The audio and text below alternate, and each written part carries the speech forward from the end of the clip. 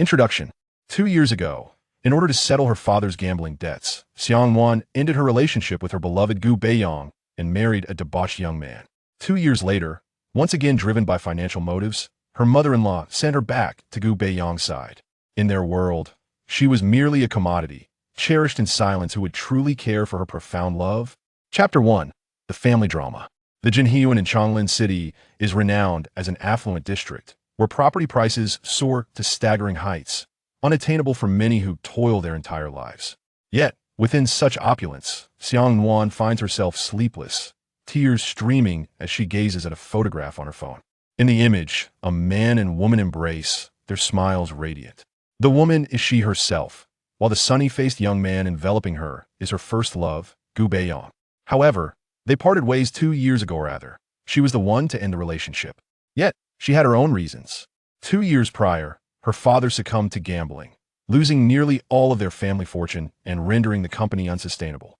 At that juncture, Su Xiaowan, the chairwoman of Changtai Corporation, approached them with an offer to invest $2 million in the Shouxing company, under the condition that she marry into their family.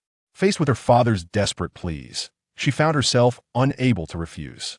She sought out her former boyfriend, Gu Beiyang, suppressing her heartache to mock him for his lack of wealth and influence before decisively leaving, ultimately numbly marrying into the Li family. Initially, she was perplexed. Changtai Group was among the top enterprises in Changlin City, far surpassing the Shouxing company. Why then had Su Xiaowan chosen her as a daughter-in-law? This question found its answer after a few days of marriage. Reflecting on her husband's peculiar proclivities, Xiang Nuan felt a bitter pang in her heart, yet also a flicker of relief. Knock, knock, knock. Open the door. While lost in her thoughts, she was jolted by the sound of someone banging on the door. It was Li Haodong returning. Li Haodong had a notoriously foul temper, and Xiang Nuan dared not delay. She wiped her tears, quickly turned on the light, slipped on her slippers, and rushed to open the door. However, the scene that greeted her was akin to a thunderbolt, causing her to grip her fingers tightly, nearly biting her lip until it bled. There stood Li Haodong outside, cradling a scantily clad man in his arms, both of them utterly oblivious to her presence, passionately kissing against the doorframe. The sounds of their intimate exchange igniting a fire of fury within Xiang Nuan. Indeed, Li Haodong was a homosexual. Xiang Nuan held no prejudice against homosexuality. In fact, she supported it. However, among Li Haodong's companions, 8 out of 10 were indiscriminate in their encounter. She was nothing short of promiscuous. At that moment, Li Haodong was indifferent to Xiang Nuan's anger. With a beautiful person in his embrace and his body aching to the brink of explosion, he shoved Xiang Nuan aside and collapsed onto the bed with his companion. Li Haodong, you have gone too far. This is my bed. Xiang Nuan stepped forward to block the two. Brother Dong, who is this? I'm scared. You must protect me. The man in Li Haodong's arms turned his head to glance at Xiang Nuan upon hearing her furious shout, then instinctively clung tighter to Li Haodong in panic. Li Haodong, obstructed midway, was also seething with rage, raising his foot to kick Xiang Nuan. Damn it. What do you mean your bed? The entire Li household belongs to me. You are merely a decorative item bought by my mother. Do you truly consider yourself the mistress? Hurry up and make room for me. After the uproar, Li Haodong paid no further heed to Xiang Nuan, embracing the person in his arms and collapsing onto the bed. The two displayed an utter lack of shame, swiftly discarding the last remnants of their modesty. Unable to bear witness any longer, Xiang Nuan fled the room, racing down the stairs and bursting through the front door, only to stand there, uncertain of where to go, her face awash with humiliating tears. To spare her mother worry, returning home was an impossibility, yet without that option, where could she possibly turn? Crouching at the entrance, clutching herself tightly, Xiang Nuan's tears flowed more fiercely, her lips pressed hard to stifle any sounds, soon tainted with a metallic taste of blood. Thus, she lingered at the door throughout the night, only rising to return inside when dawn broke. Surely, they must have finished by now? Upon entering the bedroom, she found the room indeed silent. Lacking the audacity to open the door, she hastily grabbed a piece of clothing from the guest room, washed her face with cold water, and turned to leave. She lacked the courage to await their awakening, only to witness them perform their sordid display before her. Yet, as she opened the door, she froze in surprise. Her mother-in-law, Sun Xiaowan, was there. The woman stood at the threshold, clad in a white suit and red high heels, exuding an air of sharp professionalism, albeit her expression was excessively stern, appearing somewhat fierce and frigid. Xiang Nuan dared not be neglectful, promptly bowing her head and standing aside, cautiously inquiring, "Mother, what brings you here?" Shen Xiaoan cast a glance at her, her gaze betraying unabashed disdain. "Where is Haodong?" He did not return last night." After a moment's hesitation, Xiang Nuan resolved to lie.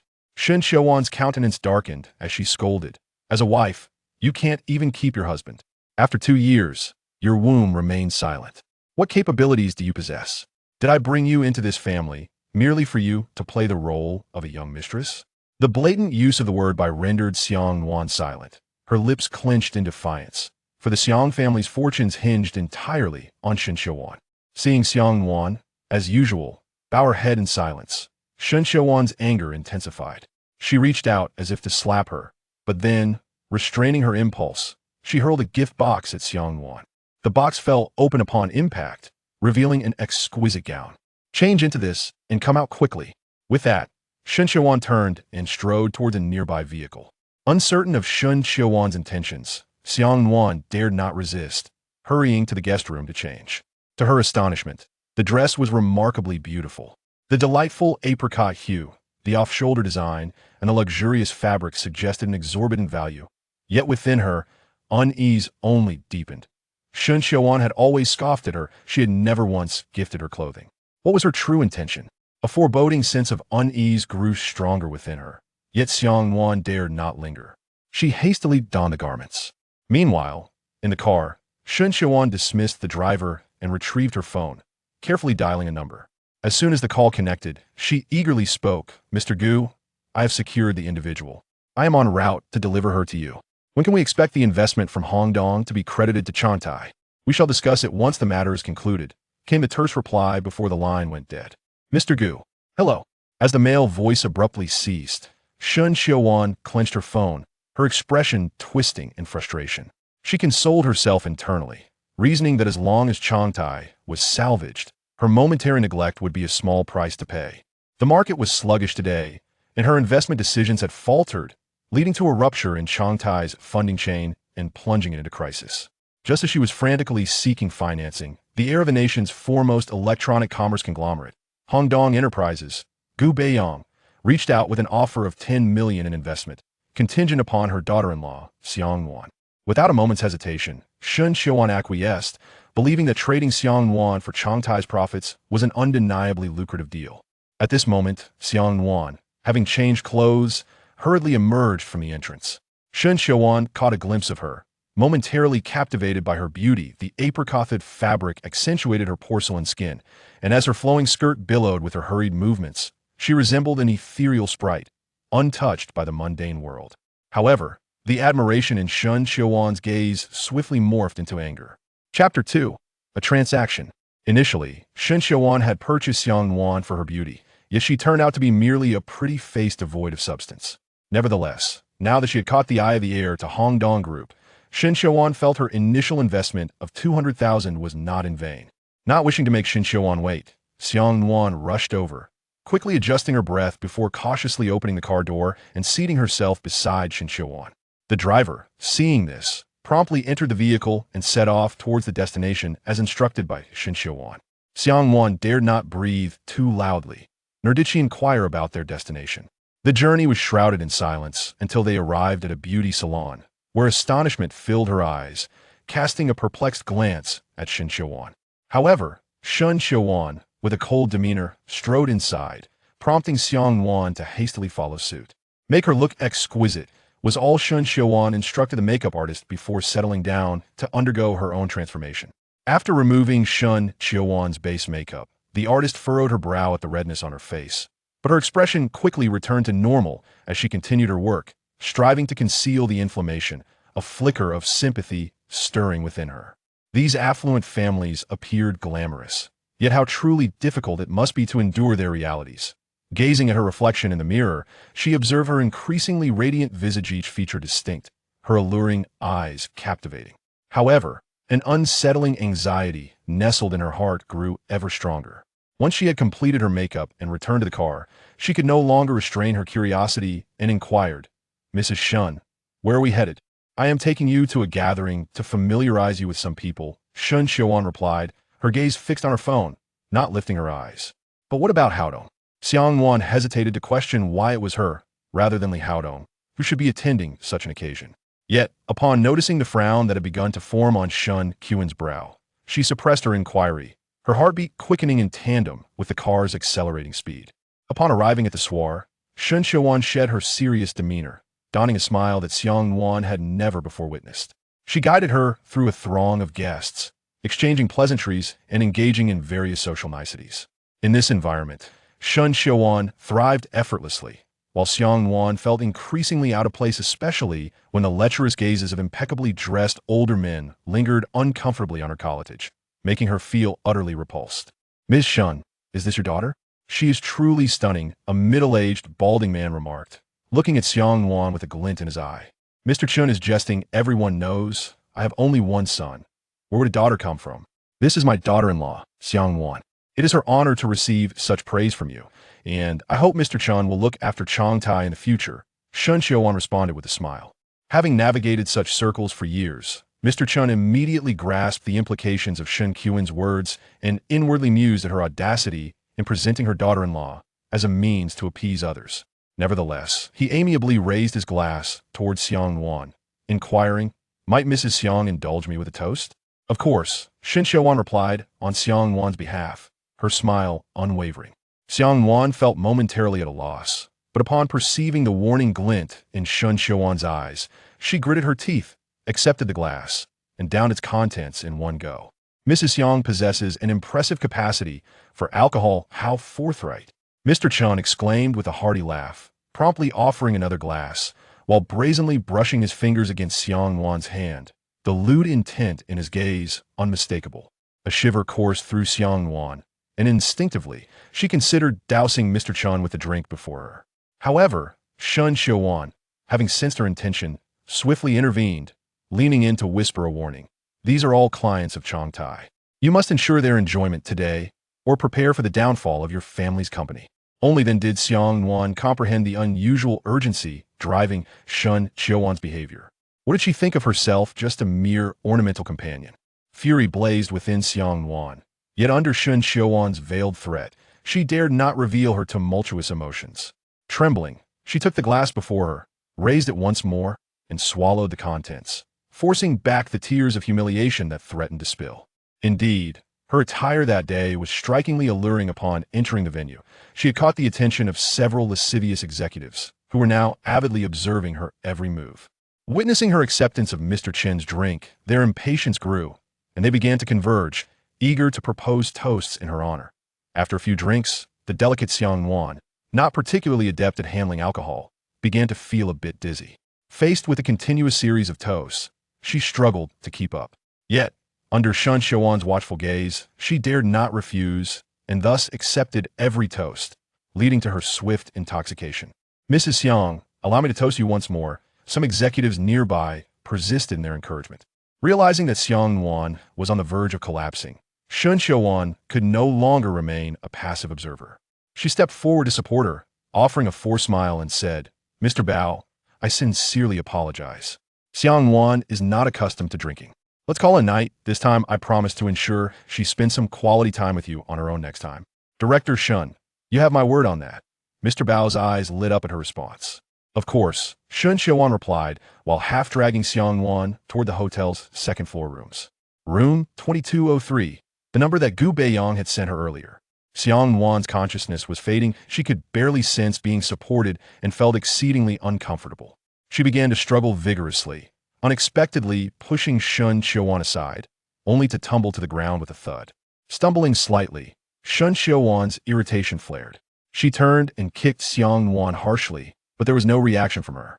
"Useless," she muttered under her breath, still feeling uneasy. After glancing around and ensuring no one was watching, she hurried to the nearby water dispenser, filled a cup with water, and then retrieved a packet of powdered medicine from her bag. She had purchased this specifically to entertain Gu Beiyang, but it was also a precautionary measure against any unforeseen incidents with Xiang Nuan. Returning to Xiang Nuan's side, Shun Xiaowan helped her up, coaxing gently, "Drink this water, dear. You'll feel better afterward." Upon tasting it and realizing it was not the unpleasant liquor, Xiang Nuan eagerly finished the cup. Shun Xiaowan smirked at this and, with considerable effort, assisted Xiang Nuan toward the nearby room, soon rapping on the door. Room 2203 was swiftly opened by a man. He possessed remarkably refined features, with sharp, smooth lines that exuded masculinity. Standing at 6 feet tall, he donned a casual suit that accentuated his physique exquisitely. However, his expression was as cold as ice, presenting an aura of chill. Even having encountered Gu Beiyang twice, Xiang Nuan felt the weight of his imposing presence. Steadying herself, she spoke, "Mr. Gu, I have brought you the person you requested." Chapter 3. Heart-wrenching as the words fell from his lips, Gu Beiyang had yet to utter a response when Xiang Nuan felt an overwhelming heat enveloping her body, rendering her utterly uncomfortable. In her struggle, Xiang Nuan momentarily lost her grip, and it seemed inevitable that Xiang Nuan would collapse. In that instant, Gu Beiyang's swift reflexes kicked in. He bent down and caught Xiang Nuan in his embrace. Surrounded by coolness, Xiang Nuan sighed contentedly, her flushed face tightening around Gu Beiyang as she murmured incessantly, "So comfortable, so cool. I'm thirsty. I'm so thirsty." As the woman clung to him with increasing fervor, Gu Beiyang's expression grew colder. Had she truly become so brazen? Was she so quick to throw herself at a man? Xiang Nuan, recognizing that Xiang Nuan was under the influence of the medication, felt a twinge of discomfort at their intimacy yet mastered a smile as she said, "Mr. Gu. I will contact you later." Before Xiang Nuan could finish, Gu Beiyang abruptly interrupted her, half embracing Xiang Nuan as he turned and forcefully shut the door behind him. It was the second time he had been left in the cold in front of the same person. Xiang Nuan, her expression darkening at the closed door, contemplated Gu Beiyang's stature and the promised benefits, ultimately choosing to endure. She picked up her bag and, with a heavy heart, departed in her high heels. Inside the room, Gu Beiyang carried Xiang Nuan to the bedside and unceremoniously tossed her onto the bed, devoid of any tenderness. He quickly followed, his anger boiling as he pressed down on her. His heart seethed. How could this woman, who had forsaken him for wealth, now wallow in such degradation? Was it merely the effect of a couple of drinks that had rendered her so desperate for a man's attention? How debauched was she in her everyday life? Observing the alluring makeup that transformed her from innocence to seduction, coupled with her disheveled state, Gu Beiyang felt his teeth grind in frustration. He abruptly released her and stormed into the bathroom, returning with a damp towel. Grabbing Xiang Nuan, he positioned her against the headboard, firmly grasping her chin with one hand while he vigorously scrubbed her face with the towel, exerting considerable force as his sole intention was to cleanse her. Xiang Nuan, with her porcelain skin, could hardly withstand such treatment. Her face soon reddened and swelled, the pain jolting her back to a semblance of consciousness as she instinctively turned her face away, resisting Gu Beiyang's actions. Yet, in her inebriated state, she stood no chance against a grown man. Despite her efforts to escape the pain, it persisted. The heat coursing through her body intensified, almost as if it threatened to consume her entirely, accompanied by a torturous, needle-like sensation. "Please, I can't bear it, it hurts. I'm so hot. I feel so unbearable."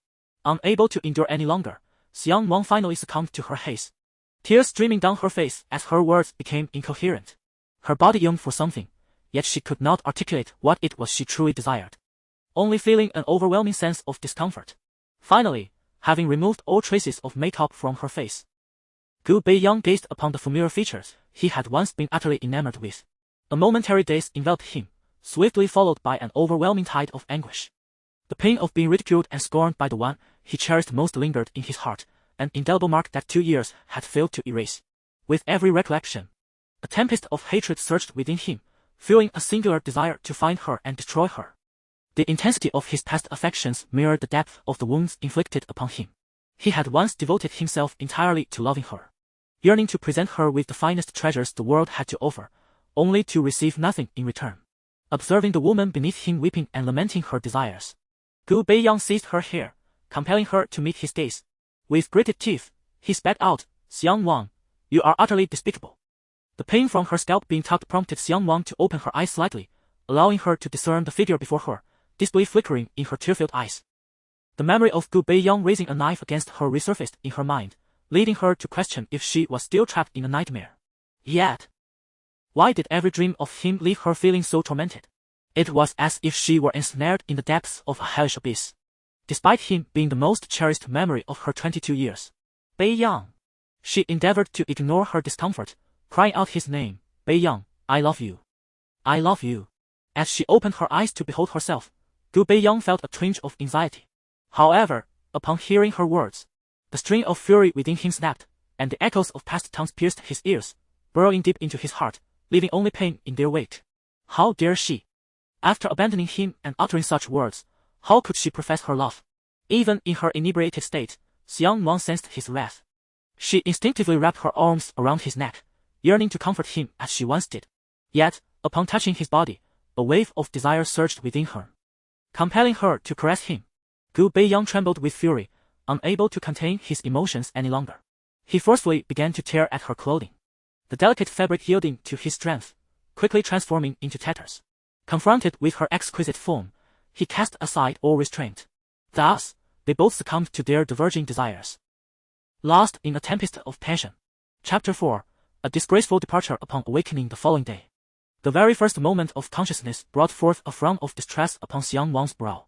She felt as though every inch of her body was aflame with pain, her entire being feeling as if it had been dismantled, and her head throbbed mercilessly. What had transpired?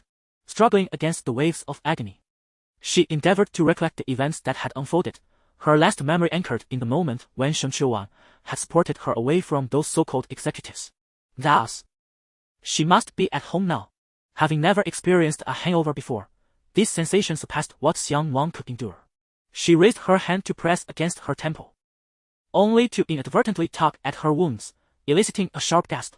The discomfort in her intimate area suddenly cleared her mind, and with a determined effort, she forced her eyes open and rose.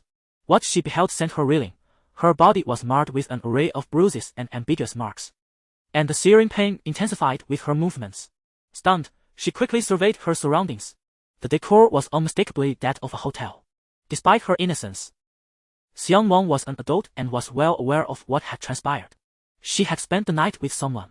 It was inconceivable. Xiang Nuan had been the one to lead her away. How could she? The thoughts in her mind abruptly ceased, and Xiang Wang slumped back onto the bed, her eyes filled with despair.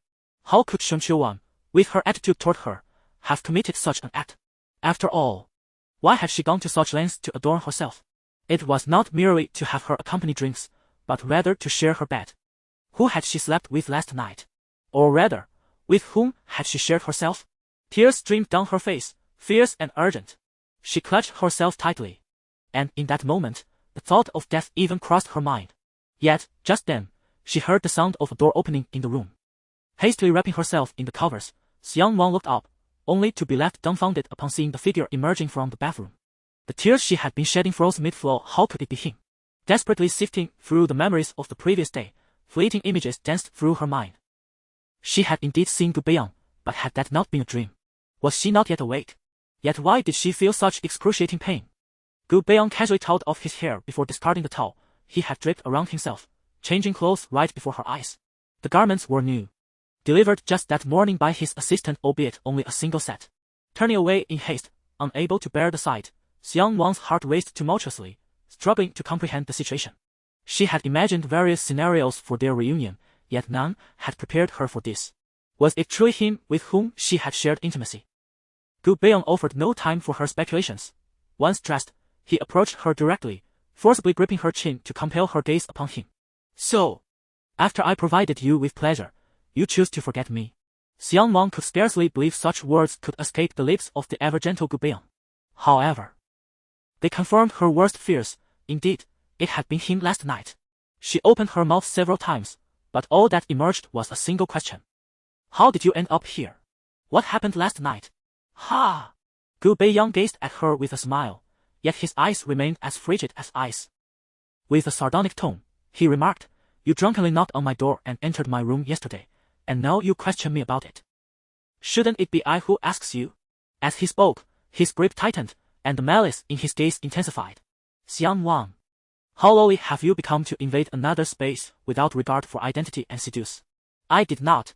Faced with such humiliation from the one she had cherished deeply, Xiang Wang instinctively retorted loudly. Then why were you in my bed? Her face was a picture of panic, and Xiang Wang could not find the words to respond. Merely repeating in a whisper, I was drunk. I was drunk. Ah yes, being inebriated allows one to indiscriminately invite others into their bed. Look at your own disgraceful state. With that, Gu Beiyang produced his phone, opened a video, and tossed it before Xiang Nuan an explicit recording of their intimate encounter from the previous night. As she beheld the footage of herself so eagerly acquiescing to Gu Beiyang, Xiang Nuan clamped her hand over her mouth in disbelief. How could she have acted in such a manner? She seized the phone, desperate to delete the evidence. But before her fingers could touch the screen, a sharp pin shot through her wrist, causing her grip to loosen. The phone fell, only to be caught by Gu Beiyang. He hurled Xiang Nuan onto the bed with ferocity and spat. You think you can erase evidence? Dream on. After that, he uttered no further words and strode decisively toward the door. Gu Beiyang. As he was about to leave, Xiang Nuan called out his name in desperation. Tears streaming down her face as she cried, Why did you record that video? What do you want from me? Halting in his tracks, Gu Beiyang turned to face the weeping Xiang Nuan, his eyes devoid of compassion, filled only with animosity. His recently washed visage, framed by dark hair, was strikingly handsome. Yet the smirk at the corner of his mouth was deeply unsettling. You will come to understand my intentions in due time. With that, he exited, casting a business card onto the floor as he left. Though her mind and body were both wounded, moving was a challenge. Yet Xiang Nuan dared not linger in that place. She sought to find her clothes to depart, only to discover a scattering of shattered pieces around her. Biting her lip in distress, she was at a loss for what to do. Ultimately, with no other options, Xiang Nuan picked up Gu Beiyang's discarded clothing and hastily donned it, suppressing her pain as she made her way to the door. Then, recalling something, she turned back to retrieve the business card. The gilded lettering was striking. Gu Beiyang, president and CEO of Hongdong Group. How could this be? Wasn't he from an ordinary family? Remembering Gu Beiyang's previous claims that his parents were merely employees of a common company, Xiang Nuan stared at the card in astonishment. Then, a realization dawned upon her, and she let out a bitter laugh. It seemed he had concealed his true identity from her, perhaps fearing she would covet his wealth. Gu Beiyang was indeed shrewd. She had ultimately left him for financial reasons. Now he had returned to reveal his genuine status, intending to make her regret her past decision. But did she have any room for regret? After inadvertently leaving her business card in the hotel, Xiang Nuan awkwardly exited. Draped in an overly loose suit jacket that drew numerous curious glances, she could only lower her head, forcing herself to ignore the stares. Desperate to avoid parading through the streets in this attire, which clearly suggested some untoward incident had occurred, she resolved to hail a taxi, only to realize she had no money on her. Panic surged within her. Fortunately, she later discovered several hundred-yuan bills tucked away in the pocket of Gu Beiyang's coat. She hastily signaled for a cab, and under the scrutinizing gaze of the driver, she provided the address for Jin Hyuan. To her relief, the driver was a man of few words, silently transporting her to her destination. After handing over the fare and barely waiting for change, Xiang Nuan exited the vehicle in a manner akin to fleeing, making a concerted effort to avoid further attention as she hurried back to the Li family's villa. Chapter 5. Expelled from home, having assumed that the house would be deserted at this hour, Xiang Nuan was utterly taken aback to find Xiang Nuan and Li Hodong seated on the sofa upon her entrance, leaving her momentarily frozen at the doorway. Accustomed to the indulgences of the nightlife, Li Hodong immediately disowned that Xiang Nuan had just returned from an illicit rendezvous. In a fit of rage, he leapt to his feet, pointing an accusing finger at her, and bellowed, You shameless woman, how dare you betray me? Without a moment's hesitation, he advanced towards her, raising his hand high. Once he reached her, he delivered a sharp slap that sent Xiang Nuan sprawling to the ground, then mercilessly kicked her. You wretch! How dare you tarnish my name by consorting with a lover? I will end you. I will kill you.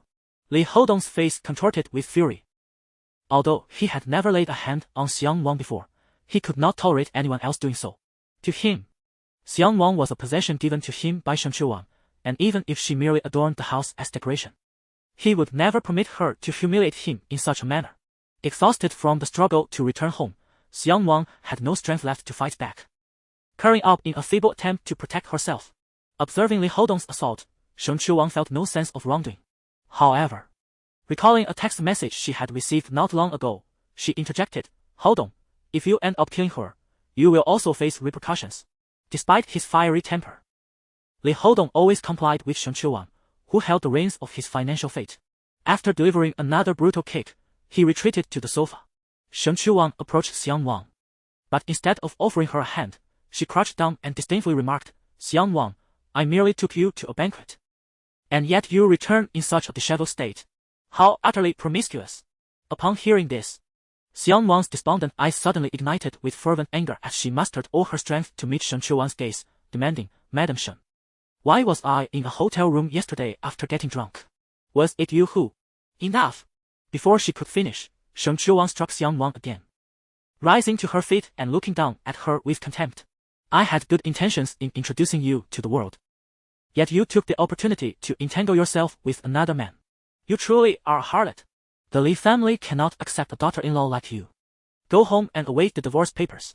Just half an hour prior, Gu Beiyang had sent Shen Chuan a message, promising that if Xiang Nuan divorced Li Hodong, the investment from Hongdong into Changtai would double to 20 million, a proposal she readily accepted.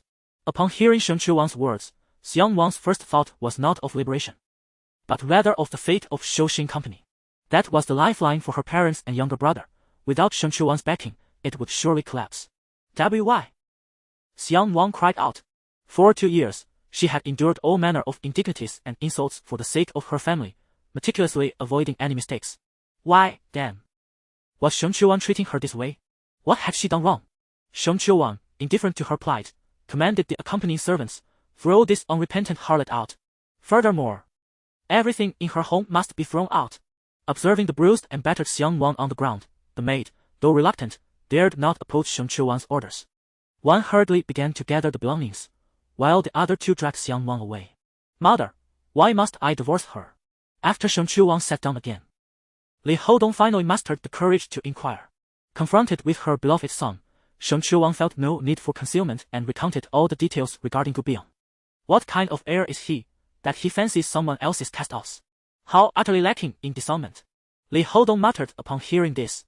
In response, Shen Chuan delivered a sharp slap to his head, exclaiming in exasperation, You must be more mindful in your speech. The revival of our company hinges entirely on him. Don't he think that just one Xiang Nuan is the limit I'll find a way to send him to if necessary? At this juncture, Shen Chuan cautioned, in the future, when you are out, do your utmost to avoid Gu Beiyang. Do not provoke him. After all, no man wishes to witness the woman he cherishes having belonged to another. Li Hodong understood this sentiment and nodded in agreement. Reflecting on his recent infatuation, he attempted to curry favor with Shen Chuan, saying, Mother, has Gu Beiyang transferred the funds yet? I find myself a bit short at the moment. Could you assist me? You spend your days indulging in extravagance. How long will this frivolity persist? You must manage the company properly and give the Li family a son. Shen Chuan scolded, pointing an accusatory finger at Li Hodong. Yet, knowing her son as true nature, she ultimately tossed him a card. Thank you, Mother. Li Hodong exclaimed, his face brightening instantly. In stark contrast, Xiang Nuan was enduring torment. The ground outside was far from the smoothness of the interior. Her bare legs quickly became blooded from the rough surface, and compounded by her already weakened state. She felt on the brink of fainting. The two maids dragged her to the community entrance before halting, unceremoniously discarding her on the ground. They hurried back, leaving behind a neatly packed suitcase, which another maid tossed beside her before departing hastily. It was likely around 3 or 4 in the afternoon, and the entrance was sparsely populated. After regaining her composure, Xiang Nuan slowly rose, gazing at the place she had called home for the past 2 years. Her heart heavy with desolation. Ha! Unable to suppress a bitter laugh, tears streamed down her face. Regardless of the circumstances, she could not muster the audacity to return to the Li family. She could only drag her suitcase and limp out of the community. A few passers-by cast puzzled glances her way, yet she had no inclination to dwell on their thoughts. Uncertain of how far she had wandered, she finally stopped upon spotting a public restroom. She dragged her suitcase inside, and when she emerged, she had changed into her usual attire, her disheveled appearance washed away, though the marks of a slap remained starkly visible. In a state of uncertainty, with insufficient funds to afford a hotel, Xiang Nuan could only meander along the river bank. Reflecting on the tribulations of the past 2 years, she was besieged by countless thoughts of plunging into the water. Yet, the images of her parents and younger brother compelled her to endure. Ultimately, when exhaustion overcame her, she sank onto a bench by the riverside, drawing her knees close and burying her head in despair. How was she to convey to her parents that she had been cast out by the Li family? If her father were to learn of this, would he not implore Shen Chuan to take her back? The weight of past humiliations surged within her, and Xiang Nuan clutched herself tighter, uncertain of the path that lay ahead. Chapter 6. The resurgence of gambling addiction. The rhythmic sound of the phone ringing pierced through the air, prompting Xiang Nuan to hastily rummage through her bag. Upon seeing her mother's name displayed on the caller ID, her heart sank. Had Xiang Nuan swiftly informed her mother of the news? If her mother were to discover her divorce, would she blame her? Anxiety enveloped her, yet she knew she had to answer. With trembling hands, she pressed the call button. Mom, what's wrong? No sooner had Xiang Nuan spoken than a wail erupted from the other end. Nuan, hurry home. We've been robbed. Ah! Mom! What on earth is happening? Mom! A piercing scream was followed by an unsettling silence, leaving Xiang Nuan in a state of frantic worry. Calling out in vain for any response. Overwhelmed with urgency, she disregarded her suitcase and set off down the road, using the little money she had to hail a cab. Racing back home. Xiang Nuan's home, though not as lavish as the Li family's, was a decent apartment. However, when she arrived at her doorstep, disbelief washed over her. The once orderly home was now a chaotic scene. The sofa was overturned, clothes and various belongings strewn across the floor. To make matters worse, several burly men clad in black were rummaging through their possessions, while her mother struggled against them, and her younger brother, Xiang Yang, stood helplessly nearby, crying out loud. Yang! Xiang Nuan rushed over to embrace her brother, confusion clouding her mind. Please, stop. These are my brother's belongings. There's nothing of value here. Her mother's anguished cries reached her ears, prompting Xiang Nuan to release Xiang Yang and stride toward her mother. Yet, before she could reach her, one of the men in black forcefully shoved her mother to the ground. Mom! Are you alright? Xiang Nuan quickened her pace to help her fallen mother. In that moment, her mother bore no resemblance to her usual dignified self. Her clothes were disheveled, her makeup smeared by tears, and her hair a wild mess, resembling a disheveled woman in despair. Seeing her mother in such a state broke Xiang Nuan's heart. She shouted at the man, Who are you? What gives you the right to invade my home? Leave now, or I will call the police. The men exchanged glances, then broke into mocking laughter. One of them pointed menacingly at Xiang Nuan, growling, Go ahead, call the police. Let them see how your father owes us millions in gambling debts. Gambling debts? The words struck Xiang Nuan like a thunderbolt, and she quickly turned to her mother, her voice trembling. Mom, did Dad gamble again? I thought he had quit. Her mother, choked with tears, could hardly respond. He fell back into his addiction recently, and this time it escalated. He not only lost the house but also mortgaged the company. Where is Dad now? Where is he? Xiang Nuan's voice broke as she asked, her heart heavy with disappointment. 2 years prior, she weddily held on, driven by her father's gambling addiction, which had cost him the company's operating funds. She vividly recalled her father's tearful pleas, promising her that he would never again indulge in gambling. How could he be so deceitful? Mom, she shook her head repeatedly, tears streaming down her face. I don't know. I can't reach him. I have no idea where he has gone. I can't get in touch. While the mother and daughter conversed, several men clad in black had nearly ransacked the entire house. One of them, cradling a meager collection of gold and silver trinkets, approached another and said, Boss, this is all we found.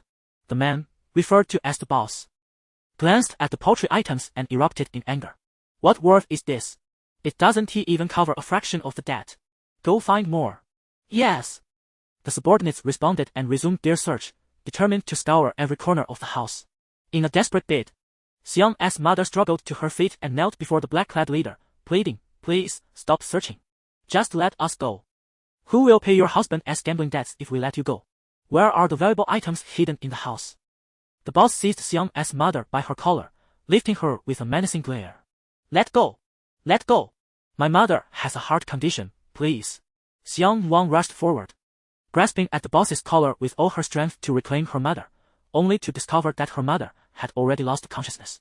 Mom! Mom! Xiang Nuan cried out in alarm as she noticed her mother's eyes rolling back. She pinched her mother's skin, desperate to revive her. But Xiang's mother remained unresponsive, her body beginning to convulse. Mom! Wake up! Xiang Yang, witnessing the scene, rushed over, crying loudly. What are you pretending for? A mere touch and you faint. Who are you trying to scare? The boss, unfazed, kicked Xiang's mother twice. This provocation ignited Xiang Nuan's fury. She stood up abruptly, shoving the man away, and shouted towards the door, Get out, or I'll call the police. As she reached for her phone, the boss snatched it away, smashing it to the ground with a resounding crash, shattering the scream, which only intensified Xiang Yang's cries. Yang, don't cry. Xiang Nuan spread her arms protectively in front of her brother and mother, looking at the man and pleading, "We really have no money left. My mother needs to be taken to the hospital immediately. I beg you, please leave." "Oh, so the little girl is trying to soften up. Too bad. I only recognize money." The boss sneered, stepping closer and gripping Xiang Nuan's collar, his eyes lingering on her face with a predatory smile. "No money? You're quite attractive. I bet you did fetch a good price at a nightclub. Consider it a way to pay off your father's debt." With that, he began to drag Xiang Nuan towards the door. "Let go of me." Xiang Nuan struggled fiercely, but she was utterly at his mercy, unable to break free. Observing that her sister was about to be taken away, Xiang Yang felt a surge of urgency and rushed forward, pounding on the man's thigh while weeping and shouting, "You villain! Let go of my sister! Release her! Scoundrel! Get lost! Otherwise, I'll sell you too." The man in black, visibly irritated, kicked at her leg. However, Xiang Yang clung on tightly, momentarily unable to shake her off. The man in black, enraged, delivered a brutal kick to Xiang Yang's abdomen, sending her flying across the room. She crashed to the ground, her head striking the coffee table, and blood swiftly flowed from her forehead down her neck, dripping onto the pristine white floor. Chapter 7: The Crisis of King Yanyang. Xiang Nuan was taken aback by her brother's blood, a surge of strength coursing through her as she pushed the black-clad leader away and rushed to Xiang Yang's side.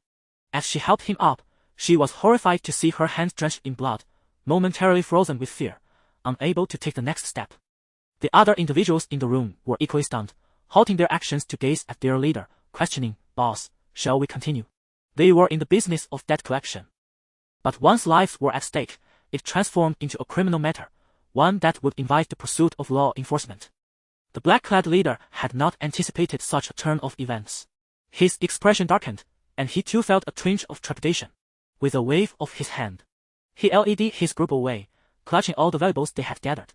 In mere minutes, the once bustling room fell silent again, leaving only the sound of Xiang Nuan's helpless sobs. Gazing at her brother, whose blood flowed incessantly, and then at her mother, who lay unconscious on the floor, Xiang Nuan felt utterly lost. After a few moments of frantic glances between the two, she finally realized what she must do.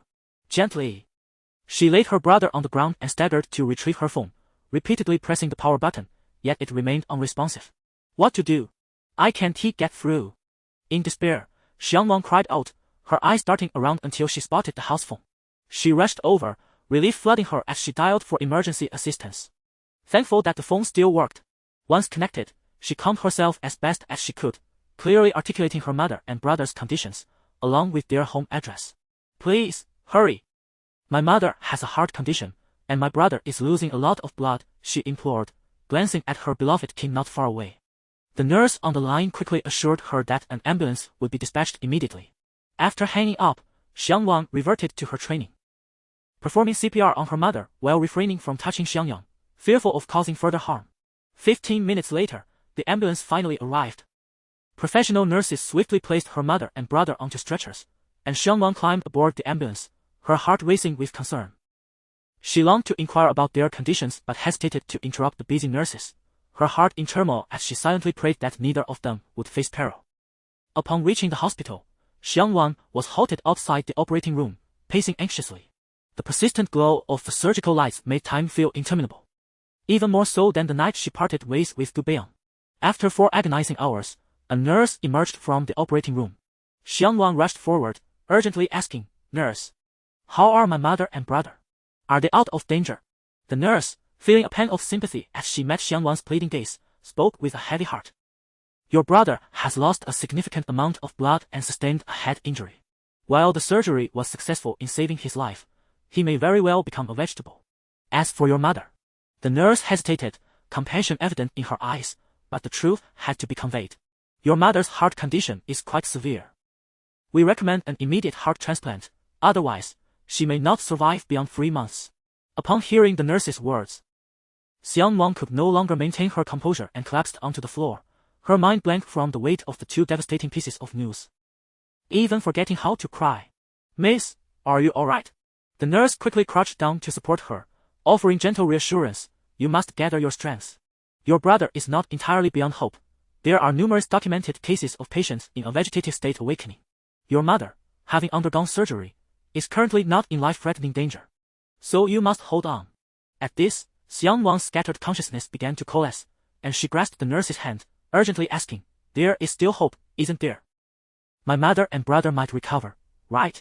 Though reluctant to instill false hope in a patient, the nurse, observing Xiang Nuan's distraught state, nodded affirmatively. "Yes, they will recover." "Thank you, nurse, thank you." Xiang Nuan felt a flicker of life returning, clutching the nurse's hand as she implored, "I beg you, please save my mother and brother. I cannot bear to lose them. We will do our utmost. However, you should head to the payment desk promptly to ensure their treatment proceeds smoothly." "All right, I will." Without hesitation, Xiang Nuan followed the nurse to the cashier, but upon hearing the required payment amount, she froze 200,000 yuan. Where could she possibly procure such an amount? "Nurse, can you please start treatment for my family? I will gather the money swiftly," Xiang Nuan pleaded, gripping the nurse's arm. The nurse, caught in a dilemma, replied, "I'm sorry, miss, but I cannot authorize that. You must find a solution quickly." Xiang Nuan's heart sank. A thought struck her, and she hurried home, searching for anything she could use as collateral. However, their home had already been ransacked by those men in black, leaving nothing but clothing behind. Undeterred, Xiang Nuan ventured out into the night, returning to the riverside to retrieve her suitcase, which fortunately remained. Ignoring the stares of passers-by, she opened it in public and began to rummage through its contents, but the servants had long since cleared out the Li family's belongings. Ultimately, she found nothing and, in despair, sank to the ground, tears streaming down her face as she questioned why all these calamities had befallen her. Who could tell her what to do? But within 2 minutes, she fiercely wiped away her tears, rose to her feet, and walked to the roadside to hail a cab. This was not the time for tears. Her mother and brother were in the hospital, and every second wasted could endanger their lives. She needed to find a way to raise the money quickly. And the only person she could think of was Xiang Nuan. After all, she had been the Li family's daughter-in-law for 2 years. If she asked her, she would surely agree to lend her 200,000 yuan. Embracing such thoughts, Xiang Nuan swiftly boarded the vehicle, hastening towards the Li family villa. It was now November, and Chaolin City was besieged by a cold front. The already gloomy sky seemed unable to bear the weight of the dense clouds, and soon, droplets of rain began to fall, transforming swiftly into a torrential downpour. Observing the relentless stream of water cascading down the car window, Xiang Nuan realized with dismay that she had forgotten her umbrella. However, there was no time for lamentation. Upon reaching her destination, she hurriedly exited the vehicle. Instantly drenched as she stepped out, the biting cold pierced her heart, causing her body to shudder momentarily. With great effort, she steadied herself and trudged towards the Li residence. This stretch of road, so familiar to her, felt interminable. She could not discern how long she had been walking, only that by the time she arrived, her entire being had grown numb, and she could scarcely feel her own warmth. Just as her legs threatened to give way beneath her, she reminded herself that she could not falter. 2 lives of her dearest kin depended on her. Chapter 8. A desperate plea with trembling hands. Xiang Nuan approached the door and pressed the doorbell urgently. "Ah!" A servant soon appeared, only to gasp in horror at the sight of her. Instinctively attempting to shut the door. It was a tempestuous night, and the figure before her was drenched, hair matted against her face, resembling a ghost risen from the depths. Fortunately, Xiang Nuan managed to wedge her hand in the door's opening, her voice feeble as she implored, "Li Mao, I seek Madame Shen." Seeing Li Mao was a relief to Xiang Nuan, as it indicated that Xiang Nuan was also within. Upon hearing her words and taking a closer look, Li Mao recognized that the figure before her was not a specter, but rather the young mistress she had dragged out earlier in the afternoon. Sighing with relief, she hesitantly replied, "Madam will not see you, please leave." Xiang Nuan was unwilling to budge. Just as she prepared to retort, a voice emerged from behind the door. "Li Mao, what is happening? Who is it?" Unable to withhold the truth, Li Mao quickly stepped aside, bowing respectfully as she spoke. "It is the young mistress who wishes to see you." Xiang Nuan was startled at the sight of the person at the door. Recognizing Xiang Nuan, her expression turned icy with disdain as she reprimanded Li Mao. "What young mistress? This afternoon she divorced Hodong. She has no ties to the Li family any longer." "Yes," Li Mao replied, her head bowed, visibly anxious. "Cast her out and ensure I never see her again," Xiang Nuan coldly commanded, preparing to turn away. However, a loud thud echoed behind her, and upon glancing back, she found Xiang Nuan kneeling at the threshold. "Madam Shen, I implore you for 200,000 yuan. My mother and brother are hospitalized. This money is a matter of life and death. Please, I beg you. Xiang Nuan knelt. Her words clear, yet her appearance a disheveled mix of rain and tears. Yet, instead of evoking compassion, her pitiful state only deepened Xiang Nuan's contempt. Li Mao. Fetch the divorce papers, Xiang Nuan said, her brow furrowed, her stance unwavering. Li Mao hurriedly complied, presenting the divorce agreement to Xiang Nuan, already signed by Li Hodong. In the next moment, Xiang Nuan's mocking voice struck like ice. A shameless vixen, daring to return for money after crawling into another's bed. Take the divorce papers and leave now. Should you dare return to the Li family, do not blame me for casting you out. With that, Xiang Nuan turned and ascended the stairs. Madam, I beseech you, please help me. I truly need 200,000 yuan, I implore you. As Xiang Nuan's silhouette receded, Xiang Nuan continued her desperate entreaty, enduring the humiliation. She found herself devoid of alternatives. Compared to her mother and brother's lives, what was her dignity worth? Please, lend me 200,000 yuan. I promise to repay you swiftly, Madam Shen. Xiang Nuan's voice grew increasingly desperate, yet Xiang Nuan remained unmoved, and Li Mao, unwilling to let her continue shouting at the door, summoned another servant to forcibly remove her, then mercilessly shut the door behind her. Despair surged within her as Xiang Nuan struggled to her feet, pounding on the door and incessantly ringing the bell. Her voice had grown hoarse. Yet the thought of her mother and younger brother compelled her to persevere. Madam Shen, I beseech you, considering my 2 years of marriage to Hodong, please lend me 200. I implore you, I beg you. Will you lend me some money? My mother is unwell, Madam Shen, Madam Shen. The clamor from downstairs disrupted Xiang Nuan's rest. Her gaze growing increasingly impatient, she tossed her phone aside and summoned Mama Li, furiously demanding, get rid of that wretched girl. Throw her far away. Do not allow her to wail here. Mama Li hurriedly complied, only to return shortly, her expression fraught with panic. Madam, Miss Xiang Nuan has fainted outside the door. Then throw her even farther away. I do not want her bringing misfortune here. Xiang Nuan bellowed in anger. Yes, madam, I shall go and expel her immediately. Mama Li hurried to leave, but Xiang Nuan suddenly recalled something and called her back. Wait. Since Gu Beiyang is willing to spend 20 million for Xiang Nuan, he must care for her quite deeply. Perhaps I should seize this opportunity to gain some advantage, she mused. With this thought, Xiang Nuan commanded, do not chase her away. Bring her in, clean her up, and change her into fresh clothes.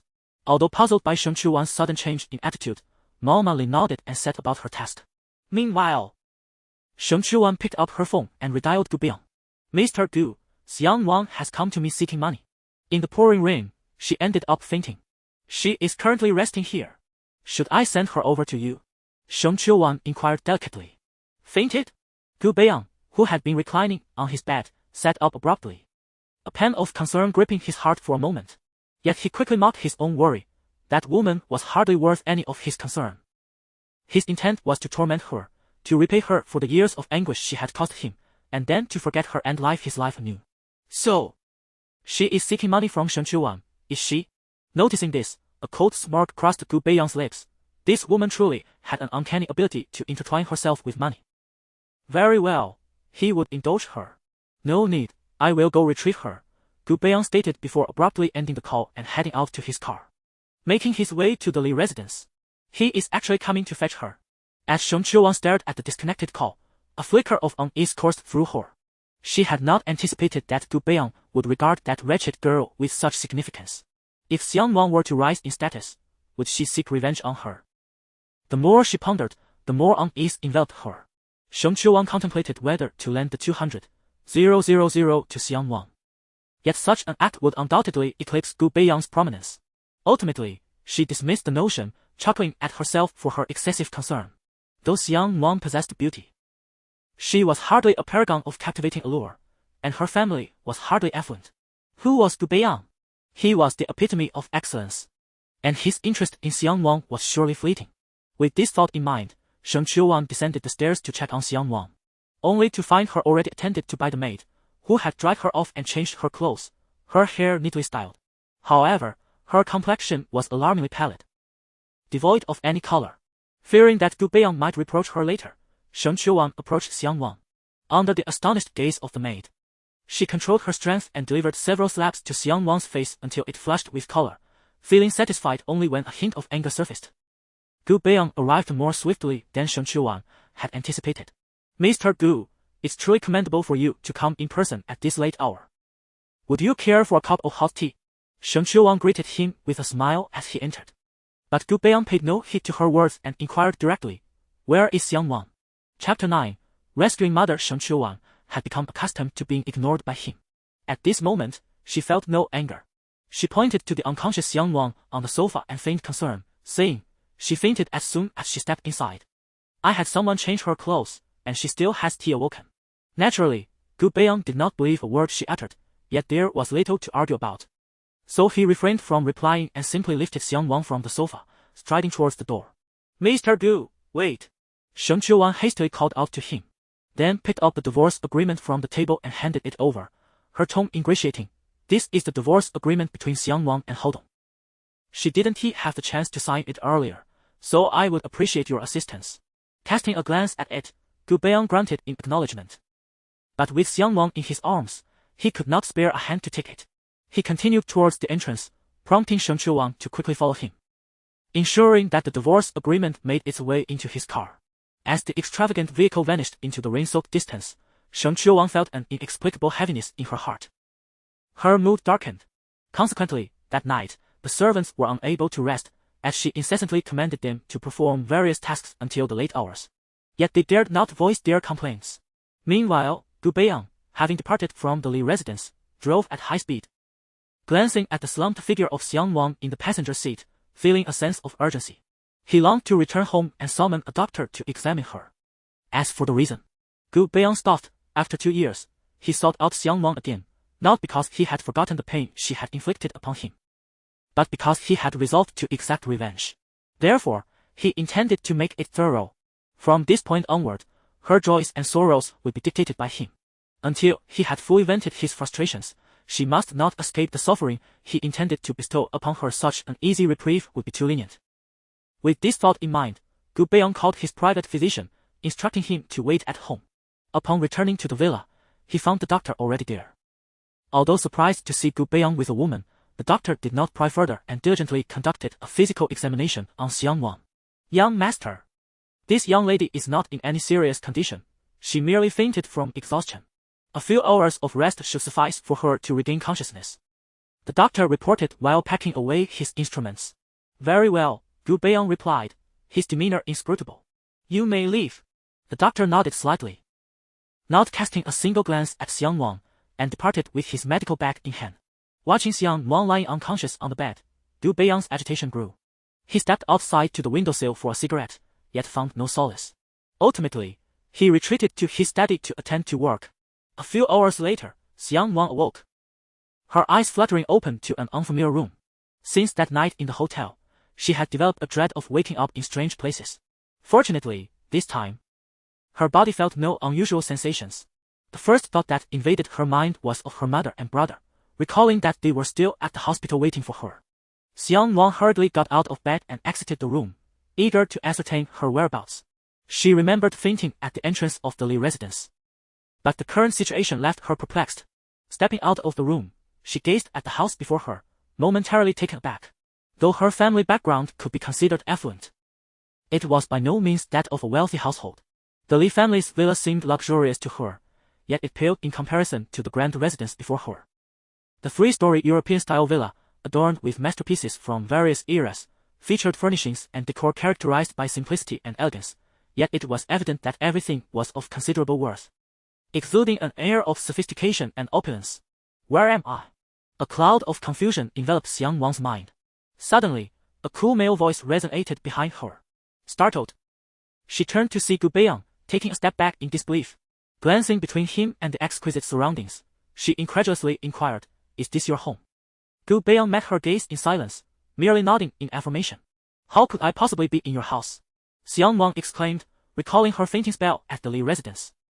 It was clear that Xiang Nuan must have informed Gu Beiyang, leading her to the unsettling conclusion that the incident at the hotel was a deliberate scheme orchestrated by him and Xiang Nuan.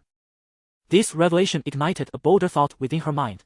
"You did this on purpose, seeking revenge for our breakup all those years ago." Gu Beiyang's expression darkened, yet he refrained from denying her accusation, which Xiang Nuan interpreted as tacit acceptance. So it was true, so it was true. An amalgam of sorrow and indignation surged within her, ultimately transforming into self-mockery. Yes, she would have to bear the consequences of her past actions. But did he truly believe he was the only one suffering? Her pain eclipsed his own. The weight of her despair began to drain her of strength, and she felt herself on the verge of fainting. However, thoughts of her mother and brother spurred her to persevere. Enough of this, she could not clarify the situation. And if it was a misunderstanding, then let him remain thoroughly misled. I would like to borrow 200,000 yuan from you, she stated boldly.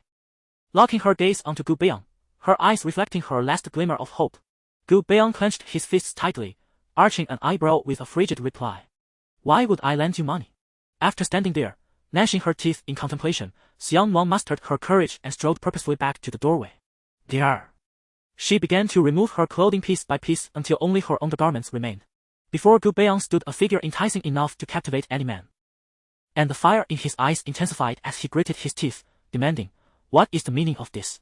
I will sleep with you in exchange for 200,000 yuan. Xiang Nuan uttered, astonished by her own words. For money, she had so easily bartered away her dignity.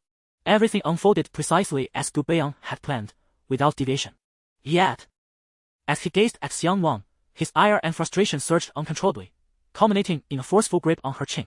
Very well, I will oblige you, he declared, causing Xiang Nuan to wince, feeling as if her jaw might dislocate. Unfazed by her pained cry, he roughly propelled her toward the bed. Once the ordeal had come to a close, Xiang Nuan, summoning the last vestiges of her strength, rose to dress herself and extended her hand toward Gu Beiyang.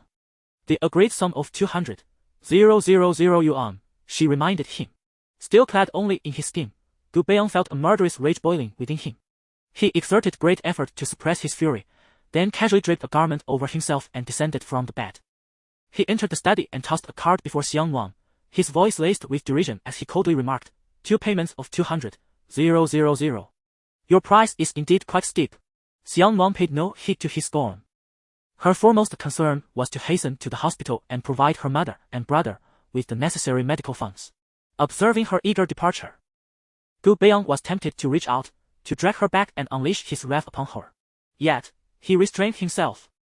The anger that had surged within him gradually dissipating into a chilling smile. She would undoubtedly return. Chapter 10. The Dilemma. Xiang Nuan sat beside the hospital bed, lost in thought. The soft glow of the setting sun cast a delicate golden hue over her slender figure. She had been in a daze for 2 hours, completely unaware that her mother had already awakened. Nuan, her mother's voice was slightly hoarse.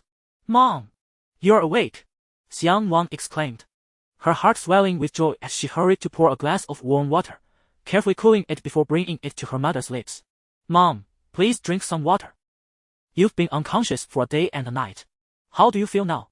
Setting the cup down, she gently supported her mother as she leaned against the headboard, her voice tender. Am I in the hospital? Suddenly recalling something, her mother asked anxiously, Are you and Yang all right? Have those bad people left? When her mother fainted, she was unaware of her brother's accident, so Xiang Nuan could only manage a forced smile. Yes, we're all fine. Those bad people saw you faint and, after searching the house thoroughly without finding anything of value, they left. Given her mother had just awakened and her condition was still unstable, the news of her brother's injury had to be kept from her for now. With that thought, Xiang Nuan reached over to adjust the blanket, tucking it in carefully. What about Yang? Why isn't he here? Oh, he went to school. I'll go pick him up soon. Her heart raced. Xiang Nuan had never lied to her mother before, and a sense of panic washed over her. To cover her unease, she stood up and asked, Mom, what would you like to eat? I'll go buy it for you. I'll take Yang home after picking him up. It's not good for a child to be in a hospital filled with germs. Her mother had not yet sensed her distress and merely found her urgency somewhat strange. I'm not hungry yet, and it's too early to pick up Yang. Sit down and keep me company for a while. Xiang Nuan obediently complied and took a seat. Nuan, your father has truly caused us great suffering, affecting our family so deeply. Her mother grasped her hand, tears streaming down her face. If it weren't for the debts he incurred from gambling, how could you have been forced to marry into the Li family?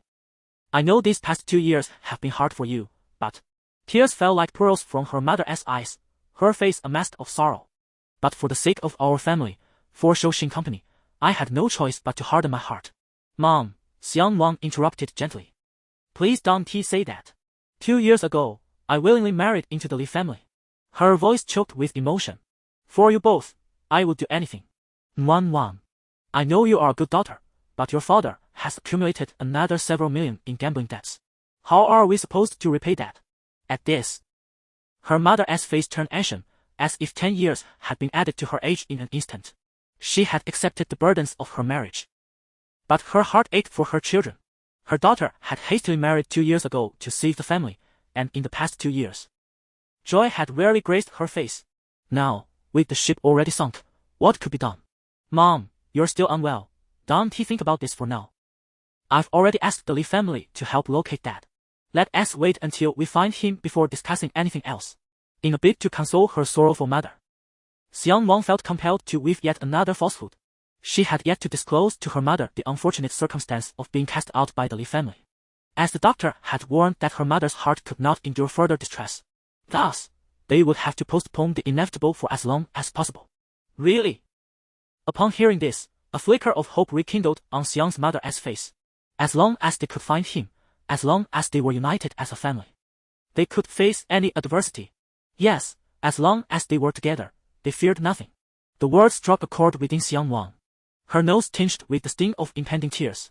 Her younger brother remained in the ICU, his awakening uncertain. Their father was a fugitive, burdened with millions in debts. And she herself had been expelled from the Li household, reduced to the ignoble act of exchanging her body for money.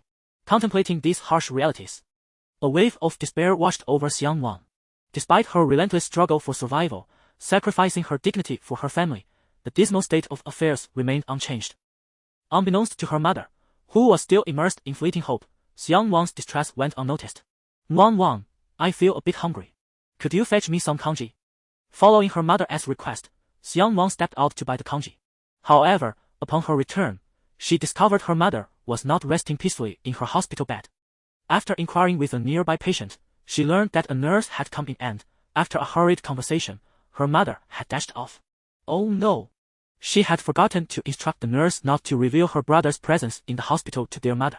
With no time to spare, she rushed towards the ICU, accidentally colliding with a nurse's cart along the way, attracting curious glances from passers-by. Yang, wake up! What is happening to you? Indeed, Xiang's mother appeared to be physically drained, leaning against the ICU door, her gaze fixed on the small, unresponsive figure within, murmuring to herself while the nearby nurse offered gentle reassurances, which fell on deaf ears. Yang, it's your mother. Please open your eyes and look at me.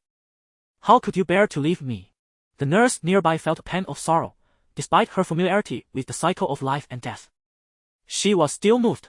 Unable to bear the sight any longer, Xiang Nuan approached hastily. Mother, you are not well yet. You should not be out of bed. The nurse, upon seeing her, offered an awkward smile. I was delivering yesterday's bill, and since you were absent, I inadvertently handed your brother's bill to your mother. She became curious and asked me what was happening. In a moment of confusion, I told her. The nurse explained sheepishly. It's all right, thank you. Xiang Nuan replied, not feeling angered. This was information that would need to be disclosed eventually. Nuan, why did you deceive me? What has happened to Yang? At last, her mother regained her composure upon seeing Xiang Nuan, grasping her shoulders tightly, causing Xiang to wince in pain. Enduring the discomfort, Xiang Nuan gently recounted everything that had transpired since her brother's unconsciousness. Upon hearing that her son might become a vegetable, Xiang's mother collapsed once more, prompting Xiang Nuan to urgently summon a doctor. Mother, you have finally awakened. Are you feeling any better?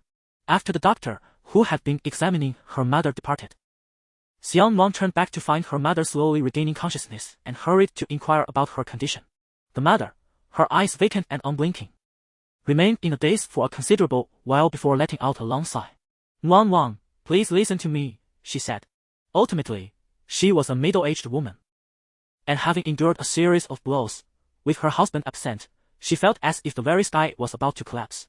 Yet, upon seeing her obedient daughter by her side, she mustered her strength. The family's finances had been depleted. I had already seen the bill for the nurse's services. The expenses for Yang in the ICU are substantial each day, and my illness is a chronic one. of that I am aware. At this point, Xiang Nuan could no longer hold back her tears. She forced a smile and reached out to wipe the tears from her daughter's face. I am of considerable age and have lived enough of my life. However, your brother is merely 6 years old, and he has a long journey ahead of him. Promise me, dear, that you will take good care of him. She grasped Xiang Nuan's hand, her gaze filled with remorse, guilt, and tenderness. As for the treatment of my illness, there is no need to pursue it any further. After all, it cannot be cured. I will pack my belongings today and return home, visiting your brother again tomorrow. After a moment's hesitation, in an effort to reassure Xiang Nuan, she forced a smile. Although her brow remained furrowed, the heart of Xiang Nuan felt as though it had been sliced by a sharp blade, her hands clenched tightly, her fingertips pressing into her flesh without registering any pain. She had made up her mind, even if it meant selling her own body or soul, it mattered not. She must ensure the recovery of her mother and brother, for they were her dearest ones. For their sake, even if it meant descending into hell, she would have no regrets. Chapter 11. The agreement. When Xiang Nuan took out her phone, her hands trembled uncontrollably. Gu Beiyang was not surprised to receive her call. He feigned ignorance and asked, "What is it?" "I need to borrow some money from you again. You state your conditions, and I will comply." Xiang Nuan was straightforward, articulating her intentions without hesitation. The ring on her thumb spun in Gu Beiyang's hand. Her calm demeanor astonished him, igniting a sense of anger within him. This woman, driven by desperation, was willing to do anything for money. "You understand the price you must pay to borrow from me, don't you? Come to my place tonight, and I will transfer the money to your account." As soon as Gu Beiyang's words faded, Xiang Nuan hung up, filled with a profound sense of humiliation. Yet, she found herself powerless, tears brimming in her eyes as she gazed at her mother lying on the bed. At that moment, the doctor entered, delivering a crushing blow. "Miss, the medications required for your mother as post-surgery care are all imported, so payment must be made up front." Her resolve to seek Gu Beiyang's assistance only strengthened. The sole comfort for Xiang Nuan was that her brother, Xiang Yang, had escaped the clutches of death and was now under observation in a hospital room. As night fell, she took a taxi to Gu Beiyang's residence. His home was rather desolate, seldom employing servants, for he required no one to care for him. "Have you arrived? What do you need to do?" "I trust one need not elaborate," Gu Beiyang remarked coldly, clad only in a bathrobe, evidently just emerging from a shower. Xiang Nuan remained silent, simply shedding her clothes, and as her pale shoulders were exposed to the cool air, a shiver coursed through her body. "I hope you can transfer the money to me tonight," she stated, her only condition, for her body was her sole bargaining chip. She could not allow herself to be exploited indefinitely. "Money? How? Simply state the amount you desire," Gu Beiyang replied with a derisive laugh, never having anticipated that Xiang Nuan would transform into this version of herself. The girl before him was both the same and entirely different from the Xiang Nuan he once knew. When the last piece of clothing fell to the ground, Xiang Nuan looked at Gu Beiyang.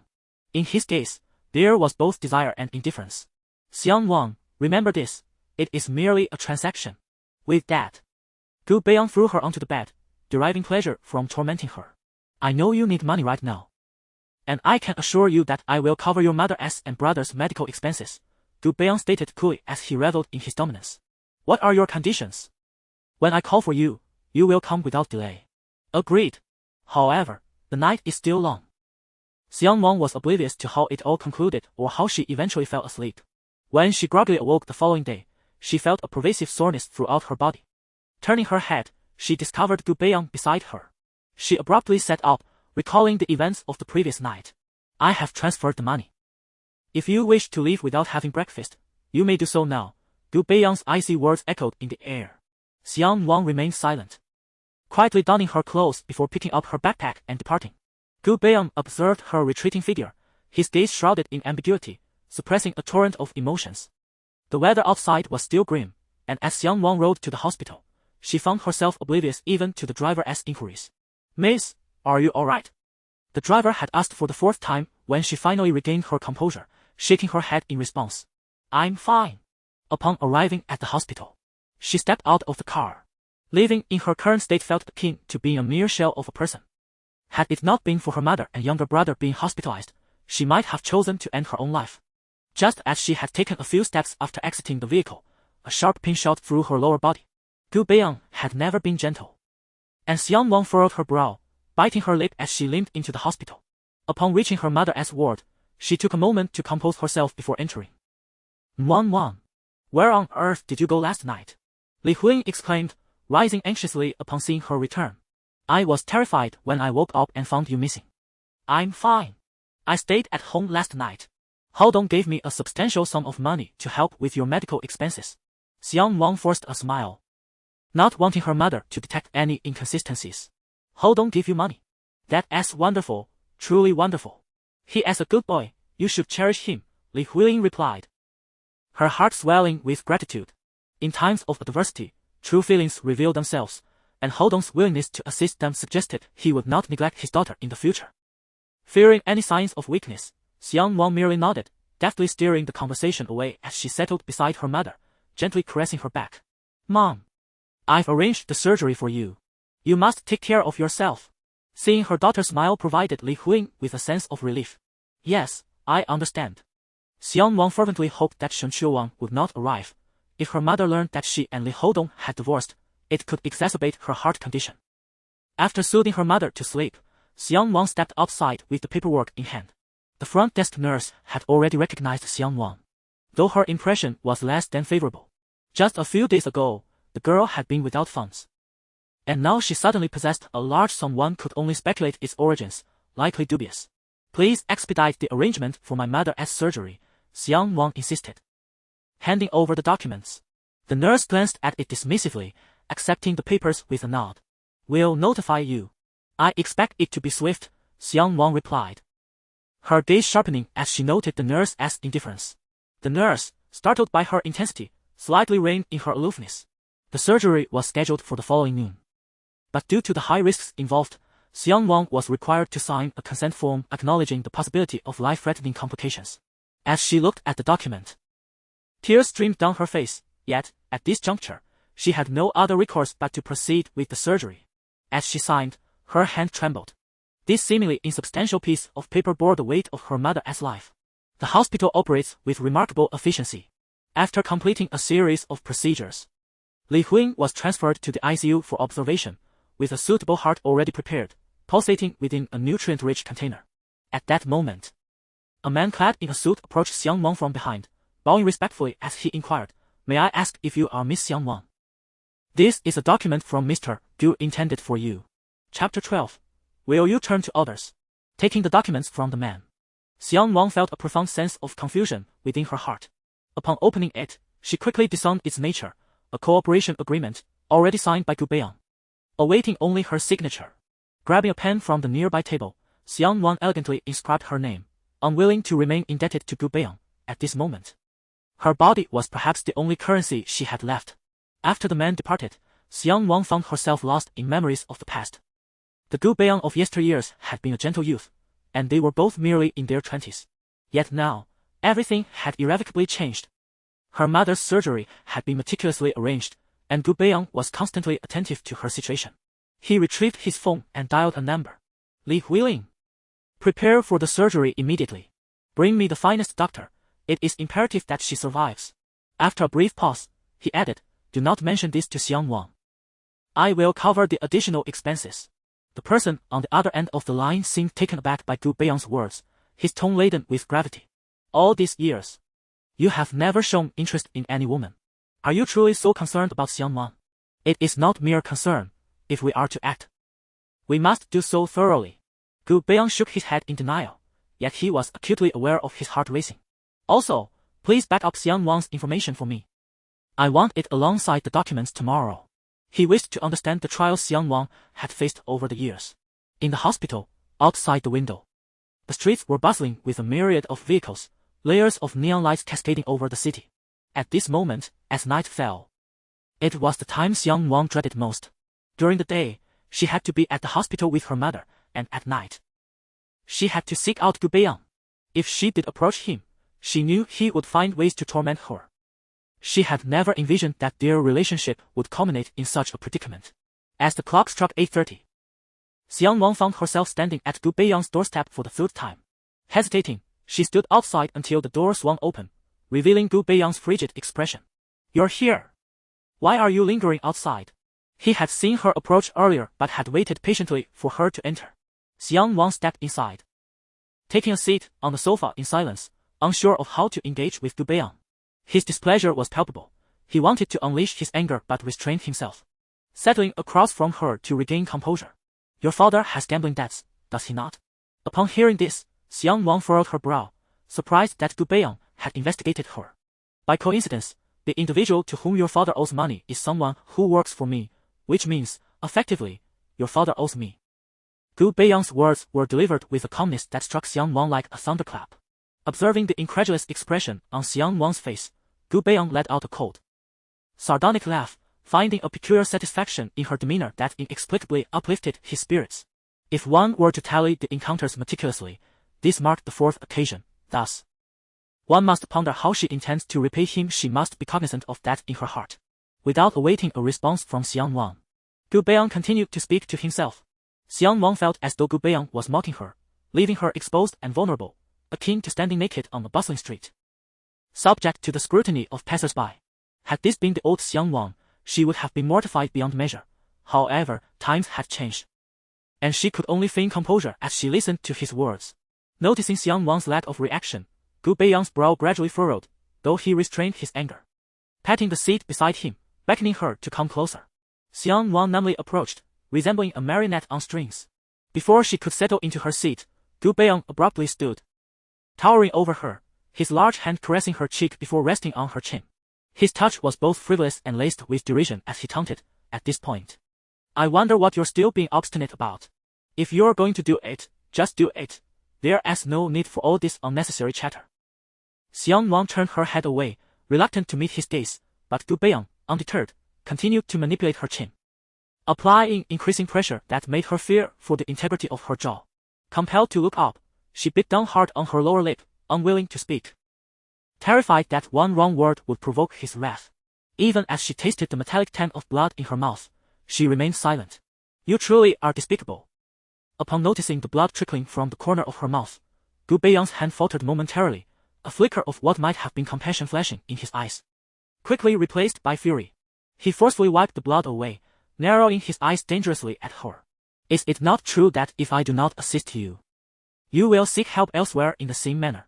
The moment those words escaped his lips, Gu Beiyang felt an unidentifiable emotion surge within him, an unsettling fear of her potential response as he scrutinized her every reaction. Xiang Nuan's gaze momentarily reflected confusion and hesitation, yet she did not linger in indecision for long, quickly providing her answer. Yes. Her affirmation was not intended to provoke Gu Beiyang but rather a stark truth. She could not disregard her only two relatives in this world, regardless of the cost. In an instant, tumultuous waves of emotion surged in Gu Beiyang's eyes, and with a fierce grip, he pressed Xiang Nuan down onto the sofa, beginning to unfasten his belt. He was not a brute, yet each time he beheld Xiang Nuan, the fire of desire within him had never waned. Her mere utterance ignited a spark, lighting the fuse of his rage, which shot straight to his heart. The veins on his forehead bulged, revealing the extent of his restraint. Since you are so desperate for money and companionship, then strive to please me. My wealth can sustain you for a lifetime, ensuring your needs are met and granting you a life of comfort and pleasure. Gu Beiyang, while speaking, fiercely tugged at the fabric of Xiang Nuan's clothing. He had anticipated that she would respond as she had on two previous occasions, but to his surprise, she uttered a remark that ignited his fury even more. As long as the money you provide is sufficient, I see no reason to refuse. It seemed as though Xiang Nuan intentionally sought to provoke Gu Beiyang, her tone dripping with indifference. She had long grown accustomed to his derision. As long as he was pleased and could offer her the means to save her mother and younger brother, she was willing to endure it all. Chapter 13. Attending the banquet suddenly halting, Gu Beiyang gazed at Xiang Nuan's expressionless face. A wave of profound revulsion surged within him, stripped of desire. He felt an overwhelming urge to grasp her throat and perish alongside her. Suppressing this impulse with sheer will, Gu Beiyang rose from Xiang Nuan's side. I shall take a shower tonight. Someone will bring clothes for you tomorrow morning. With that, he ascended the stairs. What are you doing? Xiang Nuan inquired warily. Uncertain of his intentions, Gu Beiyang paused, turning to scrutinize her as if he could delve into her very soul. There is a gathering tomorrow, and you shall accompany me as my partner. Upon hearing this, Xiang Nuan, who had always complied with him, hesitated. She recalled a previous gathering they had attended together, marred by unpleasant incidents that had left her with psychological scars. Do you have any objections? Gu Beiyang's voice turned sharp when she remained silent. No. Xiang Nuan shook her head. Compared to her current predicament, those past shadows seemed trivial. Moreover, since their reunion, this had become Gu Beiyang's modus operandi, taking pleasure in her embarrassment. That as for the best. I shall return you before noon tomorrow. I will be with you when your mother undergoes her surgery. He adjusted his tie, his voice dripping with allure. Are you still afraid that I am seeking funds for other purposes? Xiang Nuan furrowed her brow, unable to fathom why he insisted on accompanying her to the hospital. Gu Beiyang let out a cold laugh, offering no reply, before turning and heading upstairs, leaving Xiang Nuan in a state of heightened vigilance, uncertain of how to guard herself. Remarkably, Gu Beiyang did not touch her that night. They merely shared the same bed. Xiang Nuan struggled with insomnia, while he soon drifted into a steady slumber, finally daring to glance back at him. She assessed the familiar yet foreign features illuminated by the moonlight, her eyes stinging with unshed tears. The Gu Beiyang she had encountered recently surpassed her understanding, as if he had transformed into an entirely different individual. Reflecting on the harsh words she once directed at him, she could comprehend his notion of revenge. Yet her heart resisted, each instance causing her to feel numb with pain.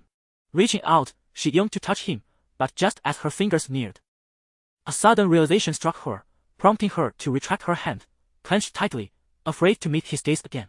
Xiang Nuan herself was unsure how she eventually succumbed to sleep. But when she opened her eyes again, dawn had yet to break. Glancing at Gu Beiyang, who remained asleep beside her, she breathed a sigh of relief. Moving quietly to get out of bed, she inadvertently bumped into the bedpost, stirring Gu Beiyang from his slumber. I'm sorry. She immediately apologized as she noticed his brow furrowed in confusion. Why are you up so early? He asked, still groggy. Are you worried about your mother? I have already arranged everything at the hospital. In his dazed state, Gu Beiyang had inadvertently let slip a detail, though his words were unclear enough that Xiang Nuan did not grasp the full extent of what he had said. As he had already awakened, she decided to abandon her quiet movements. Disturbed from his slumber, Gu Beiyang felt quite displeased. Rubbing his hair, he sat up, his abdominal muscles clearly defined in the morning sunlight. After a brief pause of 2 minutes, he proceeded directly to the bathroom, entirely oblivious to what he had just said. When Gu Beiyang emerged, the gown required for the day's gathering had already been delivered by the boutique staff, and Xiang Nuan was staring at it in a daze. What's the matter? Don't you like it? Gu Beiyang inquired with a furrowed brow. Not at all, Xiang Nuan denied. She had never encountered such a beautiful gown.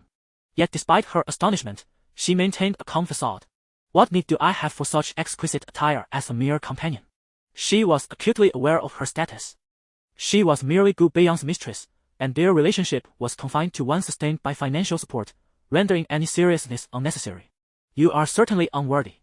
This dress is meant for my companion, he declared, his eyes suddenly icy.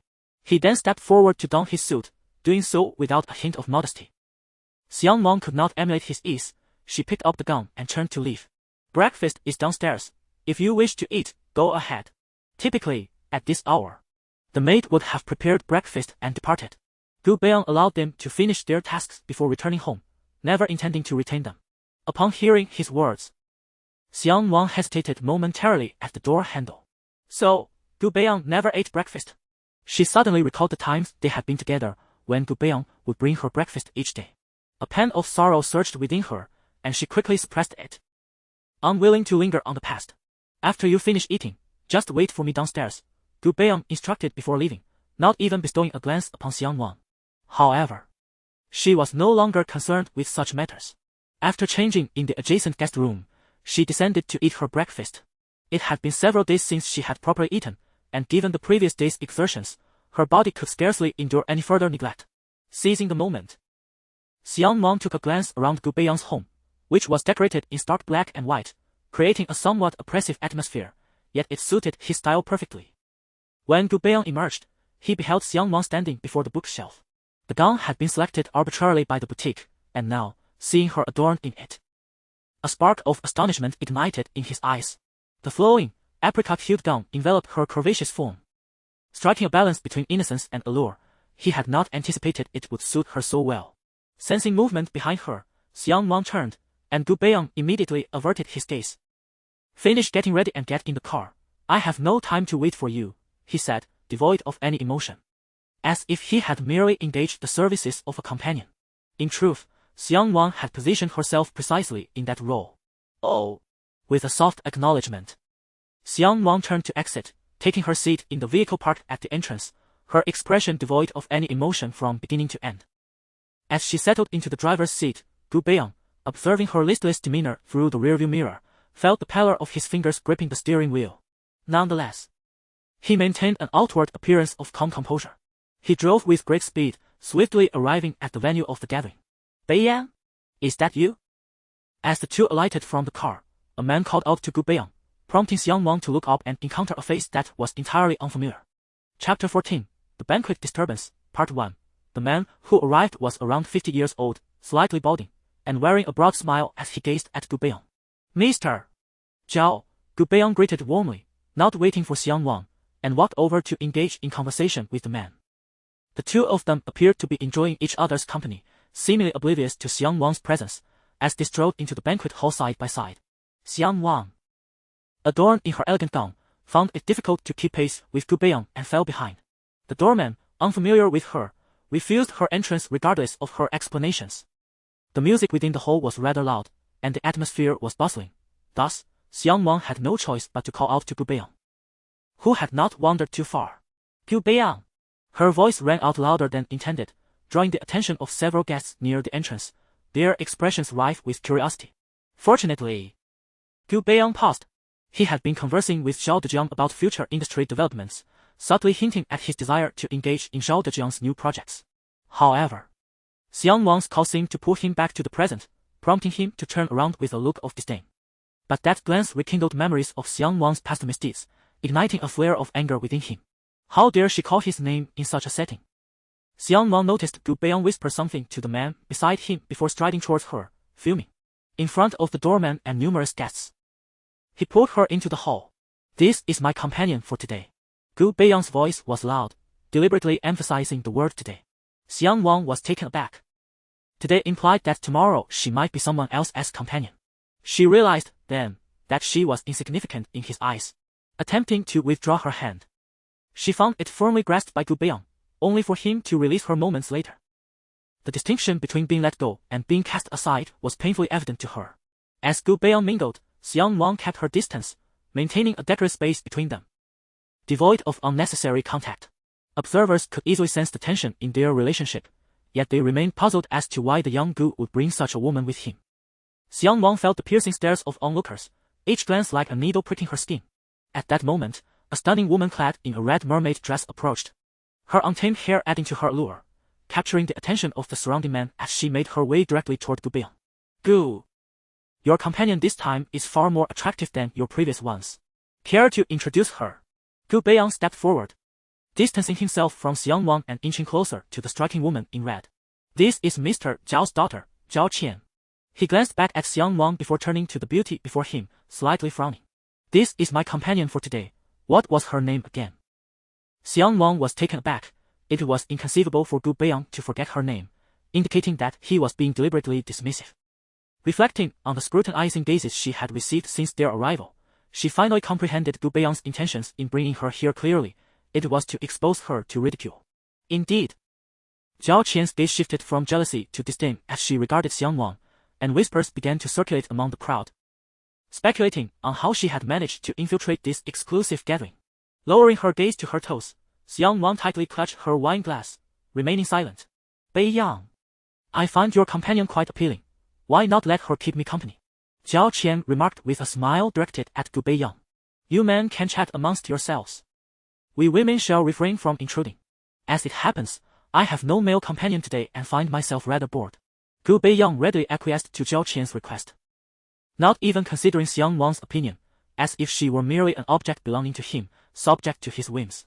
For a fleeting moment, Xiang Nuan felt the sting of tears, but with so many witnesses present, and knowing that Gu Beiyang had brought her solely to humiliate her, she resolved not to fulfill his desires. After Gu Beiyang departed, Zhao Qian indeed put Xiang Nuan into a conversation about mundane matters. But the focus remained on Gu Beiyang, the number of women surrounding him, the kindness he extended to them, and the extravagant gifts he lavished upon them. All of this made it difficult for Xiang Nuan to hold her head high. I heard you calling for Beiyang at the entrance and assumed you were his new girlfriend. It turns out you're just a companion. May I ask? What charm do you possess that compelled Beiyang to bring you along? He can hardly remember your name, Zhao Qian taunted. As for my charm, as long as Gu Beiyang acknowledges me, that suffices, Xiang Nuan retorted. You! Gu Beiyang despises it when others speak ill of him behind his back. If he hears you, it won't bode well for you, Zhao Qian shot back, taken aback by Xiang Nuan's sudden assertiveness. Just then, a server carrying drinks passed by. And Zhao Qian, eyeing their positions, extended her leg to trip him. As he stumbled toward her, she fell dramatically. Ah! Zhao Qian's fall elicited gasps from the surrounding guests. With a quick-thinking gentleman rushing to assist her. In her effort to convincingly portray her mishap, Zhao Qian truly did fall and twisted her ankle, causing it to swell significantly. Without the support of the gentleman beside her, she would have struggled to rise. Upon hearing the commotion, Zhao Dejiang hurried over and embraced Zhao Qian. While Gu Beiyang also approached. What happened? Zhao Dejiang demanded sternly. The fallen server, too intimidated to speak, remained silent, while Zhao Qian, tears streaming down her face, spoke first. Dad, I saw this woman trip the server as he was coming over, and then he stumbled toward me. She glanced at the server, prompting him. Isn't that right? The server, overwhelmed with fear, nodded hastily, knowing he could not afford to provoke anyone present, especially not the formidable woman in red. Xiang Nuan scanned the crowd, realizing she recognized no one and doubted anyone would hear her explanation. The so familiar face, Gu Beiyang, was now glaring at her with piercing eyes. Gu Beiyang, I didn't he? Xiang Nuan attempted to explain. But her words were cut short by Gu Beiyang's interruption. Apologize. Xiang Nuan bit her lip in frustration. She had committed no wrongdoing, so why should she apologize? The most painful part was that Gu Beiyang had no intention of hearing her side, hastily condemning her and leaving her utterly speechless. As thoughts swirled in her mind, Xiang Nuan suddenly let out a derisive laugh, casting a glance at Gu Beiyang. It was absurd that he had intended to witness her humiliation. Yet she still harbored the hope that he would believe in her. Gu Beiyang, noticing Xiang Nuan's unwavering stance and her gaze fixed upon him, stepped forward and reiterated. Apologize to Miss Zhao. Initially, Zhao Dejiang had intended to scold further, but witnessing Gu Beiyang's fervent defense of his daughter rendered him somewhat hesitant to continue. Nevertheless, Xiang Nuan remained rooted in place, her gaze averted from everyone around her. Chapter 15, The Banquet Turmoil, Part 2. The atmosphere around them was tense, with not a single breath dared to be taken. As Zhao Qian was about to interject and offer a word of counsel to Gu Beiyang, attempting to display her composure, she witnessed Gu Beiyang snatching a glass of champagne from someone else's hand. I demand an apology, he declared vehemently. I did nothing wrong, Xiang Nuan retorted, gazing defiantly at Gu Beiyang. This time, Gu Beiyang did not engage in further discourse. Instead, he flung the contents of the glass towards Xiang Nuan. Caught off guard, Xiang Nuan could not evade the onslaught. Although she shut her eyes, some of the liquid inevitably seeped in, staining her eyes. The alcohol blurred her vision, merging with her tears, yet the pain in her eyes paled in comparison to the turmoil within her heart. Amidst the chaos, a voice pierced through to Xiang Nuan's ears. Isn't that the Madame Xiang who was just out socializing with her mother-in-law a few days ago, drinking with us? A few days prior. That was indeed the night at the hotel when Xiang Nuan returned to her room, reeking of alcohol, as if she had been nothing more than a companion for drinks. Gu Beiyang seized Xiang Nuan's arm, the pressure of his grip intensifying inadvertently, his chest heaving with agitation, causing her to cough. Perhaps the sound of her cough was too loud, prompting Gu Beiyang to regain a semblance of composure and release her. My apologies, Mr. Zhao, Miss Zhao. Today is my mistake, I brought the wrong person. It will not happen again. With that, Gu Beiyang turned to the security personnel who had been waiting nearby and commanded. Please escort Madame Xiang out, she is a distraction.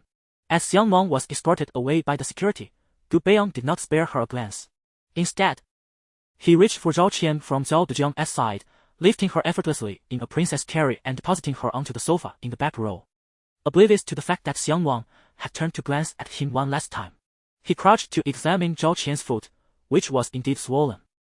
Recognizing that remaining there was untenable, he then informed Zhao Dejiang and, cradling Zhao Qian, exited the venue, hastening towards the hospital. Feeling the warmth radiating from Gu Beiyang's chest, Zhao Qian smiled, a blend of shyness and satisfaction. Meanwhile, Xiang Nuan sat on the flower bed along the sidewalk, witnessing Gu Beiyang carry that woman away, completely disregarding her presence. She wiped her face clean of champagne and tears, yet the more she wiped, the more liquid seemed to flow forth, compelling her to force herself to regain her composure. As the night grew colder, only tear stains and swollen eyes remained on her face. She gazed in the direction Gu Beiyang had departed, harboring no regrets. No matter how he chastised her, she felt indebted to him, but she owed nothing to anyone else. After delivering Zhao Qian to the hospital and ensuring she received the necessary care, it was already late into the night. Noticing Gu Beiyang frequently checking his phone for the time, Zhao Qian's expression soured. "Beiyang, if you have matters to attend to, you may leave first. I'll be fine. My father will come to pick me up shortly." "No, I'm merely concerned that the banquet will conclude without me." Gu Beiyang flashed her a smile. Zhao Qian understood fully. Tonight's gathering was a crucial business negotiation for those in commerce. In an effort to cultivate an image of understanding for Gu Beiyang, she took the initiative to suggest, "Beiyang, why don't you take me home first? This outfit is rather uncomfortable, and it would be reassuring to have the servants there to take care of me." "Very well." Nodding slightly, Gu Beiyang embraced Zhao Qian and exited the hospital. Zhao Qian's residence lay to the north of the city, requiring a detour. She had anticipated that Gu Beiyang might still make it back to the banquet. However, upon entering her home, she discovered her father had already returned, leaving her in an unbearable state of awkwardness. After declining the Zhao family's invitation for him to stay, Gu Beiyang promptly drove home, during which he made a call to investigate the events at the hotel and to locate the loquacious man known as Madame Xiang. The atmosphere in the car felt stifling, prompting him to loosen his tie and unbutton his shirt, even opening the window in an attempt to invigorate himself. Yet, his mind remained preoccupied with Xiang Nuan's gaze at the banquet, making him feel like a child, as if every action he took could be easily perceived by adults. Arriving home at the fastest speed possible, Gu Beiyang opened the door, only to find the anticipated lights absent. Fuming, he pushed open the bedroom door. But Xiang Nuan was nowhere to be found. "Xiang Nuan!" he bellowed, searching the entire house in vain. There was no response. Had tea returned? Had she fled? Panic washed over him as he hastily grabbed his car keys and rushed downstairs.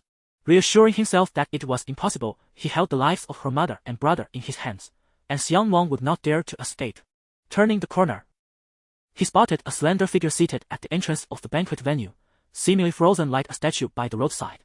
He parked his car a distance away, extinguished the headlights, and lit a cigarette, observing her from the vehicle. Having left in haste, he wore only a shirt, having forgotten his jacket at home. The only vehicles passing by were the occasional taxis, and the dim light of the cigarette butt illuminated Gu Beiyang's inscrutable eyes. It was not until the cigarette box was empty that he restarted the car and drove to where Xiang Nuan sat. "Get in!" he barked sharply, jarring Xiang Nuan from her thoughts. She paused upon recognizing him, then, without uttering a word, struggled to rise and approach the car. Perhaps due to her legs hanging for too long, her blood circulation faltered, her first step faltered, and she collapsed to her knees. Gu Beiyang watched from the car, bewildered by her actions. Was she following Zhao Qian's lead in falling just to alleviate her own frustration? "Xiang Nuan, hurry up! I don't have time to waste," he snapped. Just then, she managed to rise from the ground, limping as she approached and opened the back door. The journey remained silent until Gu Beiyang parked in the underground garage. As he exited the vehicle, Xiang Nuan slowly supported herself, extending one leg out. Each step felt perilous, her knees throbbing with pain. While Gu Beiyang walked ahead without glancing back, entering the elevator without waiting for her. Determined, Xiang Nuan quickened her pace, squeezing inside just as the doors were closing. Yet she dared not stand too close to Gu Beiyang, retreating into a corner instead. "What's wrong? Can't you move after a fall? Didn't you run just fine a moment ago?" Aware that Gu Beiyang was mocking her, Xiang Nuan chose to remain silent, yet he persisted. "Xiang Nuan, I truly do not understand what you are trying to portray. Greed intertwined with a veneer of moral superiority, yet refusing to offer an apology. Indulging in debauchery while yearning for respectability. Is that your game, Gu Beiyang? I may be compromised, but what do you think you are? Merely a client of vice." After enduring a night of simmering rage, Xiang Nuan could no longer contain her fury. "Very well, Xiang Nuan, you deem me a client of vice, do you?" The elevator came to a halt, and the chilling smirk on Gu Beiyang's face was terrifying. He uttered no further words, taking hold of Xiang Nuan and leading her out. Upon opening the door to his abode, he forcefully dragged her towards the bedroom. Chapter 16. Midnight Punishment. Upon entering the room, Gu Beiyang did not bother to turn on the lights, he simply cast Xiang Nuan onto the bed, covering her with his body. Since she had labeled him a client, he felt compelled to embody that title. The room was enveloped in darkness, and Gu Beiyang could only navigate by memory. The formal attire Xiang Nuan wore was quite cumbersome, and after fumbling for some time without locating the zipper, he felt discomfort between his legs and released her hand, descending from her. With an air of arrogance, he issued commands. Initially, Xiang Nuan resisted his advances a couple of times, but soon, realizing escape was futile, she closed her eyes and surrendered to his whims. Suddenly, a remark reached her ears, prompting a bitter laugh. Indeed, if she chose to play the harlot, how could she expect her employer to undress her? As Gu Beiyang heard the sound of the zipper being drawn down, he began to shed his own clothing, which was far less complicated than Xiang Nuan's attire. He swiftly discarded his garments onto the floor, while she had only managed to remove half of hers. Xiang Nuan, still putting on airs. Your slow pace would earn you no admirers on stage. Then I must thank Mr. Gu for his discerning eye, she retorted. Gu Beiyang, uninterested in further banter, seized the hem of her dress and yanked it down. At 3 in the morning, Gu Beiyang rose from the bed and entered the bathroom before promptly returning to the bedside table, retrieving a box and handing it to Xiang Nuan. I forgot to bring protection. Follow the instructions on the package. It should still be valid. Don't let me find out you discarded it. I won't show mercy if anything goes awry. With that, he re-entered the bathroom. Xiang Nuan stared at the box of contraceptive pills, clearly previously opened, momentarily dazed. She had no idea Gu Beiyang possessed such items, let alone that they had been used before. Indifferent to boiling water, she took a few pills and, nude, made her way to the communal bathroom to wash them down with tap water, also taking a shower in the process. When Gu Beiyang emerged, he found Xiang Nuan absent. Yet the lights in the living room were on. As he dried his hair, he walked to the bedroom and switched on the light, immediately noticing 2 symmetrical patches of red on the bed, darkening with time. Approaching, he recalled their previous position, Xiang Nuan kneeling while he was behind her, marking the spot she had occupied. Compelled by an unseen force, he reached out and touched the dried stains, which were already hardening. It was Xiang Nuan's blood, confirming she had indeed sustained an injury. Just then, Xiang Nuan returned from the shower, clad in a bathrobe. Gu Beiyang cast a fleeting glance at her legs, but the robe fell just below the knee, concealing everything. Fearing she might notice, he quickly averted his gaze. The bed is stained. If you wish to sleep, you shall clean it yourself. With that, Gu Beiyang exited, leaving Xiang Nuan alone in the room. Once he departed, she observed the bloodstains on the bed and reached for her knee. Having just bathed and soaked in water, she anticipated a worse condition come morning. Yet, exhaustion weighed heavily upon her, and she pulled the sheets over herself, grateful that Gu Beiyang was not present, allowing her a peaceful slumber. As Gu Beiyang arrived next door, he received a call from the person he had dispatched for investigation. The caller instructed him to turn on his computer, stating that the files had been sent. Since he could not sleep, Gu Beiyang decided to open the files. Inside, he found a short video and a personal profile. The video captured excerpts from the evening banquet, clearly showing that the waiter had indeed stumbled towards Zhao Qian, while Xiang Nuan had held her wine glass aloft throughout, making no movement. After watching it several times, Gu Beiyang tapped his right index finger on the table, deep in thought. Since Xiang Nuan had not kicked, the waiter could not have fallen without reason. It was either a misstep on his part or Zhao Qian's interference. One thing was certain, Zhao Qian was lying. The other document revealed a man who had exposed Xiang Nuan as the daughter-in-law of the Li family. Xiang Nuan's role in pouring drinks was genuine, and Gu Beiyang was aware of Su Shuan's character, knowing she had meddled as well. During this time, Gu Beiyang returned to his bedroom, where he found the box of contraceptive pills on the bedside. He intended to return it but also wanted to check if Xiang Nuan had taken any. There were hardly any left, and now there was none at all. Gripping the remaining plastic blister pack tightly in his hand, Gu Beiyang was filled with rage. He had instructed Xiang Nuan to take them, but he had never implied she should consume them all. She was not a fool. It was undoubtedly intentional. What Xiang Nuan chose to do was her own affair, and it bore no relevance to him. The quantity she consumed mattered little to him as long as no complications arose. One would think he should feel satisfaction watching her in distress. Yet, despite these thoughts, Gu Beiyang found no joy, gazing at the already slumbering Xiang Nuan, longing to seize her and inflict torment. But the bloodstains he had seen earlier on the bed ultimately restrained his impulses, and he exited with a cold demeanor. The next day, when Xiang Nuan awoke, Gu Beiyang was already gone. She lingered in bed for a while before rising to change the entire bedding, tossing it into the washing machine while tidying up her space. By the time she had finished, it was nearly noon. With scant provisions at home, Xiang Nuan ordered takeout. After eating, she found herself growing bored. Gu Beiyang's absence, while initially comfortable, quickly morphed into solitude and ennui. Gu Beiyang had called her shameless, and perhaps there was truth to that. Xiang Nuan was uncertain about her feelings towards him now, guilt, perhaps, and something else, but the remnants were likely few. Hearing the washing machine beep, she hurried to retrieve her freshly laundered items, only to discover they were already dried. No wonder it had taken so long. However, the dried items felt somewhat stiff. So Xiang Nuan decided to hang them on the balcony, opening the curtains and windows to let in the pleasant weather, hoping the sunlight might soften them. Gu Beiyang's home, though grand, lacked even a clothesline, forcing Xiang Nuan to drag a chair over and endure the strain of tiptoeing to hang the clothes. Just then, her phone rang, and she rushed to check. It was her mother calling. Assuming it was something urgent, she promptly answered. Nuan, would you like to come see your brother? Li Huiling's voice carried a hint of tears, and Xiang Nuan felt a surge of anxiety. Her mother had always been somewhat vulnerable at home, often bottling up her feelings. Mom, please hold on, I will be there shortly.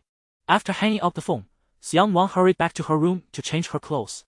Uncertain whether Gu Beiyang would see the message she had sent him, she decided to leave a note on the table just to be safe. Chapter 17. The flooding of Jinshan. The hospital was not far from Gu Beiyang's residence, and a taxi ride would suffice to reach it swiftly. Xiang Nuan, anxious about her mother discovering the marks from the previous night, chose to wear a high-necked long-sleeve shirt. However, her gait was somewhat peculiar, betraying her discomfort. Xiang Nuan, you're here? What happened to your leg?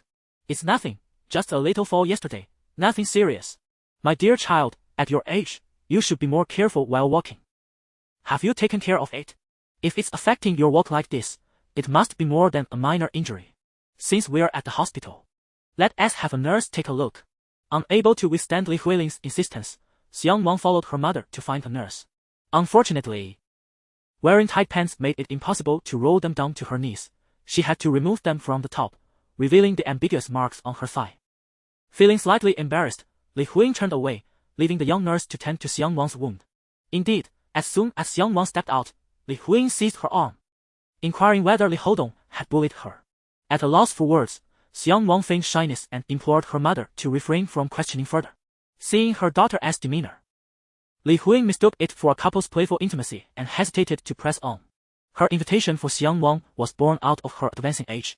The prolonged confinement in the hospital, the absence of her daughter, her son lying in unconsciousness, and her own deteriorating health, all culminating in a moment of melancholy.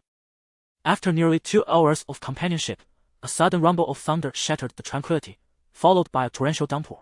Having forgotten an umbrella, Xiang Nuan recalled the open windows at home and, unwilling to linger, bid her mother farewell and departed from the hospital. Once gone, Li Huiling sensed something amiss. The Li household still required Xiang Nuan to do the laundry and closing windows. Was there a servant for that? With no available taxis in sight, as each one that arrived was immediately claimed, and no buses in service, Xiang Nuan steeled herself and dashed into the rain. After half an hour, she finally arrived at the entrance of her community. When the guard opened the gate, noticing her lack of an umbrella, he offered her one, but she graciously declined, reasoning that she had already been soaked throughout her journey and was unconcerned about the remaining distance. Upon entering her home, she was met with a distressing sight. Water was seeping in from the balcony, the curtains were damp and fluttering in the wind, and rain was blowing inside. Without a moment to spare to remove her shoes, she hurriedly closed the windows, but the water on the floor rendered it slippery. In her haste, she lost her footing and fell heavily, sprawled on the ground, pondering whether she was destined to be clumsy for life. At that moment, the door swung open once more, and Gu Beiyang entered, carrying a bag, his phone pressed to his ear, still waiting for an answer that would not come. The person he was attempting to reach lay on the floor, soaked and gazing up at him. Gu Beiyang did not move, choosing instead to wait for Xiang Nuan to rise on her own. He observed the chaotic state of the balcony but felt no inclination to assist. Xiang Nuan, not expecting him to help, pushed herself up slowly, finding her shoes cumbersome, and decided to carry them in her hand, intending to place them by the door.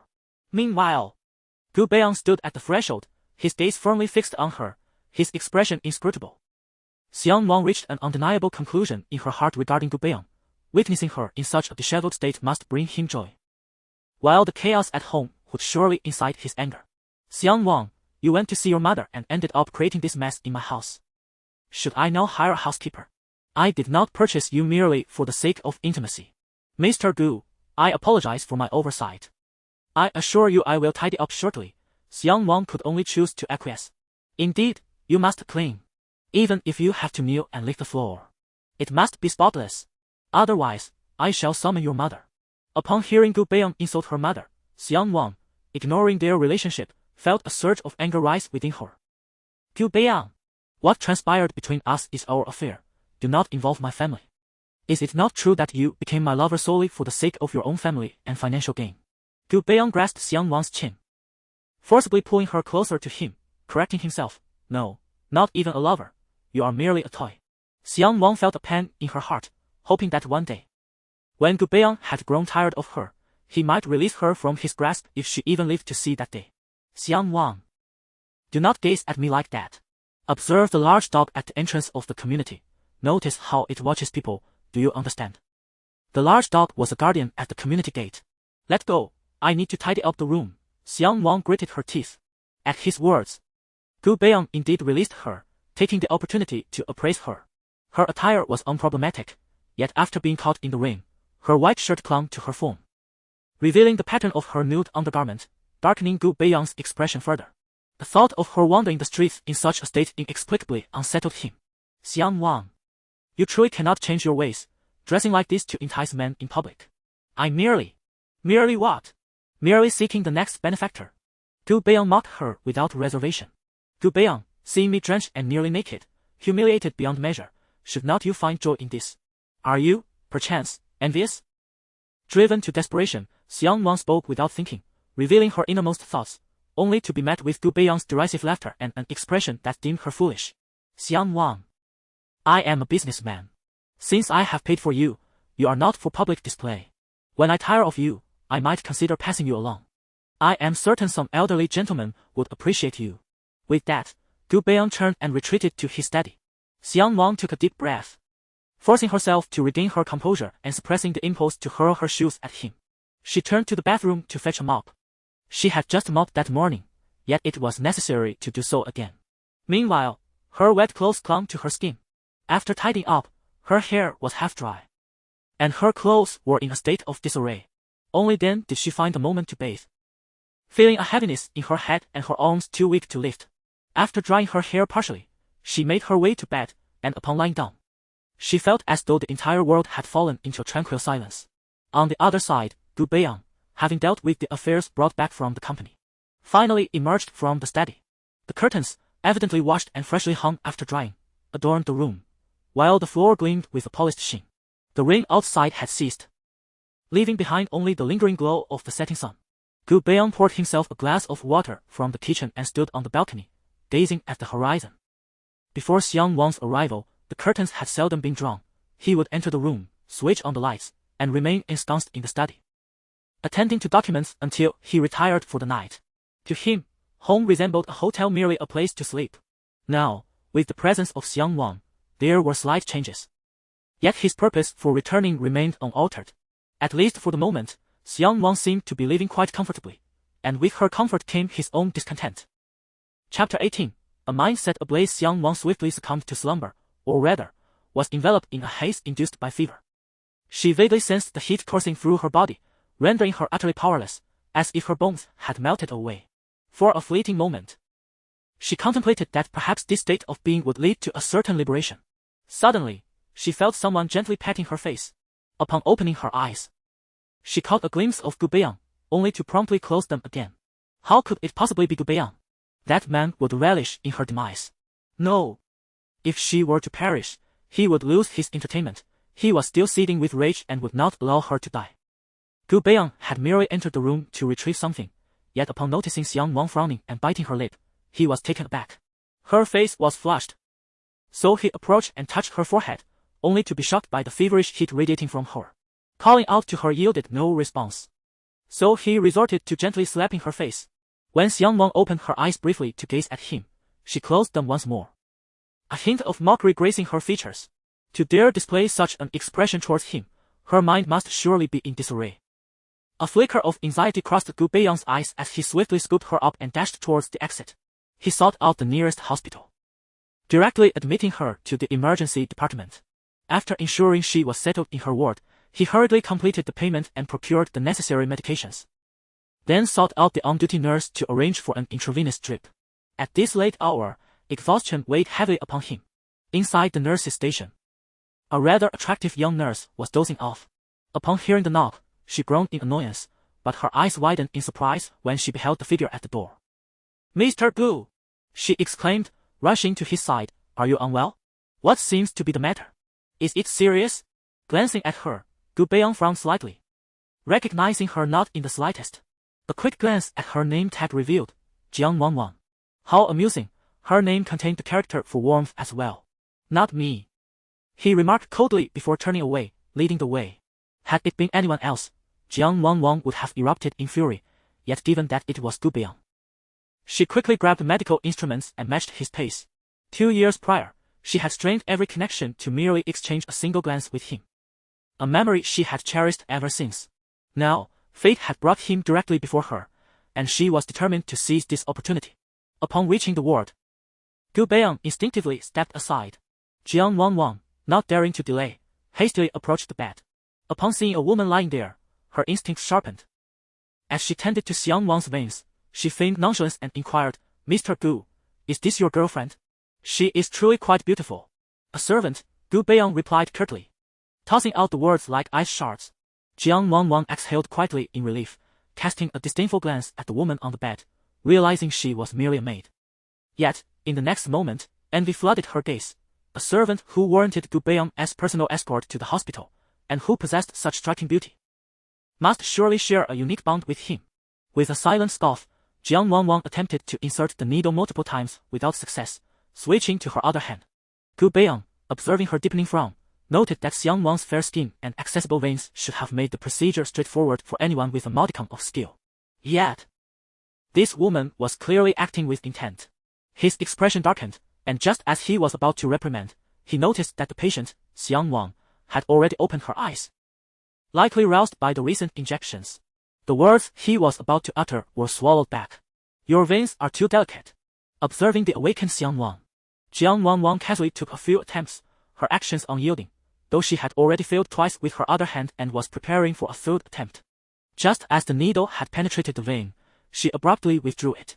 A flicker of coldness crossed Xiang Nuan's gaze as she fixed her eyes on the nurse before her. Xiang Nuan, contemplating a more forceful approach this time, suddenly felt a chill and met Xiang Nuan's penetrating stare. The sharpness of her gaze pierced through her, instilling an unexpected fear that made her shrink back and properly secure the needle in place. Gu Beiyang, witnessing the entire scene, displayed a barely perceptible smirk in his eyes. Just then, he received a call from his assistant and turned to leave the room, gently closing the door behind him. Once Gu Beiyang had departed, Xiang Nuan turned her icy gaze toward the nurse, questioning in a cold tone, "You deliberately missed that, didn't you?" Xiang Nuan instinctively wanted to deny it, but upon seeing Xiang Nuan's somewhat haughty demeanor, irritation welled up inside her, and she retorted, "Yes, I did it on purpose. Beiyang said you're merely his servant. So why the attitude? I've known him for 2 years. So, she was an old flame, no wonder." Xiang Nuan scoffed lightly and turned away, refusing to engage further. Seeing herself so blatantly disregarded, Xiang Nuan's anger flared, and she demanded, "What exactly is your relationship with Gu Beiyang?" Originally, Xiang Nuan had no intention of responding. But upon hearing this question, she paused before replying, "We are merely mutually beneficial. He pays, I serve. It's a transactional relationship." Whether her words were meant as an answer or a self-affirmation remained unclear. Just as Xiang Nuan prepared to deliver a sarcastic remark, the door was suddenly pushed open with force. Gu Beiyang stood at the threshold, his face dark with fury, his gaze fixed on Xiang Nuan as if he could see right through her. "Excellent. So it's all about money, that's the real Xiang Nuan," he thought, recalling how she had left him for financial gain and now returned for the same reason. This woman was a quintessential gold digger. Under the weight of his piercing gaze, Xiang Nuan felt an inexplicable fear and chose to shut her eyes, avoiding his stare. "Forgive me, I forgot about the past until you mentioned it. When do you finish work? Shall we reminisce about old times?" Gu Beiyang suddenly shifted his demeanor, wrapping his arms around the nurse from earlier, his smile charming and inviting. Right now, Xiang Nuan exclaimed, her spirits lifting. Then let us go, darling, Gu Beiyang sweetly called out as he exited the ward with the woman in tow. It was only after the room fell silent that Xiang Nuan opened her eyes, her unpricked hand clenched into a fist, tears streaming down her cheeks. Meanwhile, Gu Beiyang took Xiang Nuan, now out of her work attire, to a bar. On the surface, they appeared to indulge in raucous fun, yet internally he was as calm as still water, his thoughts consumed by Xiang Nuan lying on the hospital bed, growing increasingly agitated. During a brief moment when Xiang Nuan stepped away to the restroom, the phone left on the bar lit up, displaying a call from the head nurse. Gu Beiyang allowed the phone to ring incessantly, as the other party continued to call without any intention of stopping. Annoyed, he grasped his drink and retrieved his phone. As soon as he placed it to his ear, a coarse voice from a middle-aged woman erupted in anger. Xiang Nuan. That woman in bed 32 was severely burned and has just begun to recover. There's not a soul around her. Do you understand how close we were to a catastrophe? Where have you been? Bed 32 belonged to Xiang Nuan. Gu Beiyang abruptly ended the call, disregarding Xiang Nuan entirely. After settling the bill, he drove towards the hospital, running several red lights in the process. What did it mean to be on the verge of a disaster? He was not yet finished with his fun, nor had he calmed his anger. Xiang Nuan must survive. Chapter 19. The same banquet. Upon Gu Beiyang's return to the hospital, he found that Xiang Nuan's ward was already empty. The blanket she had wrapped herself in was draped over a nearby chair, yet she was nowhere to be seen. Gu Beiyang turned to the duty room to inquire, and coincidentally, the head nurse was present. She glanced up from the observation log and immediately began to scold him. Are you a relative of bed 32? What are you men thinking? After she burned like that, not a single one of you stayed by her side. When I checked on her, blood had already pooled in the catheter. Where is she? Gu Beiyang pressed, his tone tinged with urgency. She left 2 hours ago. You all really don't take care. The head nurse intended to lecture this unsympathetic man further, but Gu Beiyang turned on his heel and departed. Xiang Nuan had been carried out by him and had not taken her keys, thus, she could not return home.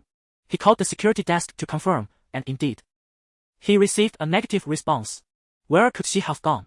Gu Beiyang grasped his phone, pondering for a moment before driving towards the destination that lingered in his heart. Meanwhile, Xiang Nuan was wandering the streets alone, unknowingly arriving at the hospital where her mother and brother were.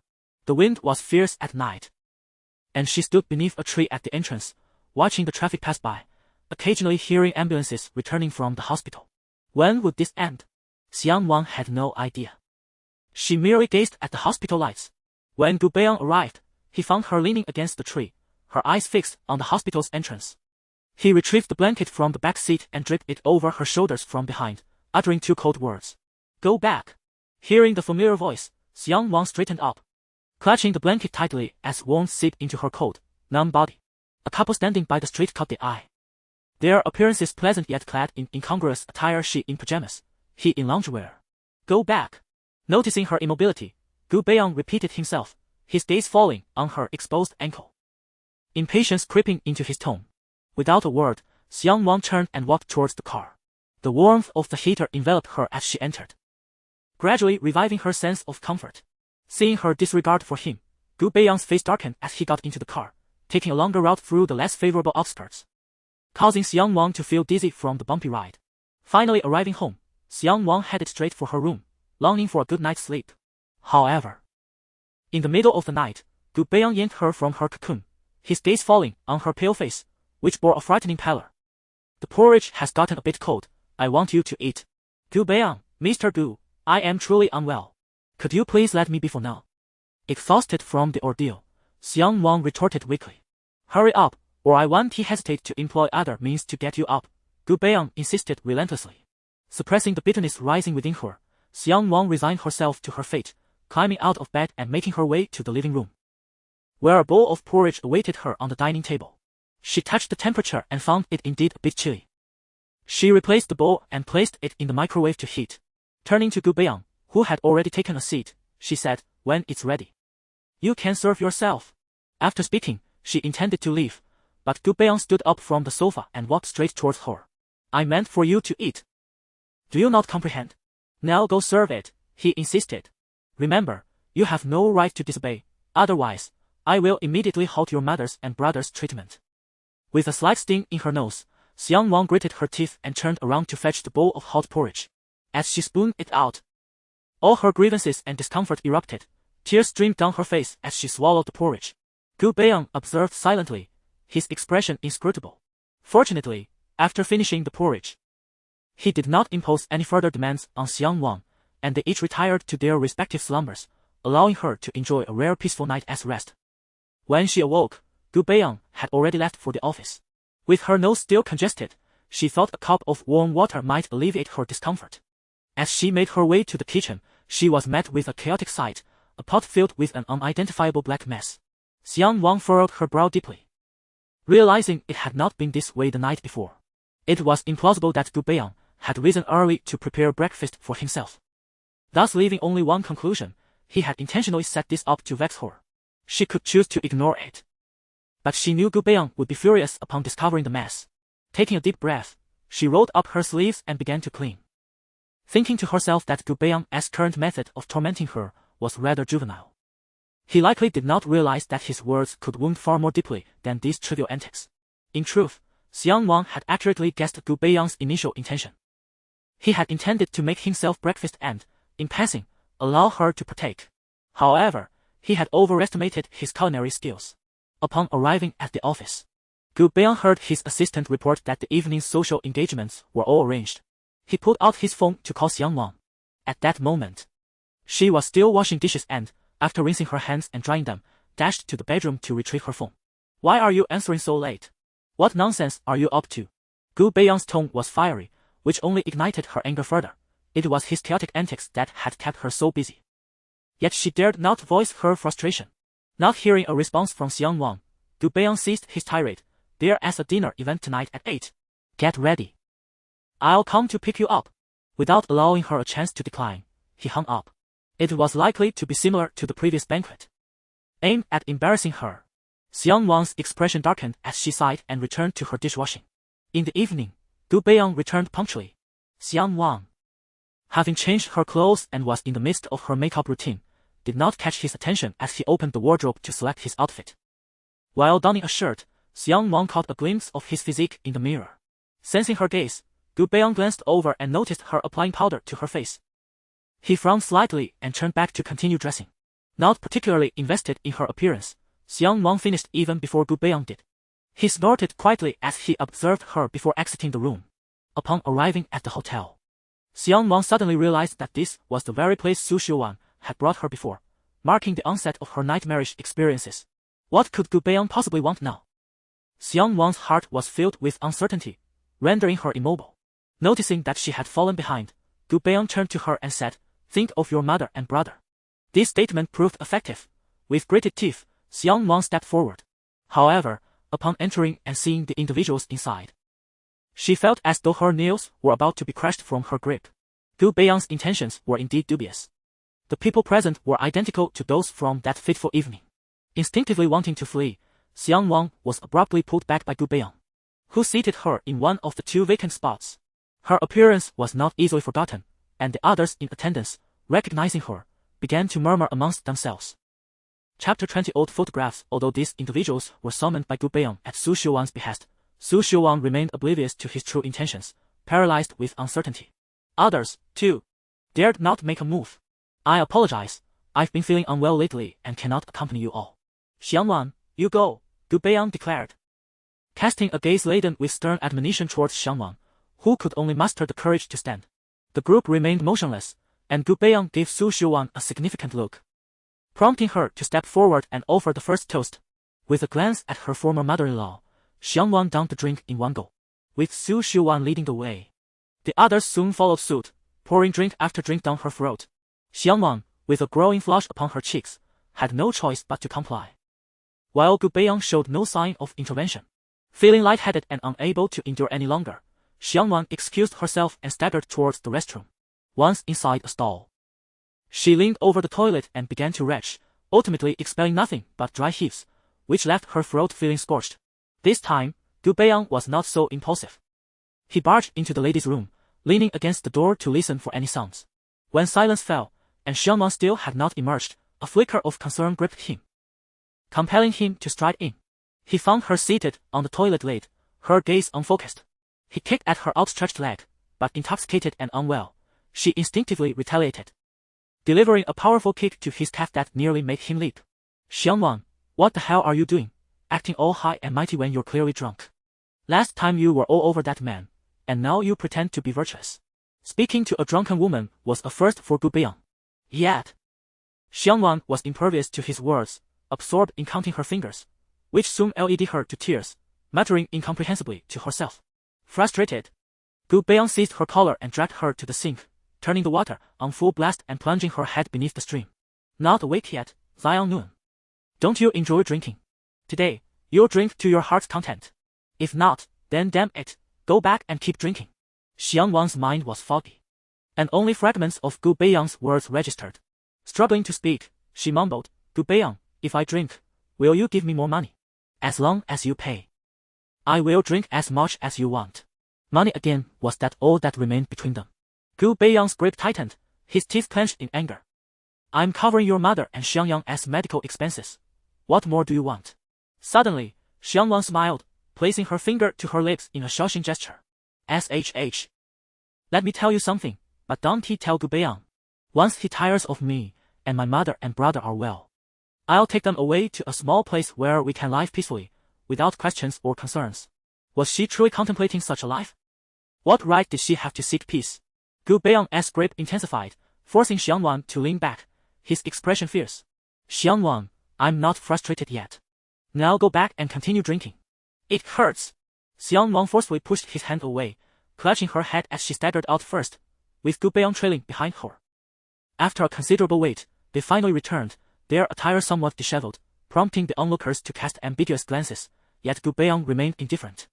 Su Shuang urged others to continue pouring wine for Xiang Nuan, and Gu Beiyang paid no heed. He loosened his tie and sat aside, observing Xiang Nuan as she laughed charmingly amidst a group of men. She was indeed intoxicated, drinking even more fervently than before, matching every sip with a full glass. It wasn't until everyone was in a semi-drunken stupor that Gu Beiyang took Xiang Nuan away, leaving a card with the only sober one remaining, Su Shuang. It seems your son's divorce news has been made public yet. When will it be announced? That's when you can come to me for the card as password. Tomorrow. It will be announced tomorrow. If you had mentioned it, I would have forgotten, mister. Gu Beiyang glanced sideways. You know how to write the news, right? No need for me to instruct you. Understood, understood. Su Shuang nodded repeatedly. Gu Beiyang tossed her a string of numbers and took Xiang Nuan away. On their way home, fearing that Xiang Nuan might vomit, Gu Beiyang had to support her with one hand while tugging at her hair with the other, forcing her to lift her head. He suddenly regretted allowing her to drink so much. In the end, it was he who suffered. Upon arriving home, overwhelmed by the smell of alcohol, he unceremoniously tossed Xiang Nuan into the guest room, which had long been neglected, and went off to take a shower and sleep. In the middle of the night, Xiang Nuan groggily got up to use the restroom and, out of habit, pushed open the door to the master bedroom. Burrowing into Gu Beiyang's bed and snuggling closer to him, Gu Beiyang had only just fallen asleep. From the moment she opened the door, he was awake. Seeing her nestling into his arms, he instinctively wanted to push her away, but ultimately, he relented and wrapped his arm around her waist. When Xiang Nuan awoke the next morning, Gu Beiyang was already gone. Suffering from a hangover, her head throbbed painfully as she sat for a long time to recover, unable to remember how she had returned home. Once she felt better, Xiang Nuan wanted to sneak off to the hospital to visit her mother and brother. Yet she feared Gu Beiyang might return at any moment, so she hesitated to leave the house. However, he did not come back until midnight. And the same was true the following day. Xiang Nuan speculated that Gu Beiyang might have gone on a business trip. Upon calling the reception of Gu Beiyang's company, her suspicions were confirmed. He was indeed away and would not return for another 3 days. With 5 rare days of freedom at her disposal, Xiang Nuan had already squandered one, and the day was nearly over. She contemplated finding a job but had no computer to view job listings. Thus, she decided to venture into Gu Beiyang's study, hoping for luck that his computer was not password protected, otherwise, she would be at a loss. Cautiously, Xiang Nuan pushed open the door. This was her first time entering Gu Beiyang's study. The decor mirrored that of the rest of the house, albeit slightly disordered, with some drawers left ajar. He had always had this habit, justifying it by saying it allowed him to find what he needed more swiftly. Back then, He was not as composed as he was now. Realizing she was slipping into nostalgic thoughts, Xiang Nuan hastily halted. Their relationship had devolved to this point. And the most absurd yet painful aspect was the memories of the past. Focusing intently on her purpose for entering, Xiang Nuan made every effort to avoid touching anything else belonging to Gu Beiyang, fearing he would discover her intrusion. The computer was indeed password protected. She attempted to input Gu Beiyang's birthday, but it was incorrect. In a moment of whimsy, she entered her own birthday, yet it still failed to grant her access. Her peripheral vision caught sight of a partially opened drawer nearby, within which lay a half-finished photograph. As Xiang Nuan retrieved it, tears began to flow uncontrollably. Chapter 21, Business Trip. In the photograph, there is Xiang Nuan, yet the other half is conspicuously missing, evidently torn away. A man's hand rests upon her shoulder, and the portion that has been ripped off belongs to Gu Beiyang himself. The reverse side was originally inscribed with a line of affection, a declaration from Xiang Nuan to Gu Beiyang, promising eternal togetherness, now obliterated by Gu Beiyang, along with Xiang Nuan's signature. The only remnant is a thick, dark mark made by a marker. In that fervent period of infatuation, she had even shamelessly altered her name to Gu Nuan. Now, the back of the photograph bears a new inscription, to the bitter end. Xiang Nuan chuckled softly at the phrase, indeed, to the bitter end. Were it not for her mother and younger brother, she might have truly chosen to embrace death. She spent the entire afternoon motionless on the floor of her study, clutching the photograph tightly, ultimately wiping away her tears. She retrieved her identification card, preparing to visit an internet CAF in search of job listings.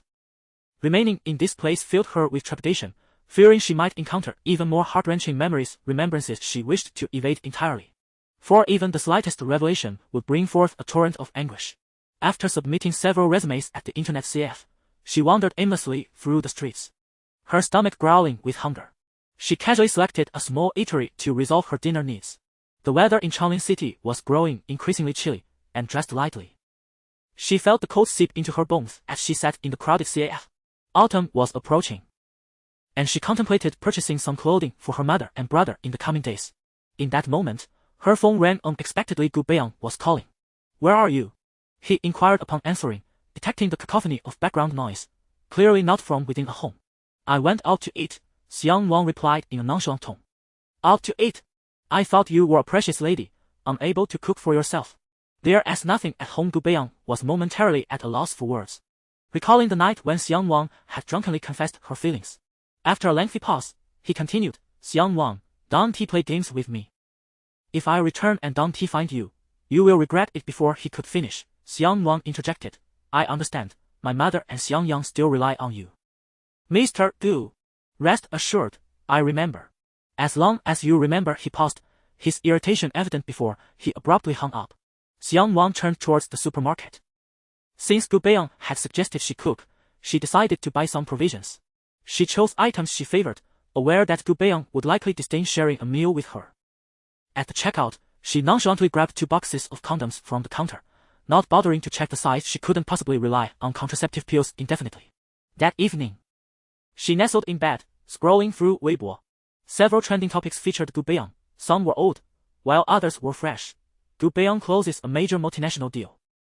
Gu Beiyang spotted late at night with a woman heading to a hotel curiosity pit. She clicked on the second headline, a recent update. Though only a silhouette was visible, she recognized the man instantly. It was Gu Beiyang. The identity of the woman remained a mystery, yet her attire suggested affluence, her figure undeniably alluring. They appeared to be a strikingly compatible couple, a perfect match. He embraced another woman, yet tore apart their shared photograph, failing to inform her of his business trip. It is often said that Gu Beiyang is a man of clear-cut distinctions between gratitude and resentment, and indeed, this holds true. Xiang Nuan set her phone aside. Lying on the side where Gu Beiyang often slept, feigning slumber in his embrace, inhaling the lingering scent he left behind. Rationality advised against such indulgence. Yet the events of the day swayed her towards sentimentality. Gu Beiyang remained an incessant thorn in her heart, one that had been embedded for so long that extracting it felt unfamiliar, while leaving it in place brought only pain. Throughout the night, Xiang Nuan found herself unable to sleep. Meanwhile, far away in another city, Gu Beiyang sat alone in his hotel room, watching a video sent by someone else, reclining on the sofa while smoking.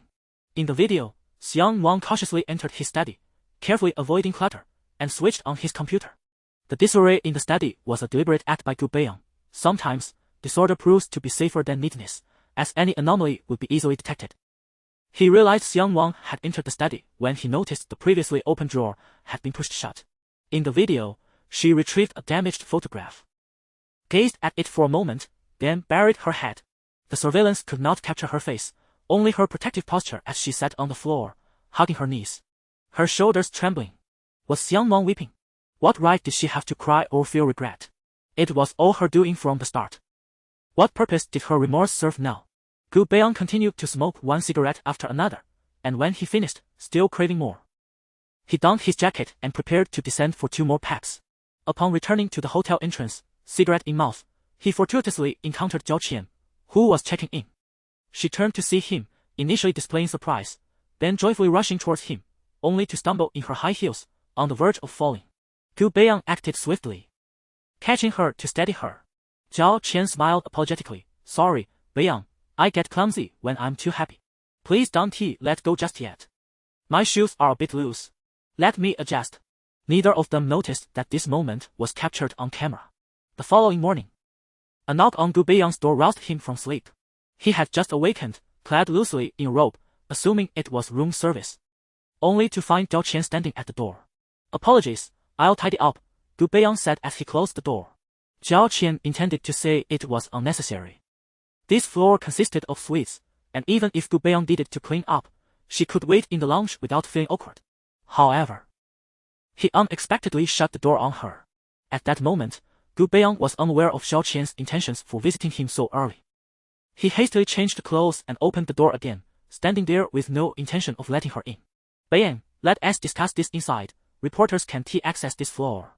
And it's not suitable to talk outside, Zhao Qian said, appearing somewhat troubled. What matters cannot be discussed outside? Gu Beiyang retorted. Yet he stepped aside to allow her entry. Once she was inside, he closed the door and turned to pour her a cup of hot water. Beiyang, didn't your company's PR contact you? Zhao Qian took the words and inquired, her expression slightly awkward, yet her eyes sparkled with concealed excitement. They would not disturb me during my slumber. Gu Beiyang settled down across from her. Our photographs from yesterday have been captured by the reporters and are now creating quite a stir outside. I have already sent someone to handle the situation, but Zhao Qian recounted the entire matter to Gu Beiyang, anticipating his anger. Instead, she found him remarkably composed as he took a sip of water. Chapter 22. Rumors. Gu Beiyang did not place much importance on such matters. He believed that rumors would dissipate over time, and in fact, they could be advantageous for both families. There was no need for him to undermine this relationship. Observing Gu Beiyang's nonchalance, Zhao Qian felt a quiet satisfaction. On a professional level, it would yield numerous benefits, and on a personal level, she harbored feelings for Gu Beiyang, thus she was reluctant to provide explanations. The more one elaborates on rumors, the more convoluted they become. In due course, Hongdong intends to collaborate with your company, having previously discussed certain matters with your father. Miss Zhao, do you comprehend my meaning? Since you, Beiyang, are indifferent, I certainly shall not take offense either. Furthermore, please refrain from addressing me so formally. Simply call me Qian. Zhao Qian beamed brightly. Gu Beiyang merely smiled in silence before shifting the topic. There's an auction this afternoon. I hear you are attending. My father insisted I go. There's a set of porcelain he is keen to acquire, and I fear my bid may fall short. Not to worry. I shall be attending as well to select a birthday gift for my mother. The two soon made arrangements to attend the auction together. Meanwhile, Xiang Nuan had ventured out early to choose clothes for her mother and younger brother. With her funds dwindling, she could no longer afford the luxury brands of yore. She had to settle for more reasonably priced items that still held value, with cost being her foremost consideration. After a day of shopping, she had spent half her savings. And with Gu Beiyang returning in 2 days, she figured she could have dinner at the hospital, keeping watch over her mother and brother. Once Xiang Nuan resolved to act, she did so without delay, lugging her numerous bags to the hospital without informing her mother in advance. Upon her arrival, she found Li Huing dining in the ward. Seeing Xiang Nuan with so many packages, she hurried to assist her, while Xiang Yang remained motionless on the bed. Don't worry, Mom, you eat first. I'm full, truly. As she spoke, Li Huing glanced at the bags and noticed they were filled with clothing. Satisfied with their appearance, she set them aside and put Xiang Nuan to sit by the bed. It had been nearly a week since the mother and daughter had seen each other. and they had much to discuss. Li Huiying inquired about the Li family matters, but Xiang Nuan found herself at a loss for words. Resorting to fabrications to appease her mother, striving to provide satisfactory answers until the conversation turned to children. Xiang Nuan felt a wave of embarrassment. It was impossible for her to conjure a child from thin air. Li Hodong was homosexual and divorced, and Gu Beiyang would certainly never allow her to bear his child. After managing to deflect the question, Li Huiying began instructing Xiang Nuan on how to navigate the responsibilities of marriage and motherhood. Mom, you always urge me to be a good wife and mother. Just look at Dad. What has he become? In a moment of frustration, Xiang Nuan retorted against Li Huiying. Nuan, everyone has their fate. I have done my part, and your father. Mom, marriage is a partnership between two. You should only do what you believe is right. Do you not think you are partly to blame for how that has turned out? The moment the words left her lips, Xiang Nuan realized her error. Li Huiying was merely expressing her love for her father in her own way. There was nothing inherently wrong with that. It was just that she had grown accustomed to being submissive, leading her father to take everything for granted, believing it was all her duty. Upon witnessing Li Huiling's anger, Xiang Nuan hurriedly embraced her mother, apologizing. I'm sorry, Mom, it was not my intention. I know how to handle my marriage, so please do not worry about me. Initially, Li Huiling's face remained sullen, yet upon hearing her daughter's apology, her ire dissipated. She gently tapped Xiang Nuan's head resting on her shoulder. The day had yet to darken significantly, and Xiang Nuan suggested taking a stroll to clear their minds. Li Huiying was eager to leave the hospital room but harbored concerns for Xiang Yang, so she called a nurse to assist in keeping an eye on him. The mother and daughter made their way to the elevator, waiting for a while before it arrived, revealing two nurses within. Upon seeing them, the nurses merely glanced before resuming their idle chatter. Did you hear? Our hospital's Mr. Du spent a fortune this afternoon on free items. He gifted a Tang Dynasty porcelain piece to Miss Zhao right on the spot, and there are still a set of jewelry and a pair of bracelets left. I wonder which fortunate woman will receive them. I saw it. Mr. Gu looked so dashing while bidding. A man like that, I would willingly pursue. One nurse exclaimed. Oh, please. You think he would even notice you? Retorted her companion. Xiang Nuan couldn't help but smile at the mention of Mr. Gu and antiques, finding the conversation amusing. She pondered that Mr. Gu would likely return home for his mother's birthday soon, as he did every year, and those pieces of jewelry were probably gifts. Regarding Miss Zhao, Xiang Nuan suspected it was Zhao Qian, as the description closely resembled the figure in the photograph. Noticing her daughter's distraction, Li Huiying assumed Xiang Nuan felt envious of the earlier conversation. As they entered the garden, she remarked, Nuan, let's not envy others. Being happy is what truly matters. Supporting her mother, Xiang Nuan felt a mix of emotions, yet her mother was undeniably correct. Happiness outweighed all else. Mom, with you and my brother around, I feel incredibly fortunate. At that moment, Xiang Nuan's phone rang, revealing an unfamiliar number. She answered, and the man on the other end informed her of an interview at a magazine office scheduled for the next day, providing the location and time. Li Huiling, having overheard the entire conversation, was taken aback by Xiang Nuan's decision to seek employment. Is the Li family treating you poorly? She questioned. Suddenly recalling the modest clothing Xiang Nuan had brought earlier, her expression turning serious. Nuan, are they mistreating you? Mom, please don't misunderstand. I want to work. With you and my brother in this situation, I feel compelled to alleviate some of the burden. Otherwise, I would feel guilty, Xiang Nuan explained. Hearing this, Li Huiying felt a pang of sorrow. Her own demise didn't concern her, but she lamented the burden on her young son, blaming herself for having encumbered her daughter. Xiang Nuan sensed her mother's anxiety and grasped her hand, saying, Mom, don't overthink it. You and my brother are my most treasured beings. As long as you take care of yourself, I'll find the motivation to persevere. Her gaze towards Li Huiying brimmed with fervor and unwavering hope. Due to the impending interview, Xiang Nuan rose early the following day to prepare, donning formal attire she had not used in several years. After applying a light touch of makeup, she contemplated how to respond to potential questions, while also grappling with the significant issue of how to inform Gu Beiyang. This matter has nothing to do with Gu Beiyang, yet she cannot afford to provoke his ire.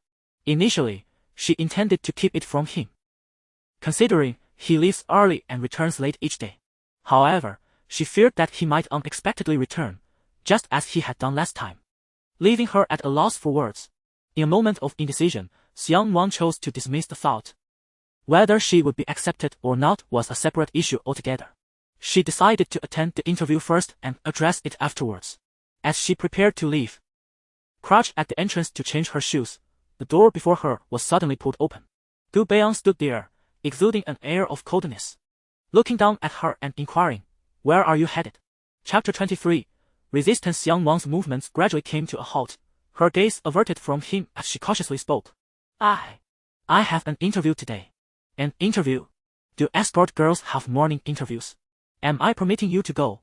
"Gu Beiyang, do not think so lowly of others. Whether I go or not is none of your business. Is it written in the agreement?" Gu Beiyang had anticipated that Xiang Nuan would obediently acquiesce. What he said was final. However, he was taken aback by her resolute determination to attend the interview. As memories of her drunken words about leaving with her mother and brother resurfaced in his mind, his possessions were never meant to extend beyond what he could reach.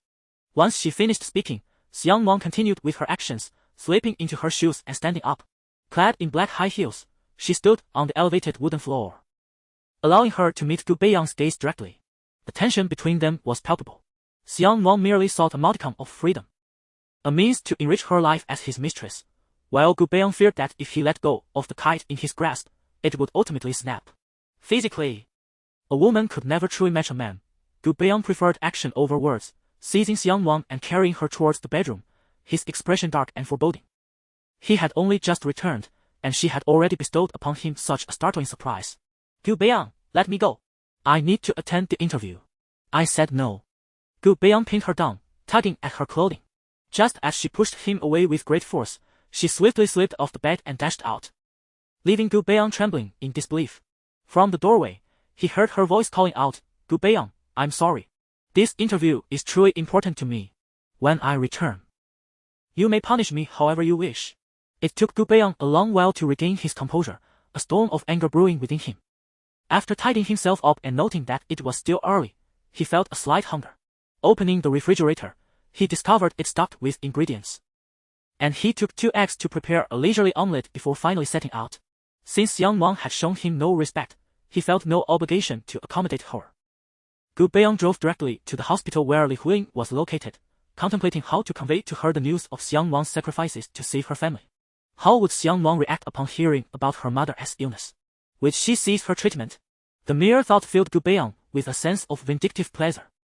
Gu Beiyang had invested in this hospital, attending meetings several times a year, and the medical staff were mostly familiar with him, greeting him as he passed.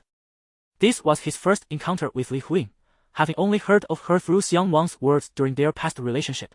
In the hospital room, Li Huiying stood with her back to the door, attempting to model the new clothes Xiang Nuan had bought for her, holding the garments in front of the bedridden Xiang Yang. "Yang Yang, wake up and see the new clothes your sister got for you. They look splendid." Observing this scene, Gu Beiyang lingered at the entrance, pondering how such a gentle demeanor could give rise to a daughter like Xiang Nuan. He hesitated, contemplating whether to step inside. The attending physician happened to arrive for his rounds and, upon seeing Gu Beiyang, approached with a smile, which made Li Huiying realize someone was at the door. Feeling a bit awkward, she hurriedly tucked her clothes into her pocket and obediently lay back down on her hospital bed. "Mr. Gu, are you here to check on things today?" The doctor's tone was playful, with a hint of familiarity. Gu Beiyang paid it little mind, gesturing for him to proceed, and stepped into the ward himself. The doctor, displaying good sense, closed the door behind him. Li Hui lay on the bed, her expression one of confusion. She had never met this gentleman before. She had only heard the doctor refer to him as Mr. Gu. After pondering, she concluded he must be the person she had overheard the nurses mentioning yesterday, presumably a leader within the hospital. Meanwhile, Gu Beiyang was at a loss for words. He had never interacted with women of this age, other than his mother, and in the business world, he had never had to initiate conversation. They both remained silent for a while, until Li Huiying swung her legs off the bed, fetched a chair from the side, and adopted a hospitable demeanor. "Sir, please have a seat. Is there something you wish to discuss?" Gu Beiyang was taken aback by her approach. After sitting down, he struggled to find a topic. "Not much. I just wanted to ask your opinion about the hospital." Li Huiying quickly waved her hand. No, I have no complaints. The hospital is a place for healing. What could I possibly have to say?" Throughout their conversation, Gu Beiyang maintained his role as the hospital's administrator, subtly inquiring about Xiang Nuan. Li Huiling's demeanor struck him as entirely different from Xiang Nuan. She was candid and straightforward, revealing her thoughts with little coaxing. However, she described Xiang Nuan as filial, kind-hearted, and wholeheartedly caring, albeit a tad stubborn. When Li Huiling remarked on Xiang Nuan's self-respect, Gu Beiyang chuckled. Self-respect? Self-respect to the point of accompanying others for drinks and engaging in bed for money. In the end, Gu Beiyang refrained from disclosing any of these matters to Li Huiling. Taking advantage of the physician's arrival, he requested assistance in recording a video of himself enjoying a lively conversation with Li Huiling, which he promptly sent to Xiang Nuan. At that moment, Xiang Nuan had just finished her interview and felt optimistic about her chances of being hired. She suspected Gu Beiyang was quite upset and pondered how to apologize later. However, she was taken aback when she received the video he sent her and immediately hailed a cab to the hospital. Upon her arrival, Gu Beiyang was busy peeling fruit for Li Huiling. The peel remained intact, and his hand, holding the knife, was long and strong, yet her gaze fixated on the blade. If this man were anyone else, she would not feel so apprehensive. Sunlight streamed into the ward, creating a warm ambience that was disrupted by Xiang Nuan's entrance. She tugged at Gu Beiyang, pulling him up from his chair. "What are you doing?" Gu Beiyang had not noticed her arrival, and as she pulled him aside, the knife grazed his thumb, causing blood to flow immediately. Li Huiling, observing Xiang Nuan's lack of manners, stood up and playfully slapped her on the back of the head, causing her to shrink back. "Mr. Gu, I apologize. Our Nuan means no harm." Li Huiling gave Xiang Nuan another light slap. "Nuan, apologize. Take Mr. Gu to get that scene too."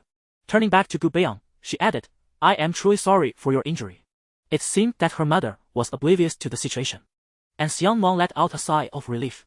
Gazing at Gu Beiyang's bleeding wound, she felt a pang of regret for her earlier impulsiveness. Throughout the ordeal, Gu Beiyang remained silent, patiently awaiting Xiang Nuan to speak first, perhaps feeling flustered under the scrutinizing gazes of her mother and Gu Beiyang. Xiang Nuan finally managed to utter a hesitant apology. Chapter 24. Misunderstandings resurfaced. Li Huiling removed the knife and apple from Gu Beiyang's hands, gently nudging Xiang Nuan. "Quickly! Take Mr. Gu to get some assistance." With that, Xiang Nuan tugged at Gu Beiyang's sleeve and led him outside. Upon exiting, she hurried to the medical room, calling out for a nurse. The nurse, upon hearing that Mr. Gu was coming, promptly complied, just as Gu Beiyang walked through the door. Xiang Nuan intended to slip away quickly, but as she took a step, Gu Beiyang seized her by the nape of her neck and pulled her back. "I recall your mother specifically asked you to come, didn't she?" With a glance, everyone else in the room quickly departed, leaving only the two of them. Xiang Nuan had no choice but to tend to his wound herself, carefully attending to the injury on his hand. The wound was not severe, yet she noticed a longer, deeper scar running from the inner wrist to the back of his hand. She was unsure of its origin. Upon sensing Xiang Nuan's gaze, Gu Beiyang immediately withdrew his hand, his expression darkening as he stood and strode out of the room. Xiang Nuan hurried after him, only to discover that he had returned to the patient room. Li Huiling, seeing them both back, expressed her concern to Gu Beiyang for a moment before turning to Xiang Nuan. "Nuan, could you help your brother turn over? I'll go get some food from the cafeteria." "Understood, Mom. Please be careful." With that, the room was left with just the two of them again. Gu Beiyang resumed his seat, peeling the remaining half of the apple, while Xiang Nuan adjusted Xiang Yang's position, gently massaging him. During her absence, Li Huiling or the nurses had taken care of these tasks. Without Gu Beiyang, either Xiang Nuan would have done all the work, or there would have been nothing for her to do at all. In a sense, she felt grateful to him for saving her family. "Thank you, Gu Beiyang." Casually lounging with his leg crossed, paused at Xiang Nuan's words, mistakenly believing she was expressing gratitude for his discretion that day. He merely snorted in response. However, Xiang Nuan had more to say. "You need not remind me that my mother and brother's well-being is in your hands. I am fully aware and will remember it. I apologize for this morning, but Xiang Nuan, do you believe my video was intended to threaten you with your mother and Xiang Yang?" Gu Beiyang's expression suddenly turned icy. "Isn't it?" Gu Beiyang rose from his chair, advancing toward Xiang Nuan, gripping her neck. "Sometimes, I truly wish I could end your existence. How could Li Huiling bear such a daughter? You bring shame upon the family." As he tightened his grip slightly, Xiang Nuan struggled to breathe. Just then, Gu Beiyang released her and left the room, a chill lingering in the air. He never intended to use Xiang Nuan's family as leverage against her. And despite nearly crossing that line, he stopped himself. After all, this was a matter between him and Xiang Nuan, one that should not involve her family. He had come to realize that if he were to lay everything bare, it was likely that Xiang Nuan would leave him, rendering all his efforts meaningless. He had not yet caused her enough sorrow, he would not relent. However, misunderstood by Xiang Nuan, why does he feel such discomfort? After leaving the hospital, Gu Beiyang called his childhood friend. After a long wait, a woman's voice answered, stating that his friend was still asleep. Without hesitation, Gu Beiyang headed straight to his friend's home. After knocking for quite some time, a scantily clad woman emerged, with Chu Xi standing behind her in a robe. Looking reluctant to part. What happened? She asked, her demeanor one of unfulfilled desire. Is there any alcohol? Gu Beiyang strolled inside. Chu Xi's expression changed dramatically as she hurried to follow him, exclaiming, Gu Beiyang, let us talk this over properly. Don't drink, if Aunt Chong finds out. She will surely break my legs. Alcohol! He insisted. With a shout from Gu Beiyang, Chu Xi finally rummaged through the liquor cabinet, retrieving a bottle along with 2 glasses. It was evident that Gu Beiyang was in a foul mood. Ever since he was hospitalized 2 years ago, he had restrained himself from drinking, and now, after 2 years, she thought he had recovered. When a man drinks, his tongue often becomes loose, and even Gu Beiyang's already limited tolerance. It took little time for Chu Xi to coax out the reasons behind his state. As expected, the cause of Gu Beiyang's distress was none other than Xiang Nuan. As he ranted, cursing and wishing ill upon Xiang Nuan, it was clear that the 2 years, though not excessively long, had transformed him entirely. The former Gu Beiyang would never have been so vengeful. In her heart, Chu Xi rated Xiang Nuan poorly. Gu Beiyang's drunken ramblings were filled with complaints about Xiang Nuan, mimicking Li Huilin's tone, saying she was as stubborn as a bull. Yet, despite his harsh words, his tone was not entirely filled with hatred when it came to Xiang Nuan. Watching her friend succumb to intoxication, Chu Xi resigned herself to moving him to her bed, betting that he would have no recollection of what he had said upon awakening. Meanwhile, Li Huilin returned from fetching dinner, noticing that Gu Beiyang had already left, while Xiang Nuan was busy kneading Xiang Yan's calf. Whereas Mr. Gu, Li Huilin set down the food container, having specially prepared meals for free. He laughed. He must have something to attend to, unlike us who have nothing to do. Nuan, be honest with your mother. Do you know Mr. Gu? Li Huilin approached Xiang Nuan, her expression serious. We do not know each other.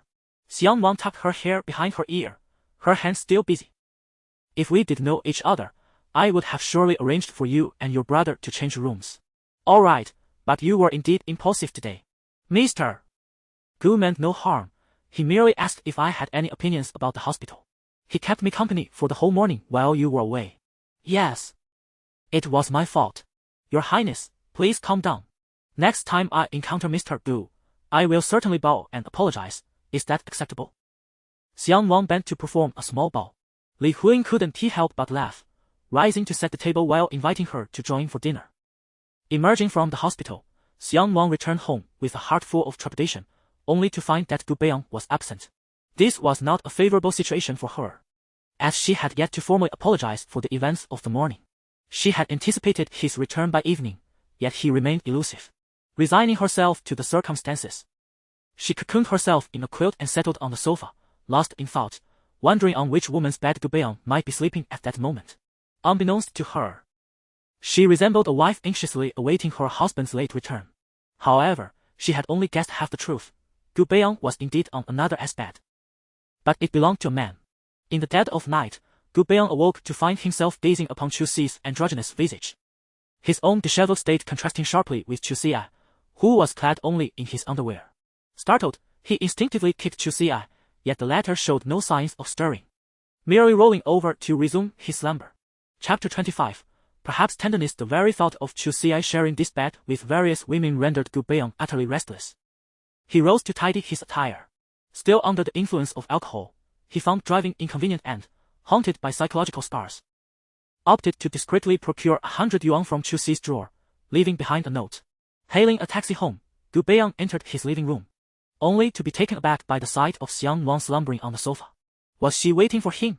Surely, sleeping on the couch must be uncomfortable. As he lifted both her and the blanket back to the bedroom, Gu Beiyang mused that perhaps he had not fully sobered up. However, his movements stirred Xiang Nuan from her slumber, and as she opened her eyes to meet Gu Beiyang's gaze, confusion washed over her. The room was brightly lit, and Gu Beiyang's stare lingered on Xiang Nuan, a peculiar sensation arising from within. Was she truly waiting for him? No, she merely refrained from occupying his space in his absence. Then why did you take the blanket? She queried. I presumed you might not return, and without a blanket on the couch. The guest room has been aired out in ages. Xiang Nuan, is it truly so difficult to be honest? Gu Beiyang interjected, his brow furrowing. Startled by his words, Xiang Nuan explained that her intention was simply to use his blanket for the night. If it vexes you, take the blanket back. I can manage on the sofa. Enough! Gu Beiyang exclaimed, exasperated, as he carried Xiang Nuan into his bedroom, resuming the unfinished business from the morning. This time, Xiang Nuan did not resist. After previously rejecting him, she feared provoking him further, recalling how he had turned to his mother in frustration. Moreover, she had matters to discuss with him. Having reunited after such a long time, it was a rare occasion where Xiang Nuan acquiesced to Gu Beiyang's desires, allowing him to proceed as he wished, even taking the initiative to alleviate his tension. Initially taken aback, Gu Beiyang soon deciphered Xiang Nuan's unspoken apologies, softening his touch considerably. Temporarily setting aside animosity, they engaged without the burden of love, yet refrained from causing each other harm. Rational thought compelled Gu Beiyang to roll over at the last moment and search the nightstand for a condom. He randomly selected a box, noting it was still new. As he tore it open and donned it, he found it uncomfortably snug, causing his expression to darken. This undoubtedly belonged to Xiang Nuan, and she had evidently chosen one that was too small. Agitated, he pondered how she could have been so unaware of her own size after all this time. Xiang Nuan struggled to comprehend Gu Beiyang's sudden vigor, feeling as though her bones might splinter under the force of his thrusts. Her lips parting to emit sounds far more seductive than before. Ultimately, Gu Beiyang discarded the condom entirely, finding it utterly uncomfortable. As dawn approached, he finally ceased his activities, turning away from Xiang Nuan and drifting into a deep slumber, while she, too fatigued to continue, nestled against his shoulder. At that moment, they appeared far from adversarial. They resembled an ordinary couple, having spent the night indulging in each other's company before succumbing to sleep. The consequences of their access led to both Xiang Nuan and Gu Beiyang missing breakfast. Yet, today marked the day Gu Beiyang was due to return from his business trip, granting him a reprieve from the office. Meanwhile, Xiang Nuan had yet to receive any job offers, prompting her to change her clothes and prepare to venture out in search of contraceptives. Upon noticing a pile of condoms on the floor, she furrowed her brow and picked up the new package she had just purchased, comparing it with the one used by Gu Beiyang the previous night. She realized her choice was rather ill-suited. Her cheeks flushed with embarrassment as she contemplated purchasing a more appropriate selection later. She ventured out to the pharmacy, where the staff, mistaking her for a minor, blushed as they explained the purchase process at length before she finally acquired what she desired. Upon her return, she carelessly tossed the items onto the coffee table, rolled up her sleeves, and began tidying up the guest room. Simultaneously, she steamed some leftover rice, thinking that once she completed her tasks, she could quickly stir-fry a dish to enjoy. Gu Beiyang was deep in slumber when the incessant noises from next door jolted him awake. He sat up abruptly, intending to scold whoever was causing the disturbance, but was soon enveloped by the enticing aroma of rice and caught sight of the items on the coffee table. This time, her purchase was indeed appropriate. Casting a glance towards the guest room, he turned back to his bed, surrendering to sleep once more. When he eventually awoke, hunger gnawed at him. Having consumed little during his drinking session at Chu Si's the previous day, the savory scents wafting through the air compelled him to rise with haste. Xiang Nuan sat alone at the dining table, with a plate of stir-fried meat, a dish of shredded potatoes, and half a bowl of rice before her, none of which was intended for Gu Beiyang. Upon noticing him at the bedroom door, she greeted, "You're awake. I thought you would sleep in, so I didn't make anything for you. Would you like to have some?" "No need," Gu Beiyang replied, his expression darkening as he retreated to the bedroom, his mind swirling with thoughts of how Xiang Nuan had prepared a meal solely for herself. In a fit of irrationality, he opened a food delivery app and ordered an abundance of dishes, waiting for their arrival, yet when the doorbell rang, he feigned indifference. Xiang Nuan answered the door, surprised to find not just one delivery person, but several, all panting as they handed over the bounty. The table soon overflowed with a variety of dishes, both meat and vegetables, far more than Gu Beiyang could possibly consume. Yet, he reveled in the sight of Xiang Nuan swallowing her saliva in anticipation, particularly at that moment. Noticing his improved mood, Xiang Nuan refrained from interrupting his meal, opting instead to continue tidying up the house. Once Gu Beiyang finished eating, She approached and sat beside him, maintaining a respectful distance, hesitating on how to broach the topic of work. Gu Beiyang, Xiang Nuan, if you wish to discuss work, there is no need. You are well aware that I dislike my affairs being beyond my control, so do not harbor any false hopes. He had anticipated her intentions before she could articulate them, leaving Xiang Nuan feeling somewhat disheartened. However, she remained resolute and sought to address the matter in a different manner. Gu Beiyang, I am merely going to work. A typical 9 to 5. If money is lacking, I can easily trade my services for it. Some words, once spoken, resonate deeply. Gu Beiyang was unaware of the extent of his hurtful comment. Xiang Nuan was taken aback for a moment, managing a bitter smile. In his eyes, she had long since become someone willing to barter her integrity for financial gain, thus rendering her unworthy of claiming the freedom and dignity she desired. Perhaps because Gu Beiyang had refrained from discussing anything with his mother the previous day, Xiang Nuan had assumed he was amenable to negotiation. However, that notion had proven false. Rising from the sofa, Xiang Nuan turned to leave, her hands clenched tightly. She contemplated the possibility of sneaking away, wondering if Gu Beiyang would truly be vigilant every single day. If he possessed such leisure, she could certainly endure. Gu Beiyang was aware that Xiang Nuan would not easily relent. He understood her temperament to some extent. However, he also possessed his own methods to thwart her intentions. Allow me to remind you, do not indulge in those petty tricks. With my involvement, who would dare to pursue you? Chapter 26. The failure of negotiation. A single remark illuminated Xiang Nuan's thoughts. Indeed, Gu Beiyang, the esteemed Mr. Gu, merely needed to utter a word. Who would dare defy his wishes? He possesses the power to make anyone's life unbearable, a rarity even within the nation, let alone in Changlin City. Xiang Nuan halted her steps, gradually releasing her tightly clenched hands. Gu Beiyang understood well that compelling someone to relinquish their desires through force would yield no results. Rather, the individual must fundamentally realize their own inadequacies and acknowledge their inability to pursue their aspirations, thus leading them to abandon their intentions. At that moment, Xiang Nuan's phone rang. Gu Beiyang seized it first, noticing an unfamiliar number. He answered the call in her presence and switched to speaker mode. Hello, Miss Yang. I am the HR supervisor from Changlin Daily. Congratulations on your acceptance. There will be an orientation training the day after tomorrow, and we hope you can attend punctually. Gu Beiyang raised an eyebrow and handed the phone back to Xiang Nuan, indicating for her to respond. However, the woman averted her gaze, refusing to answer, her expression clearly one of resentment. He thus reclaimed the phone and spoke on her behalf to decline the magazine's job offer. She does not require it, thank you. With that, he ended the call, leaving the HR supervisor on the other end with a nagging sense of familiarity regarding the man's voice. Though he could not place it at that moment, Xiang Nuan suppressed her feelings of injustice and resentment, lifting her head to prevent tears from spilling. Gu Beiyang turned and tossed her phone onto the sofa before rising to head to his study. On the desk lay 2 items, a bracelet and some jewelry he had won in an auction.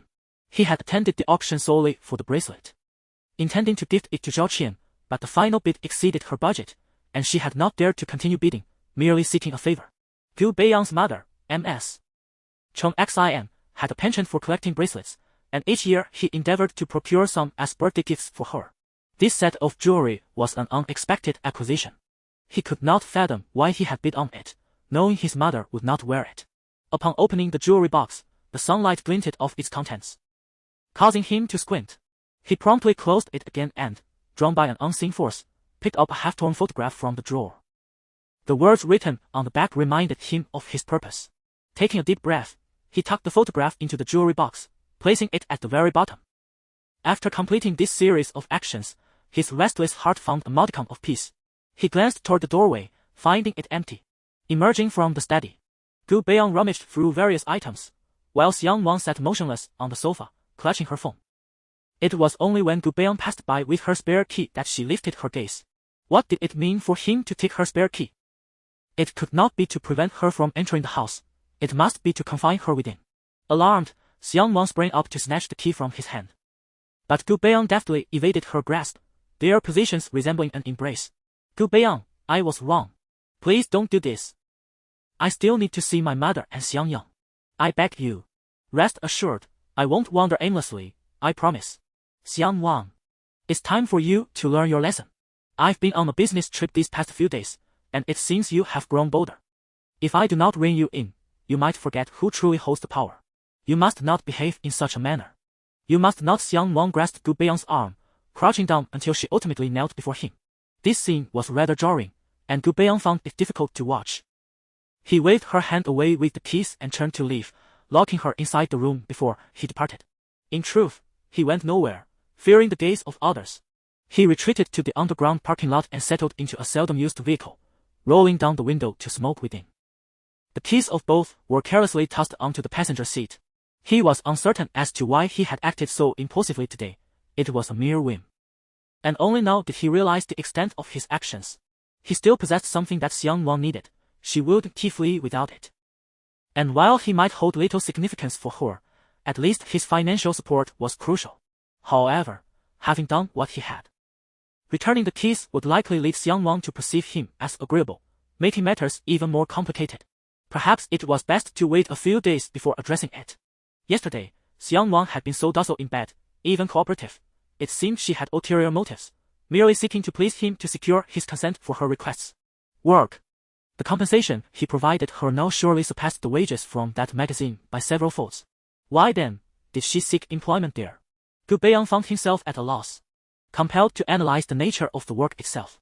The magazine industry offered a broad spectrum of social contacts, from laborers to high-profile elites. Suddenly, clarity dawned upon him. The more he pondered, the more his anger surged. He concluded that his actions were not excessive at all, in comparison to Xiang Nuan's petty schemes. His own transgressions were but a trifling matter. Unable to remain idle, Gu Beiyang ignited the engine and headed to the office. Upon his arrival, the entire workplace was taken aback.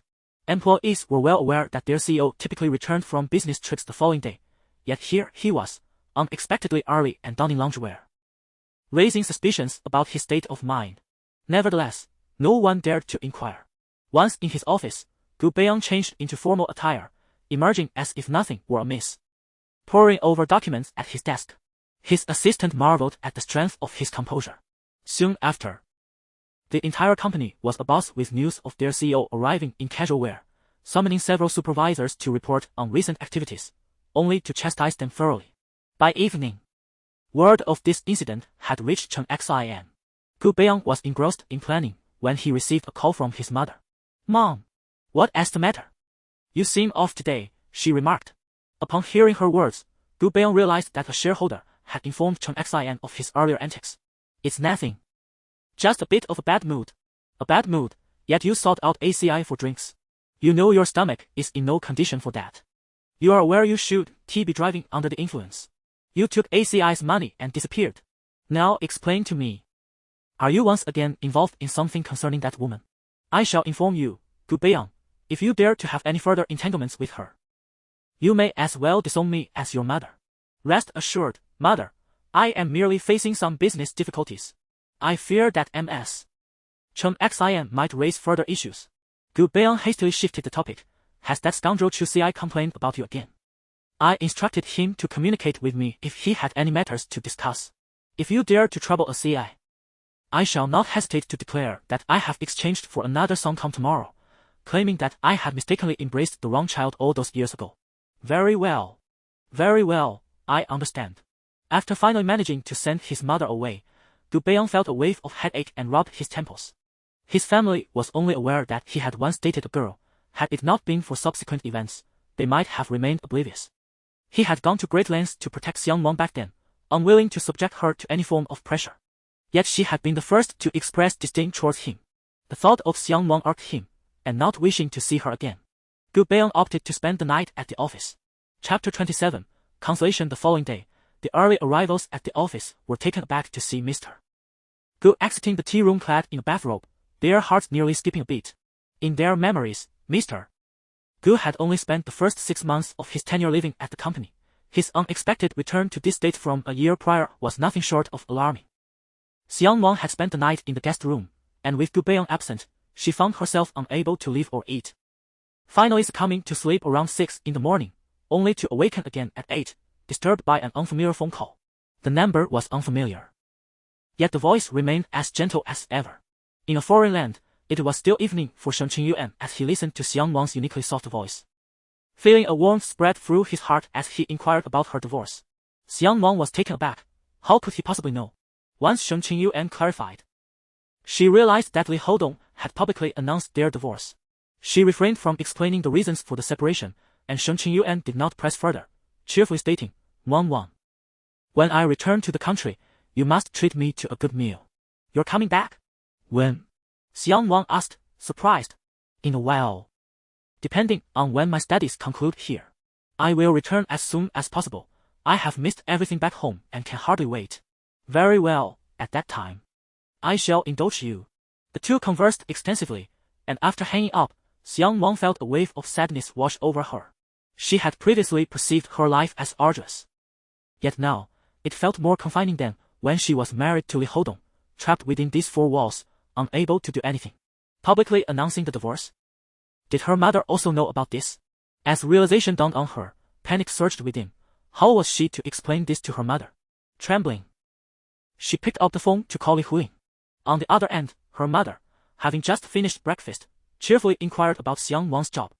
Xiang Nuan fabricated a story about heading to work shortly, which delighted Li Huiying, who expressed pride in her daughter's newfound independence.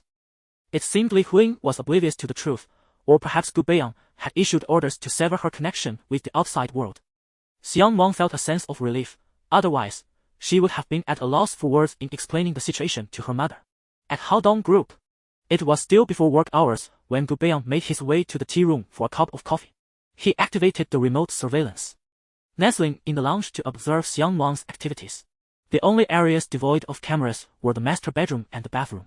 He did not believe Xiang Nuan would be bold enough to sleep in the master suite, and indeed, he found her peacefully slumbering in the guest room. At that moment, Gu Beiyang resembled a cat owner, eager to see what his feline companion was up to. Watching Xiang Nuan sleep was not only comforting but also elicited a thrill within him. After observing for nearly 10 minutes, during which she turned over twice, she was eventually stirred awake by the ringing of her phone. From her reaction, it was evident that it was not Li Huiying on the other end. She appeared genuinely happy. Since their reunion, Gu Beiyang had never witnessed her smile in such a manner, and instinctively, he sensed something was amiss. The person calling Xiang Nuan must be problematic. He promptly instructed his team to investigate the caller's identity, requesting the information be sent over along with the call recording. Before long, the details appeared on Gu Beiyang's computer screen. Xiang Nuan? Loading more content. Please wait. This site only supports access via mobile browsers. If you see this paragraph, it indicates that the chapter content has failed to load. Please disable reading mode, browsing mode, and ad blocking features in your browser. Or copy the URL to read in another browser. In the past, when together, Xiang Nuan mentioned his desire to make acquaintances, yet he had never encountered the individual, who always offered various excuses for his absence. Whenever he was present, Xiang Nuan would not be. Thus, from the very beginning, he paid particular attention to this person. In the photograph, Xiang Nuan was dressed formally, defending a case in court. Although he had not yet graduated, he had already participated in several prominent lawsuits abroad, proving himself to be an outstanding man. His family background was not rooted in commerce but in politics, while his wealth may not surpass that of others. His power was unmatched. 2 years ago, on the day of Xiang Nuan's wedding, he chose to pursue further studies abroad.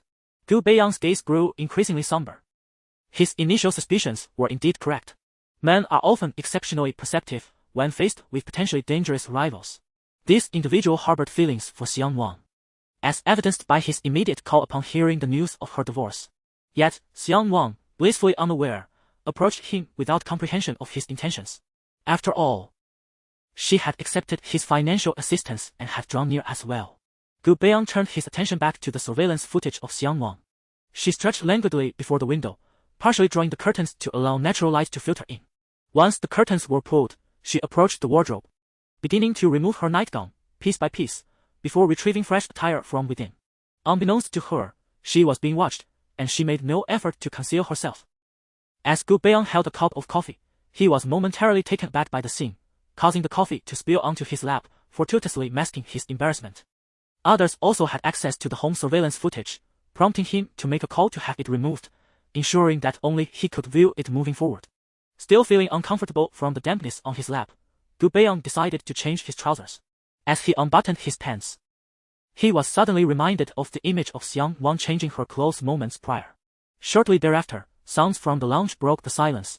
The assistant, upon entering and overhearing, promptly turned around and shut the door, standing guard until Gu Beiyang emerged. When he finally stepped out, he presented himself impeccably, having even spritzed a touch of cologne. While others remained oblivious to the underlying reasons, the assistant understood, having assessed the CEO's demeanor and ascertained that everything was in order before allowing entry. Gu Beiyang was still seething with anger. The assistant was acutely aware that he was likely experiencing unfulfilled desires. With Xiang Nuan unable to leave, she could only make do with what was available at home for a meal before turning her attention to news regarding herself. Glancing at the headlines about the collapse of a prestigious marriage, she could not help but scoff. Was the Li family truly considered prestigious? Speculation arose that Xiang Nuan had been cast out due to her inability to bear children, with reports of her purchasing contraceptives surfacing, occurring after her divorce, further alleging that she had betrayed the Li family. Yet, who could truly know the reality of the situation, if not those involved? These individuals had unearthed her past. Yet no one had revealed anything concerning her history with Gu Beiyang, leading her to suspect that he was orchestrating events from behind the scenes. Xiang Nuan, a person so concerned with her image, how could she possibly reveal such matters? Contemplating this, Xiang Nuan felt a mix of warmth and chill. Yet she could not fathom why, despite the fact that revealing the truth to her mother would deliver the most profound blow, her mother remained blissfully unaware.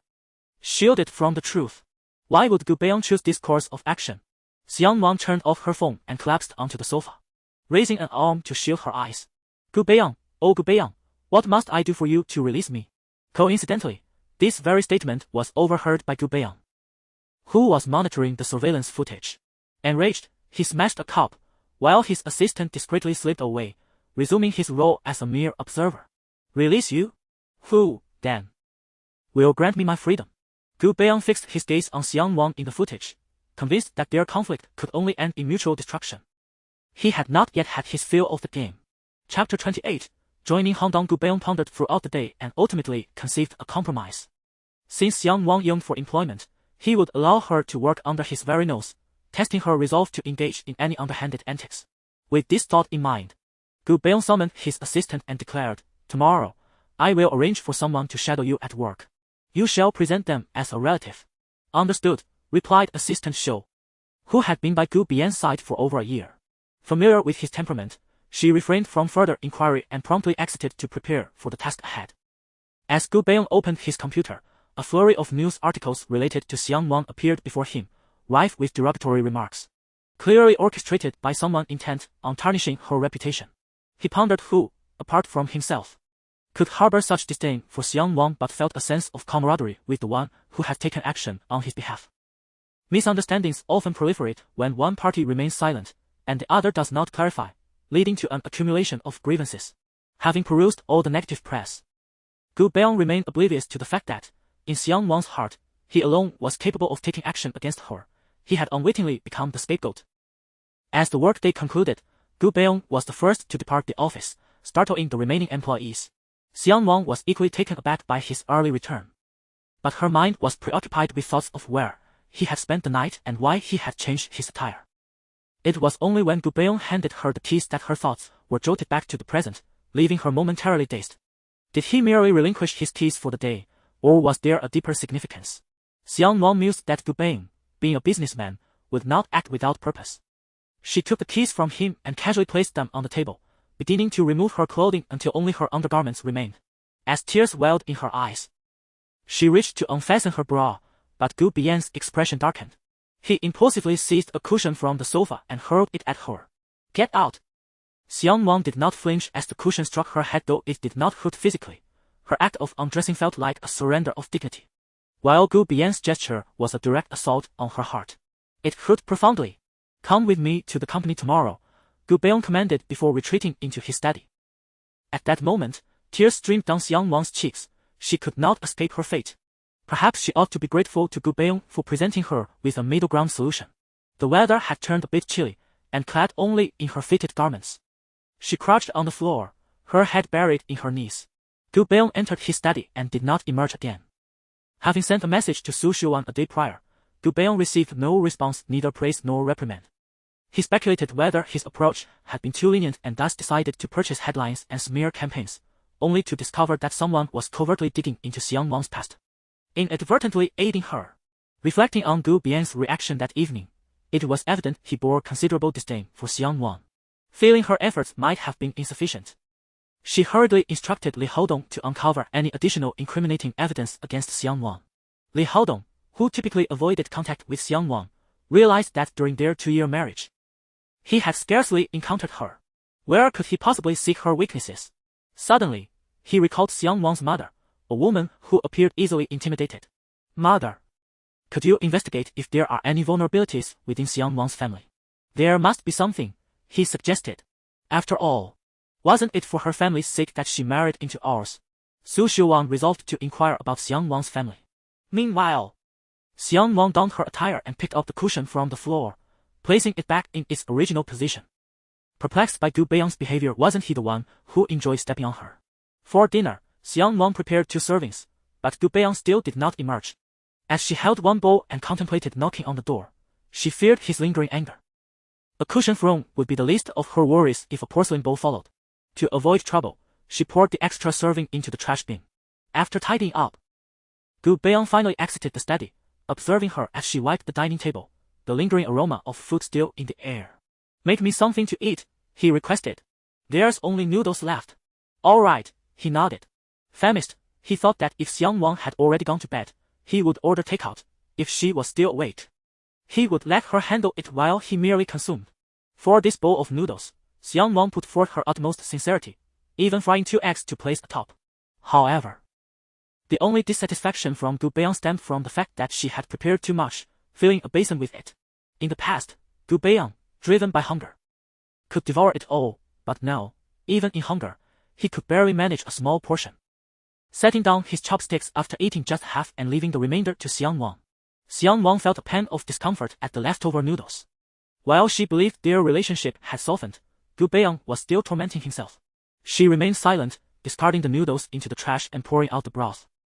Quietly washing the dishes, while Gu Beiyang sat on the sofa, engrossed in a financial program.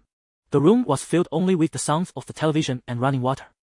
That night, Xiang Nuan took the initiative to approach Gu Beiyang, inquiring about her tasks for the following day. Gu Beiyang simply stated that someone would accompany her. She exhaled in relief. As long as it wasn't Gu Beiyang himself, she was content. Early the next morning, Xiang Nuan donned her sole formal outfit and waited at the door for Gu Beiyang. She was aware of the location of his company, but venturing there unannounced left her uncertain whether the receptionist would allow her entry. As Gu Beiyang emerged, impeccably dressed, he found Xiang Nuan standing at the door, his brow furrowing at her appearance, which made her seem several years older. Holding back his words, he walked ahead while she followed, maintaining this dynamic from their home to the underground parking of the company. Feeling it necessary to discuss some company matters with Xiang Nuan, Gu Beiyang put her back into the car, then rounded to the driver's side, entering the vehicle himself. Xiang Nuan, wait in the underground parking lot. Someone will come down shortly to discuss your work. Remember, act as if you do not know me while at the company. This resonated deeply with Xiang Nuan. She could hardly wish for anything more, eagerly nodding in agreement and assuring him she would not overstep. Gu Beiyang perceived her delight, which only fueled his irritation. Yet he refrained from expressing it, slamming the car door with a resounding bang, prompting Xiang Nuan to flinch slightly. Upon entering the company, Gu Beiyang took the exclusive elevator upstairs, leaving Xiang Nuan waiting in the parking lot. After some time, a tall man in his 30s approached her. Miss Yang, hello. I am Mr. Gu's assistant, Joe. Hello. This way, please. The assistant escorted Xiang Nuan into the elevator, which ascended directly to the 27th floor. Miss Yang, if anyone inquires, simply state that you are my relative. Regardless of their questions, please refrain from mentioning the president, Assistant Joe advised Xiang Nuan. Xiang Nuan bit her lip and replied, I understand, thank you. Upon seeing Xiang Nuan, the employees on the 27th floor began to whisper amongst themselves. Chapter 29. A world of difficulties. Those who work on the 27th floor are the Ciarmi de la Ciarmi. Yet curiosity is an inevitable trait even among the elite. Assistant Shou, who has thrived under President Gu's leadership, appeared almost monk-like in his contentment, until he unexpectedly brought a woman into the office, none other than the recently dismissed scion of a prominent family. This is my niece, Xiang Nuan. She will be interning here for a while, so please extend your understanding, Assistant Shou announced, directing her to a vacant desk. This particular spot had remained unoccupied, as it afforded a view into the president's office without allowing those outside to gaze in, making it an undesirable location. With her assignment to this desk A wave of sympathy rippled through the office. Xiang Nuan found her essentials already prepared for her, yet from the moment she entered, she was met with an array of scrutinizing glances most tinged with curiosity, while a few held disdain. Assistant Shou tossed a document her way, instructing her to verify its contents. This task consumed her entire morning, leaving only a small portion unfinished. Without a specified deadline, she contemplated continuing after lunch but was entirely unaware of the location of the employee cafeteria. Gu Beiyang observed Xiang Nuan's every move throughout the morning, thoroughly pleased with the assistant's arrangement, which ensured she would not engage in any mischief. Noticing that the office staff had departed for lunch, Gu Beiyang ordered a meal and sent Xiang Nuan a message, urging her to join him in the office early. Upon receiving the text, Xiang Nuan hesitated momentarily, saved her work, glanced around to ensure she was alone, and then cautiously entered, locking the door behind her. Once inside, she realized that her desk faced away from the office, igniting a flicker of frustration within her. Gu Beiyang was seated behind his desk, reclining comfortably, his elbows resting on the armrests, fingers interlaced as he observed Xiang Nuan intently. This was Xiang Nuan's first encounter with Gu Beiyang in such a relaxed posture. Setting aside their relationship, he certainly exuded an aura of charisma and professionalism. However, she had grown accustomed to his demeanor, indifferent to both his reprimands and occasional kindnesses. Yet, the morning's work had imparted her a sense of distinct worth beyond merely being Gu Beiyang as mistress or plaything. "President Gu, is there something you need?" she inquired. Gu Beiyang rose from his chair, sauntering over to her side, appraising her for a moment before stating, "We'll have lunch here in a bit." Xiang Nuan was taken aback. "President Gu, there's no need for that. I wouldn't want to cause you any unnecessary trouble." "No. I simply wish for you to finish your meal here and assist me with the cleanup afterward. The individuals on this floor are far more capable than you, naturally. I must delegate other tasks." Xiang Nuan took a deep breath, realizing that her presence at the company was not as straightforward as she had hoped. Gu Beiyang sought to amuse himself at her expense. The meal proved to be far from enjoyable for her, while Gu Beiyang appeared in high spirits. After lunch, Xiang Nuan lowered her head, tidying up a considerable mess, including various refuse. As employees gradually returned, witnessing Xiang Nuan emerge from the CEO's office carrying 2 large bags of trash intensified their sympathy. A kind-hearted young man even offered to help her with 1 bag, to which Xiang Nuan smiled and nodded in gratitude. Gu Beiyang, observing this scene from his office, clenched his fists in frustration. Throughout the afternoon, he continuously summoned Xiang Nuan for various tasks, even requesting her to fetch a pen, solidifying her belief that his intention for summoning her was purely to torment her. Exhausted from running around, she felt compelled to continue catering to Gu Beiyang's whims, unable to express her frustration, drawing pity from onlookers. "Xiang Nuan, I need a cup of coffee. Hurry and bring it to me," Gu Beiyang called out. Xiang Nuan, having lost count of how many times he had summoned her, reluctantly rose to her feet.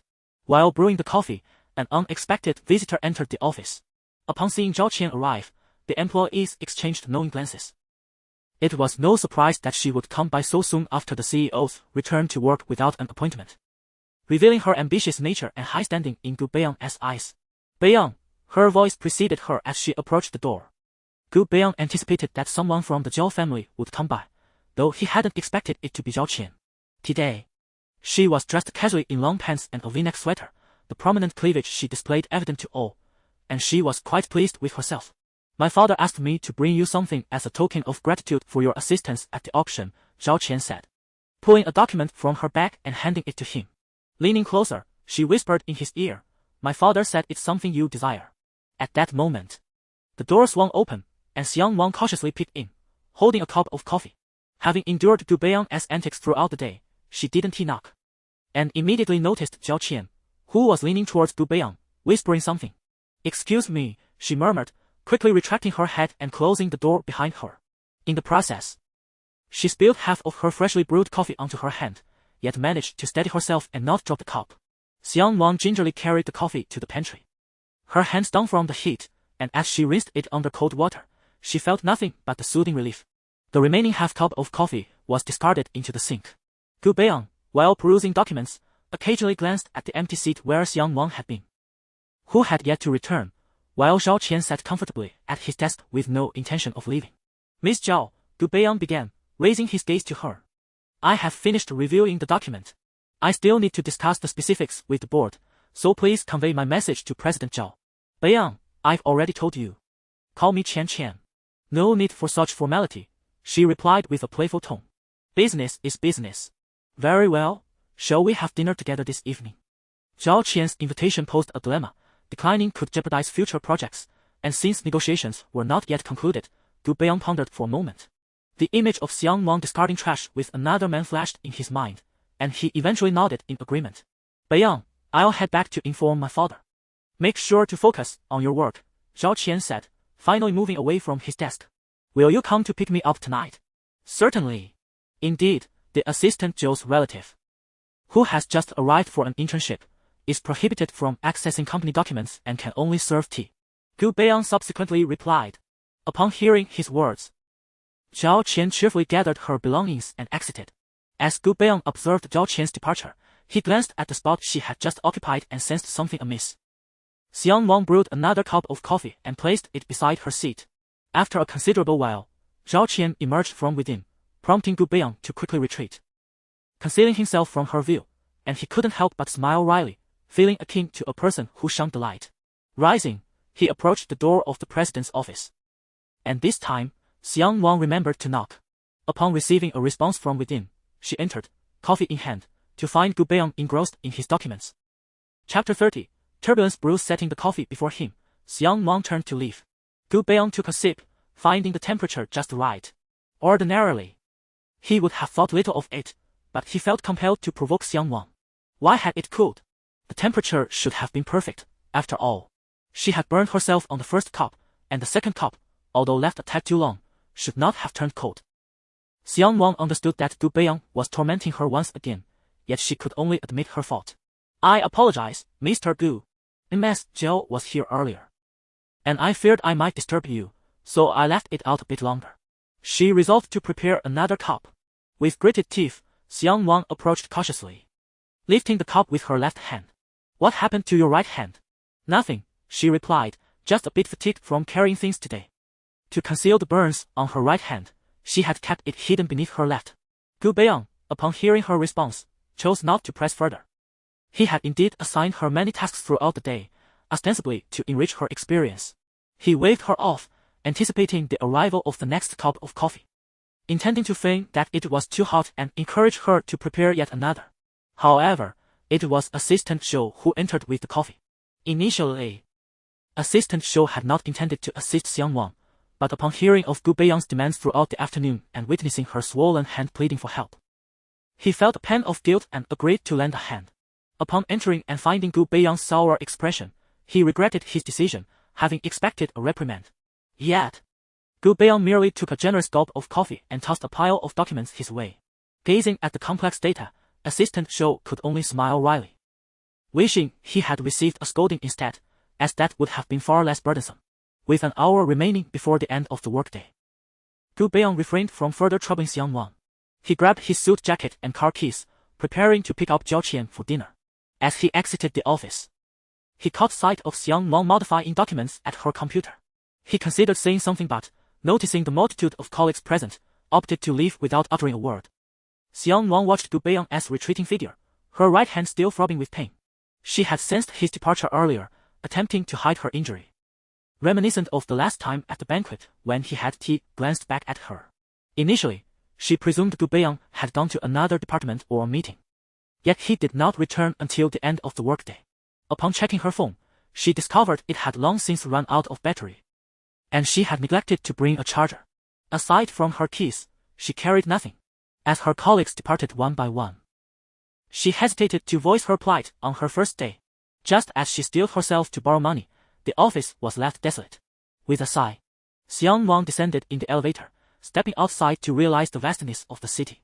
The only way to return was on foot, and she was entirely unfamiliar with the area, relying on inquiries as she walked. Upon reaching the entrance of her residential complex, she lost track of the hours spent walking, only aware that the streetlights had been aglow for quite some time. Her legs had nearly lost all sensation, and her willpower alone propelled her forward. Parched and desperate for water, dragging her weary body, she felt an unprecedented surge of joy upon seeing the door, nearly moved to tears. Upon entering, however, She found Gu Beiyang seated on the sofa with a dark expression. Xiang Nuan, do you still wish to be confined? Ignoring my calls and switching off your phone. You think a little reprimand will make me relent? I was merely out of battery. The latter part of Xiang Nuan's sentence remained unspoken. In an instant, she lost the desire to explain herself to Gu Beiyang. She noticed the fire of anger in his eyes, realizing that her explanations would be futile. Never mind, Gu Beiyang. Think as you will. I am quite exhausted and wish to take a nap. I intend to take the day off. She was both tired and hungry, lacking any inclination to quarrel with him, nor did she want to provoke his ire further. Her tone was merely informative. Today, she had no desire to work. Even hunger could not compel her to move, as all she wished for was a proper rest. Xiang Nuan bypassed Gu Beiyang and entered her guest room, first plugging in her phone before grabbing a couple of garments and heading to the bathroom. Remarkably, Gu Beiyang did not disturb her, granting her time to bathe. However, she nearly succumbed to sleep in the shower. Losing his patience, Gu Beiyang entered and carried her back to the bedroom, with a shower cap still adorning her head. Xiang Nuan, in a daze, thought she should have locked the door, realizing Gu Beiyang must have used a key. Just as this thought crossed her mind, she found herself tossed onto the bed, and Gu Beiyang removed her shower cap and kissed her, the room dim but their familiarity palpable.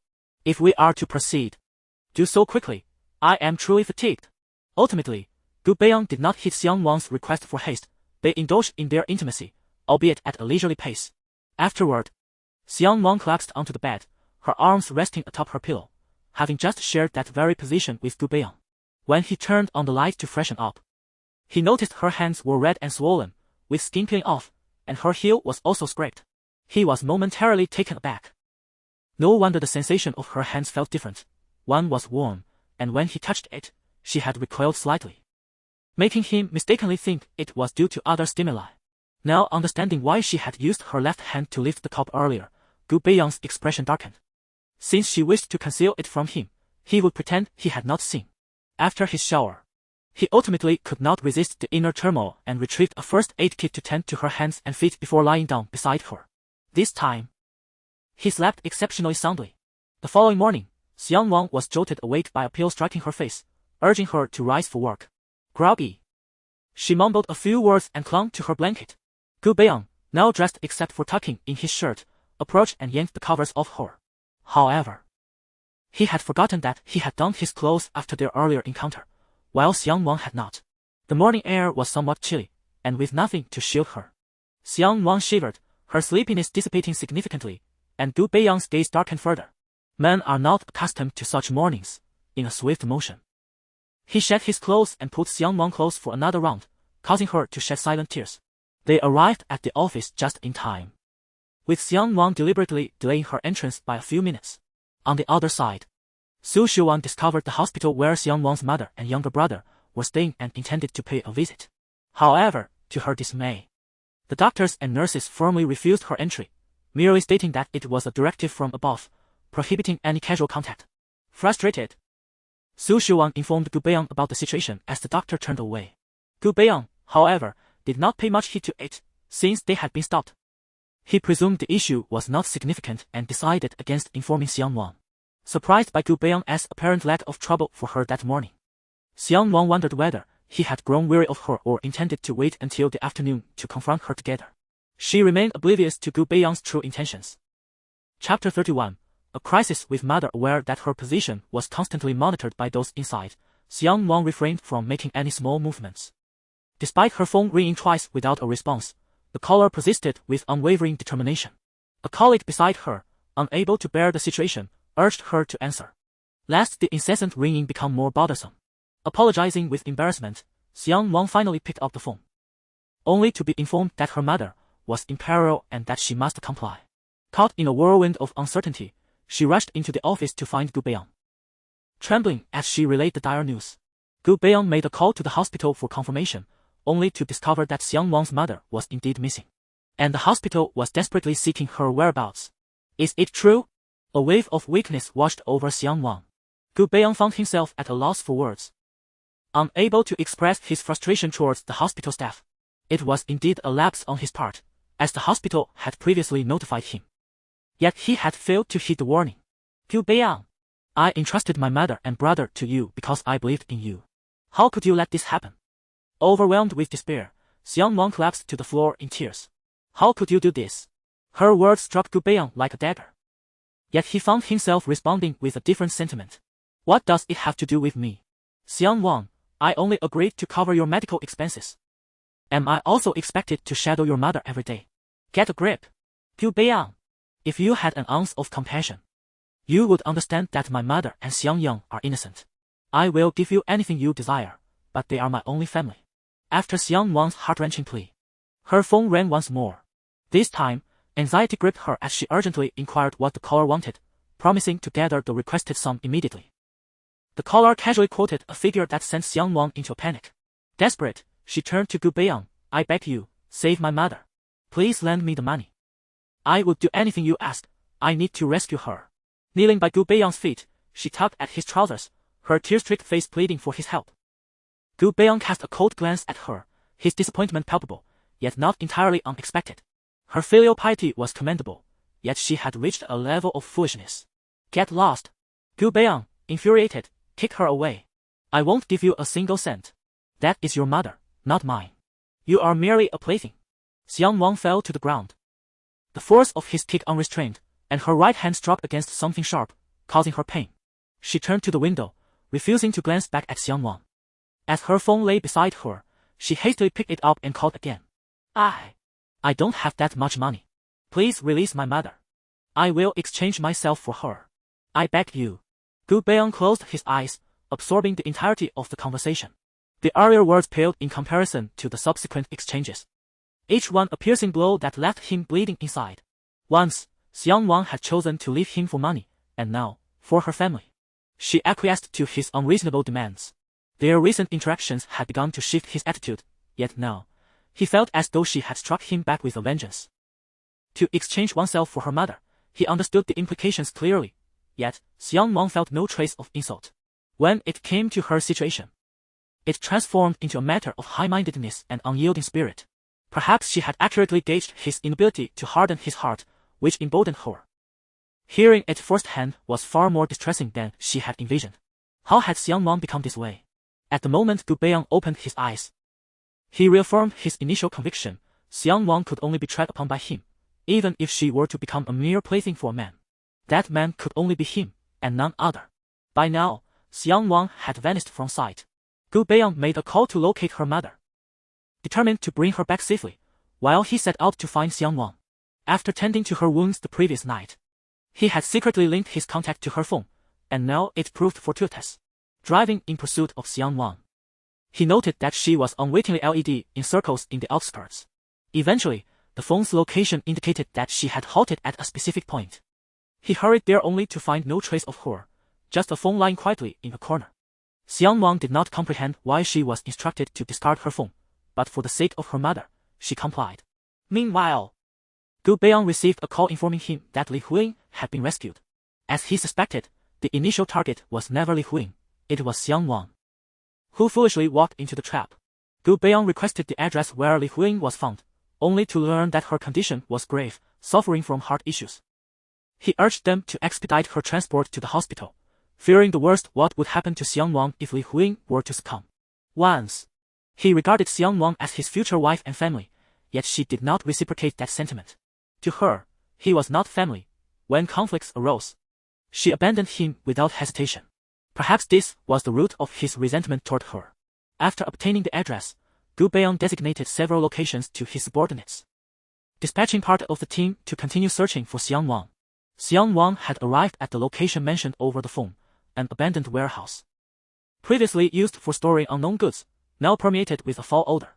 Yet, she saw no one. Is anyone there? She called several times before a short, thin man emerged from the shadows, approaching her with the intent to blindfold her. Concerned for her mother, she dared not refuse and followed him for some time until they halted, hearing a voice from the phone speaking to her. Miss Yang, you're quite disobedient, even bringing a tail with you. Thankfully, my brothers were clever enough to have you dispose of your phone. A tail? Xiang Nuan was bewildered by their words. But knowing her mother was missing would surely have prompted a police report. Who else could monitor her whereabouts? Where is my mother? She demanded, her voice tight with anxiety. Oh, that woman. We left her half-dead in another location. Once you complete this task, we'll all wash our hands of it. The man caressed Xiang Nuan's delicate face. Truly a visage of beauty. Yet, one could only wonder if she awoke with the same splendid countenance. You scoundrels! With her hands bound, Xiang Nuan was rendered blind to her surroundings. She felt hands traversing her thigh, terror coursing through her, causing her to tremble. However, her struggles were futile against these men. Surrounded by 3 or 4, perhaps even more, she lost track of their numbers. With all her might, she attempted to break free, but could only flee in one direction. Blind to her surroundings, until she collided with an unknown object, collapsing to the ground. She felt something trickling down her face, her head spinning uncontrollably. Chapter 32. An eye for an eye. Several hands were groping her, and Xiang Nuan felt a surge of revulsion and despair. Suddenly, she considered that Gu Beiyang's previous insults were not entirely intolerable. Abruptly, the unwanted touches ceased, and after a brief pause, someone lifted her into their arms. Gu Beiyang. After uttering this name, Xiang Nuan lost consciousness, leaving her unaware of anything that followed. Gu Beiyang looked down at the person in his embrace, his anxiety palpable. When he arrived moments ago, Xiang Nuan lay motionless on the ground, her head stained with blood, surrounded by several lecherous middle-aged men. Upon noticing that half of these men were beginning to react, Gu Beiyang's fury ignited, and he struck without mercy. Unarmed and unafraid, he was never intimidated. Especially not by such insignificant adversaries. After dispatching them, Gu Beiyang hurried to lift Xiang Nuan, who, in her dazed state, called out her own name. He responded, believing she recognized him. At that moment, his subordinates arrived, and after a brief exchange, he took her away. Though Xiang Nuan had a head wound that appeared alarming, it was not as grave as it seemed. The true severity lay with Li Huiying, who was still undergoing emergency treatment. With the hospital director personally involved in the surgery alongside an expert, and security measures heightened around them. Have this young lady call me once she awakens. Gu Beiyang instructed the nearby doctor, aware of other pressing matters that awaited his attention. After Gu Beiyang departed, the assailants were taken to a training camp he seldom frequented. The Gu family, for the sake of safety, had trained a group of elites, though they refrained from unlawful activities, focusing instead on gathering information to protect the family. Upon Gu Beiyang's arrival, a man with a boss cut welcomed him inside. The 5 captives, lacking any real abilities, pleaded for mercy at the sight of him. Who sent you? Gu Beiyang inquired, knowing the answer but seeking confirmation. We don't know, only that it was a woman, the leader of the group stammered. Terror etched across his face. Please, have mercy on us. What did that woman instruct you to do? She ordered us to deal with Xiang Nuan. To film the act after we violated her. We hadn't even begun when you arrived. Xu Wan, that woman, had proven herself utterly foolish attempting to interpret his intentions regarding Xiang Nuan without consulting him. Previous skirmishes could be overlooked, but this was entirely excessive. After a moment's contemplation, Gu Beiyang declared, fine, you shall tell her you are delivering the video.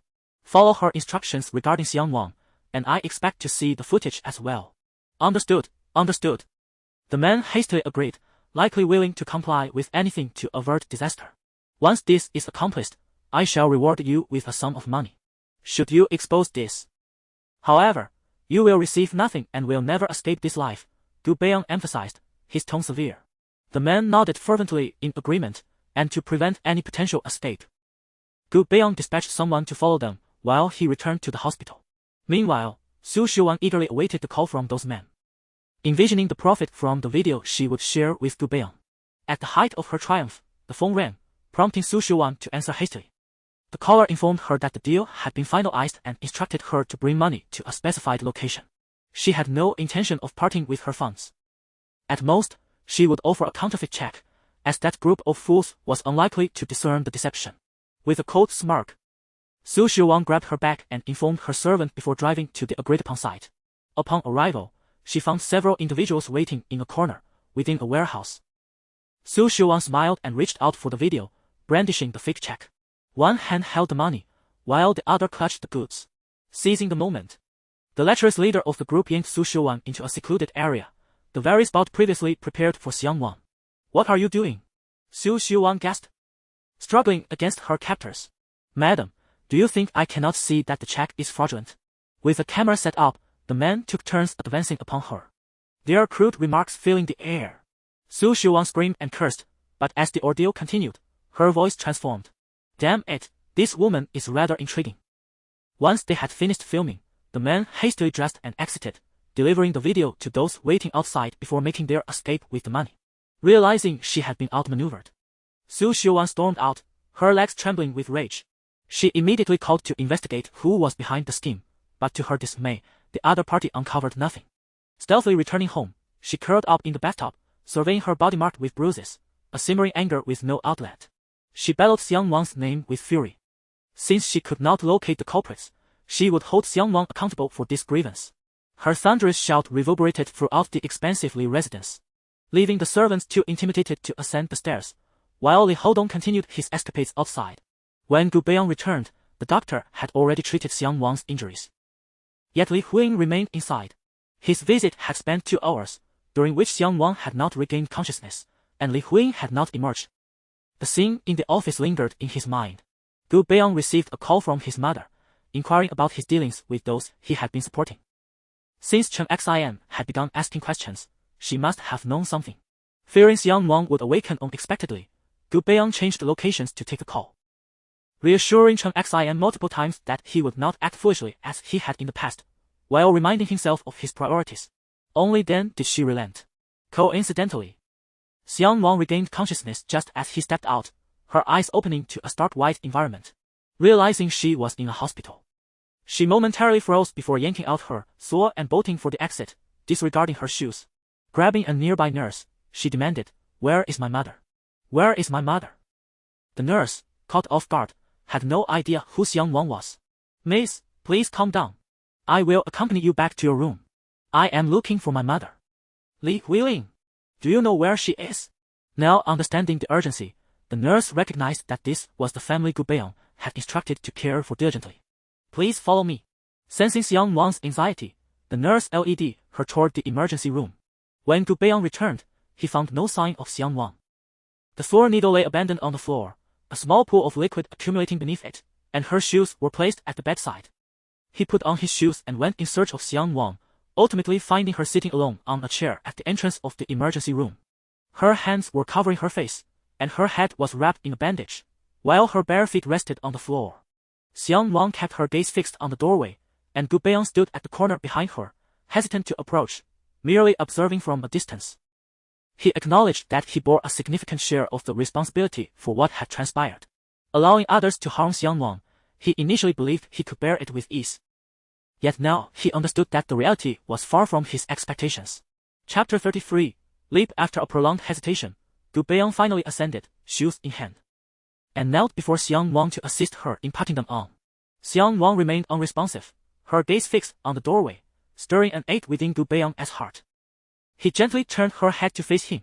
"Xiang Nuan, do not fret, your mother will be all right." "Gu Beiyang, do you not feel a twinge of guilt as you utter those words?" He reminded himself that Xiang Nuan was merely agitated and that he should remain calm.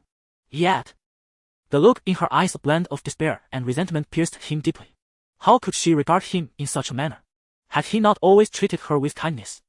If he had arrived in time, she could have found herself in an unfathomable predicament.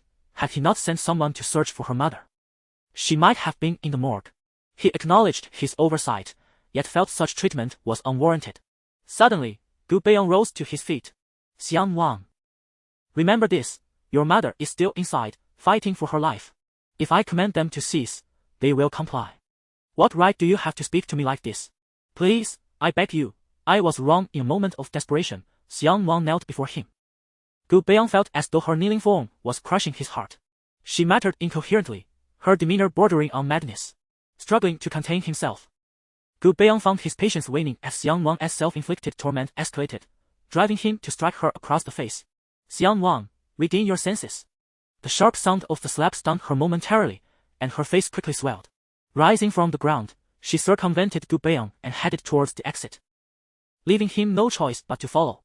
Moments earlier, she had clung to his pant leg, crawling at his feet, but now, a crimson stain seeped through the bandage on her head. Seemingly unfazed by the pain, Xiang Nuan continued her march to the rooftop, the wind disheveling the blood on her face. At that moment, a wave of panic washed over Gu Beiyang, compelling him to pull her back. "Gu Beiyang, if my mother is gone, I no longer wish to live. Xiang Nuan, think of Xiang Yang, come back with me." he implored, grasping her arm. There is no Xiang Yang. Our family will not be torn apart. I will take Xiang Yang with me to find mother. She shook off his grip, her emotions spiraling out of control. Gu Beiyang's voice trembled. Then what of me? You despise me, do you not? You wish for my demise, for my descent into hell. If I were to perish, would that not fulfill your desire and bring you joy? Suddenly, she laughed. You, Gu, with a mere flick of your wrist, could extinguish my life as easily as crushing an ant. Gu Beiyang was at a loss for words, his heart bleeding for her an unmistakable, tangible pain. Just then, his phone rang, the doctor informing him that Li Huiying had stabilized. Upon hearing this, Xiang Nuan broke free from his grasp and dashed back, disregarding her injury. Gu Beiyang immediately pursued her. The question he had posed had taken him completely by surprise. He could scarcely believe he had uttered it. Although Xiang Nuan's response should have brought him joy, he felt none. Li Huiying was ushered back into her original hospital room. Upon seeing the bloodied face of Xiang Nuan, the doctor speculated that her wound had reopened and advised her to seek treatment. However, Xiang Nuan, firmly grasping Li Huiying's hand, had no intention of leaving. After much persuasion proved futile, the doctor contemplated summoning a nurse to fetch supplies for her care. Behind them, Gu Beiyang interjected, Xiang Nuan, I do not wish for your mother to awaken and witness you covered in blood, only to faint again. You should heed the doctor's counsel. His words struck a chord with Xiang Nuan, prompting her to obediently follow for treatment, while Gu Beiyang remained close by.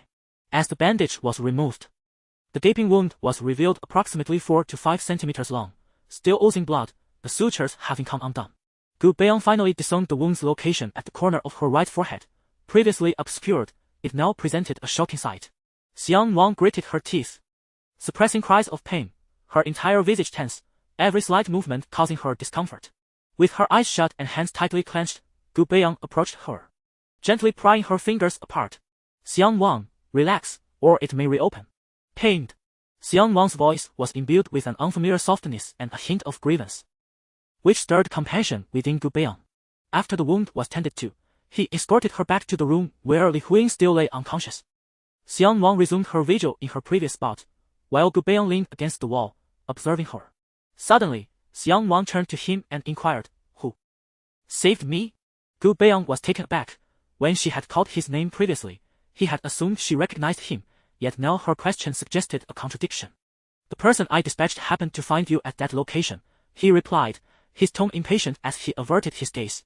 If she could not recognize him, then so be it, it simplified matters. Thank you, but where is that person? She asked. He has gone to attend to other matters. Oh, she replied, refraining from further questioning, resolved to express her gratitude at a suitable opportunity. Later, Gu Beiyang pondered that perhaps Xiang Nuan had unconsciously called out his name, revealing a latent desire for him to be her rescuer. Contemplating this, his gaze upon her deepened with complexity. As Xiang Nuan awaited her mother's awakening in the hospital, also tending to her own injuries, Gu Beiyang accepted her actions without objection, allowing her the time she needed. He took the opportunity to review the financial status of Changtai Company, discovering considerable discrepancies. Su Xiuan had been frantically offloading stocks in recent days, the reasons for which he had yet to investigate. However, given the existing gaps, he decided to delve deeper. After observing for a couple of days, he instructed his assistant to discreetly acquire shares from the shareholders. He could not directly address certain matters, necessitating the involvement of another, though he would take his time to consider whom to approach. For now, it seemed Su Xiuan was preoccupied, and as for her son he was, quite frankly, of little use. In the hospital, Xiang Nuan could not afford to concern herself with whether Gu Beiyang was upset. She requested the nurse to set up a small bed in the ward, where she would sleep each night to care for her mother and younger brother. Xiang Yang needed only minimal attention, while Li Huiying required significantly more care. Xiang Nuan diligently measured her mother's vital signs daily, proving more attentive than the nurses themselves. On the third day, Li Huiying finally awoke. At that moment, Xiang Nuan was sleeping on the adjacent small bed, lying on her side to avoid pressing on the wound on her head, her back to Li Huiying, with a bandage wrapped around her forehead.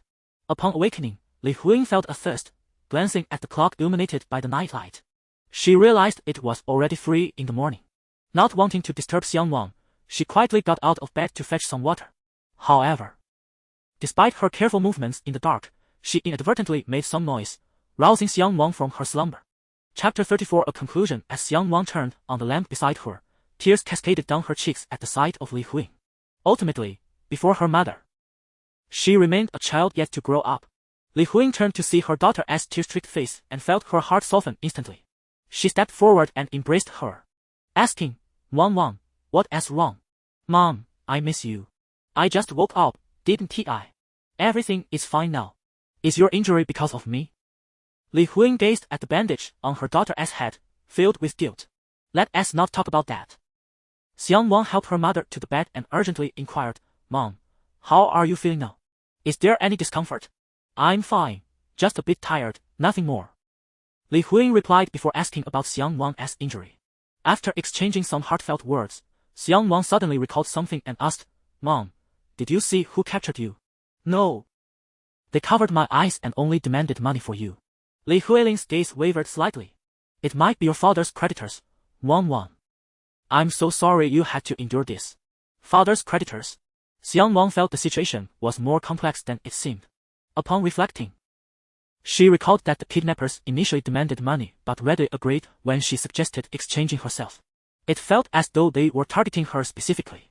Yet, in her current state, what could they possibly want from her? Unable to comprehend, she set the matter aside for the moment and lay beside Li Huing. Since growing up, she had not shared such moments with her mother. After marrying Li Hodong, their encounters had become infrequent, not to mention her tendency to only share good news, preferring to bear her troubles alone rather than worry those around her. Li Huing gently patted the quilt and leaned her head on Xiang Nuan's, mimicking how she used to play with her hair as a child. My Wan has grown up. Mom, I used to be so afraid you would love me less after Yang was born. Xiang Nuan buried her face in Li Huing's chest. But when Yang arrived, I realized having a younger brother was not so bad after all. He is such an adorable little clingy one. When Yang wakes up, shall I take you both away? What nonsense are you speaking? You're married now. Where do you think you're going? Did the Li family bully you, Mom? Xiang Nuan's heart skipped a beat, nearly revealing her secret. She quickly corrected herself. No, I meant to take you both to the Li family. So we won't stay in the hospital anymore. How foolish can you be? The hospital bills for Yang and me have already troubled the Li family enough. Once your brother wakes up, I'll take him back to our hometown where your grandparents have left an old house. You should come visit us when you have time. Indeed, her mother's hometown was a potential refuge. Xiang Nuan had visited once when she was very small. Her grandparents had been gentry in ancient times, which explained why her mother had such a mindset of subservience to her husband, lacking independent thoughts. Xiang Nuan held no resentment towards anyone. If blame were to be assigned, it could only fall on her father, Xiang Ming. Lost in her thoughts, Li Huing continued, Wan. If I can no longer be with you in the future, you must live happily. If Xiang Yang awakens, just watch him grow up and refrain from doing anything wrong. If he does not wake up, then I must trouble you. Xiang Wang's eyes glistened with unshed tears as she choked out, It's all right, mother. Yang will be fine, and you will be fine too. You will live for many years. You have yet to meet your grandson. All right, mother will do her best. As for the grandson, Wan, you must strive as well. Thus, the mother and daughter embraced and fell asleep. Xiang Nuan slept soundly, dreaming of her carefree childhood, a time when her father had not incurred such immense debts, and her mother was in perfect health. In her dream, Xiang Yang was her flower boy, and the setting was her wedding from 2 years prior, with the groom resembling a radiant son Gu Beiyang. Yet, dreams and reality are ultimately at odds. During the days of Xiang Nuan's absence, Gu Beiyang sought solace in work to fill the void left by her, deprived of any joy that her presence brought. Each day, he could only listen to the hospital staff report on her condition. After nearly half a month in the hospital, Xiang Nuan was urged to leave by Li Huing, who remarked that a married daughter is like water that has been spilled. As Xiang Nuan departed, Li Huing felt a wave of reluctance. Since moving into the hospital with Xiang Yang, the Li family had never visited. She found it peculiar but refrained from asking, fearing it might burden her daughter. Xiang Nuan returned early to Gu Beiyang's residence, arriving before he typically woke. After half a month away, the house was largely unchanged, save for a layer of dust. After changing her clothes, she took out tools to clean.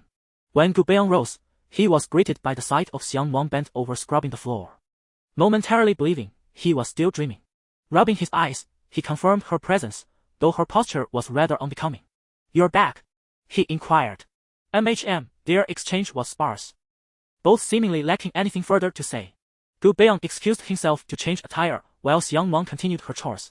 Upon his return, Gu Beiyang found Xiang Nuan emerging from the bathroom with a basin of water, a bandage still wrapped around her forehead, and an apron tied around her waist. He adjusted his tie, glanced at her, and walked past without a word. Gu Beiyang, Xiang Nuan called out. He halted but did not turn back. I never got the chance to express my gratitude. I was too emotional before, and I hope you can overlook my previous words and not hold a grudge. This declaration took all of Xiang Nuan's courage. However, Gu Beiyang merely replied coolly, You are not worth it, before departing through the door. Xiang Nuan stood stunned for a moment before a bitter smile crossed her lips. Not worth it. Yes, her status rendered her words meaningless. Nevertheless, gratitude was still due. After Gu Beiyang left, she devoted herself to thoroughly cleaning the entire house. Meanwhile, upon arriving at the office, Gu Beiyang resumed his habit of covertly observing Xiang Nuan's daily life. That evening, considering the injury on Xiang Nuan's head, Gu Beiyang refrained from troubling her too much, allowing her to return to the guest room after attending to his own needs.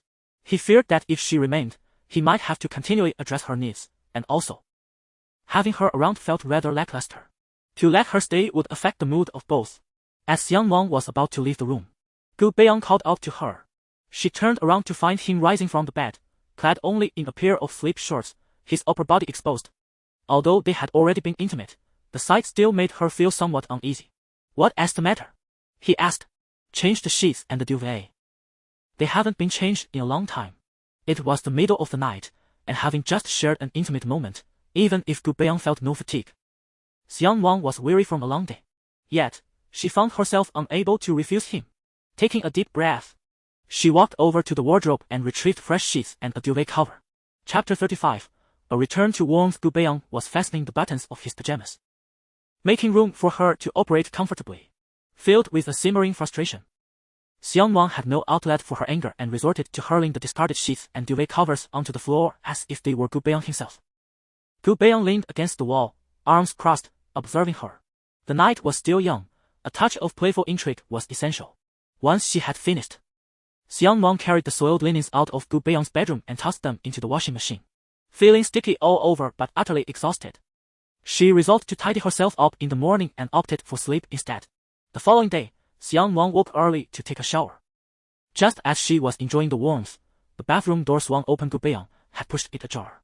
Since his bedroom was equipped with an in-suite, they had both tacitly agreed to share the facilities after she moved out, and she had bothered to lock the door. Gu Beiyang had intended to wash up after waking, but upon discovering that his water heater was broken, he had no choice but to seek refuge here. To his surprise, he found Xiang Nuan already in the shower. Caught off guard by Gu Beiyang's sudden appearance at the door, Xiang Nuan could only stare at him in disbelief. Unbeknownst to her, the early morning had brought out a side of Gu Beiyang that was quite bold.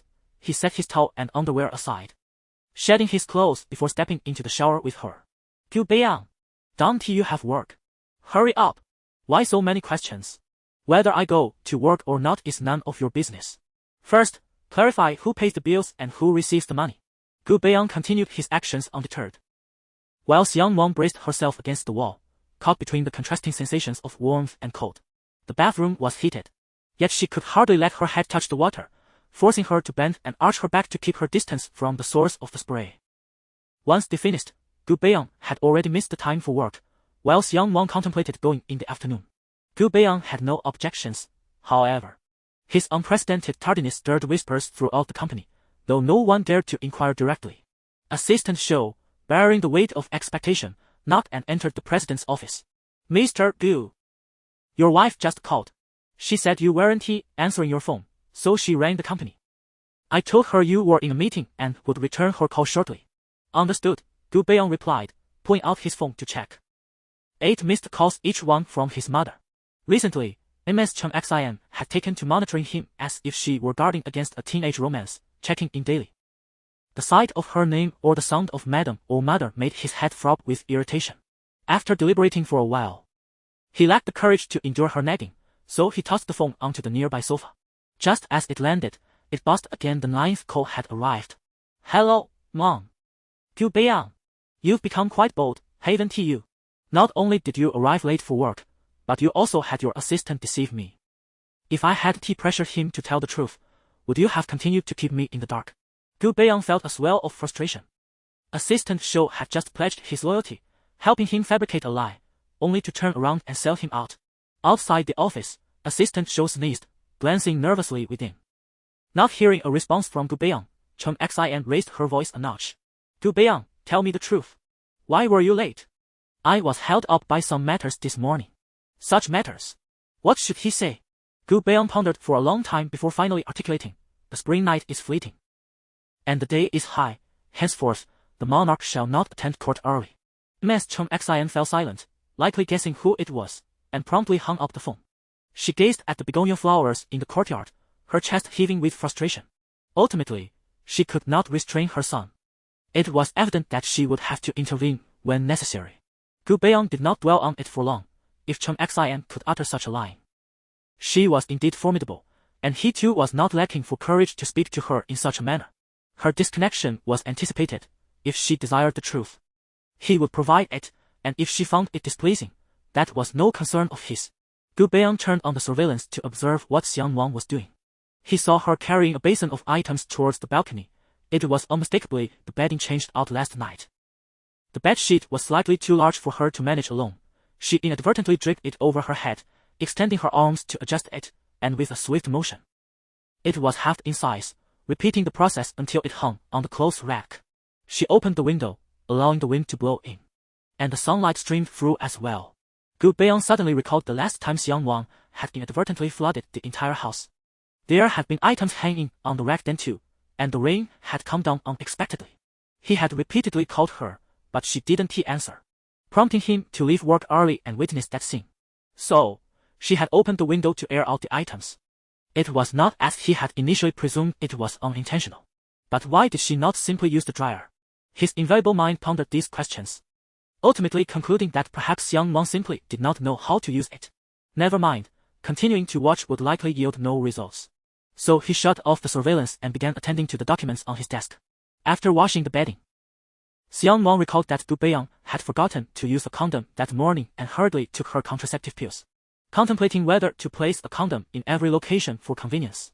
However, she decided against it, fearing that Gu Beiyang would find new ways to tease her. Sitting at her vanity, she deftly changed the bandage on her forehead. She had already removed the stitches before leaving, and it was unnecessary to keep it on. The newly healed skin was slightly red and rather conspicuous, so a cover was warranted. As she tore off the old bandage, she glanced at the makeup items on the table, contemplated for a moment, and dashed downstairs to purchase some translucent waterproof band-aids that fit just right. With her makeup tools at hand, she applied a light touch of makeup to her face, ensuring that the bandage was obscured. And only then did she feel satisfied enough to start preparing lunch. While she was stir-frying the vegetables, Gu Beiyang called, requesting that she bring him some food. How did you know I was cooking? In truth, Gu Beiyang had finished his work and resumed watching Xiang Nuan, noticing her skillful handling of the ingredients, which suddenly made him feel hungry. Without a second thought, he dialed her number. Of course, he could not say that outright. You're cooking. Perfect timing. If you had tea started, you could make it know it's about the right time for me to come over. Lacking funds for a taxi, Xiang Nuan soon received a transfer of 200 yuan, insufficient indeed, while others were compensated in the hundreds of thousands or even millions for their endeavors. Her own remuneration was a mere 200. Contemplating this disparity, she shook her head, recognizing the futility of comparison. Having anything at all was already a blessing. Upon her arrival with the meal, she found the office empty, as everyone had gone to lunch. Gu Beiyang was in the office, engrossed in his phone. Noticing Xiang Nuan's entrance, he pushed his chair back, creating space for her. Chapter 36. The turmoil persists. The table before him was in disarray, an evident gesture for her to tidy up. Xiang Nuan suspected it was a deliberate act on his part.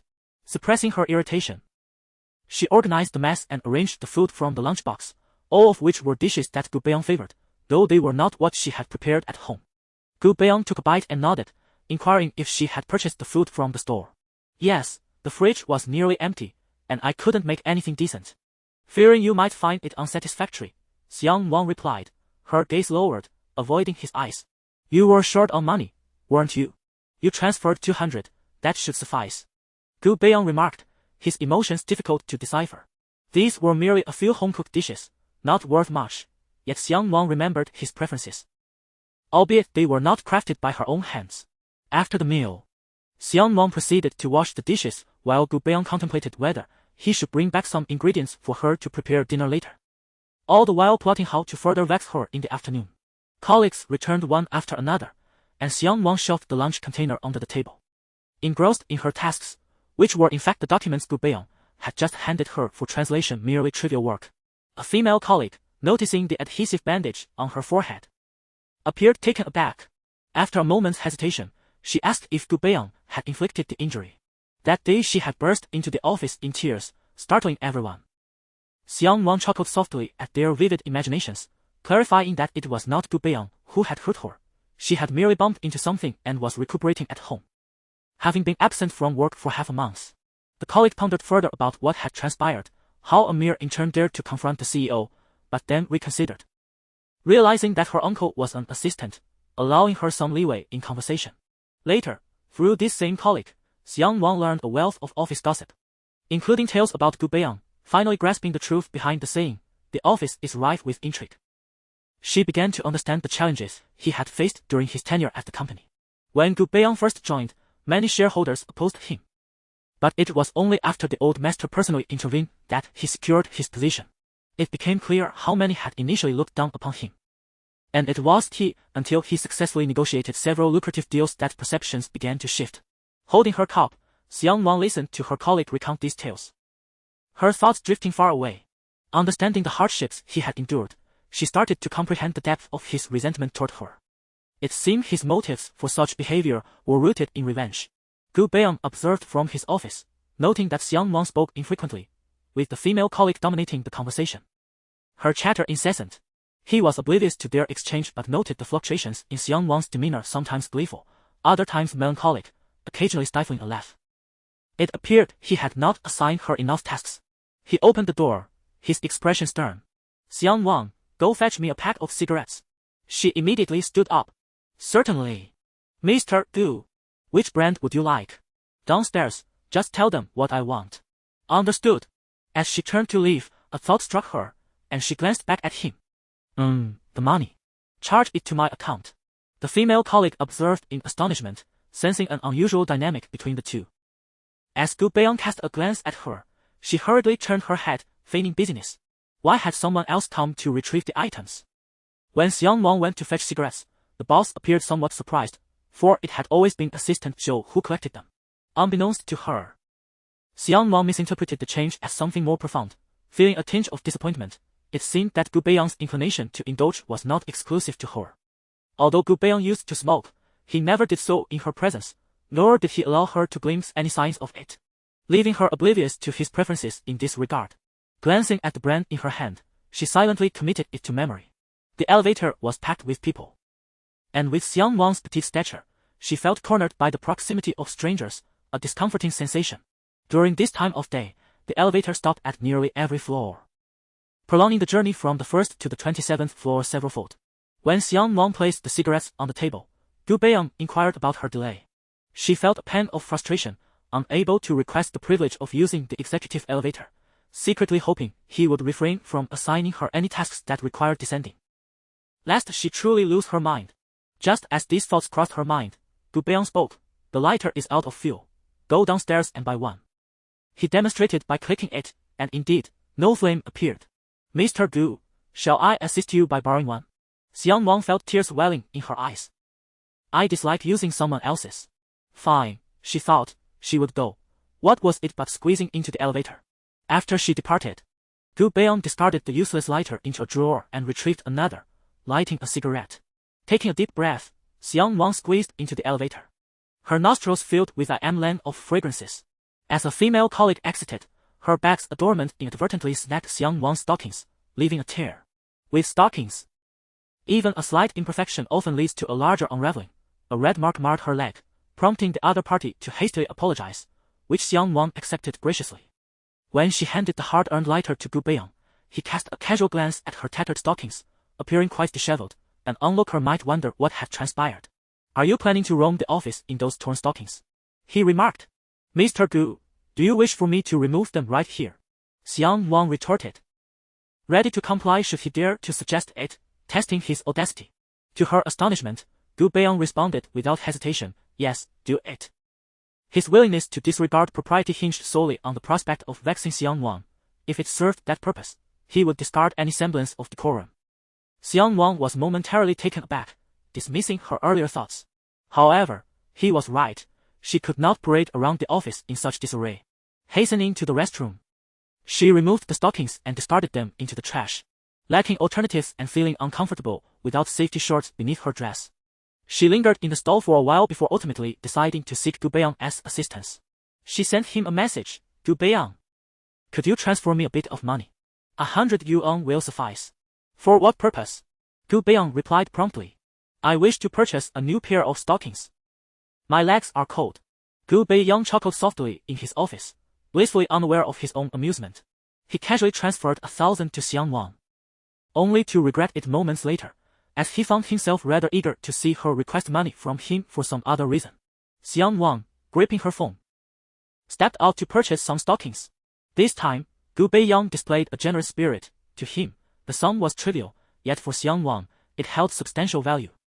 She contemplated saving up small amounts here and there, believing that little by little, it would accumulate, all the while knowing Gu Beiyang would remain oblivious to her endeavors. Chapter 37. Rare guest. Xiang Nuan had just changed her stockings at the store before stepping outside, moving at a leisurely pace, reluctant to return. She was acutely aware of her feelings for Gu Beiyang. It was impossible to say she did not like him. Yet, her clarity made her realize that this affection must remain buried deep within her heart. Some truths, once spoken, could jeopardize their relationship. If Gu Beiyang were to discover her lingering feelings, would he consider her pathetic or even revolting? Leaves drifted from the trees by the street, mirroring Xiang Nuan's current emotional state, adrift and unsupported. Meanwhile, in Gu Beiyang's office, a woman had arrived, her gaze evasive, unwilling to meet the eyes of the woman opposite her. Chen Xian sat gracefully on the sofa, sipping tea, exuding an air of calm composure. Fortunately, he had received a call from the front desk alerting him to his mother's arrival. With Xiang Nuan absent, he hoped to avoid any misunderstandings. He could only strive to keep the two from encountering each other and wished for Xiang Nuan to be clever enough not to act foolishly. Upon seeing who was seated in the outer area, he inwardly scolded himself for being foolish, yet he dared not reveal any expression that might alert Chen Xian. Mother, what brings you here at this hour? He inquired. Oh, nothing much, just checking to see if you were in the office this afternoon, she replied. Gu Beiyang felt a significant distance remained between him and his mother.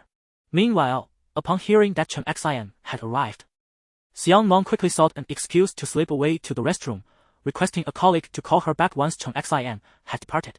Her co-worker, surprised by her evident fear of Chen Xian, received a fabricated explanation that there had been past conflicts during her time as a wealthy wife. Those present, aware of her past, nodded in understanding and granted her request. Uncertain of Chen Xian's purpose for visiting, Xiang Nuan was resolute in her determination to remain undiscovered. Gu Beiyang had gone to great lengths to prevent their meeting, having previously shared insights about Chen Xian's character and even shown her photographs that radiated an intimidating severity. Seeing Xiang Nuan slip away brought a sigh of relief to Gu Beiyang, who then resumed his tasks under the watchful gaze of Chen Xian, refraining from even glancing at his phone. It was not until the end of the workday that Chen Xian finally prepared to leave. Mother, are you heading out? Let me escort you, he offered. Yes, she replied, pausing at the office door to glance contemplatively at the empty seat on her right. Gu Beiyang dared not utter a sound, trailing behind Chen Xian, as everyone around had grown accustomed to the notion that the CEO was somewhat timid. In the restroom, Xiang Nuan's phone was nearly out of battery when her colleague arrived to summon her, praising her courage and questioning how she could have had a conflict with that esteemed lady. Xiang Nuan smiled wanly, refraining from responding. After work, Gu Beiyang headed to the parking lot, waiting in his car for Xiang Nuan. After a considerable time, she emerged with a lunchbox, taking a seat in the back. Without uttering a word, Gu Beiyang started the car and drove away. While not far off, Chen Xian watched the entire scene unfold, her expression growing increasingly frigid. As anticipated, driving past a large supermarket, Gu Beiyang suddenly recalled his earlier thought and made a turn towards it. Get out, he instructed. What for? She queried. To buy something, he replied. Xiang Nuan felt puzzled about why she was accompanying Gu Beiyang on his shopping excursion. Did he expect her to foot the bill? Was he truly going to ask her to return the 1,000 yuan? Gu Beiyang pushed a shopping cart ahead of her, tossing fine ingredients into it as he spotted them. Xiang Nuan trailed 3 or 4 steps behind him, observing how he filled the cart, noting that nearly every woman they passed stole glances at him. However, in a place teeming with women, the presence of such a man would naturally draw attention. Gu Beiyang, gazing at the fish in the tank, turned to Xiang Nuan and asked, "Can you cook fish?" Xiang Nuan quickly shook her head, claiming she could, but suspecting he intended to have her prepare it himself. "Oh, you should pick one out. We'll cook it tonight. I can't learn. If you prefer I choose something else, I can give you time to consider."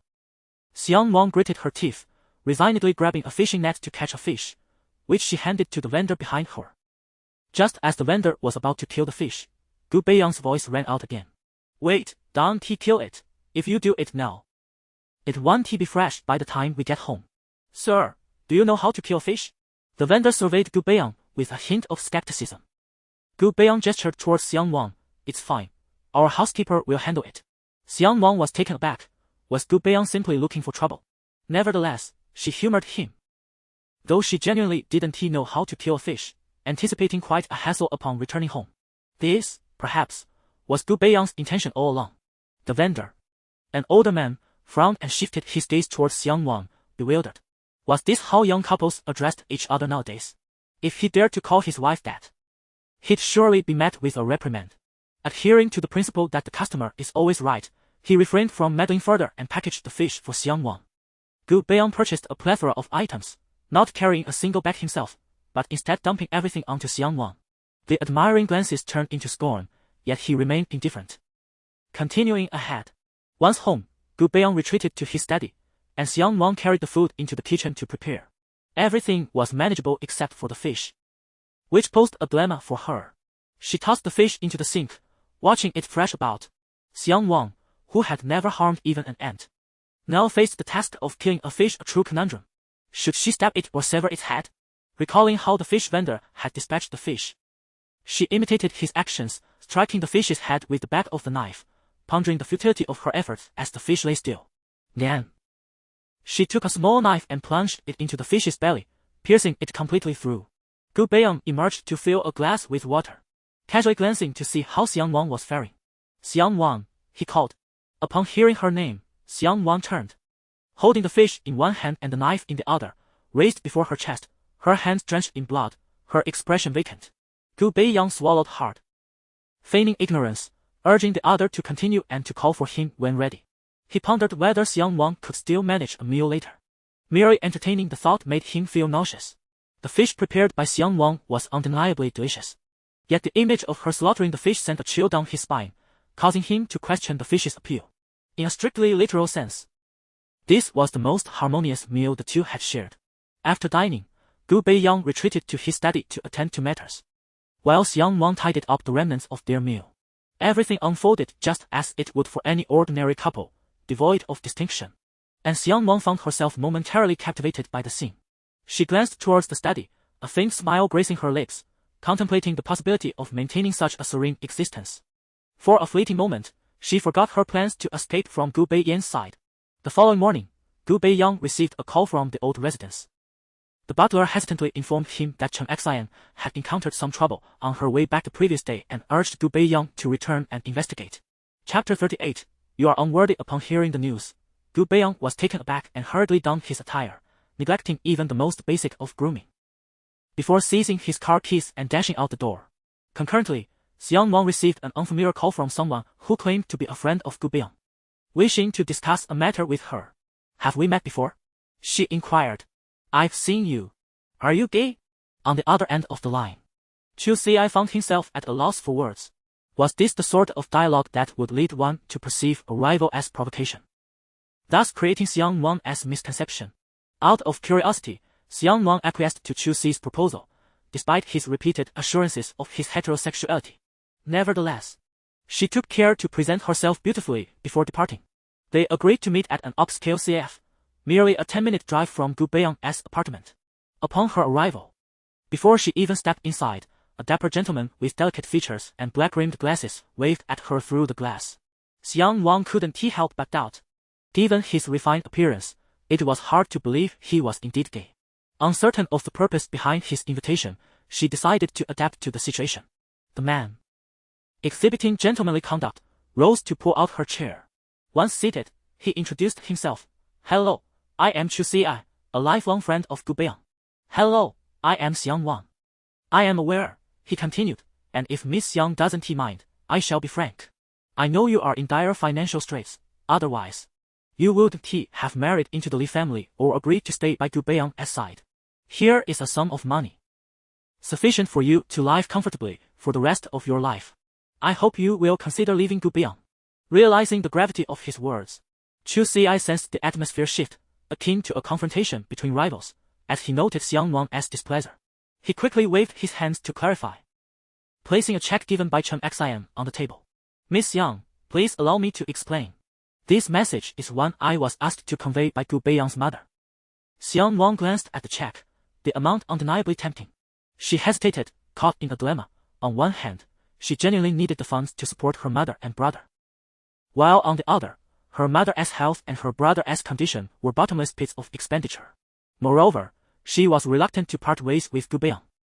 Gu Beiyang observed her internal struggle intently.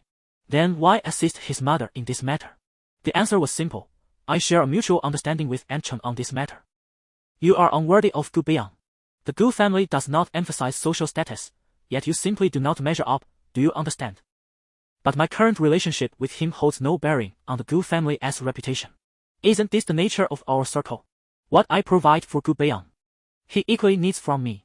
Taking a sip of her coffee, Xiang Nuan endeavored to maintain her composure, appearing as though nothing was amiss. If the day came when Gu Beiyang married another, should the Gu family welcome a new mistress, she would not linger if they chose to dismiss her. Xiang Nuan, I have never liked you. I kept silent out of respect for Beiyang's feelings, but sitting here conversing with you now, I find it utterly distasteful. You are repugnant and useless. Your so-called friend still clings to you. At least my body holds some utility for him, as does my existence. On the surface, Xiang Nuan wore a smile, but within her heart, blood surged like a torrent. She had inflicted a wound upon herself. Her body served merely as an outlet for Gu Beiyang's frustrations and a means to resolve his physiological needs. As for her humanity, it existed solely as a point of animosity for Gu Beiyang, something to derive amusement from. Xiang Nuan, I can't be bothered to engage in idle chatter with you. Just tell me, are you leaving or not? If you choose not to depart, Gu Beiyang, a substantial benefactor, is undoubtedly worth more than the check on the table. Gu Beiyang, infuriated into silence, rose abruptly, pocketing the check. Before leaving, his ingrained sense of decorum compelled him to settle the bill. For it was unreasonable to have a woman pay, especially when he had initiated the invitation. After Gu Beiyang's departure, Xiang Nuan found herself momentarily dazed. Everything he had just said rang true, yet other sentiments remained unspoken. Even if articulated, they would appear disingenuous in light of previous remarks. Ultimately, it echoed Gu Beiyang's words inscribed on the back of a photograph, a relentless cycle of animosity. Their relationship could only be sustained by money. Yet it could not be quantified by it.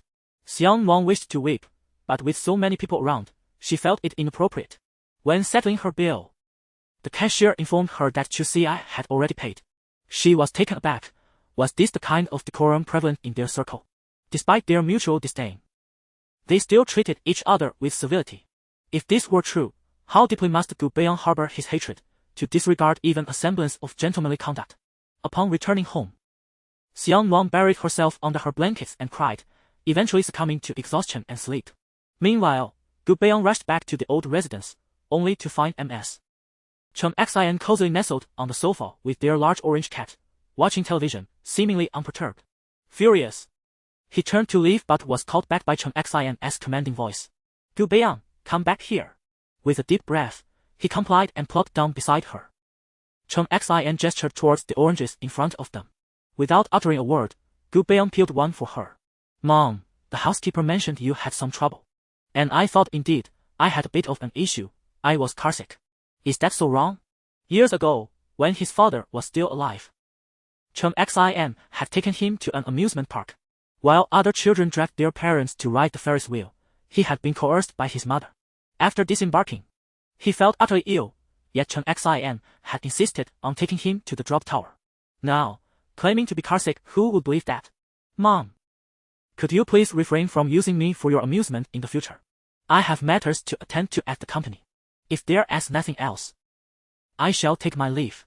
Having fed her the last segment of the orange, he stood to depart, but the housekeeper shut the door. Mom, what do you mean by this? Nothing significant, Beiyang. Just wait a moment, Chu Xi should be arriving shortly. Gu Beiyang was utterly bewildered what on earth was going on between Chu Xi and his mother. After nearly half an hour of waiting, Chu Xi finally arrived. Dressed in an outfit more suited for a blind date, which took Gu Beiyang by surprise, as Chu Xi usually presented himself with flamboyance. Ah, Chu Xi has arrived. Aunt Chen, is everything in order? However, the other party did not agree. Gu Beiyang listened to their conversation, filled with confusion. Could it be that Chu Xi truly went on a blind date? He then observed as Chu Xi removed his glasses, extracted a storage card from within, and approached Chen Xian, handing the card to her. Chen Xian turned and ascended the stairs, while Chu Xi cast a glance at Gu Beiyang. His eyes conveying a message of brother, may you find your own fortune. Instantly, a sense of foreboding enveloped Gu Beiyang.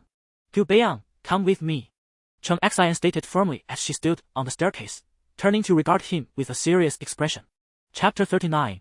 She is just like that at this moment. Gu Beiyang finally comprehended the gravity of the situation. His mother, who usually exuded a stern demeanor, had only truly displayed her seriousness a handful of times. He scarcely remembered the incidents from his childhood, but in his later years, there were 2 occasions 2 years ago and now. The study at home was rarely used. Chen Xian, still cradling the large orange cat, sat adeptly before the computer, skillfully inserting the memory card into the card reader and connecting it to the computer, browsing through some content. Gu Beiyang stood on the opposite side of the table, hesitant to approach. Come over, why are you just standing there? Chen Xian glanced up at Gu Beiyang, gesturing towards a nearby chair. She retrieved it for herself and sat down. Gu Beiyang complied, and just as Chen Xian located the recorded video, the screen paused at a certain moment. Xiang Nuan had just taken a seat and was conversing with the waiter. Noticing Gu Beiyang's stunned expression, Chen Xian pressed play. Within the brief span of a few minutes, Gu Beiyang's countenance darkened. Although he was fully aware of Xiang Nuan's nature, hearing those words once more was still disheartening. Chen Xian's expression was hardly any better. She glanced at her son, pondering whether he should finally relinquish this infatuation. Such a woman was indeed unworthy. Mom, when did you find out? Since you returned to the company in Changlin, I knew you hadn't let go of that thought. You are my son. I understand you better than anyone. My thought? Mom, my sole desire is to trample this woman underfoot, ensuring she never rises again. You. Chen Xian was taken aback, believing her son was merely acting out of pride, striving to prove himself. She had not fathomed the depth of his feelings. A twinge of reluctance surfaced in her heart. She did not wish to see her son in this state, nor did she believe Xiang Nuan was worthy. Beiyang, I showed you this only to help you understand the true nature of Xiang Nuan. However, I do not wish for you to persist in this manner. Some matters should be let go. Mom, you know my temperament. How others treat me dictates how I treat them. When I refuse to stop, no one can hinder me. I understand your concerns. Such occurrences will not transpire. As she herself stated, I need what she offers. Beiyang, I am leaving. There are matters at the company. Chen Xian watched helplessly as Gu Beiyang departed, unable to intercept him. Her attempt felt as futile as striking cotton, entirely ineffective. She observed from upstairs as he retrieved his car, turning away without a glance and driving off. Standing beside her was the butler. Chen Xian gazed in the direction of Gu Beiyang's departure, muttering to herself. This child is just like his father, stubborn and resolute. Once he sets his mind on something, no amount of persuasion will sway him. It matters not whom he chooses to marry or love. What concerns me is the possibility of him falling too deeply into this and being unable to extricate himself. Reminiscent of the last time. Madam, the young master has always been purposeful and organized, aware of what he desires. I fear he is already cognizant of your concerns. Moreover, with you around, should he stray, there is still a chance to guide him back. Ah, you understand me well. Having a son feels like having none at all. With all these complications, do you think my decision to assist that woman in exposing Changtai's secrets was right? As long as you believe it was right, that is what matters. Upon Gu Beiyang's arrival at the company, a palpable atmosphere of gloom enveloped the 27th floor, where the staff seemed perpetually on the brink of a tempest. From the moment he entered his office, Gu Beiyang's demeanor was notably dismal. The sound of the closing door echoed ominously. His assistant, mastering courage, approached to deliver documents requiring his signature but was met with scorn. As Gu Beiyang carelessly berated him for a trivial error, he harbored no desire to remain at the office. The words spoken by Xiang Nuan pierced his heart like needles. A sentiment he had anticipated. Should Xiang Nuan truly depart with a check in hand, his ire would likely intensify, for a unilateral conclusion to their relationship was simply untenable. As he reviewed the surveillance footage, Gu Beiyang observed Xiang Nuan peacefully slumbering, which reignited the tumult of emotions he had only just managed to quell. It was infuriating to witness her tranquility while he wrestled with his own fury. She remained absent from the workplace, seemingly oblivious to the turmoil she had ignited within him. Subsequently, he seized his car keys, intent on confronting Xiang Nuan. His departure was met with a wave of relief from the staff. Liberated from the burden of his scrutiny while they worked, Xiang Nuan, exhausted from tears and disheartened, had no inclination to face Gu Beiyang.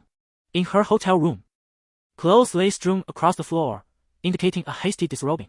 As Gu Beiyang navigated the scattered garments, he approached the bed, yanked the covers aside, and unceremoniously dragged Xiang Nuan to the floor. The sight of her face stirred a devilish impulse within him. Her eyes were swollen, a testament to her recent weeping. Yet he feigned ignorance, noting her struggle to fully open her eyes. Clad only in a nightgown, she lay on the floor, gazing up at him. Xiang Nuan, if you wish to work, then do so. If not, then don't bother, he chided, crouching down to grip her chin. You still appear quite comfortable. I thought you were fond of money. Why then, are you so lazy to sleep? With a swift motion, Xiang Nuan pushed his hand away, rising to gather her clothes and retreating to the bathroom to splash water on her face. She deftly tied her hair back and grasped her bag, preparing to leave. However, Gu Beiyang preemptively closed the door. Xiang Nuan, have I permitted you to leave? He demanded. Mr. Gu, you inquired about my work attendance. If I don't go, you're displeased. If I do, you're still displeased. Pray tell, what am I to do? The sudden shift in her address caught Gu Beiyang off guard, rendering him momentarily speechless. Xiang Nuan, your demise might warrant my consideration. So, why don't you go die? He retorted in a fit of anger. Xiang Nuan's expression flickered at his harsh words as she cast her bag aside and strode toward the kitchen, her mind racing with memories of the previous night as gruesome test. In a fit of desperation, she grasped a knife, preparing to harm herself. But the anticipated pain never came. Gu Beiyang seized the blade from her grasp, his chest heaving with intensity. Xiang Nuan, who are you trying to impress? Spouting such vile words in my presence while pretending otherwise. Gu Beiyang, if you insist that I act, where lies the fault? Very well, take the knife. Go to the hospital and slay that old man and the child, then accompany them in death, she shot back, her voice laced with fervor. To her surprise, he relinquished his grip, the edge of the blade having cut into his palm, blood trickling down his hand, seemingly without effect on him. Xiang Nuan glanced at him, her brow furrowing slightly. I'm sorry. At this moment, her mind had cleared, and she returned the knife to its original place. Just moments ago, she had been overwhelmed with emotion, completely unaware of her actions. The grievances she had previously endured surged forth, causing her to act foolishly and inadvertently injuring Gu Beiyang. In a flurry, she turned to locate the first aid kit, intending to tend to Gu Beiyang's wounds. However, he waved her away, brusquely instructing her to leave before turning to exit the room. Xiang Nuan wished to follow him but was gripped by fear, so she leaned against the doorframe, waiting. Chapter 40. When one becomes despicable, they become unconquerable. Gu Beiyang merely intended to attend to his injured hand, which appeared somewhat alarming but was, in reality, not severe, merely a strain on his right hand that rendered him somewhat incapacitated. His assistant had called to inform him that the shares from Changtai were nearly finalized. Since he was currently unavailable, he instructed his assistant to deliver them to the apartment. He needed to pay a visit to Chu Ci. For having caused such a significant mess, it was only fair that Chu Ci should contribute as well. Chu Ci was taken aback to discover that Gu Beiyang had been released by Chen Xian, his hand bandaged like a pig's trotter. Now, standing at the door and gazing at him, it made Chu Ci feel uneasy, prompting him to hastily step aside and welcome him in. This time, there were no women present, but the place was in utter disarray, trash strewn across the table and floor, and the sofa piled with unidentifiable bags. Gu Beiyang remarked, "How can you possibly live like this?" Chu Ci was at a loss for words. To him, It seemed nothing out of the ordinary. Perhaps he had simply grown accustomed to it. It was only natural for Gu Beiyang to be perturbed, as he maintained an impeccable standard in all areas except his workspace. Leaning against the doorframe, he inquired of his friend, "So, what is it that you require from me this time? How did you know my intentions?" Gu Beiyang retorted. "When has it not been Aunt Cheng that compelled me to do something you disapprove of, only for you to later torment me about it, knowing that I am displeased? You still proceed?" Chu Xi replied, "Is this how you regard our friendship?" "Please, I would never dare to consider you a brother," Gu Beiyang countered. "Reflect upon your conscience. Women are like garments, while brothers are akin to kin. In this instance, all roles are reversed, and you have never heeded my counsel." Gu Beiyang sighed, realizing that Chen Xian had already discussed the matter, and now Chu Xi had to reiterate it. If there were any familial ties left in this world, it was just the two of them. Why did they both oppose him? He moved to the window, standing silently for a moment before speaking. "Chu Xi, I harbor a profound hatred for Xiang Nuan. For the past 2 years, my singular aim has been to exact vengeance upon her, and that resolve has never wavered. The video you recorded today did not catch me off guard. She is precisely that type of person. I understand. Yet our relationship is too convoluted to clarify at this juncture. Brother, both Aunt Cheng and I merely wish for you to let go of the past. Do not force yourself. I have witnessed your struggles over these 2 years. What purpose does it serve? You cannot comprehend, for you are not me. To me, Xiang Nuan is no longer a lover but a foe, and the term lover can never again be associated with her. If one cannot move past a woman, then what have these 20-odd years of life amounted to?" Gu Beiyang chuckled softly. "How can that be deemed a wasted life? Was it not for encountering the obstacle that is Xiang Nuan? I owe her a debt of gratitude for shaping the person I am today." They conversed for a while longer, yet Chu Xi was unable to dissuade Gu Beiyang from his path. Observing his hand, he pondered deeply but ultimately refrained from voicing his concerns or opposing Gu Beiyang's plans. However, he recalled that Changtai was merely a mid-sized company and had not crossed Gu Beiyang, so why was it worthy of Gu Beiyang's personal intervention? Seeing that Chu Xi remained silent, Gu Beiyang took it as acquiescence and departed. Meanwhile, Xiang Nuan had been waiting, contemplating the events that had transpired. Gu Beiyang departed first, leaving Chu Xi to approach Chen Xian on his behalf. It seems that only Chen Xian could prompt such a hurried exit from Gu Beiyang, suggesting he might be aware of the situation and thus returned abruptly. But did he know what she had said? If he did, Xiang Nuan dared not contemplate further, just as Gu Beiyang entered, interrupting her train of thought. It turned out he had not been absent without reason. He merely went to handle something. Xiang Nuan hastily approached Gu Beiyang, attempting to explain. "Gu Beiyang, it wasn't intentional. I simply had some matters weighing on my mind that made me react that way." "What are you pretending for?" he retorted. "Xiang Nuan, I am aware of your nature, but there is no need for you to continue to disgust me. Focus on your own affairs and leave me be." Xiang Nuan stepped back, realizing the futility of her explanations. They would only squander time, for Gu Beiyang would not listen. "Gu Beiyang, do you know about what happened this morning?" "I do. I even watched your recorded broadcast." "Xiang Nuan, you have high aspirations. How did I not notice this before? Now that I am aware, I must not let you down. High aspirations lead to falls. I am indeed curious about the outcome. Rest assured, I will not act against you for the time being, but your words have reminded me that I have been too kind to you these past few days." Xiang Nuan felt a chill in her heart. Since the incident, Gu Beiyang had indeed treated her with greater kindness, and his occasional provocations were of little consequence to her. In hindsight, it all seemed absurd. Could a rabbit truly expect a wolf to spare its life? "Did someone deliver documents just now?" "Yes, they are in the bedroom. I will fetch them for you." "No need, I will go myself." With that, Gu Beiyang headed toward the bedroom, leaving Xiang Nuan alone in the empty living room, unsure of what to do. She could only immerse herself in chores to distract her mind, recleaning the already tidy house, but she dared not approach the study. Gu Beiyang received a call from Xiao Qian, informing him that Zhao Dejiang wished to discuss something and invited him to dinner at Zhao's residence that evening. After some contemplation, Gu Beiyang accepted the invitation. After a considerable wait, he glanced at the time and emerged from the study, preparing to change into suitable attire for the dinner. However, he found it cumbersome to manage alone and called for Xiang Nuan. Upon hearing her name, Xiang Nuan feared he might have yet another task for her or seek to provoke her verbally. Setting aside her current task, she steeled herself and walked toward the bedroom, where Gu Beiyang's voice indicated he was waiting. Gu Beiyang stood before the wardrobe, clad only in trousers, the zipper and button undone, hanging loosely at his hips. "Come help me zip this," he requested. Xiang Nuan felt a wave of embarrassment as she approached to assist him with the zipper, inevitably brushing against his intimate area. Gu Beiyang maintained his composure, while Xiang Nuan dared not meet his gaze, though Gu Beiyang was somewhat reluctant to seek her assistance. He recognized that this predicament stemmed from her actions, and ultimately thought little of it. "Gu Beiyang, you can leave now," he interjected, prompting her to lower her head and turn away in retreat. Zhao Qian arrived early at the entrance, apprehensive that the gatekeeper might not permit her departure. Upon spotting Gu Beiyang's vehicle, she promptly waved for him to halt and opened the passenger door to join him inside. Gu Beiyang rested his right hand upon his thigh, while his other hand deftly maneuvered the steering wheel. "Beiyang, what happened to your hand?" she inquired. "I accidentally scraped it while searching for something, but it's nothing serious." "You should have mentioned it earlier. I would have driven to pick you up.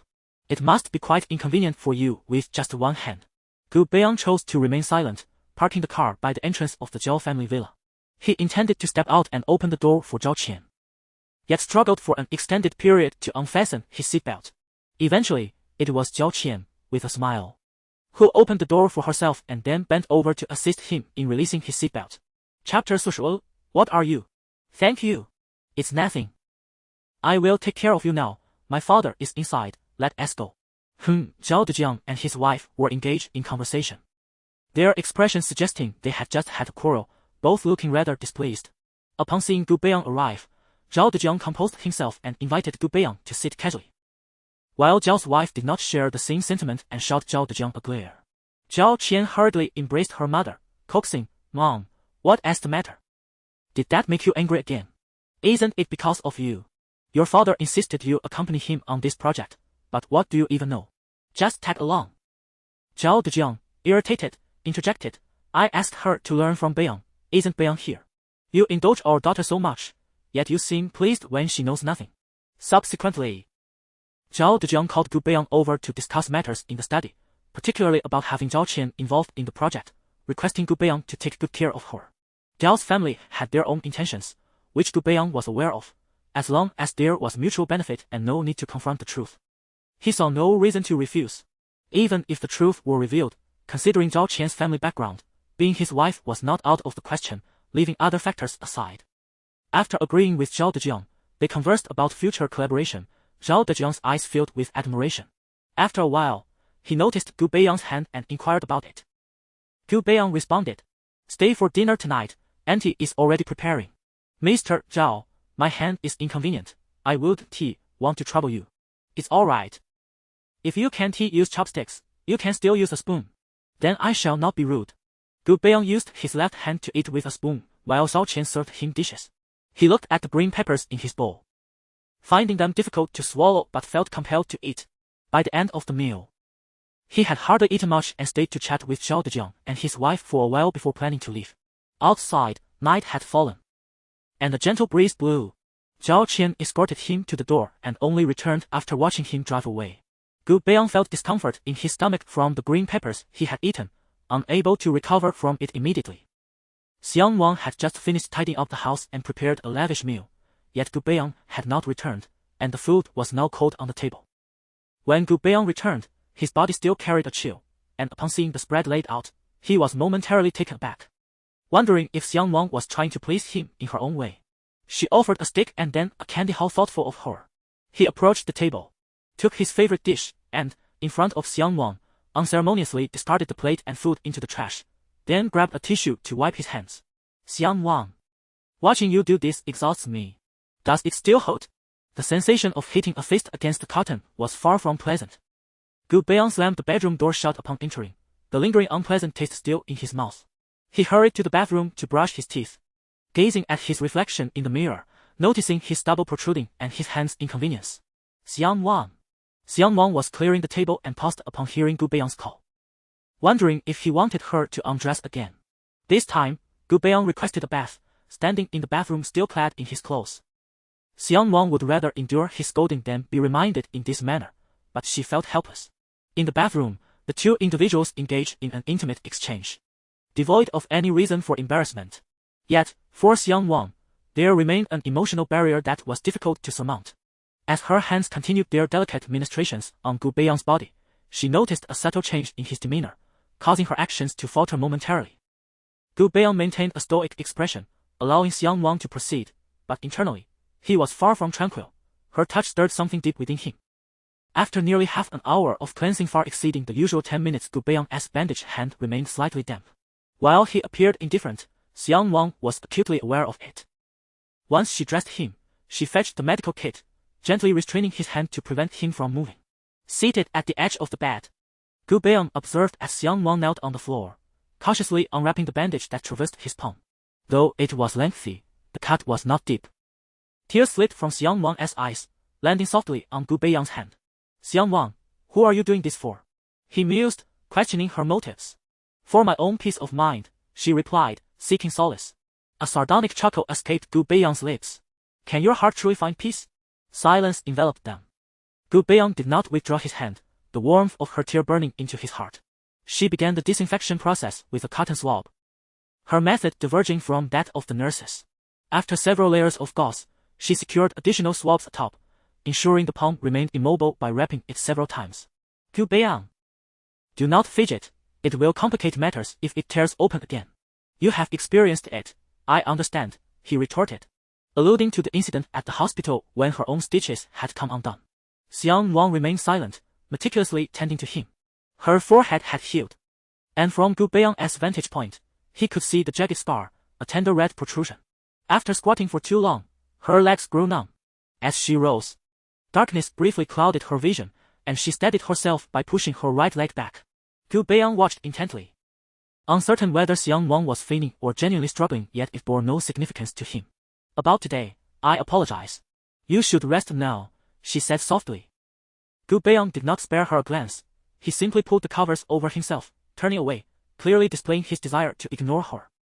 Xiang Nuan closed the door behind her, leaning against it, a wave of sadness washing over her. What was she to him, in harboring feelings that should not exist? She was destined for heartache, and the night had loomed dreadfully long. Earlier that morning, she had mentioned that if Gu Beiyang were to marry, she would leave. But if he continued to manipulate her with threats concerning his mother and brother, would she remain? The answer seemed self-evident.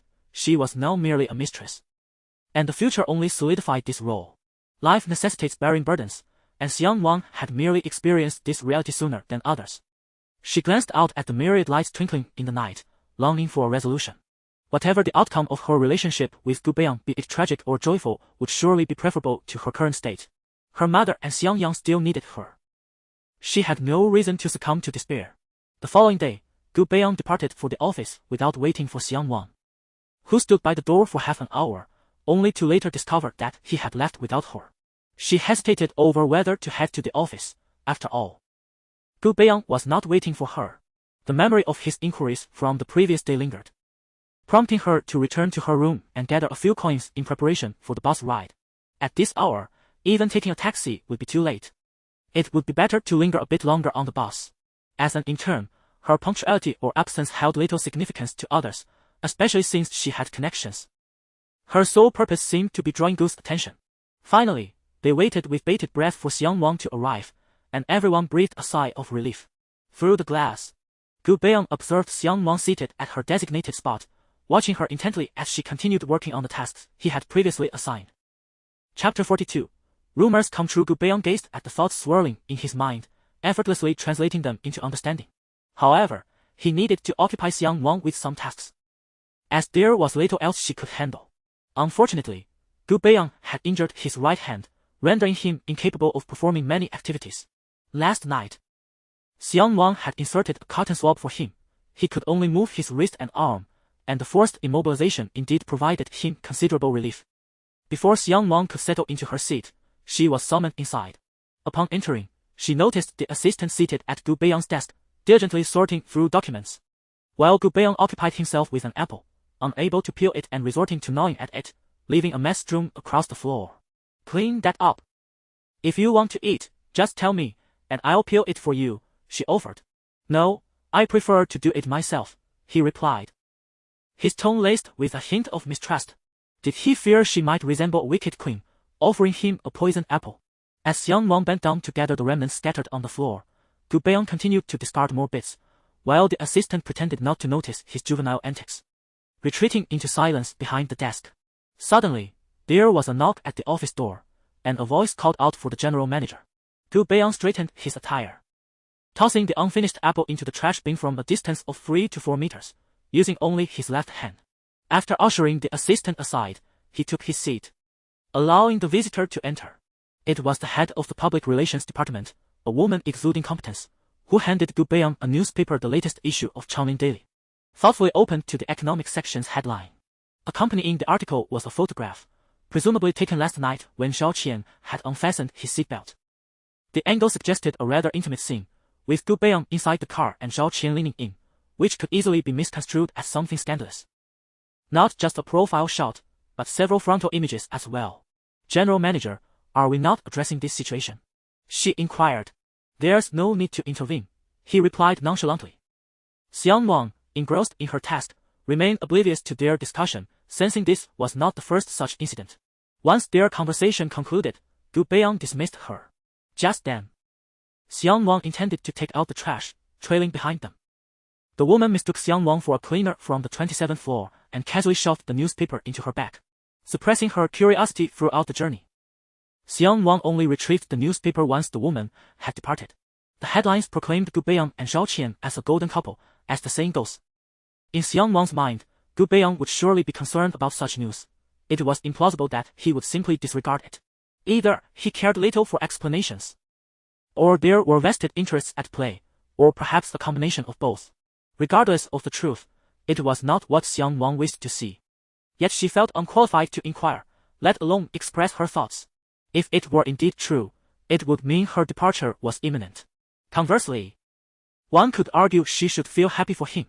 Upon returning to her office, Xiang Nuan's spirits were considerably low. A nearby colleague observed her emerging with the garbage and noted the public relations woman as casual treatment of her, mistakenly assuming she had been wronged. Hey, Nuan. Don't feel too upset. Once your internship concludes, you'll be free from having to endure that sour face of the general manager, the colleague consoled. Really? Xiang Nuan was momentarily taken aback, processing what had just been said. No, it's just that I'm feeling a bit down due to personal matters. Please don't let Mr. Gu hear you say that. You might find yourself dismissed, she jested, though her words subtly mocked her own predicament. Acknowledging her lack of standing to voice an opinion, Gu Beiyang observed Xiang Nuan sitting dazedly at her desk. She was astute. She had likely seen the news and was now concerned about the security of her position, fearing he might withhold his financial support from her. He admitted to himself that this was intentional. He wanted to gauge her reaction, and he had not shied away from her presence. Judging by her response, which aligned perfectly with his expectations, he could now contemplate his next move. Consequently, Gu Beiyang placed a call to Chu Ci, instructing him to arrange an evening gathering with those from Changtai who had sold their shares. Although the shares remained under Gu Beiyang's control, Chu Ci was merely acting as a liaison. His assistant contacted Xiang Nuan, requesting that she retrieve some documents from the planning department to deliver to Gu Beiyang, who was preoccupied with other matters and unable to step away. He deliberated, recognizing that only Xiang Nuan could fulfill this task without evasion. Listening to the man's almost pleading tone, Xiang Nuan surmised that she was likely his only hope. After a moment's hesitation, she agreed, clarified the specifics, and then rose to collect the documents. The planning department had been informed in advance and, upon seeing Xiang Nuan, handed over the files without hesitation. Gu Beiyang was surprised by Xiang Nuan's initiative. He recalled that their last interaction had been due to Li Huiling's incident, and it was only upon seeing the documents in her hands that he comprehended the situation. Bring it here, he instructed. Mr. Gu, this requires your signature, she replied, gesturing to the document. Just bring it over first, he responded with slight impatience. Xiang Nuan merely intended to remind him, unaware that she was irking Gu Beiyang. She promptly placed the documents on his desk, only for him to request that she fetch the inkpad while he extracted a seal from his drawer. Noticing an inkpad on the desk, Xiang Nuan assumed he had seen it and opened the box to present it to him, only to have Gu Beiyang's expression darken. Did you not understand my request to retrieve it from outside? He snapped. Well, there's enough. It's futile to prolong this. It has to be done eventually. As she re-entered, Gu Beiyang had just finished reviewing the document. A few areas required amendments. He set the inkpad aside and instructed, "Mark the areas that need changes." "What changes?" she inquired. "Data and phrasing. I can't write with a pen." Xiang Nuan picked up the pen from the desk and, following Gu Beiyang's indications, leaned over to make the corrections. Her legs were straight, and her body bent at a right angle, allowing Gu Beiyang an unobstructed view of her silhouette. He swallowed hard, failing to notice that Xiang Nuan had completed her task and was now inquiring if there was anything else. "Nothing more. You may leave," he said abruptly. Taken aback by his dismissal, Xiang Nuan trembled slightly, causing the cap of her pen to fall to the floor, landing awkwardly near Gu Beiyang's feet. He showed no inclination to retrieve it, leaving Xiang Nuan no choice but to bend down herself. At that moment, the door swung open, and Gu Beiyang inadvertently nudged her beneath the table with his foot. "Beiyang, what are you doing?" "Collecting things." Gu Beiyang shifted forward slightly, spreading his legs, while Xiang Nuan crouched within their confines, scarcely daring to breathe. The voice of the newcomer, Zhao Qian, lingered in Xiang Nuan's memory, whenever she called out Beiyang's name. The intonation was always distinct, rather melodious, yet beyond Xiang Nuan's mimicry. The current position of the two was rather ambiguous, making it all the more difficult to be seen. Just moments ago, Xiang Nuan had nearly been thrust inside by Gu Beiyang, the hurried motion causing her to collide with the table, precisely at the spot where she had previously sustained an injury. Chapter 43. Deliberate Provocation. "Are you here for something?" Xiang Nuan heard Gu Beiyang's voice resonate. "No, it's just the newspaper from this morning. Beiyang, have you explained it?" "Not yet." "Then why not?" Gu Beiyang glanced at Zhao Qian. "It's up to you. If you feel troubled, then go ahead and explain." After exchanging glances, Gu Beiyang made some intentionally ambiguous remarks, causing Zhao Qian to flush with embarrassment. Her voice tinged with shyness, while Xiang Nuan felt a pang of discomfort. Indeed, it was true. That was why Gu Beiyang seemed unconcerned. Zhao Qian lingered for a while, but Xiang Nuan, growing uncomfortable in her position, shifted herself, inadvertently making Gu Beiyang uneasy as well. They were sitting too close. Eventually, he concocted an excuse to send Zhao Qian away, allowing Xiang Nuan some reprieve. She still clutched the pen cap from earlier, unable to meet Gu Beiyang's gaze. "You should leave too. It's distressing to look at you," Gu Beiyang remarked, fearing that if Xiang Nuan remained, he might succumb to inappropriate impulses. Having been hunched over for a while, Xiang Nuan's clothes were somewhat wrinkled. She worried that stepping out might lead to unnecessary misunderstandings, so she tidied herself before departing. As she settled down, a nosy colleague beside her inquired about the earlier happenings in the office.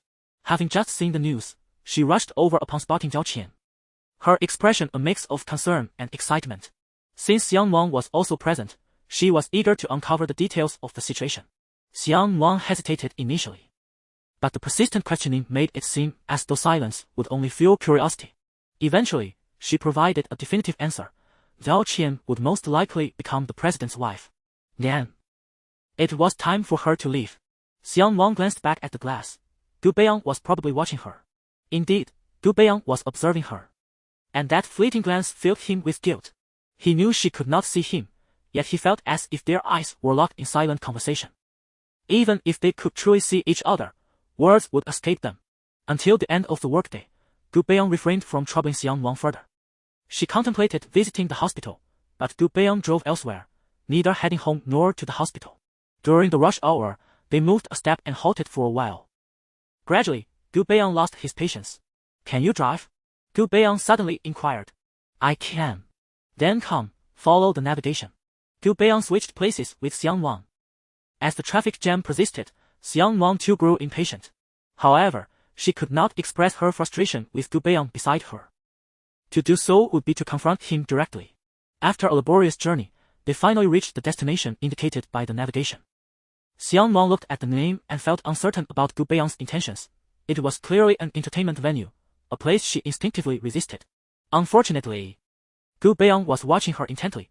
They had to enter, both clad in their work attire, albeit Xiang Nuan wore a skirt. Seeing that Xiang Nuan had followed, Gu Beiyang strode toward the entrance. After inquiring at the front desk about the private room, he led Xiang Nuan inside. The moment he opened the door, he felt an uncomfortable twinge, only to find Xiang Nuan frozen in place, showing no inclination to step forward. A room filled with men and women, the air thick with the scent of smoke. Each man clutched a provocatively dressed woman, including Chu Xi, while other men, whom Xiang Nuan recognized as shareholders of Changtai, were also present. She had encountered them when visiting Su Xiuan at the company. I won't go in, she declared. Very well, the choice is yours. Enter. And I shall reveal to you who abducted your mother. Refuse, and you shall learn nothing, he offered, his proposition undeniably tempting, as it pertained to the very question Xiang Nuan had long sought to answer. Yet, uncertainty gnawed at her. How can I trust your words are true? Thus, the choice remains yours. After a moment's hesitation, with the eyes of those within fixed upon them, she decided to step inside. Mr. Gu has arrived. And who might this be? One of the men inquired, his tone courteous. Take a closer look at her, the reply came. Upon hearing this, the man scrutinized Xiang Nuan for a considerable time before finally recognizing her, exclaiming young mistress, but abruptly correcting himself as the reality of her divorce struck him. Gu Beiyang exchanged pleasantries with a few men before beckoning Xiang Nuan to join them, taking a seat beside Chu Xi. Realizing his intent, Xiang Nuan's heart sank. Gu Beiyang's gaze conveyed an unmistakable message, and she comprehended immediately he wanted her to pour drinks, just like the other women. Clenching her fists in indignation, she felt a surge of anger, yet Gu Beiyang silently mouthed her mother's name, slow and clear. Understanding dawned upon her, and she reluctantly moved among the group. Smiling as she settled beside one of the women, strategically choosing a more favorable spot. A middle-aged man, failing to recognize her, leered and gestured for her to approach. Glancing at Gu Beiyang for a cue, she noticed his lack of reaction and complied. While Gu Beiyang remained unfazed, Chu Xi was taken aback. Astonished that Xiang Nuan would acquiesce, it occurred to him that this was precisely her character, yet he was even more surprised that Gu Beiyang permitted it. Goodness, Gu Beiyang. I heard you incapacitated those who sought to assault Xiang Nuan not long ago, and now you have her doing this. Have you lost your mind? My possessions are not for others to touch without my consent, came the retort. You've gone mad. I understand your disdain for Xiang Nuan, but this is excessive.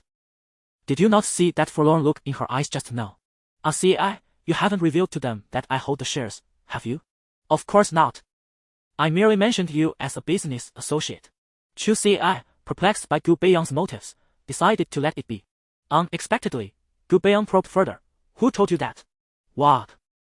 About the incident with the beating. Cheng Yi, of course. Suddenly realizing he had perhaps divulged too much, Chu Xi promptly fell silent, redirecting the nearby women to entertain themselves. Gu Beiyang pondered for a moment, recalling that Cheng Xian had been observing Xiang Nuan for quite some time, possibly even earlier.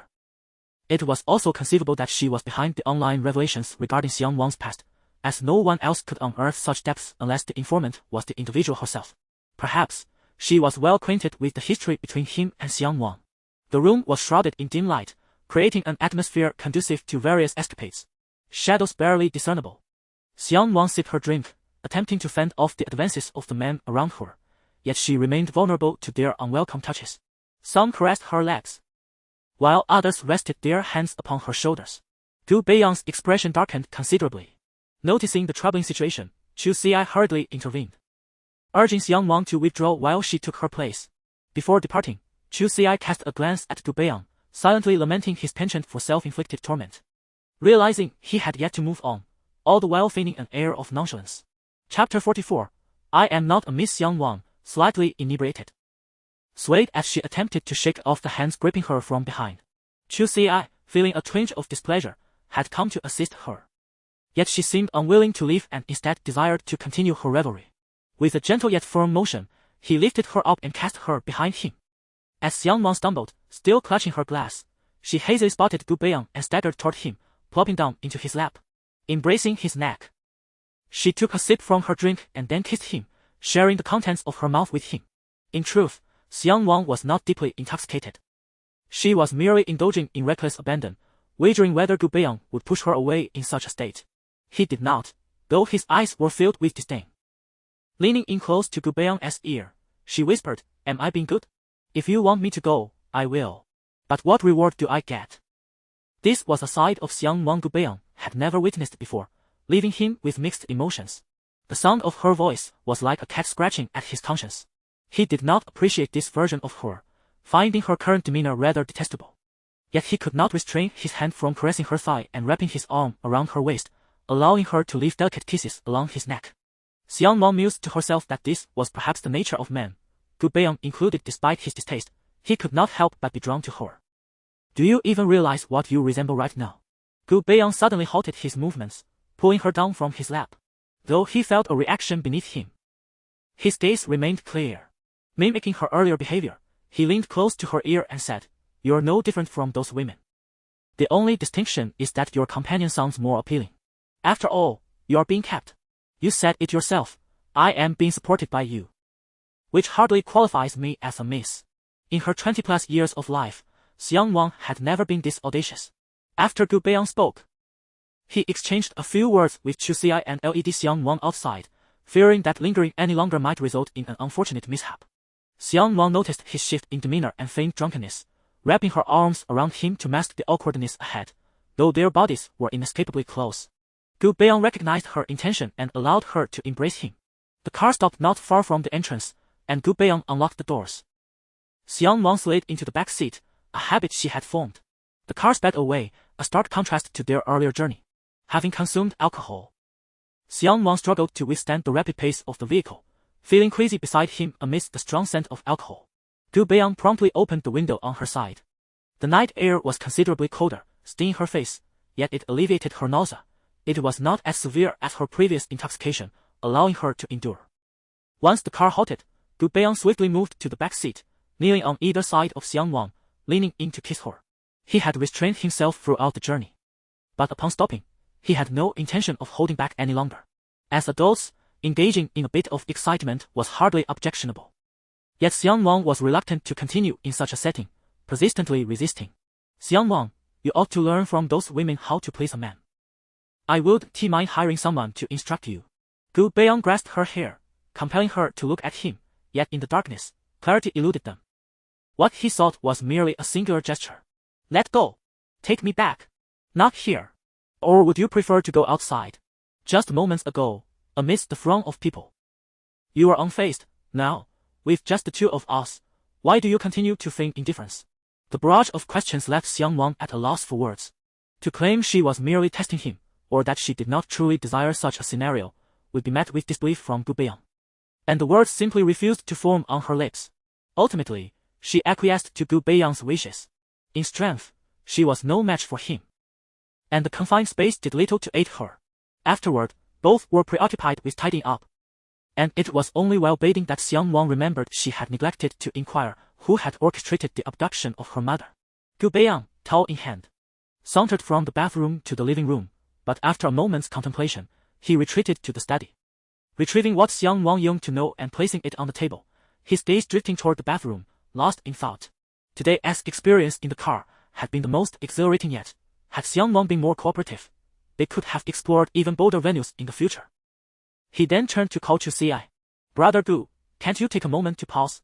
If that woman didn't satisfy you, don't drag me into this," she chided. "Enough chatter. Keep a close watch on those men today," he commanded. "I know, no need for reminders. You aren't feeling this way because of Xiang Nuan, are you? Gu Beiyang, can you refrain from speaking like you're passing gas? You claim to share, yet you contradict yourself. When I share, they dare to act boldly. Have you lost your mind?" After ending the call, Gu Beiyang retrieved a pack of cigarettes, leaning against the window as he smoked. Perhaps he truly had lost his sanity. When Xiang Nuan emerged, Gu Beiyang had already retreated to the study, neglecting to close the window. The cold air infiltrated the room, chilling it to a temperature akin to the outdoors. With a sigh, Xiang Nuan approached to close the window. On the table lay a document pouch, which she assumed Gu Beiyang had forgotten to take inside. Upon picking it up and glancing at the name on the pouch, realization struck her, prompting her to hastily open it for inspection. Inside was merely a USB drive, and without a computer, she had no means to access its contents. Casting a glance toward the television, she recalled it had a USB port for playing movies. After some time, she located the port and plugged it in. A message indicating it was reading appeared, and she breathed a sigh of relief, glad her cleverness had spared her from seeking Gu Beiyang's assistance. The drive contained only a video and an audio recording. Upon opening the video, she was met with a scene that was nothing short of mortifying. Su Xiuwan lay bare, pinned to the ground by several men, one of whom she recognized as the man who had previously placed a blindfold over her eyes. Listening to their dialogue, she began to piece together the truth, If Su Xiuwan had indeed been complicit, how had these men so readily turned their attention to her? Gu Beiyang had been diligently attending to his files, awaiting Xiang Nuan's request for computer access, but her resourcefulness in utilizing the television had taken him by surprise. The volume was so loud that the entire room reverberated with the sounds of male breaths and female moans. He managed to endure the beginning of the video, but soon found it unbearable. Meanwhile, Xiang Nuan had continued the playback for at least 5 uninterrupted minutes. Unable to withstand it any longer, Gu Beiyang burst through the door, exclaiming, "Xiang Nuan, can't you turn the volume down a notch?" His voice interrupted Xiang Nuan's train of thought, making her realize that it was indeed a bit too loud. Blushing, she turned off the television without even listening to the recording. Thank you." Gu Beiyang sighed, his tone becoming remarkably calm and devoid of any emotion as he fixed his gaze on Xiang Nuan. "Your mother, too, encountered an incident in the hospital. It is my duty to investigate this thoroughly. As for Su Xiuwan, the woman has ruined Changtai under her influence." Chapter 45. Let me. Xiang Nuan gazed at him, her eyes glimmering with a hint of hope. "So, did you invite the shareholders of Changtai today to bring it down?" "It is not Changtai, but Su Xiuwan." "Thank you, Gu Beiyang." A flicker of anticipation sparked within Xiang Nuan. "So you want me to?" "No, I merely wish for you to accompany me for drinks, to witness how the former young mistress has been reduced to a mere hostess." The sensation was akin to soaring through the clouds only to be struck down by lightning. That was how Xiang Nuan felt at that moment. She gripped the sides of her trousers, striving to maintain a semblance of composure. "Regardless, I must express my gratitude for revealing this to me. You desire Changtai, and I shall assist you, considering it a form of retribution and a means to avenge my mother." Xiang Nuan articulated her conjecture, which closely mirrored Gu Beiyang's plans, capturing his attention. This woman, feigning ignorance, was remarkably astute. Simultaneously, Xiang Nuan unveiled a significant flaw in Changtai to Gu Beiyang. 2 years prior, she had married into the Li family for financial reasons, and logically, Li Hodong should have been managing Changtai. However, Li Hodong was solely preoccupied with his indulgences, leaving the responsibilities to Su Xiuwan. Although Su Xiuwan worked diligently to develop Changtai, she could not withstand the industry's tumultuous shifts over the past 2 years. Changtai's losses had extended beyond a single quarter. In Xiang Nuan's view, it had been suffering for at least a year. During that time, Su Xiuwan's temper had soured, often directing her frustrations at Xiang Nuan. Having spent 2 years together, Xiang Nuan had gleaned some understanding of her mother-in-law's temperament and surmised that the company was in trouble. Before long, she found herself in bed with Gu Beiyang. She speculated that Gu Beiyang had likely made a deal with Su Xiuwan, a notion substantiated by Su Xiuwan's flattery of Gu Beiyang at social gatherings. As for tonight's meeting with the shareholders, regardless of the underlying motives, Xiang Nuan discerned that Gu Beiyang had likely acquired shares of Changtai from these individuals. It appeared that he now held nearly 1/3 of Changtai. Gu Beiyang, unable to make an appearance, had sent Chu Ci in his stead. All her deductions proved accurate, and Gu Beiyang's gaze on Xiang Nuan deepened, unbeknownst to him. Filled with a newfound admiration, had her family not been squandered by her father, and had she been at the helm, her endeavors would surely have flourished. In that moment, they set aside their grievances, with Gu Beiyang sitting on the sofa, attentively listening as Xiang Nuan spoke eloquently. "Gu Beiyang, how many shares do you possess?" 30. Xiang Nuan pondered for a moment. "I understand. I will strive to acquire additional shares for you, enough to surpass Su Xiuwan. Su Xiuwan holds 30, while Li Hodong possesses 10. I should be able to secure 2% of Li Hodong's shares. Su Xiuwan has already portrayed me to the outside world as a wicked daughter-in-law, so I shall fulfill her expectation.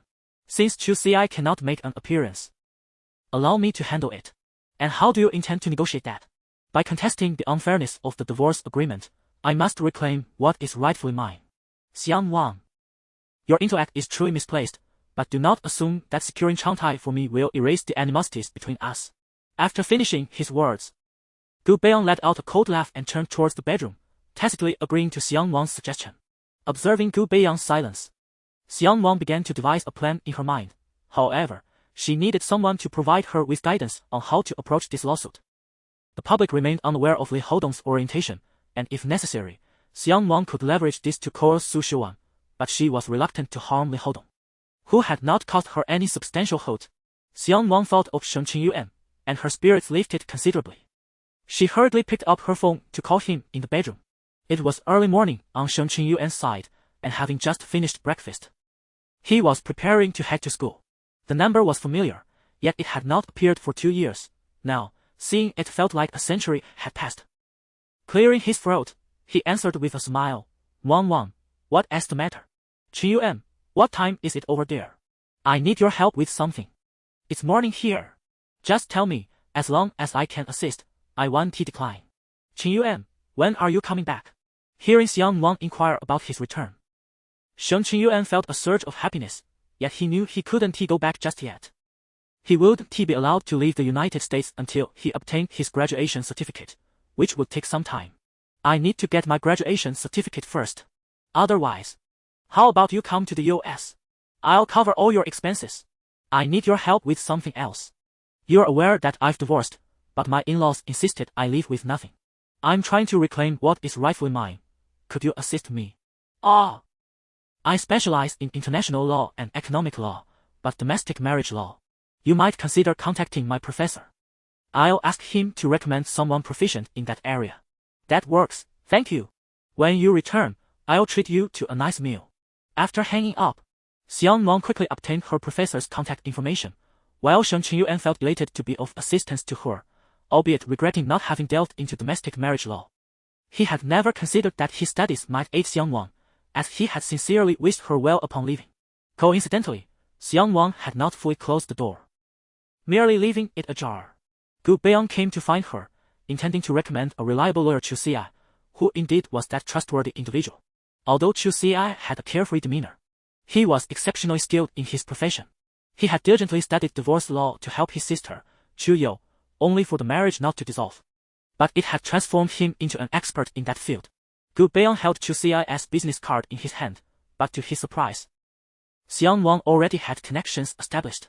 Returning to the bedroom with the card, Gu Beiyang, feeling frustrated, tore it up. However, that evening, Xiang Nuan had truly opened his eyes. Her allure in the private room, her refusal in the car, and her subsequent wisdom revealed a new facet of her. Yet it was insufficient to stir any deeper feelings within him. Even if she were a stranger, he could only admire her from afar, and Xiang Nuan was no exception. Qiang Yuan will not be returning to the country for the time being, nor in the near future, so there is no need to contemplate this matter. Even if his return poses a threat to his ultimate goals, he possesses ample means to address it. In terms of experience, he far surpasses Qiang Yuan. Gu Beiyang merely seeks to employ a tit-for-tat approach, waiting until Xiang Nuan falls in love with him, then mirroring her earlier actions and causing her to fall just as hard. To remind himself not to indulge in this sentiment, he has consistently treated Xiang Nuan like a pet, alternating between discipline and affection. Overthinking only invites unnecessary troubles. Thus, Gu Beiyang relinquished his thoughts and succumbed to a deep slumber. In his dreams, a woman sat upon his lap, embracing him, feeding him grapes with her lips, her hands caressing his body. Throughout it all, he could not discern the woman's features, or perhaps, he simply chose not to. Chapter 46. The barrister Chu Xi determined to execute her plan. Xiang Nuan understood the necessity of meticulous design. A single misstep could lead to a cascade of errors. Su Shuwan was no fool and would not allow herself to be manipulated easily. All she needed was to secure a guaranteed minimum of 2%. Or even just 1% would suffice. On the surface, Su Shuwan adored her son, and Li Haodong was dutiful to his mother. Yet their mutual disdain ensured that the shares would remain firmly in their respective hands. Su Shuwan would undermine her, and she would inevitably retaliate in kind. The next day, in front of a very inquisitive female colleague, Xiang Nuan placed a call to Qiang Yuan's teacher. After articulating her intentions, the teacher delightedly recommended one of her students, praising him as being on par with Qiang Yuan. However, upon hearing the name, Xiang Nuan felt a wave of awkwardness. The teacher referred to Chu Xi. Yet the phone number was different. Perhaps it was merely a case of sharing a name, she mused. Her colleague, clearly intrigued, inquired about her ex-husband. Xiang Nuan feigned embarrassment, hesitating before divulging her story. My mother-in-law and husband were never kind to me. Our marriage lacked any affection. They blamed me for not bearing children, accusing me of being unfilial, ultimately forcing me to leave with nothing. What wrong had I done to deserve such treatment? I cannot bear a child alone.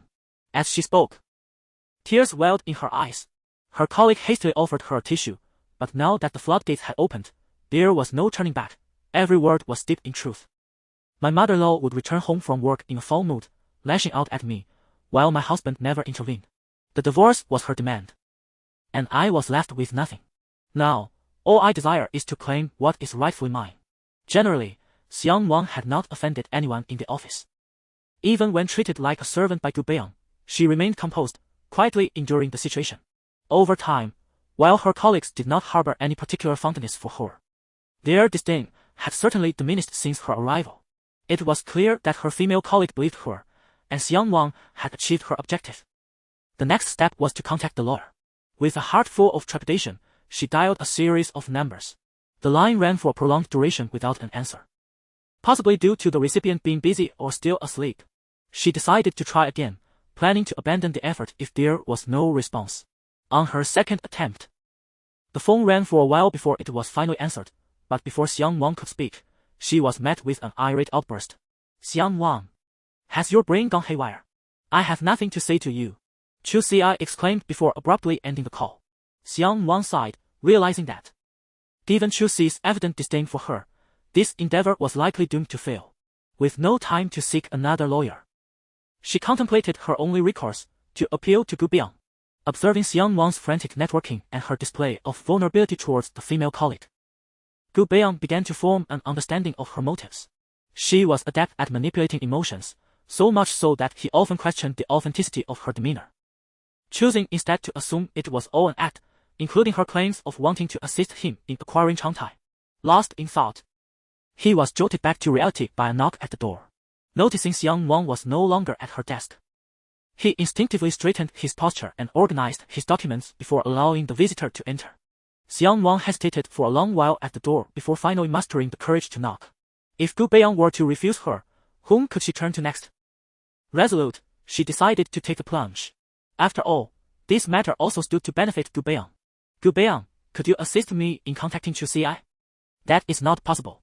Had she known this would be the outcome, she would have approached him directly the previous night instead of now relying on Gu Beiyang. "Gu Beiyang, I implore you to set aside personal feelings in this matter. It would be advantageous for you." Xiang Nuan clenched her fists, urging him. "Xiang Nuan, your sudden willingness to help me makes me somewhat anxious. Speak, what is it that you desire?" "I mentioned it last night. I merely wish to avenge my mother and to express my gratitude to you. Believe it or not, it's up to you. If you refuse to contact Chu Xi for me, I shall seek assistance elsewhere." "What, are you considering approaching Shen Qingyuan?" Gu Beiyang's voice rose slightly. "Did you eavesdrop on my conversation? You left the door ajar. Is that my fault?" Never mind, I will seek help from someone else." As Xiang Nuan turned to leave, Gu Beiyang stood up from his chair and called out to her. Xiang Nuan realized she had won her gamble. "Xiang Nuan, provided you can secure that 2% stake, I may consider allowing you to retain it. However, you shall possess only the shares without the right to sell or transfer them, and your mother and brother are included in this stipulation. Furthermore, all of this is contingent upon my acquisition of Changtai." "Understood." Xiang Nuan had anticipated this, knowing Gu Beiyang's nature. If she indeed obtained that 2%, he would likely refuse to accept it, whether as a gift or otherwise. The 2% of Changtai was inconsequential compared to Red East, and moreover, it was in Xiang Nuan's possession. In truth, even if given freely to Gu Beiyang, it would pose no detriment to Xiang Nuan. Changtai was of no concern to her, and how Gu Beiyang chose to handle it was irrelevant. After Xiang Nuan departed, Gu Beiyang reached out to Chu Xi. Chu Xi was surprised by the persistent disturbances to his slumber, yet while he could scold Xiang Nuan, he refrained from chastising Gu Beiyang, knowing he could not best him in a confrontation. What astonished him further was the unexpected alliance formed between the two, who had been at odds just the night before, now uniting to deal with Su Shuan. After some time, he finally grasped Gu Beiyang's intent. There was profit to be made, which explained his willingness to assist Xiang Nuan in reaching out to him. Once he agreed, Chu Xi suppressed his distaste and called Xiang Nuan, providing her with the address, and then promptly returned to sleep. Xiang Nuan sent a message to Gu Beiyang, informing him that she was on her way to see Chu Xi, and then she left the office with her bag in hand. Arriving at Chu Xi's residence as planned, she rang the doorbell several times before he, disheveled and clad only in a robe that left much of his chest exposed, finally appeared, eyes barely open. "Who is it? So early?" Without hesitation, Xiang Nuan stepped inside, noticing a pair of women's slippers by the door. She removed her shoes and slipped into them. Only then did Chu Xi recognize her, clad only in his robe and underwear. He felt embarrassed, particularly since Xiang Nuan was present. He hurried back to change. But upon seeing the bed, all thoughts escaped him, and he promptly dove back in to continue his slumber. The living room had descended into a state of disarray. Adorned with garments, snacks, empty bottles, take-out boxes, and an unsettling odor that lingered in the air. Xiang Nuan found it hard to fathom how one could endure such chaos. Possessing a hint of obsessive-compulsiveness, she could not tolerate disorder and felt an irresistible urge to tidy up. Unless something was off-limits, she could not restrain her hands. After a prolonged search, she finally stumbled upon a half-worn broom on the balcony, with no mob in sight. Meanwhile, Chu Xi had slumbered until noon. And had it not been for the enticing aroma of food wafting through the air, he might have continued to sleep. Xiang Nuan dashed back and forth between the kitchen and dining area, while Chu Xi glanced at the time, realizing it was nearly mealtime, and made a call behind Xiang Nuan's back. Chapter 47. A slight change. After a considerable interval, the doorbell rang. Xiang Nuan, donned in an apron and carrying a bowl of soup, emerged from the kitchen. Hearing the knock, she found herself unable to free her hands and could only call out to Chu Xi to answer the door. To her surprise, the visitor was Gu Beiyang. His suit unbuttoned, hands tucked into his pockets. He kicked off his shoes and appraised Xiang Nuan from head to toe. Upon receiving a phone call, he had hastily concocted an excuse to rush over from the office, spurred by Chu Xi's mention of the arrival of a Tianluo girl at his home, who not only cleaned up but also prepared a meal that smelled enticingly delicious, making it a shame to let it go to waste. During the journey, Gu Beiyang had been seething with resentment, and witnessing Xiang Nuan's portrayal of a dutiful wife only intensified his ire. As if he were merely a guest in someone else's family. Upon seeing him, Xiang Nuan momentarily froze, questioning his purpose for coming.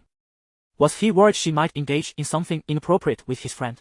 Could it be that Gu Beiyang did not realize that, were it not for the need for collaboration, she and Chu Xi would only regard each other with disdain? Come to eat, she stated, though inwardly she lamented. Eat what? I've only prepared 2 servings. Yet now that Gu Beiyang had arrived, she could not withhold food from him. This was Chu Xi's home, and she could not contest with him for the meal. Reluctantly, she divided what little rice remained in her bowl, her heart heavy with despair at the meager portion. The selection of dishes on the table was scant, hastily assembled from whatever was available in the refrigerator. Gu Beiyang frowned at the poultry serving in Xiang Nuan's bowl. His own was not plentiful either, but it was superior to hers. He hesitated, contemplating whether to offer some of his portion to her, but quickly dismissed the thought, reasoning that it was her responsibility to serve him.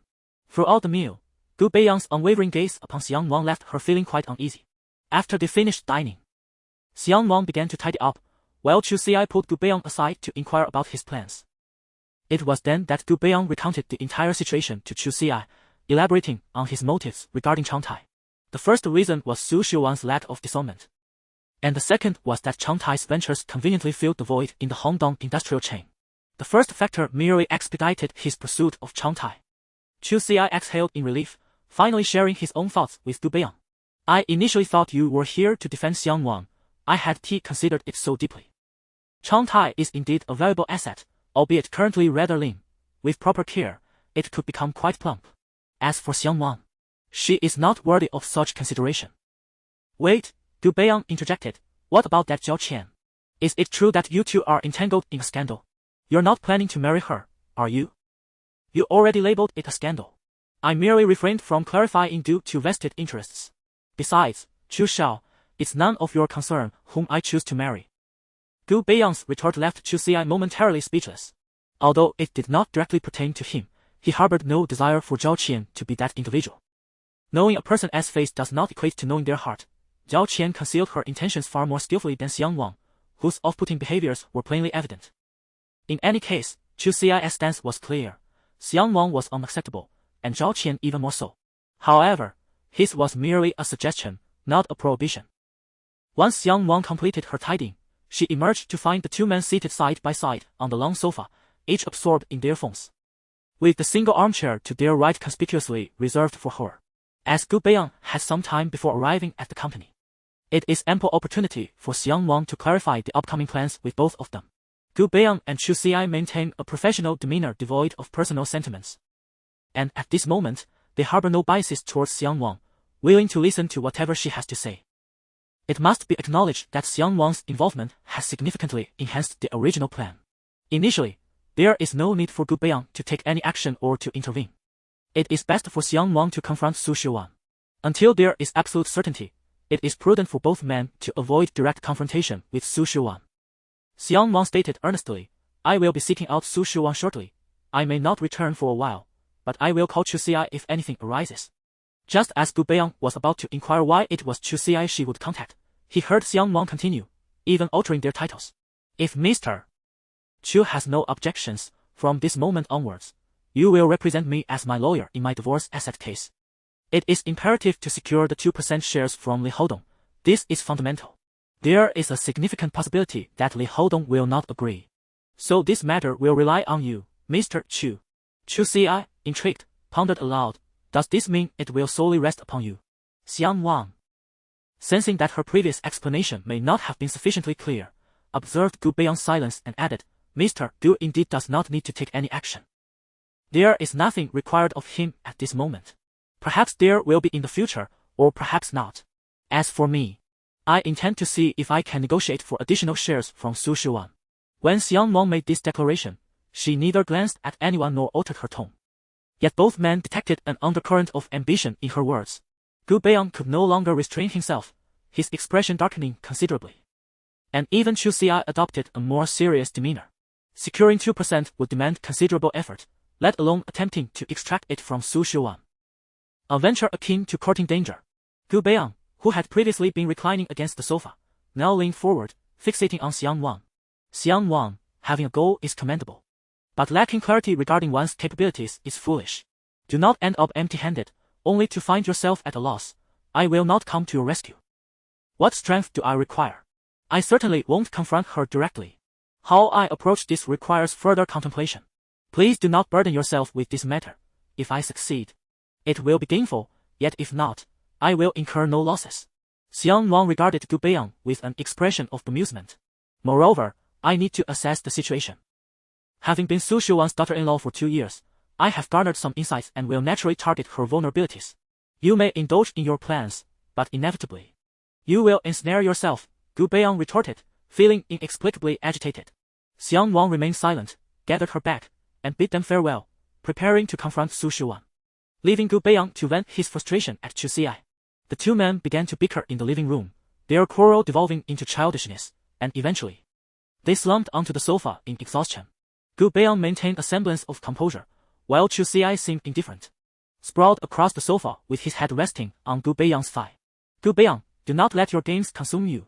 How many times must I repeat this? Can you truly immerse yourself in the game? Gu Beiyang scoffed lightly, dismissing Chu Xi's concerns as unwarranted anxiety. Though the words ring true, Chu Xi cannot shake the feeling that something is amiss, yet she cannot articulate the reason. After a moment of contemplation, Gu Beiyang too finds himself beset by a sense of unease. Since last night, Xiang Nuan has become an enigma, both unfamiliar and perilous to him. This sensation is unsettling, leading him to believe that Xiang Nuan has deviated from the predetermined path. However, he finds himself devoid of any means to address this disquiet, compelled to adhere to his original plan of tormenting her. Chapter 48, an additional 3% Xiang Nuan returned to her long-lost home, if one could call it that. She once believed she could reside here for a lifetime. Yet, now that she was married, many thoughts deemed inappropriate should be cast aside. Even if her husband favored men, it mattered not to her. All she desired was a life of tranquility. During her time in this home, although fond memories were scarce, at least she was spared the worry of where her next meal would come from, which was a privilege far greater than that of most. The entrance remained unchanged, reminiscent of the day she was dragged out. The inhabitants of the house likely never anticipated her return. Xiang Nuan knocked on the door. The servant, presumably new and unfamiliar with her, did not recognize her. Upon her mention of seeking Madame Su, the servant remained silent and simply let her in. Since Li Hodong seldom returned home, she saw no need to mention him. Madam is not at home. Would you like to wait or? Please call Mrs. Su and inform her that Xiang Nuan is waiting for her return. I shall wait indefinitely if she does not come back. Only then did the servant realize that this woman before her was the former daughter-in-law of Su Shiwan. Recently, she had overheard Madam calling out Xiang Nuan's name in anger, which had led to many of the household staff leaving. The servant, who had only joined after Xiang Nuan's departure, was unaware of the circumstances that had led to this situation. Miss Xiang, would you prefer to go to the company to find Madam? Do not fear. If Su Xuan inquires, simply tell her I was causing a scene at the door and you had no choice but to let me in. Reluctantly, the servant called Su Xuan, relaying Xiang Nuan's message as instructed. Feeling the gravity of the situation, Xiang Nuan raised her voice and uttered a few choice words of her own. Having just concluded the meeting, Su Xuan was already seething with frustration. The recent lack of time to confront Xiang Nuan only compounded her ire. Now, it seemed, fate had brought the two together. She could not ignore this. Briefly discussing with her secretary, she departed the office, oblivious to the fact that her secretary made a phone call after her exit. As all of Su Xuan's fury was directed at Xiang Nuan, the servant's demeanor softened considerably. During their conversation, Xiang Nuan gleaned much information.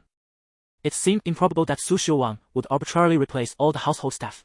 Perhaps some among them possessed knowledge that Su Xuan could not uncover, prompting the complete overhaul. Furthermore, Su Xuan's temper had been increasingly volatile, driving away several of the new staff, while Li Houdong had chosen to avoid home altogether, having not returned in over half a month. After nearly half an hour of waiting, Xiang Nuan finally saw Su Xuan enter, slamming the door behind her. The nearby servant, startled, promptly exited, leaving the space for the two women. Xiang Nuan, do you still have the audacity to return? Why should I not return? Not only have I come back, but I also have belongings to retrieve. Xiang Nuan stood and approached Su Xuan. She had deliberately donned an outfit from her past, accentuated by high heels, and now stood before Su Xuan, towering nearly a head above her, exuding an undeniable presence. There is nothing of yours in this house, leave. How could that be? Mother-in-law, you insisted I divorce without providing a single penny. Tell me, is there not something of mine? Xiang Nuan embodied pride to the fullest extent. Do you still have the nerve to speak of such things? You are unable to bear a son, yet you expect to keep Houdong while seeking to appropriate wealth. You should abandon that hope. I cannot give birth to a son. Perhaps you should inquire with your son regarding the reasons. If I have strayed, was it not you who cast me into another's bed? Should these matters come to light, it would spell disaster for all involved, tarnishing that gentleman's reputation. And he would surely seek retribution, potentially turning his wrath upon you. Su Xuan, in her fury, pointed at Xiang Nuan, hurling insults of a vile nature. Xiang Nuan, unfazed, had grown accustomed to such diatribes from Gu Beiyang, rendering her indifferent. Yet, to her surprise, Su Xuan, blinded by rage, cursed her for not being gang-raped, lamenting the fate of her mother, even questioning whether Xiang Nuan had orchestrated any harm against her.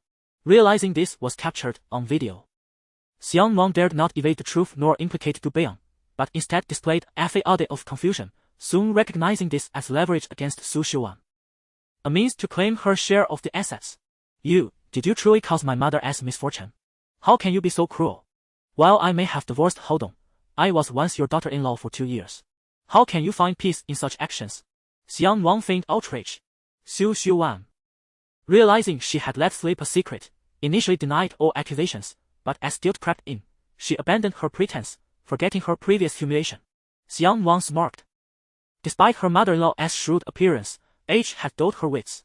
I had intended to demand my rightful share of the post-divorce assets from your son. Please inform Li Houdong that I require 2% of his shares.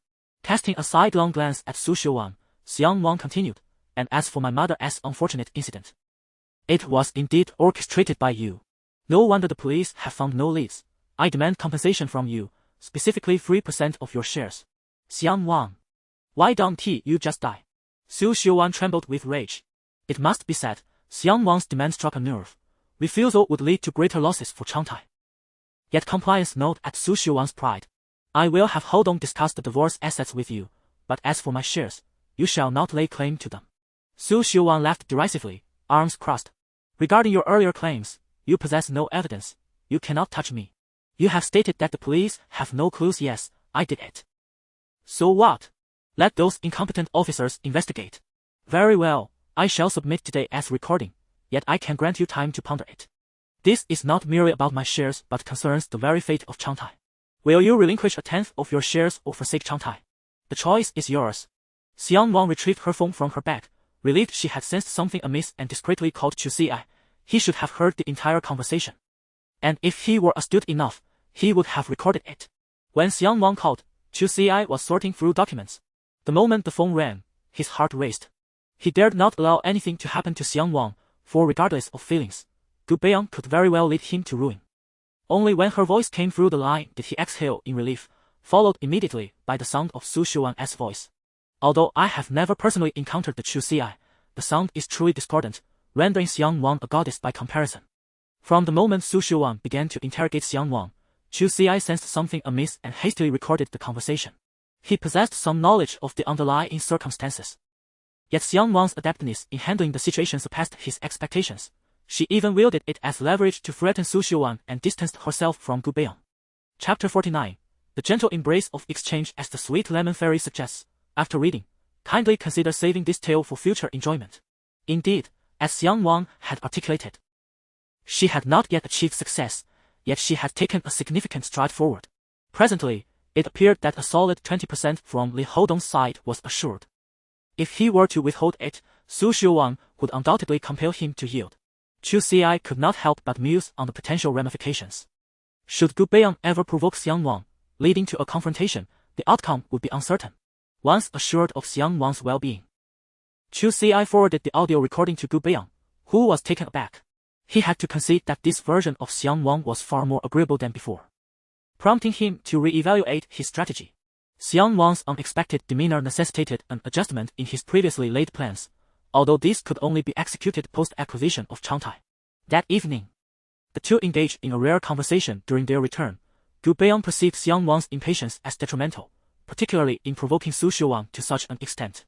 Yet, Xiang Nuan believed that opportunities must be seized when they arise. In this regard, Gu Beiyang recognized that although Xiang Nuan was astute, she was indeed inexperienced.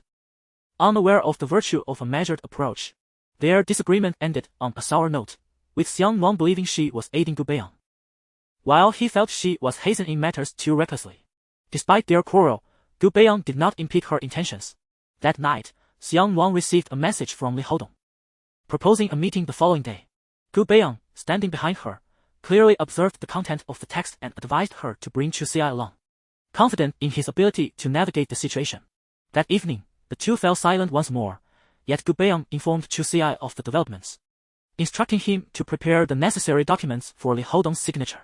Should that fail, they would resort to the courtroom. Gu Beiyang was determined to utilize any connections he could muster for facilitation. He also retrieved a document from his study, originally sent alongside the video USB, containing vital evidence.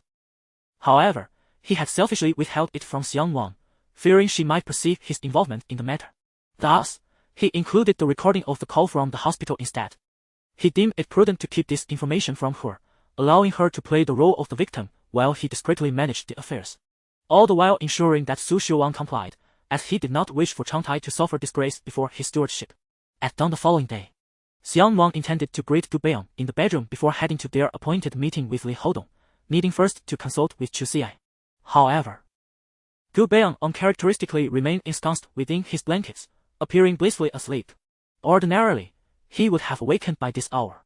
Since Gu Beiyang had drawn her into this intimate relationship, Xiang Nuan had rarely witnessed him in slumber. At that moment, he seemed a different person altogether, his brow unfurrowed and features relaxed. Was this not the essence of Gu Beiyang over the past 2 years? Ultimately, it was she who had inadvertently harmed that once effervescent youth. Xiang Nuan could not resist the urge to reach out and caress Gu Beiyang's face. To her surprise, he caught her hand as if he had been wide awake the moment she extended it. Are you so eager to seduce a man early in the morning? Surely, enticing you isn't a crime, and in your heart, isn't that precisely who I am? What began as self-deprecating remarks took on a different flavor in Gu Beiyang's ears. He forcefully pulled Xiang Nuan into his embrace, making her lie against him, and kissed her, only to taste an odd flavor. Upon pushing away, he realized Xiang Nuan had applied makeup, and not just a light touch. She appeared significantly more mature and alluring.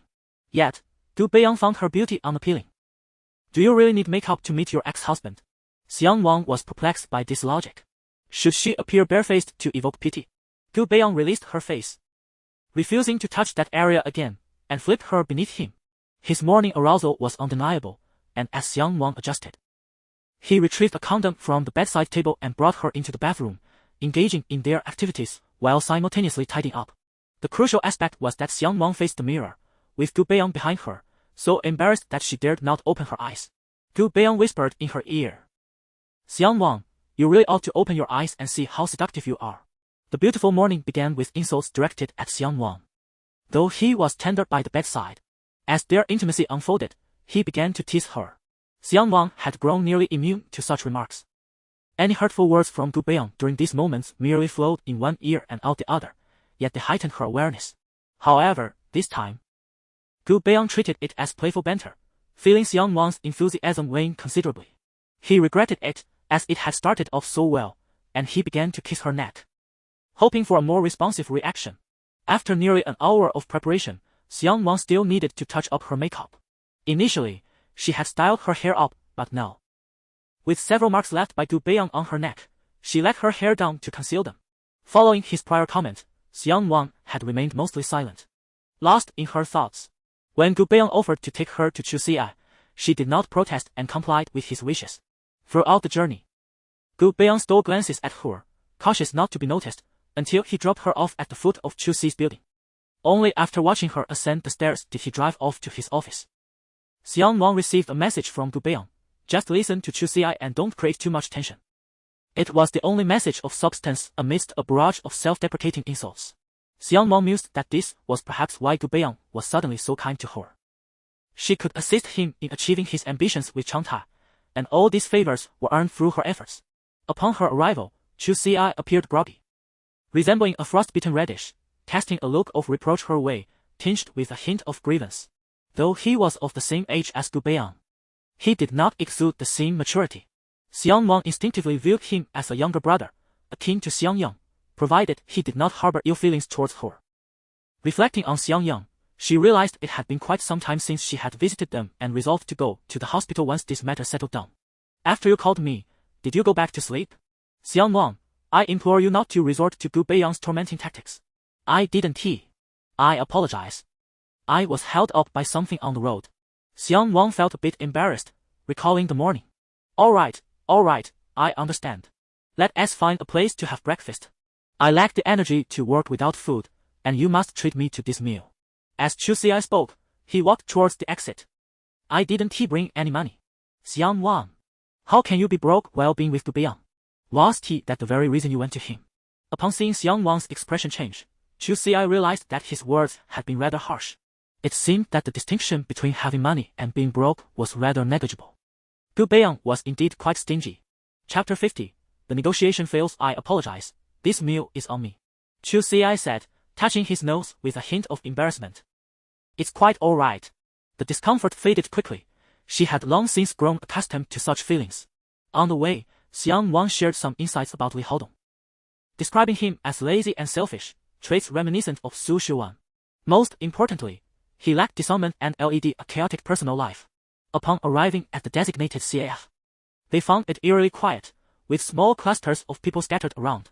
Soft, foreign melodies filled the air, creating a relaxing atmosphere. Seizing the moment while waiting for Li Haodong, Chu Xi informed Xiang Nuan of several points to be mindful of, encouraging her to listen intently when he spoke. After nearly half an hour, Li Haodong finally arrived. Striding toward them while clapping his hands, he pulled out a chair and sat across from Xiang Nuan. "Well, Xiang Nuan, have you switched to another partner?" "Li Haodong, mind your manners. This is my attorney, Mr. Chu. Bringing your lawyer along suggests you are not interested in a sincere discussion," Li Haodong remarked, ordering a coffee. The waiter, a rather handsome young man, became the target of his teasing, his foot brushing against Chu Xi's leg under the table. However, before the contact could escalate, Xiang Nuan promptly stepped on his foot. "Some things never change. You can't resist flirting with an attractive man." Initially, Chu Xi was oblivious to the unfolding situation until Li Haodong, visibly agitated, shouted at Xiang Nuan to release his foot. It was then that he glanced down to see Xiang Nuan's leg firmly pressing against Li Haodong's foot, her stiletto heel digging in. Given the expression on Li Haodong's face, it was clear that it must be quite painful. Upon closer inspection, it was evident that Li Haodong had extended his leg toward Chu Xi. Had Xiang Nuan not intervened, he would have been the one suffering. His expression darkened. "Mr. Li, I am Miss Xiang's legal representative, surnamed Chu. I trust you will maintain appropriate boundaries." Perhaps startled by Chu Xi's sudden formality, both Xiang Nuan and Li Haodong retracted their feet. Chu Xi then placed the meticulously prepared documents before Li Haodong, presenting him with two options, to sign now or to leave the decision to the court, where the likelihood of Xiang Nuan winning was substantial. Li Haodong didn't even glance at the documents, simply pushing them back. I refuse to sign. If it comes to court, so be it. Let us see if you have the capability. Xiang Nuan attempted to interject, but Chu Xi silenced her. Mr. Li, I would not recommend escalating this matter. Otherwise, the consequences for you may exceed your expectations. What do you know about my affairs with my ex-wife? Li Haodong's voice rose, drawing the attention of nearby patrons. Their curiosity piqued as they leaned in to overhear the unfolding drama between the trio. From then on, it was Chu Xi who endeavored to reason with him. Yet Li Haodong was not one to abide by logic. The more they spoke, the more irritable he became, and in his agitation, he grew impulsive.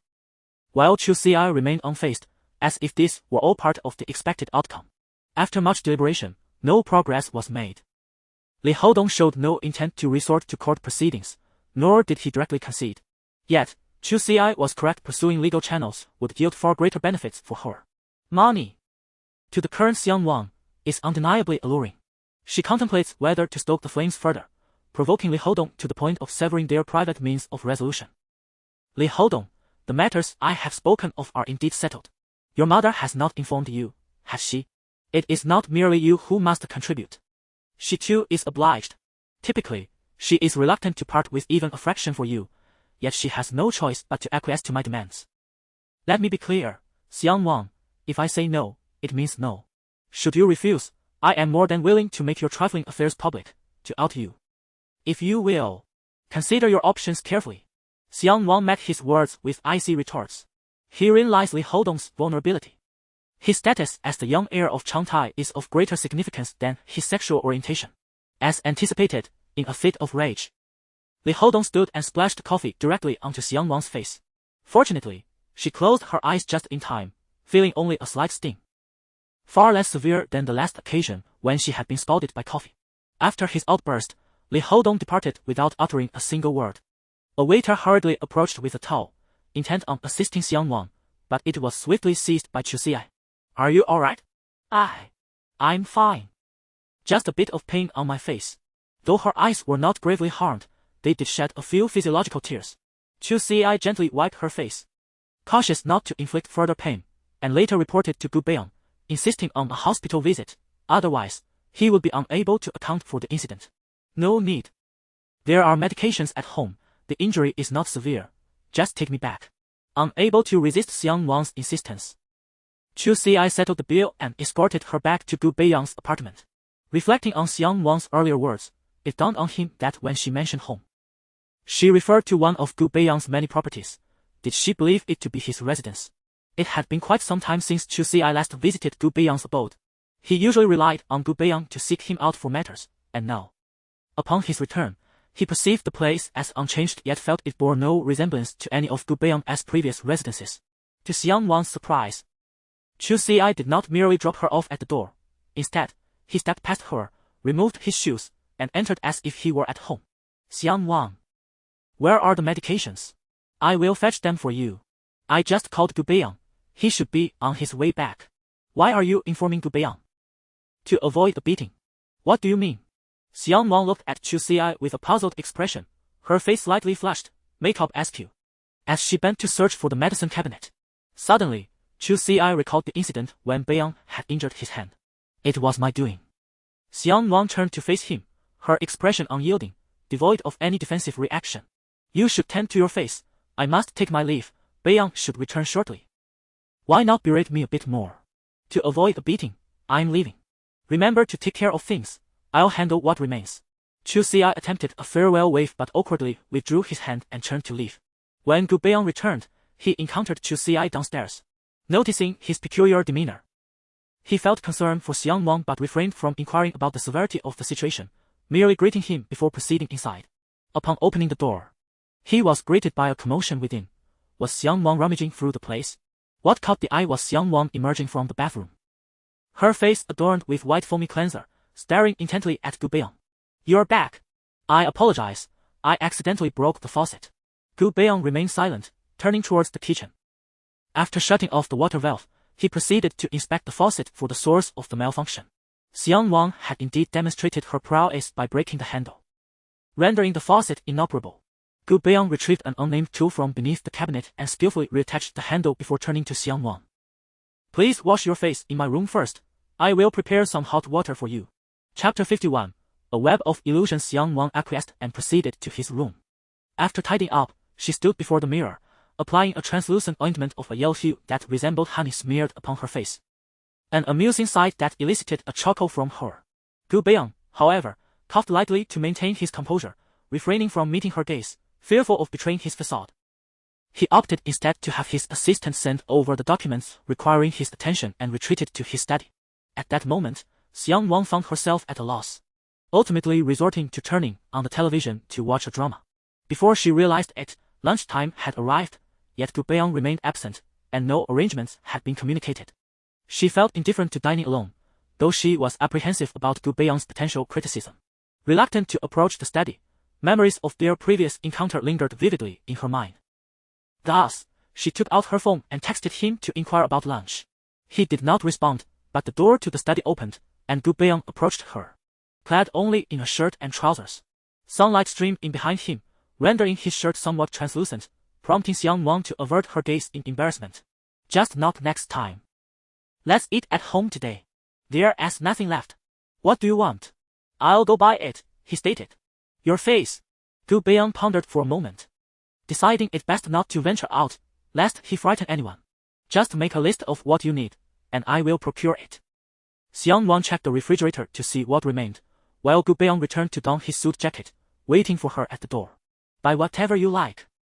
It's inconsequential, she replied as she rose. Then I won't bother buying anything. Just eat what you have, he said suddenly, his tone light-hearted. This provoked an instinctual fear in Xiang Nuan, and as realization dawned, she buried her face, her cheeks tinged with yellow while her ears flushed crimson.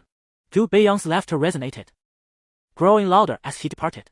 It was only when he had left that Xiang Nuan raised her head, staring blankly at the doorway, pondering whether Gu Beiyang had lost his wits. No wonder Chu Xi had mentioned fearing a beating. At this rate, anyone would conclude that Gu Beiyang had affections for her. Yet, such notions were a mere jest in her heart. Gu Beiyang's laughter was genuine, but it stemmed not from any feelings for Xiang Nuan.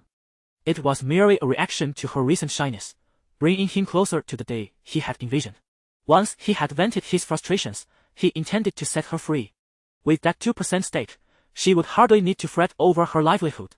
If Li Huing and Xiang Yang required assistance, he could easily support them without significant expense.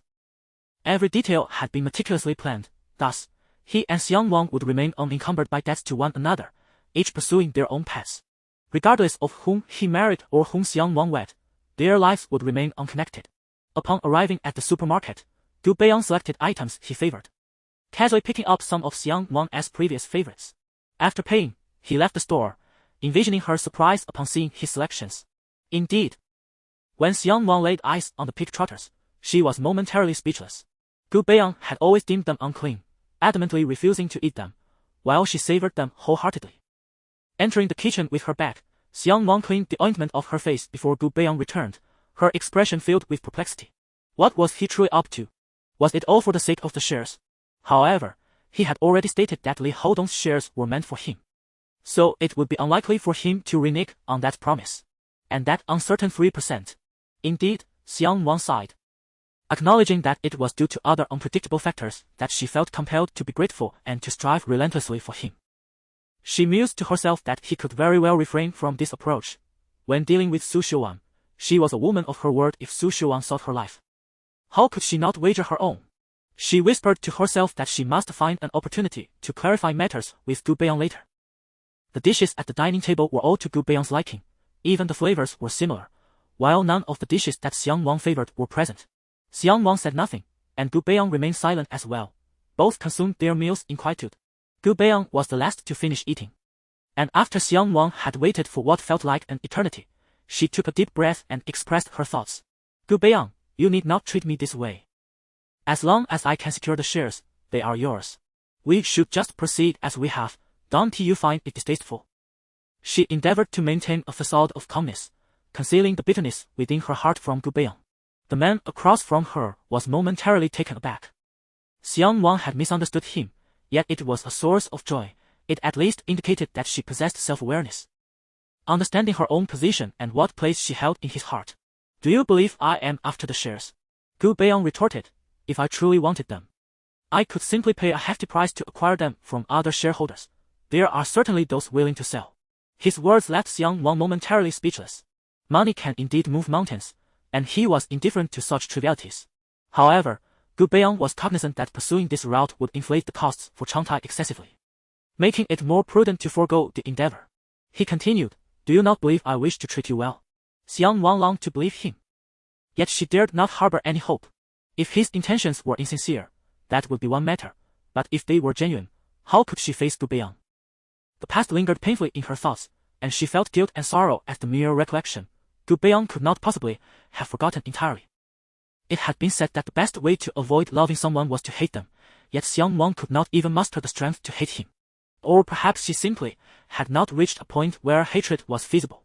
Compared to all of this, she would rather Gu Beiyang continue to torment her. At least in that way, love would not be so excruciating. Gu Beiyang appeared to have absorbed none of her words, as he carried his bowl and plate to the kitchen, rolling up his sleeves to wash the dishes. Xiang Nuan immediately stopped him. Gu Beiyang, don't move. I'll handle it. The apron is on me. You haven't finished your work, have you? Very well, I'll tidy up and head to the company.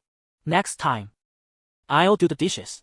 Let us do some pig trotters tonight to replenish your collagen, he replied with a smile as he exited the kitchen, leaving Xiang Nuan lost in the warmth of his grin.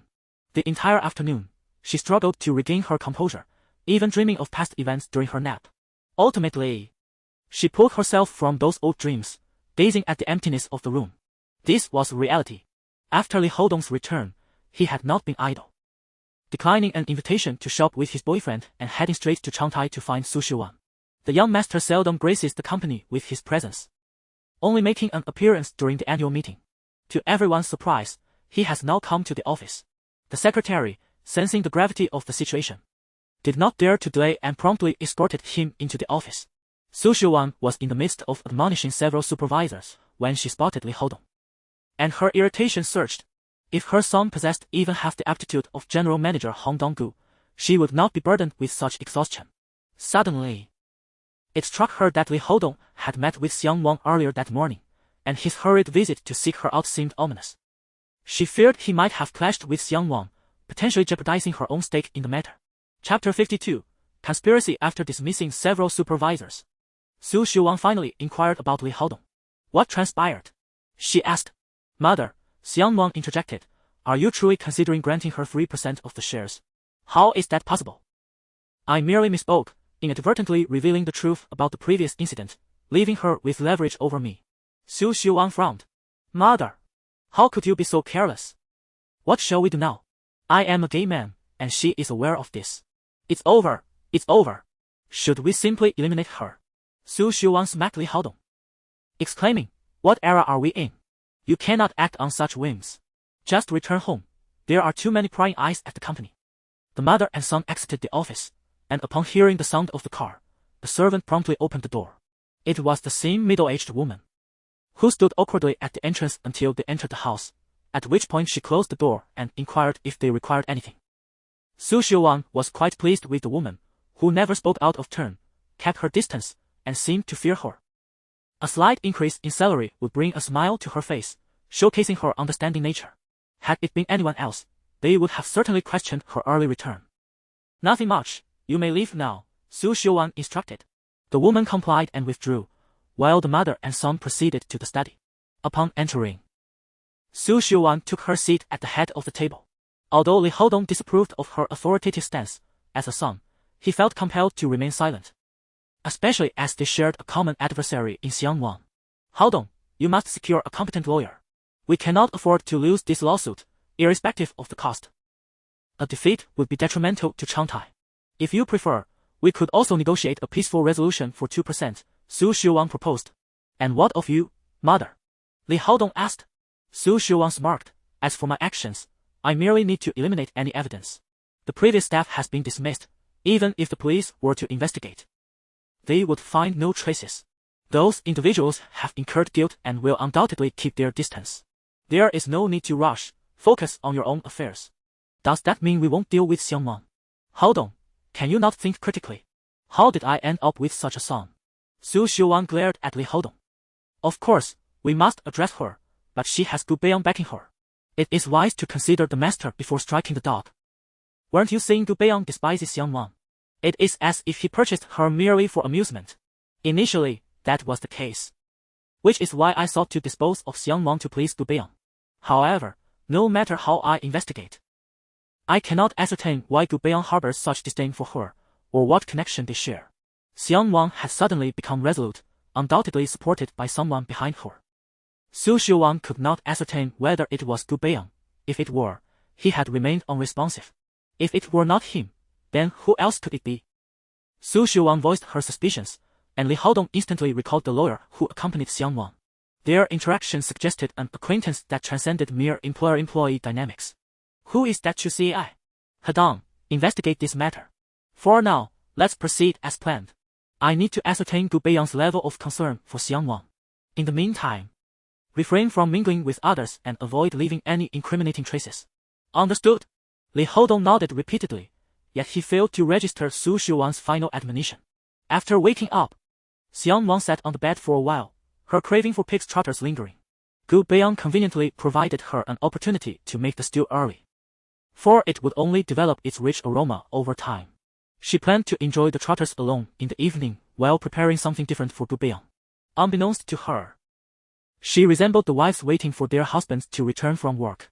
Upon picking up her phone to set a timer, she noticed an email received an hour earlier, the sender being the woman who had opened the door for her when she sought out Su Xiuwan. Xiang Nuan quickly opened the message to find an audio file. After listening to it, she shared the recording with Chu Ci. Li Haodong, the fool, likely believed that Chu Ci was her clandestine partner behind Gu Beiyang's back. She contemplated the plot she had crafted, realizing that it would only drag Chu Ci into her scheme. As for Gu Beiyang, she decided to discuss matters with him upon his return. Gu Beiyang arrived home considerably earlier than usual. While Xiang Nuan was busy chopping vegetables, she handed him the recording, urging him to listen to it to save time. After a brief hearing, Gu Beiyang formed a strategy in his mind. Since Su Xiuwan was eager to ascertain his feelings for Xiang Nuan, he would demonstrate to her that their thoughts were aligned. After dinner, Gu Beiyang savored a bowl of pig's trotter soup and made to wash the dishes, startling Xiang Nuan, who hastily intervened to prevent him. Gu Beiyang, however, insisted that she wait, indicating there was something he needed to discuss after finishing. Xiang Nuan slapped her own face in frustration, recalling the burn she received that morning. Now, any stimulus caused her pain. Indeed, she was not dreaming. Gu Beiyang washed his hands quickly and sat beside her, inquiring about her plans. Xiang Nuan, as expected, echoed his earlier thoughts, yet her intentions were starkly opposed to Gu Beiyang's. He wished to protect her, while she desired to be humiliated in front of Su Xiuwan. Xiang Nuan, do you comprehend the consequences of such actions? Gu Beiyang questioned. Su Xiuwan will perceive that I have lost your protection and will inevitably focus her attention on me, allowing you to approach her swiftly and secure Changtai. I'm talking about you. Gu Beiyang's frustration erupted. Desperation breeds ingenuity. You should understand this better than I do, shouldn't you? Xiang Nuan countered. Gu Beiyang was taken aback. He knew the truth, yet the process was excruciating. What was Xiang Nuan truly thinking? However, Xiang Nuan then proposed an even bolder scheme. She wished to masquerade as Chu Ci's lover, thereby giving Gu Beiyang further justification to ally with Su Xiuwan while simultaneously safeguarding her. From a certain perspective, Gu Beiyang was reluctant, yet the plan was indeed clever. He would remain involved rather than merely an observer, offering clandestine protection to Xiang Nuan. Gu Beiyang realized he needed to persuade Chu Ci to participate, as Xiang Nuan's efforts would likely be futile. Moreover, they required an opportunity to demonstrate Gu Beiyang's stance to Su Xiuwan. After some contemplation, Gu Beiyang recalled that in a few days, Hongdong would host a high-tech exhibition, which could serve as an excellent opportunity. On the day of the exhibition, numerous prominent figures were in attendance, Gu Beiyang among them. He managed to acquire an additional invitation, which he sent to Changtai in the name of the event's organizers. Su Xiuwan would undoubtedly seize the opportunity to forge connections with the influential elite. Early in the morning, she tidied herself up and brought her son along. Gu Beiyang, observing from the exhibition platform on the second floor, noticed their arrival and discreetly sent a message to Xiang Nuan, urging her to prepare. He then resumed his conversation with others. Xiang Nuan had stealthily entered before the event commenced, hiding in a restroom stall, passing the time until Gu Beiyang's message arrived, nearly depleting her phone's battery in the process. Only when she received his message did she rise from the toilet, step out, and adjust her attire and makeup in front of the mirror. Chapter 53, Gu Beiyang's Attitude, Part 1. The passers-by did not recognize Xiang Nuan. They merely assumed she was someone as relative, captivated by her beauty and glancing her way. From a distance, Su Xiuan spotted a woman clad in a high-end designer outfit. Donning sunglasses, her hair cascading over her shoulders, exuding maturity and charm. It was nearly impossible to recognize her until she drew closer, revealing herself as Xiang Nuan, who was evidently approaching her with intent. What brings you here? Is this a place for you? Empress Su. I merely wish to inquire about your and your son as considerations, Xiang Nuan replied with an air of nonchalance. Not a penny. Do not even think about it. Then I shall speak my mind right here. As soon as Xiang Nuan began to speak, Su Xiuan struck her, sending her head askew. Remarkably composed, Xiang Nuan remained unfazed, while Su Xiuan seethed with rage. Xiang Nuan, dare utter a single word, and I shall strike you again. Upon hearing this, Xiang Nuan returned the slap with an even resounding blow. Li Haodong, initially an observer, felt a surge of satisfaction at Su Xiuan's strike. But upon witnessing his mother being struck, he rushed forward to protect her. On the second floor, Gu Beiyang had been secretly observing. When Xiang Nuan was struck, he nearly rushed down to intervene, but upon seeing her retaliate with a more forceful slap, he could not suppress a smile until someone reminded him, prompting him to feign just noticing the commotion and to step in as a mediator. Su Xiuan exhaled in relief as Gu Beiyang approached with a stern expression, scanning the space between her and Xiang Nuan before fixing his gaze on Xiang Nuan. How did such a person gain entry? Has this exhibition turned into an entertainment venue? Where are the security personnel? Su Xiuan was eager to see Gu Beiyang's next move, contemplating whether to stoke the flames further. Several security personnel rushed over, inquiring about the situation. Gu Beiyang stated, "There is a dog that needs to be removed." The security staff were perplexed, as they saw no dog in sight, taking a moment to realize that Gu Beiyang referred to Xiang Nuan.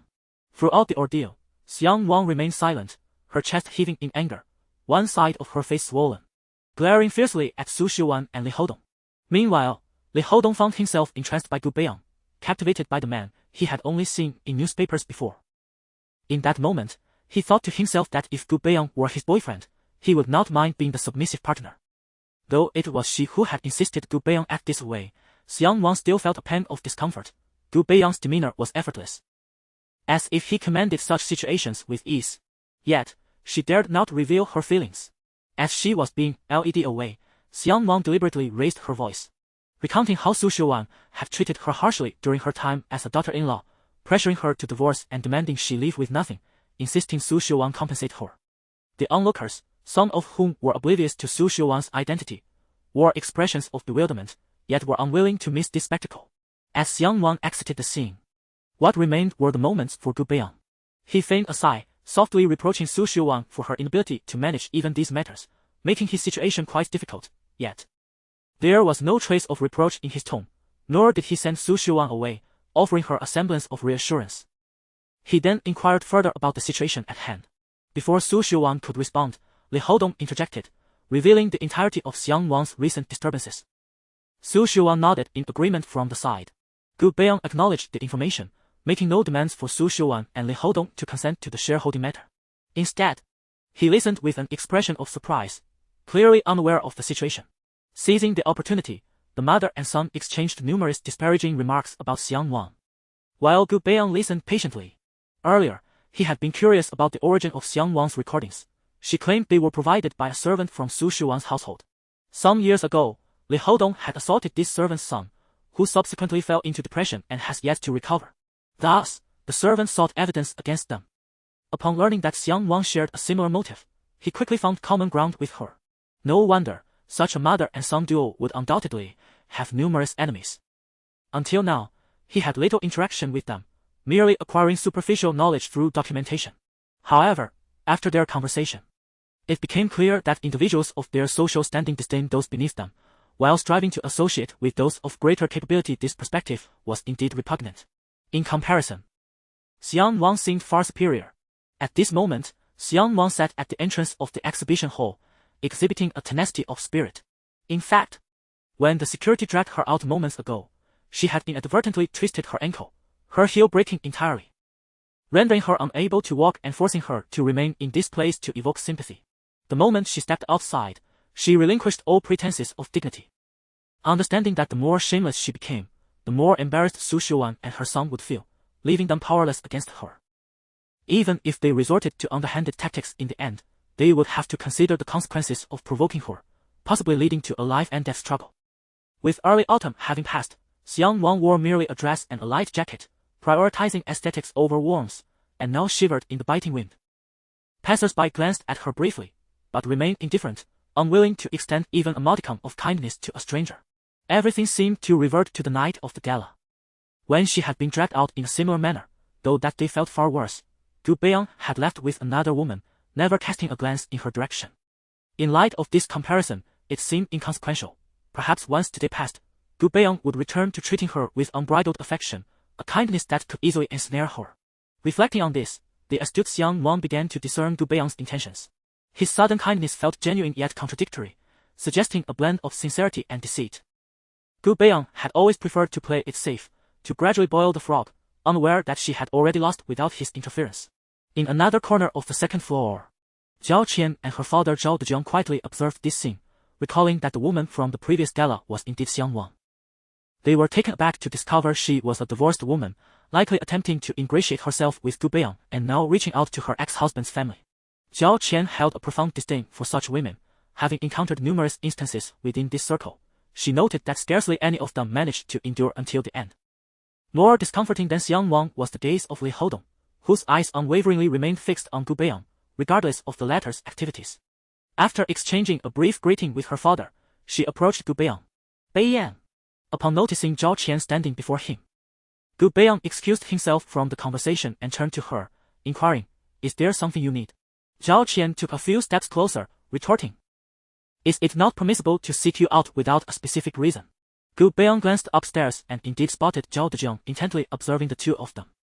He acknowledged Zhao Dejiang with a nod and a smile, to which the latter reciprocated, thus establishing a silent rapport. Chapter 54, Gu Beiyang's Attitude, Part 2. Seeing that Gu Beiyang showed no intention of acknowledging her, Zhao Qian felt a surge of anger. She grasped his arm, attempting to prevent his departure.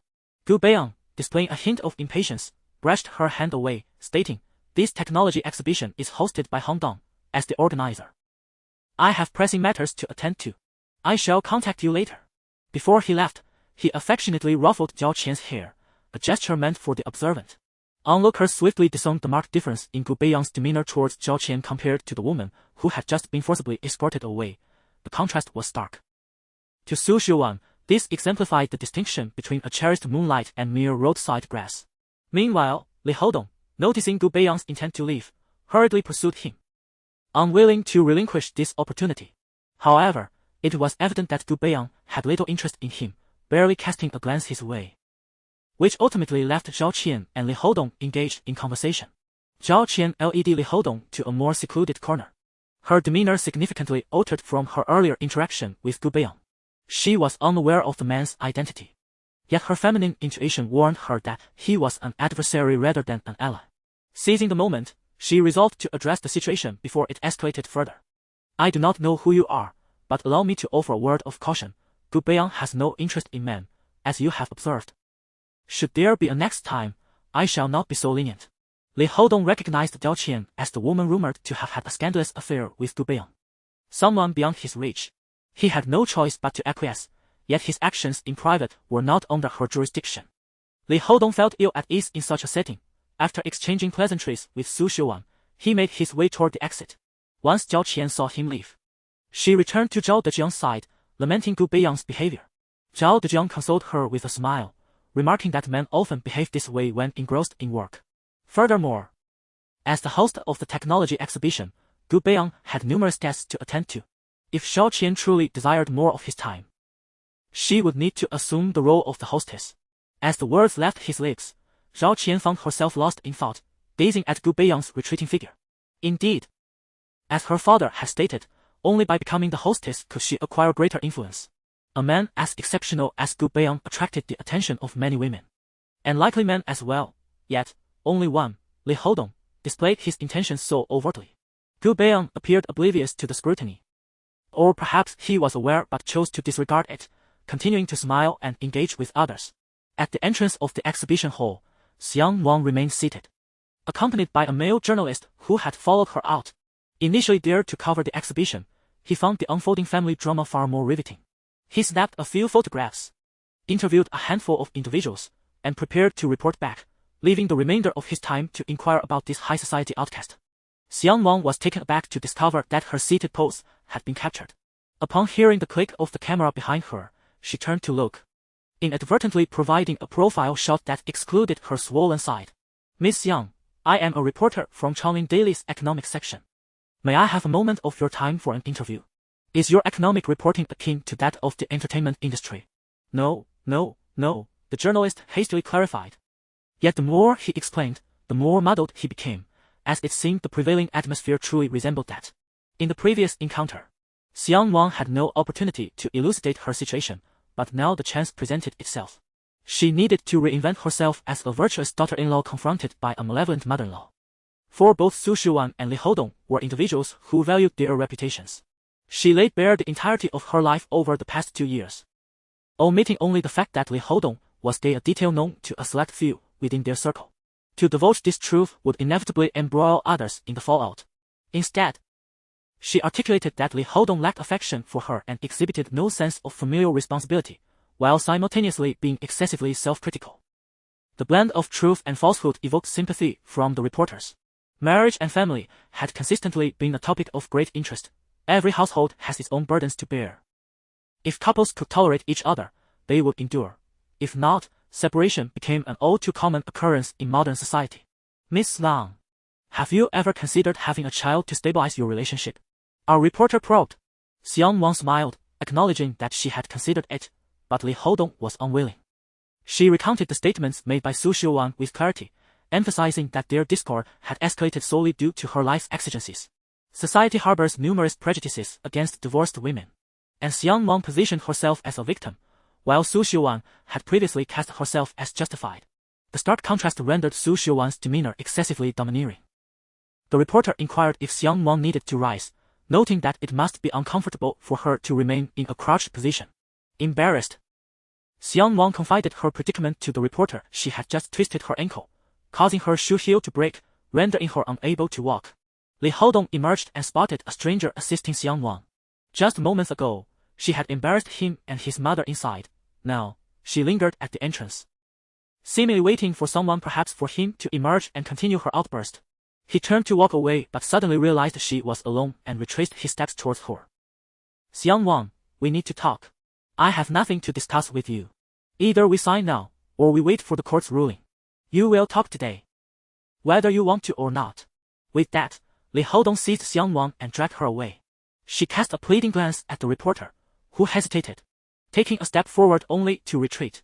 The reason was simple. As a minor figure, he dared not involve himself in the affairs of the affluent, especially since it was a private matter. After traversing nearly 10 meters, Xiang Nuan struggled against his grip. Her broken shoe impeded her movement, and her leg throbbed with pain. Li Hodong showed no regard for her discomfort, insisting on forcibly leading her away.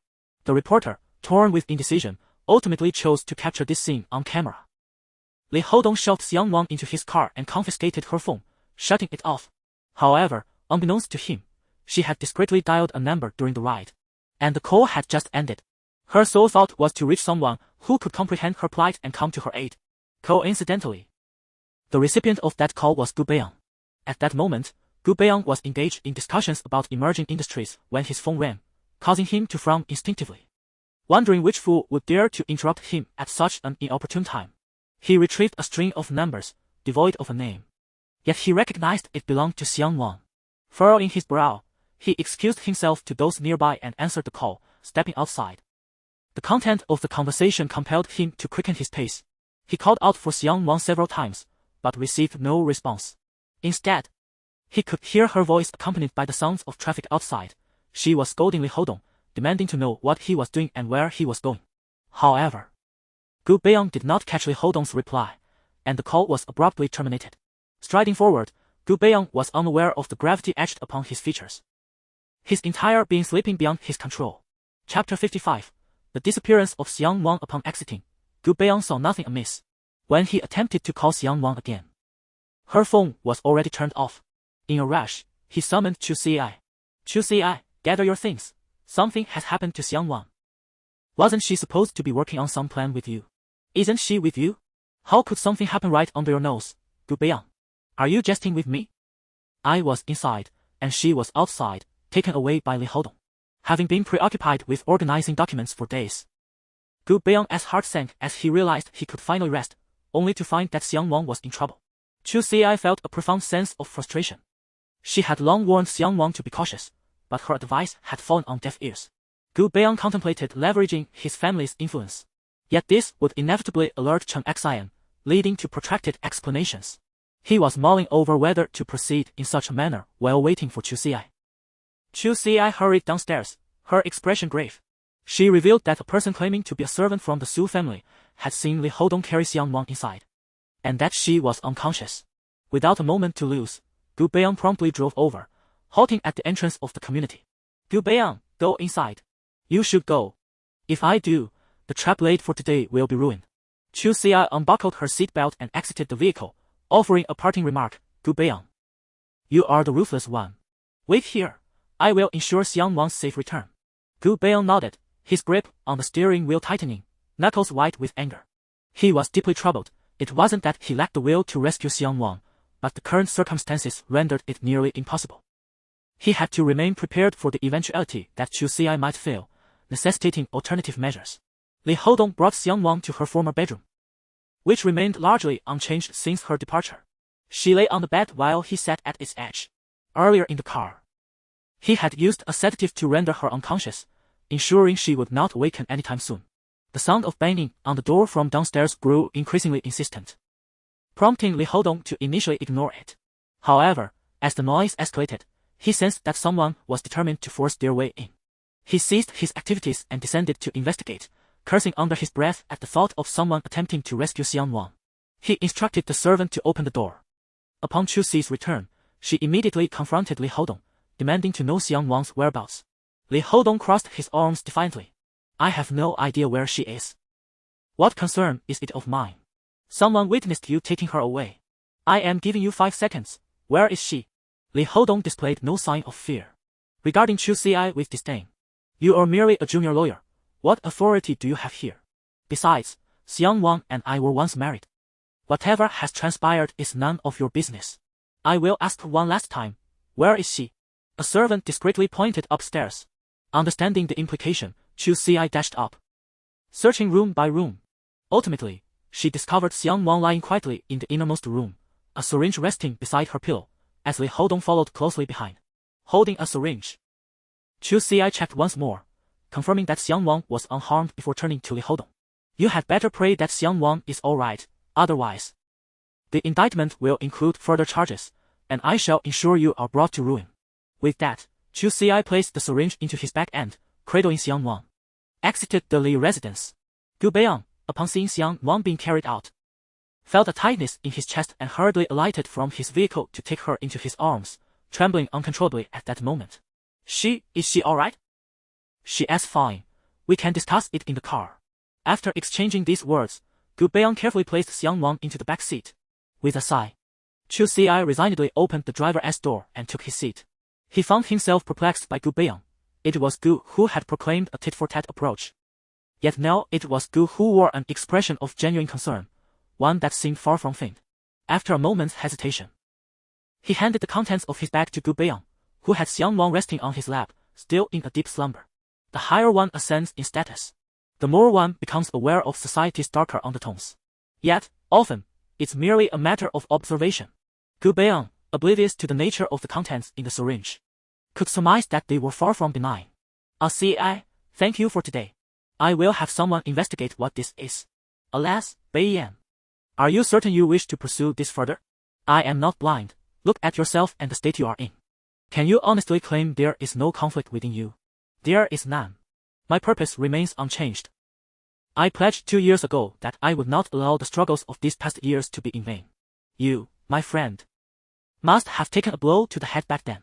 After a brief pause, Chu Xi added, I must admit, I envy your clarity of thought. I, on the other hand, see women as poison. More like an aphrodisiac. The two conferred, they decided to go to Chu Xi's place. For Li Hodong would undoubtedly send someone to keep watch over Xiang Nuan and Chu Xi, thus Gu Beiyang need not become involved. After Chu Xi departed with Xiang Nuan, Li Hodong erupted in fury within the house, cursing himself for being foolish enough to bring her back, though he knew he needed her to possess certain items. Suddenly, a chill gripped him. The object he had placed beside Xiang Nuan's pillow was missing. His heart sank further. Its value was significant, and if discovered, his life might be irrevocably ruined. That Chu Xi was indeed entangled with Xiang Nuan. A sudden idea struck Li Hodong. He knew he must act swiftly. At that moment, Su Xiuwan received a message from her son, urging her to return home promptly as there was a matter to discuss together. Prior to this incident, Chu Xi's impression of Xiang Nuan had shifted considerably. He no longer perceived her as Gu Beiyang had described. While some truths were evident, there might have been misunderstandings in the mix. He was not well versed in the intricacies of romantic relationships. To him, women were akin to garments, merely a means to alleviate physical needs, after which they would part ways. Brotherhood, however, was sacred, and his initial disdain for Xiang Nuan stemmed solely from Gu Beiyang's humiliation at her hands. However, since he became acquainted with Xiang Nuan, though the duration has been brief, she has imparted to him the impression of a resilient bamboo capable of bending yet unbreakable. Gu Beiyang's current trifles amount to little more than a fleeting breeze that stirs the branches, causing her to sway without inflicting any substantial harm. Beiyang, I must advise you to relinquish your pursuits. Truly, should you invest yourself in vain, the losses would far outweigh the gains. Especially after the effort you have expended to emerge from your previous entanglements. The underlying implication is that, given the current disposition of Xiang Nuan, could Gu Beiyang truly remain unmoved? As friends for over 2 decades, having grown up together, Gu Beiyang is undoubtedly aware of Chu Xi's sentiments, yet he feels little more than surprise, devoid of any commensurate action, which fails to overshadow his inherent resentment. Do not be as verbose as my mother. I have stated that I will let go, and I shall indeed do so, at which point we shall merely be strangers. Chu Xi chuckled softly, then. If you have no interest in Xiang Nuan, might I have a turn? Chapter 56, an unusual sensation engaging in playful banter. Gu Beiyang remained unfazed, responding in kind. Yet, upon glancing down, he noticed Xiang Nuan wide awake, seemingly lost in thought, unsure of when she had stirred. When did you wake up? Gu Beiyang asked. His face tinged with embarrassment, uncertain of how much Xiang Nuan had overheard. Just now, I caught a couple of phrases. It's nothing, she replied nonchalantly. In contrast to Xiang Nuan's nonchalance, the two men were engulfed in palpable awkwardness. Chu Xi, perplexed by his own impulsive inquiry, left Gu Beiyang equally bewildered, unable to discern whether his response was a jest or a reflection of indifference. The atmosphere within the car grew heavy with tension. Xiang Nuan shifted off Gu Beiyang's lap, moving aside, while he frowned at her movement, and Chu Xi dared not glance in their direction. In truth, Xiang Nuan had heard more than just those 2 lines. She had awakened the moment Gu Beiyang lifted her into his lap. However, she relished the tenderness that was so foreign to her, leading her to feign unconsciousness. When Chu Xi's question escaped his lips, she was momentarily startled, finding herself curious about how Gu Beiyang would respond. His answer was unsurprising, and combined with their earlier exchange, she concluded that Gu Beiyang sought to retaliate against her, grasping the general notion of his tit-for-tat approach. Even if it was a fabrication, she allowed herself to indulge in it for a while, knowing such experiences might elude her in the future. As the vehicle arrived at Chu Xi's building, Gu Beiyang bid farewell to the two and returned to the technology exhibition. Xiang Nuan watched him depart, balancing on one foot due to a broken heel. Once he had left, she promptly removed her shoe, holding it in her hand, and followed Chu Xi barefoot, her ankle still swollen. Your foot. Do you want me to carry you? He offered. Thank you, but that's unnecessary, she replied with a flat tone. Perceiving her indifference, Chu Xi ceased his attempts to lighten the mood and opened the door for her to enter. For the time being, you shall stay here. Beiyang mentioned that Li Hodong and Su Xiuwan may still be active. Since we are setting a trap, let us do so with some finesse. All right. Xiang Nuan felt quite dirty, having sat at the entrance and now walking barefoot. Her feet ached, and her face throbbed. She inquired about the location of the bathroom, intending to freshen up, but soon realized there were no clothes to change into. She could either retrieve her own or purchase new ones. Could you help me by going to Gu Beiyang's place to fetch some clothes? Chu Xi made a phone call. Casting a glance at Xiang Nuan as he relayed a series of numbers, her measurements and height, which she recognized all too well before hanging up. A woman will come shortly to deliver clothing for you. Remember to open the door when she arrives. I have some matters to attend to. Feel free to use the bathroom, but refrain from entering my bedroom and study. Call for me if you need anything. Understood. By the way, the first aid kit is on top of the refrigerator. I've never used it, so I cannot say whether it's expired. Please check. With that, Chu Xi disappeared into his study, not to be seen again for some time. After a considerable interval, a knock echoed through the room, prompting Xiang Nuan to rush to the door. Standing there was a woman whose beauty made Xiang Nuan feel inadequate tall, with an alluring figure, long legs, and a slender waist, exuding an enchanting charm. The woman at the door scrutinized Xiang Nuan from head to toe and said, "Take what you need." "Thank you. Aren't you coming in for a while?" "No need. Seeing a rival in love is particularly vexing." After saying that, the woman strode toward the elevator, not allowing Xiang Nuan a chance to explain. Xiang Nuan thought to herself that this must be one of Chu Xi's many girlfriends. She certainly had a bold heart. Entering the bathroom with the items, Xiang Nuan frowned at the clothes. The woman's taste was indeed audacious. The lingerie was provocatively alluring, and the silk v-neck sleepwear left little to the imagination. Fortunately, there was an outer garment to cover up. Luckily, Chu Xi had bathing products suitable for women. Had she been forced to use his, she would have refused. After finishing her shower, she towed her hair and knocked on the study door. "You." Chu Xi was taken aback upon seeing Xiang Nuan. "Is there something you need?" "No, I just wanted to ask if you have a hairdryer." "Do I look like someone who needs a hairdryer?" he replied. Men typically did not require one, and neither did Gu Beiyang. It was Xiang Nuan who had brought one over. Seeing Xiang Nuan's slight disappointment, Chu Xi hesitated. "Shall I go buy one?" "No, it's fine. I can just towel dry it for a bit longer."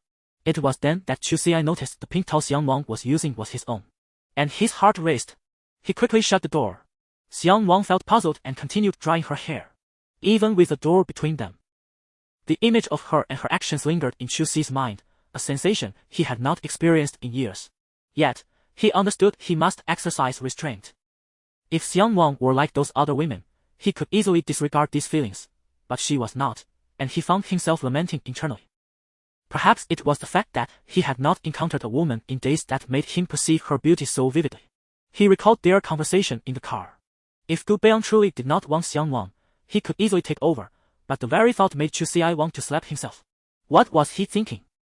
Xiang Nuan, unaware of these thoughts, noticed a dark and a pink item on the shelf and instinctively assumed the pink one belonged to one of Chu Xi's women. In her mind, a man using pink items was inconceivable. With damp hair still half dry, she located the medicine cabinet Chu Xi mentioned, which was covered in dust. She opened it cautiously, wary of disturbing the dust after just showering. Nearly half of the medications had expired, and the few remaining were of no use to her. She decided not to deal with them, knowing she would recover in a few days. She jotted down a list of commonly used medicines, intending to restock them for Chu Xi as a token of gratitude for her stay. If her foot felt better tomorrow, she would take care of the household chores for the next few days. At that moment, a new message notification arrived. Gu Beiyang inquired if she was feeling better and offered to come over. After a moment's contemplation, she replied that it was unnecessary. At noon, Chu Xi ordered takeout, and Xiang Nuan felt a twinge of guilt. In the evening, she prepared a simple meal with the contents of the refrigerator. Throughout the day, her mood had been rather gloomy, which did not go unnoticed by Chu Xi.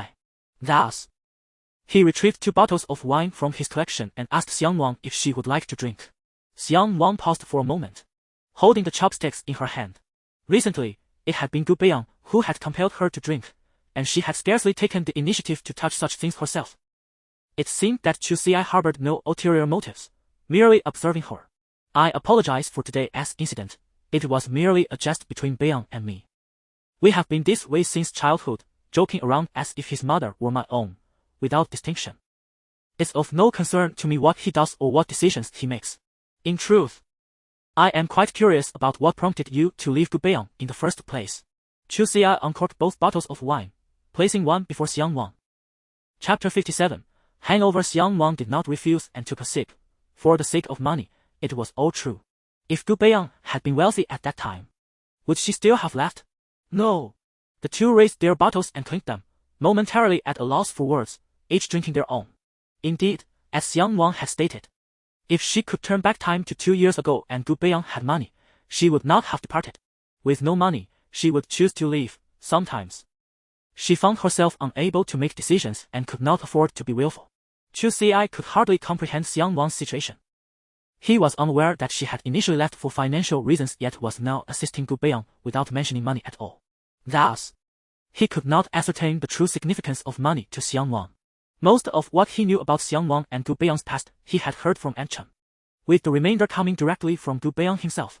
While Xiang Nuan remained silent on the matter, they continued drinking until evening. The alcohol intoxicated not just the body but also the spirit. Overwhelmed by her troubles, Xiang Nuan quickly succumbed to inebriation, collapsing onto the table in a stupor. She had finished an entire bottle, whereas Chu Ci had consumed merely half. The woman before him was flushed, the marks from the morning nearly faded, and in her current state, she appeared somewhat endearing.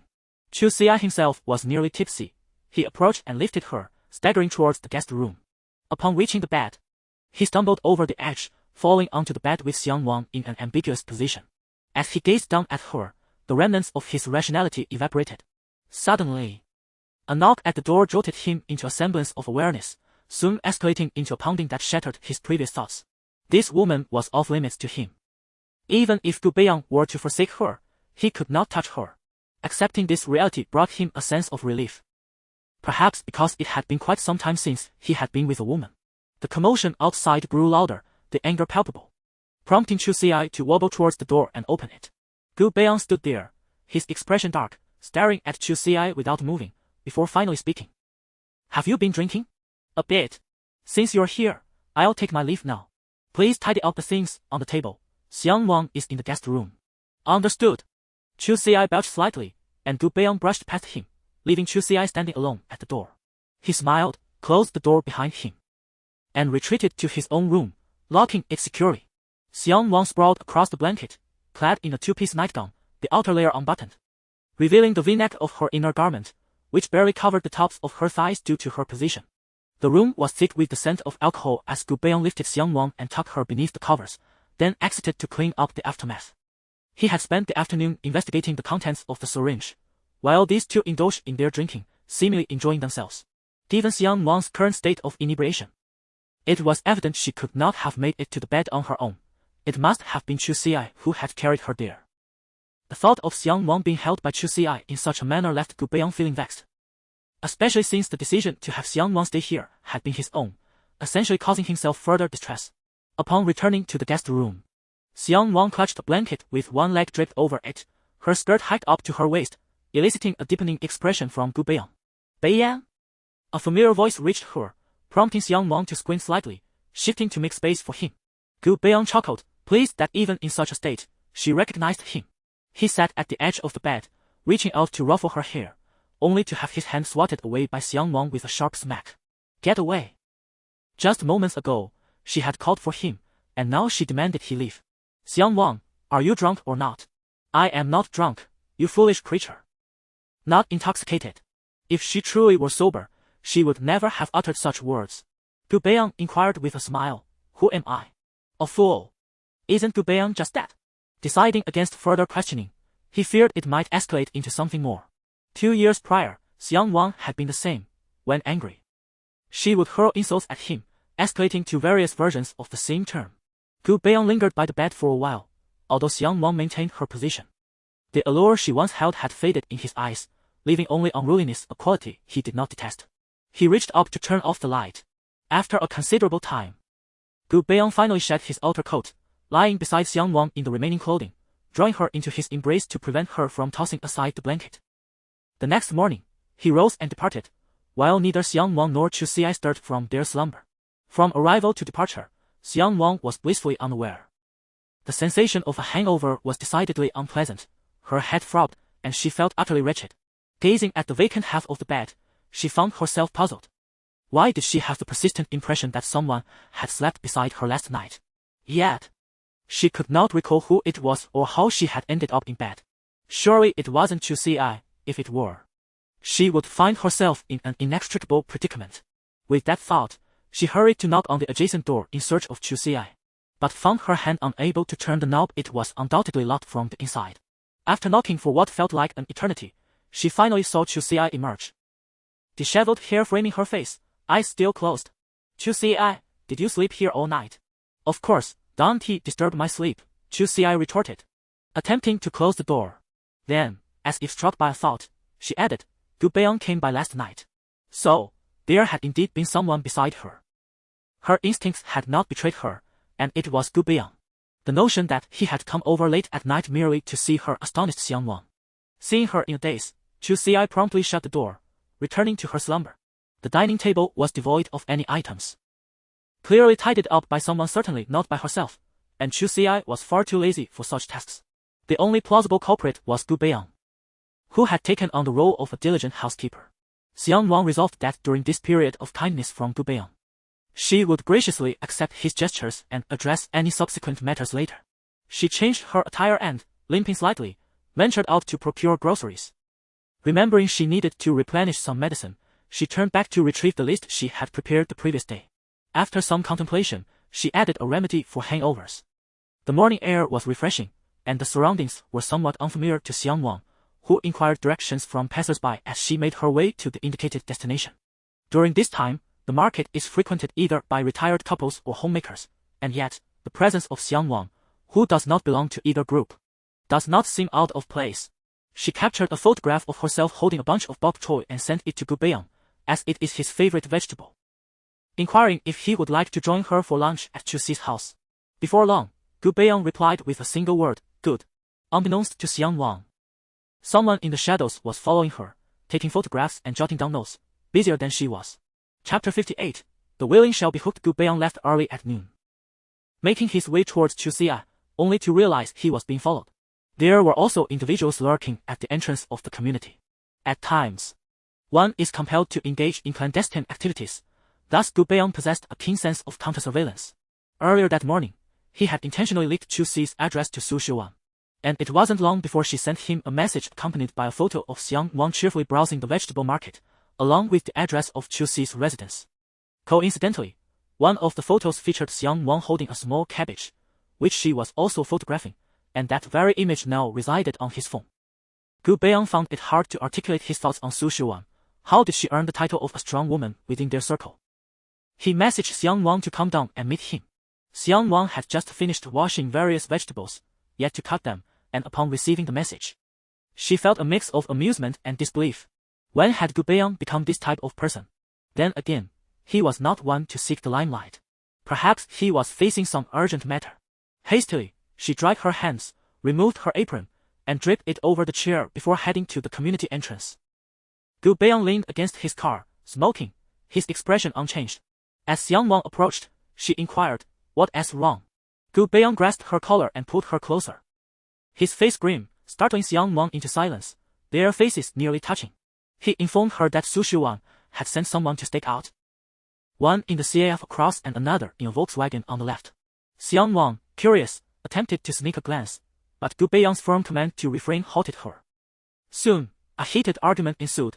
As Xiang Nuan attempted to leave, Gu Beiyang held her back, and after much tussling, he finally ushered her into the car. It was Xiang Nuan's first time in the passenger seat, leaving her feeling somewhat awkward. The happenings inside the car were not easily visible from outside. The earlier scene outside was likely sufficient for those watching to report back. They sat in silence, the rearview mirror revealing one person, while the side window showed another, both unaware of the situation inside the vehicle. Xiang Nuan broke the silence, asking how Su Shuan had managed to trace them here. "I disseminated the information this morning, and soon after, Su Shuan dispatched her people," Gu Beiyang explained. Though she initially intended to inquire further, a glance at Gu Beiyang's somber demeanor quelled her curiosity. Gu Beiyang was always methodical in his actions, and there must have been a rationale behind his decisions.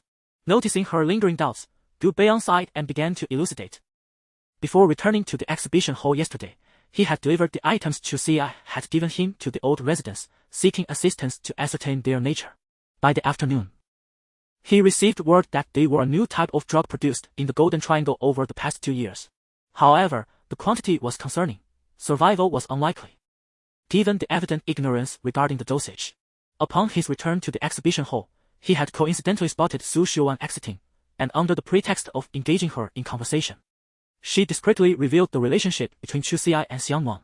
Gu Beiyang had feigned surprise, pretending to disbelieve her, yet internally, he acknowledged that his bait had been taken. Su Xiuan displayed a look of skepticism upon seeing him and assured that she would certainly find evidence for him.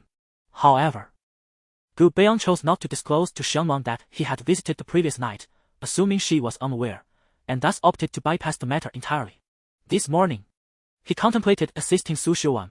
Since she claimed she would provide evidence, he would grant her the opportunity to seek it out.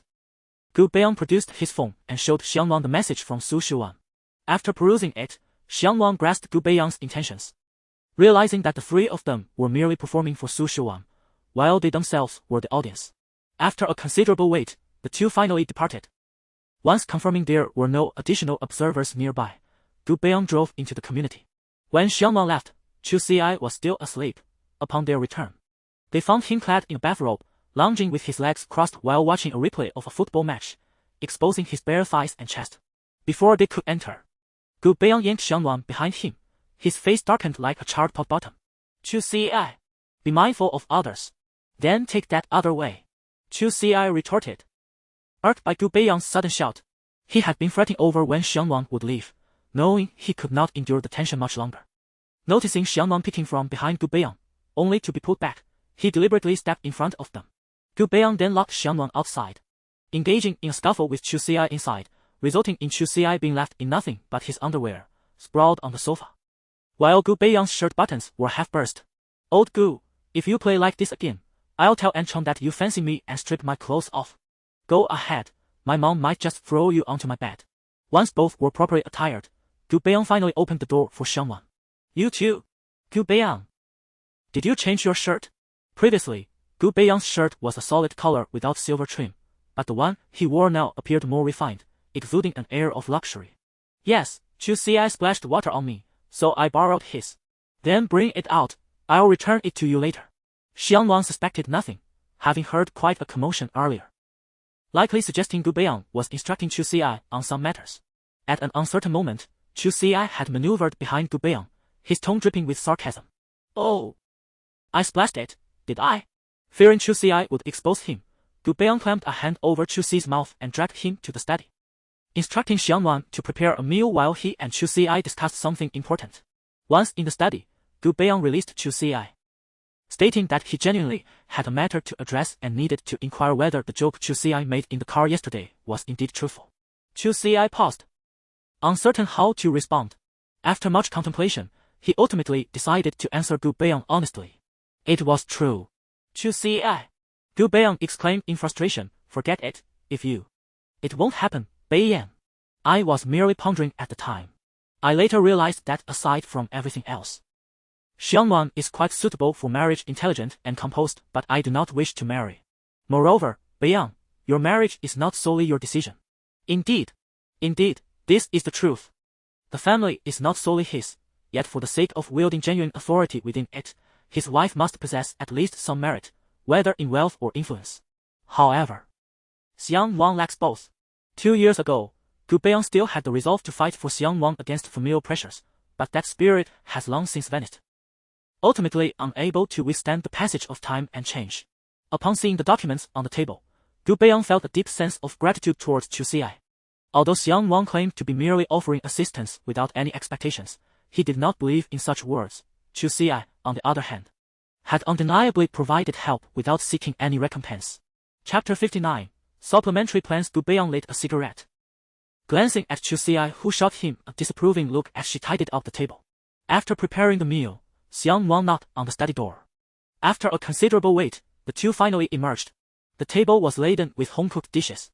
Xiang Nuan had prepared a vegetarian soup with the small bok choy that Gu Beiyang favored, and he graciously took on the responsibility of serving it. During this time, Gu Beiyang sought to ascertain their progress. There was little to report on Xiang Nuan's side, but Chu Xi mentioned they were merely waiting for the court to convene, and it should not take long. She also reminded Xiang Nuan to prepare accordingly. It was then that Gu Beiyang revealed his intentions. Currently, everything was progressing well. Yet he felt it was insufficient. He planned to intensify his efforts. In the near future, there would be a small project involving Hongdong. which he aimed to collaborate on with Changtai, intending to offer Su Xiuwan a taste of benefits. Su Xiuwan was known to be insatiable once she caught wind of an advantage, which would inevitably lead her to expose her vulnerabilities. In Gu Beiyang's perspective, merely acquiring shares in Changtai was far from adequate.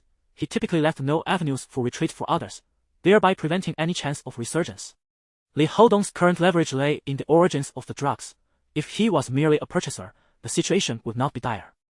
But if he were an integral part of this illicit supply chain, it would spell ruin for him. Thus, this served as a crucial lead. The young heir of Changtai was implicated in criminal activities, which would undoubtedly tarnish the company's reputation. Moreover, this morning Su Xiuwan had confided in Gu Beiyang that Chu Xia had allied with Xiang Nuan against her, suggesting that they might soon turn their sights on Gu Beiyang himself. From this remark, he disowned Su Xiuwan's desire for collaboration, or rather, for the protection of Hongdong. With this foundational premise, Gu Beiyang devised his subsequent strategy. He would still pursue shares, the more the better. But both Su Xiuwan and Li Houdong had to be ousted from Changtai. Xiang Nuan then realized the narrowness of her own thinking.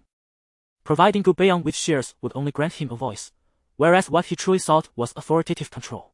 The trio delineated their respective roles for the upcoming tasks.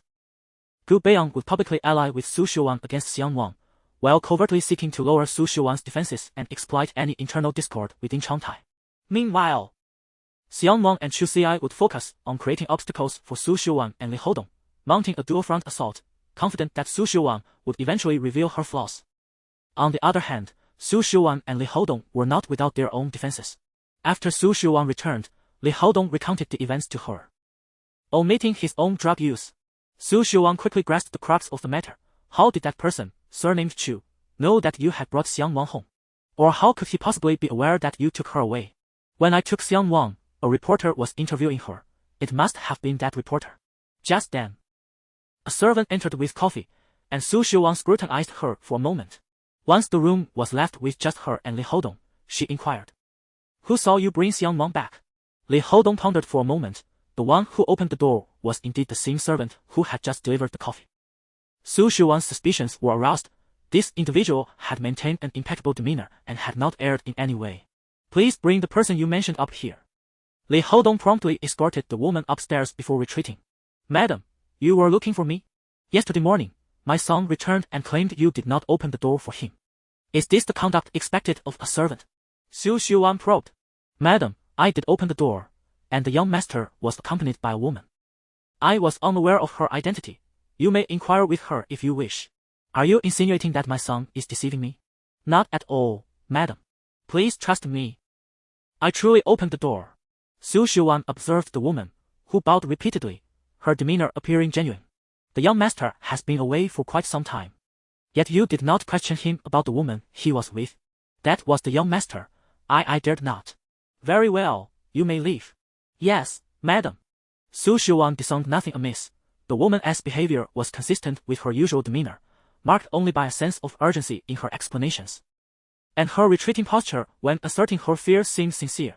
She reviewed the surveillance footage from the previous day, confirming that it was indeed this woman who had opened the door, subsequently attending to tasks in the kitchen. Unbeknownst to her, Gu Beiyang was simultaneously observing the same footage, which he had curated for her viewing.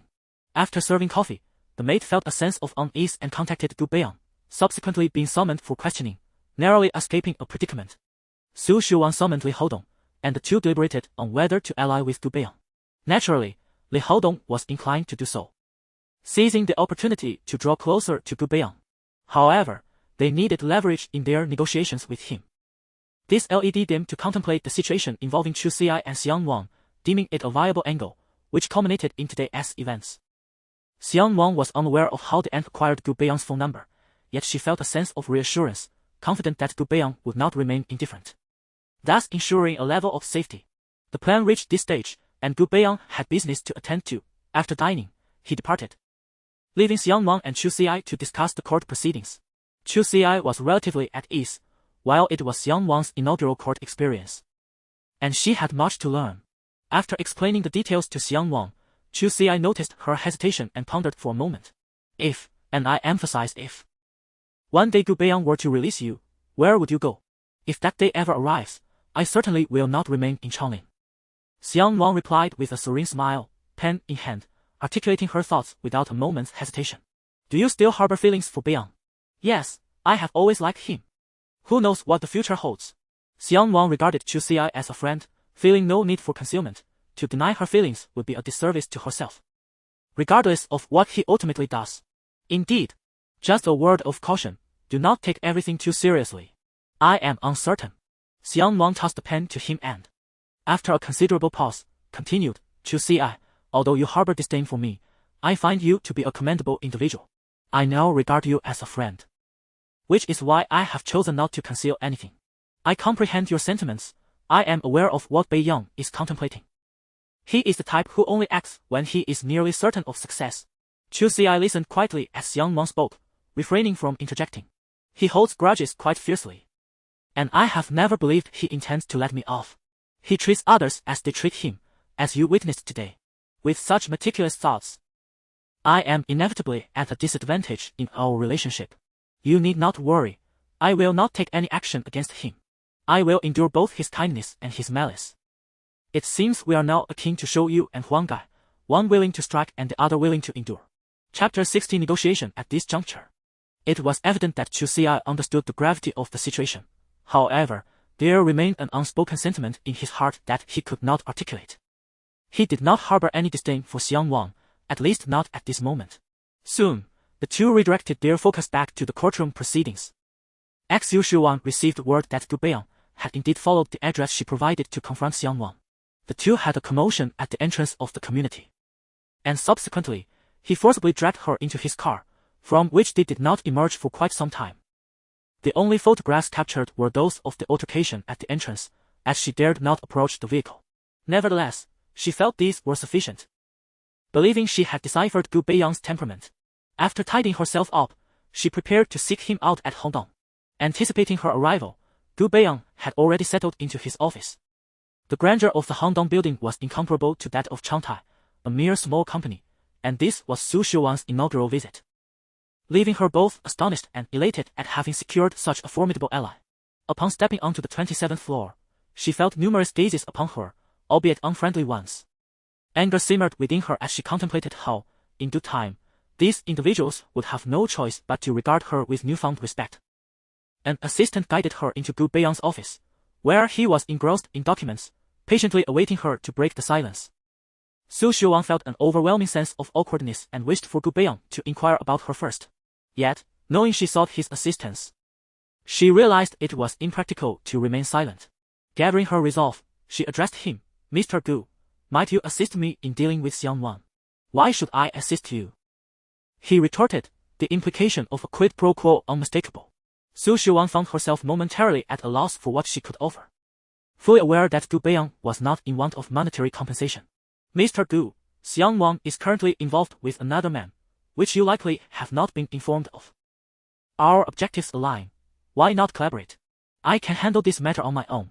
Why would I need your cooperation? Furthermore, what grievance do you hold against Xiang Nuan? She was seeking your son's divorce settlement. Does that concern you? To be candid, Xiang Nuan possesses leverage against me. She demands 3% of Changtai's shares. Oh! Gu Beiyang pondered. I could assist you, provided that you relinquish those shares to me instead of giving them to Xiang Nuan. You! Mr. Gu! I cannot assist you without recompense. As I mentioned, I could resolve this independently. Your involvement would merely be ancillary. Consider it carefully. I have a small project seeking a partner. You may review it as a preliminary step. Taking a deep breath, Su Shuwan recognized that Gu Beiyang was not as easily swayed as she had hoped. In fact, it appeared that Xiang Nuan was merely an insignificant nuisance to him.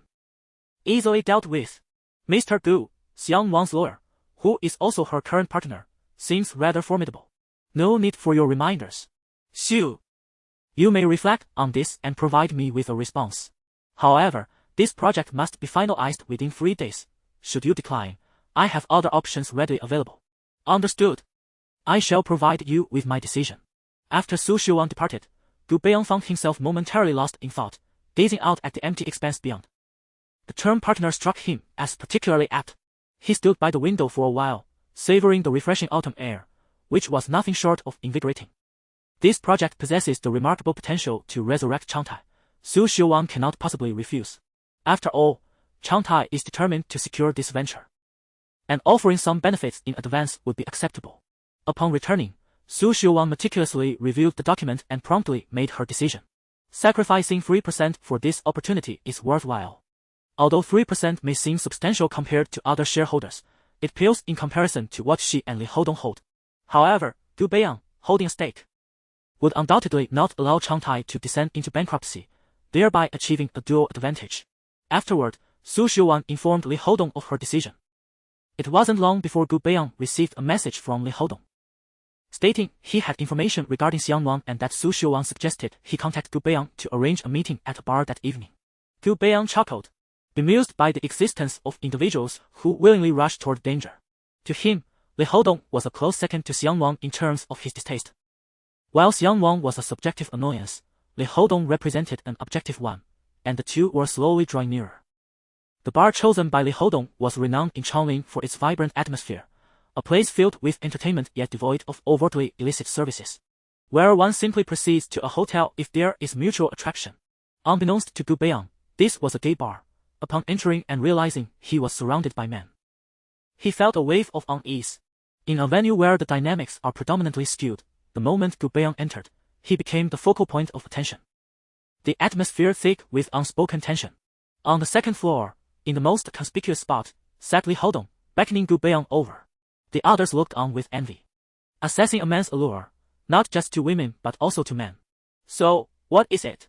Let's have a drink first, Li Houdong suggested as Gu Beiyang found a seat beside him. Li Houdong quickly raised his glass, attempting to persuade Gu Beiyang to drink. Li Houdong, did you genuinely think I came here to discuss that woman, Xiang Nuan? Gu Beiyang retorted. What do you mean? Li Houdong inquired, bemused. The bar was dimly lit, and many patrons had shifted their attention elsewhere. Gu Beiyang seized the drink and downed it, addressing Li Houdong. What exactly is in this drink? You know better than I do. You! Li Houdong exclaimed, realizing the implications of the drink. Gu Beiyang, who generally abstained from alcohol, decided to avoid consuming anything from such an establishment. As Li Houdong stood, preparing to retaliate, Gu Beiyang swiftly executed a shoulder throw, sending him crashing to the floor. Thus began a one-sided altercation, drawing the attention of those nearby. As a frequent patron, Li Houdong was well known. Yet the manager intervened when security arrived in response to the commotion. They could not afford to confront Gu Beiyang, who was a force to be reckoned with, and so they allowed the situation to unfold, merely rearranging some furniture in the process. After the confrontation, Li Houdong struggled to rise. Gu Beiyang stepped aside to grab some tissues to wipe his hands, then turned to a person resembling the manager, stating, "Charge it to my account. Someone will come to settle it tomorrow. Please lend me 2 individuals to carry that man home." While brawls were commonplace in such venues, witnessing one-sided violence was a rarity, especially when the aggressor was remarkably striking. The drink harbored a problem, which Gu Beiyang discerned at first glance. The illumination revealed a stark contrast in density between the upper and lower layers. Such incompetence in drugging was rather laughable. At this moment, Li Houdong was being restrained by 2 burly men in the back seat, behaving as if he had lost his senses. Gu Beiyang, behind the wheel, cast a glance back and pondered the nature of the drug he had ingested. The 2 men were specifically chosen by the manager and had been cautioned beforehand against any negligence. They hastily responded to Gu Beiyang's inquiries. Chapter 61, Self-Interest. It turns out that Li Houdong, this foolish individual, has resorted to a new type of drug. One that has become quite commonplace in such establishments, a psychedelic substance typically used in the bedroom.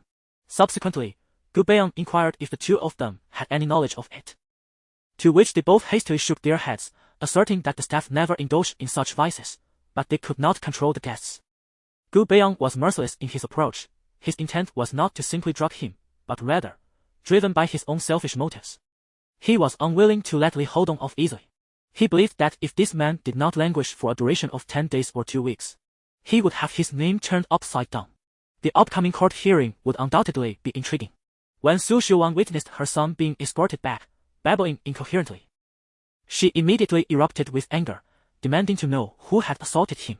"It was I," Gu Beiyang said as he entered from behind, casting a cold glance at Su Xiuwan, rendering her momentarily frozen in fear.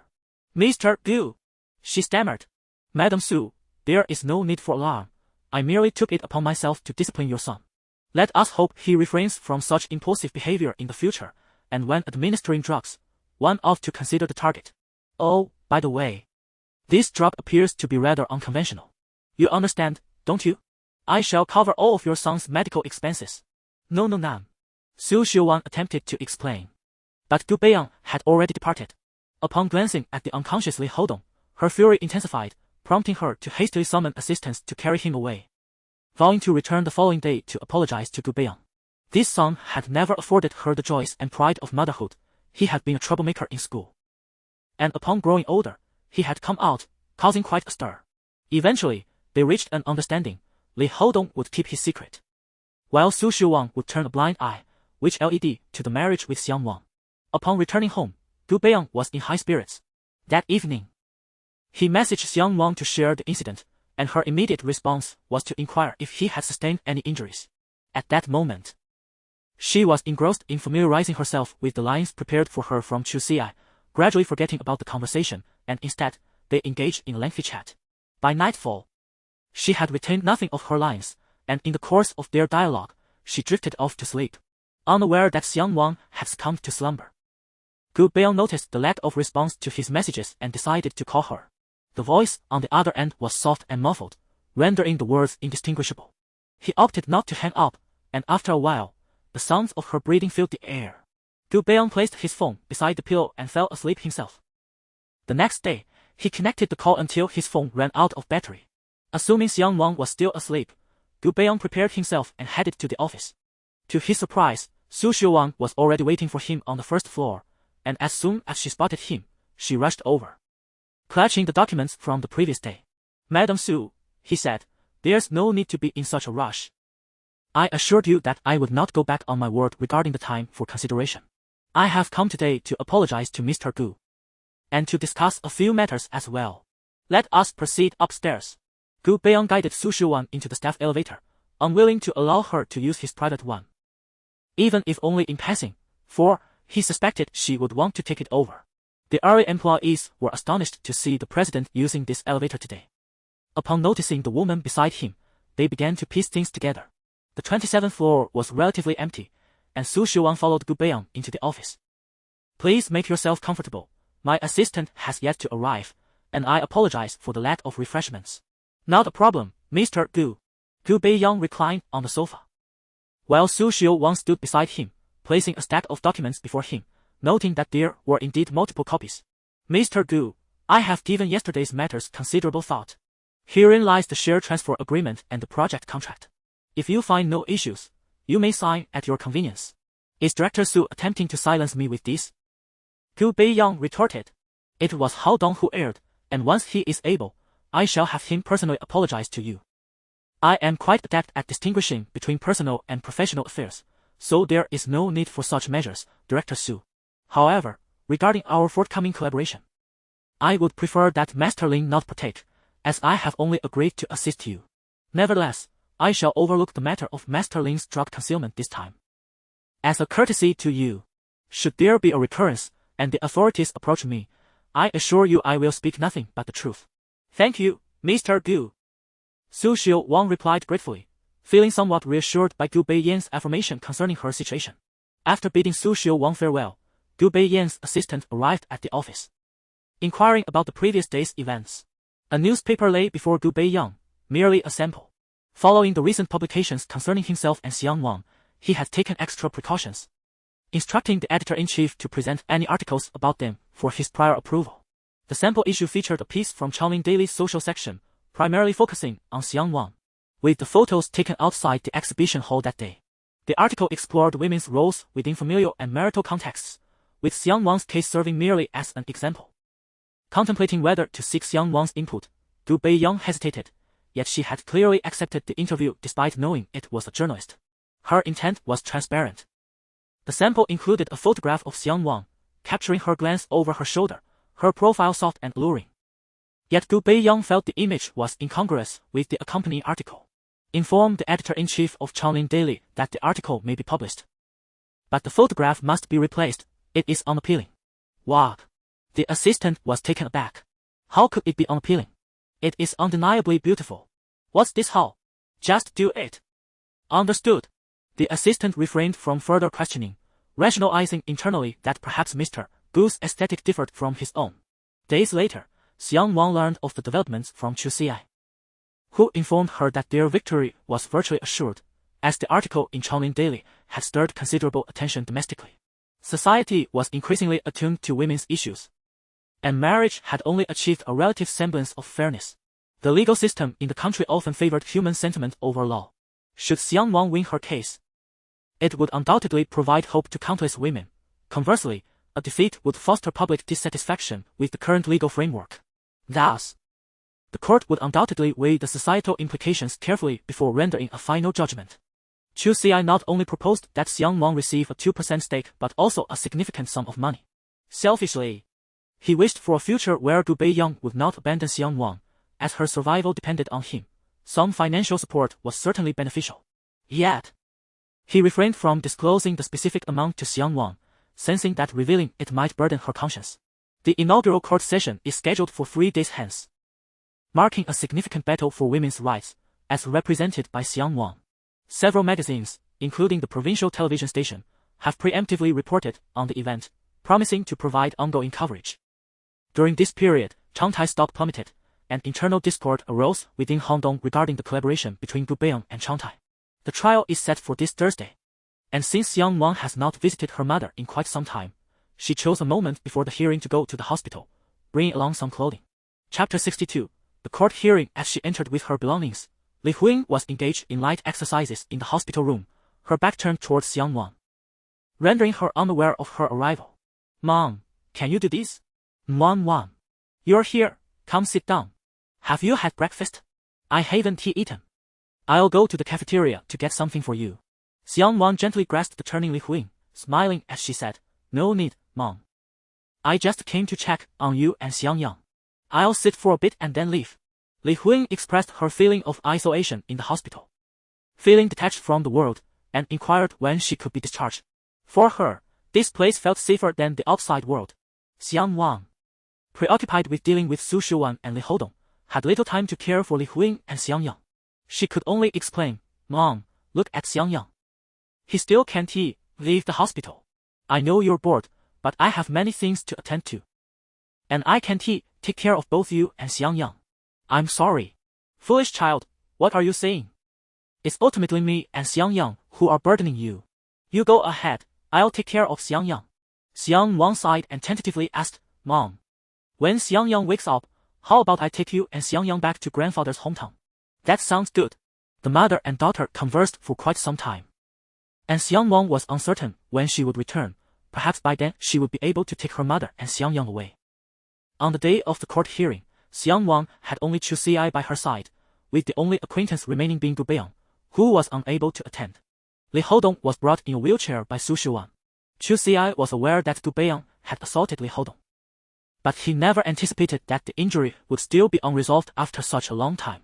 Following behind him was a tall, slender man, presumably Li Houdong's lawyer.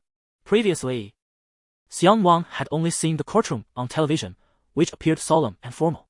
Everyone entering had to register, and she endeavored to maintain her composure. Upon seeing Li Houdong's lawyer, Chu Xi greeted him and turned to Xiang Nuan, stating that this lawyer had never won against him, suggesting he might be psychologically affected. Indeed, that lawyer was somewhat frustrated. The heir of Changtai had failed to inform him that the opposing lawyer was Chu Xi, leaving him in a precarious position. As the hearing commenced, Chu Xi shed his usual nonchalance, adopting a more serious demeanor. He spoke eloquently and fluently, while Gu Beiyang watched from his office, having arranged for a trusted acquaintance to stream the proceedings live.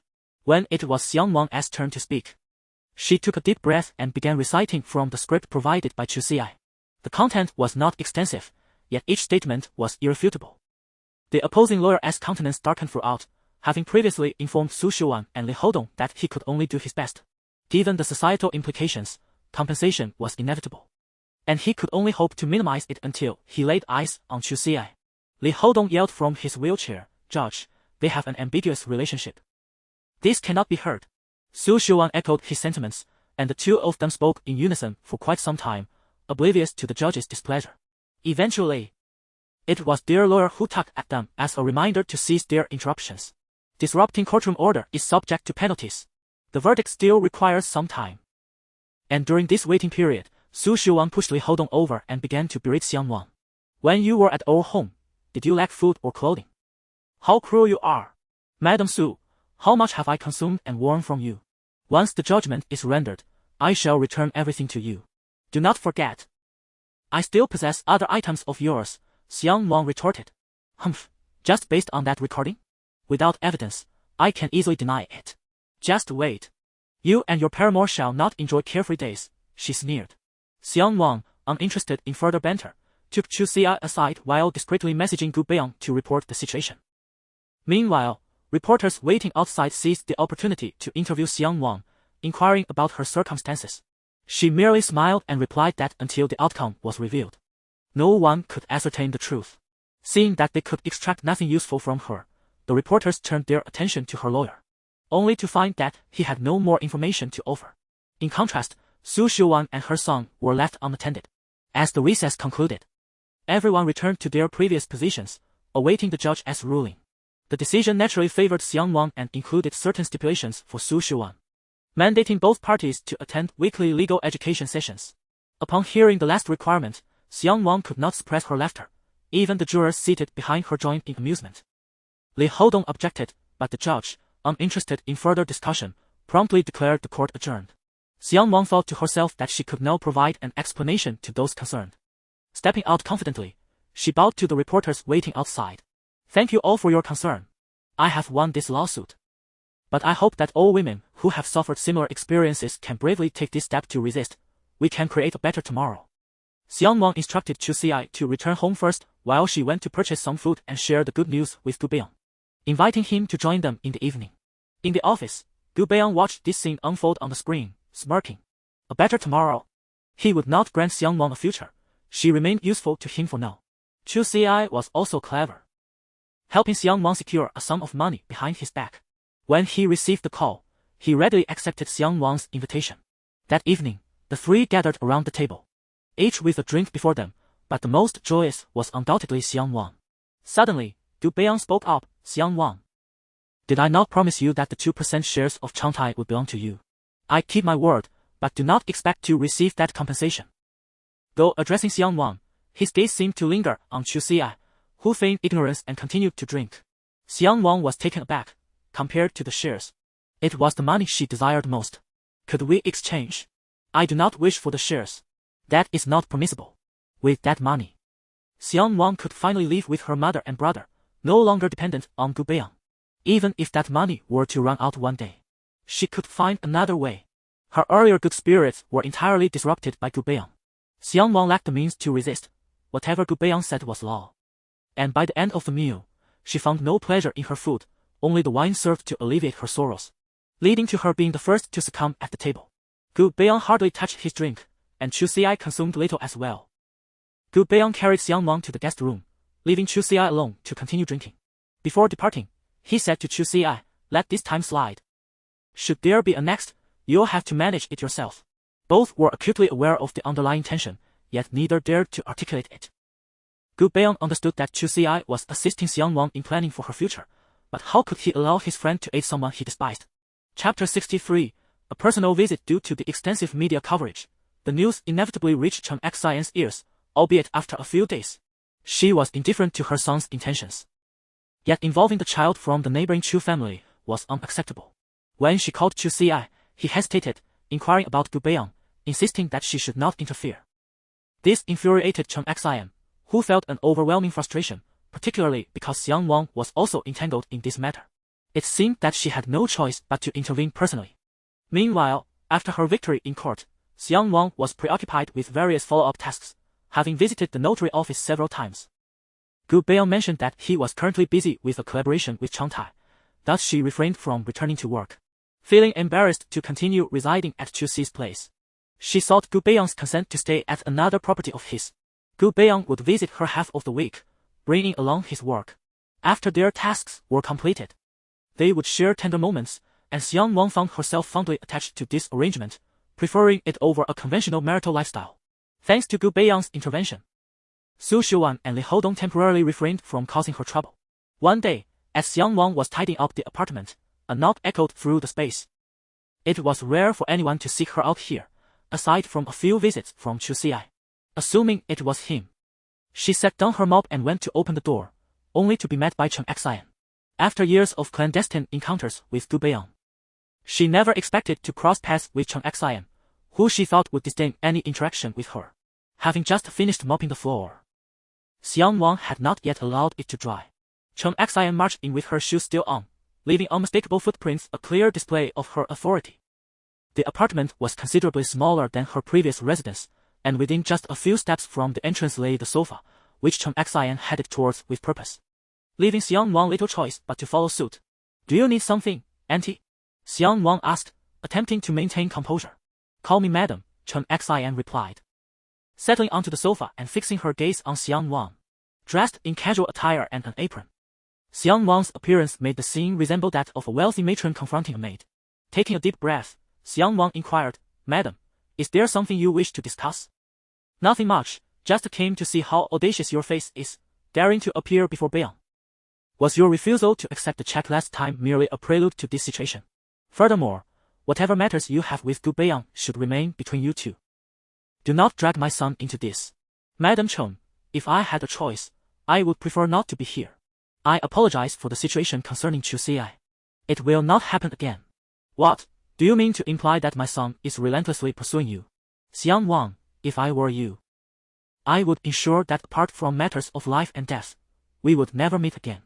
Life and death are not so easily dismissed." Gu Beiyang desired her to endure suffering, not to find solace in death. At a loss for words, Xiang Nuan turned around and fetched a glass of water for Xiang, who accepted it with a simple thank you. "If it were possible, I too would wish for that. Apart from life and death, may we never meet again." Xiang Nuan seated herself next to Xiang, maintaining a respectful distance. "Madam Chen, you need not worry. Gu Beiyang will not allow me to stay for long, and I am certain he has conveyed this to you." Xiang sighed inwardly at Xiang Nuan's perceptiveness. She felt that the words she had intended to say were rendered unnecessary, as Xiang Nuan understood everything. "I apologize, Xiang Nuan. If it weren't for the events that transpired before, I would gladly accept you. However, precisely because of those circumstances, I cannot tolerate your continued presence by Beiyang's side. I am aware of your predicament, and I too am uncertain how to confront him. Beiyang, with his resolute nature, would undoubtedly achieve whatever he set his mind to, regardless of the obstacles in his path. I have never hindered him, but you are the sole exception. My son, I know his temperament all too well. Ultimately, you and I share no connection. Should the day come when you wish to let go, I can assist you, but I hope that day does not linger too long. Otherwise, I may resort to other measures." "Thank you, Empress Chen. That day will indeed come, and soon. I hope you will remember to keep your promise." "I will not forget." As she departed, Xiang removed her shoes and walked barefoot past, leaving no trace behind. Xiang Nuan quietly observed, refraining from intervening. The entire encounter, from entry to exit, lasted no more than 5 minutes. A song raised by such a woman would inevitably resemble Gu Beiyang.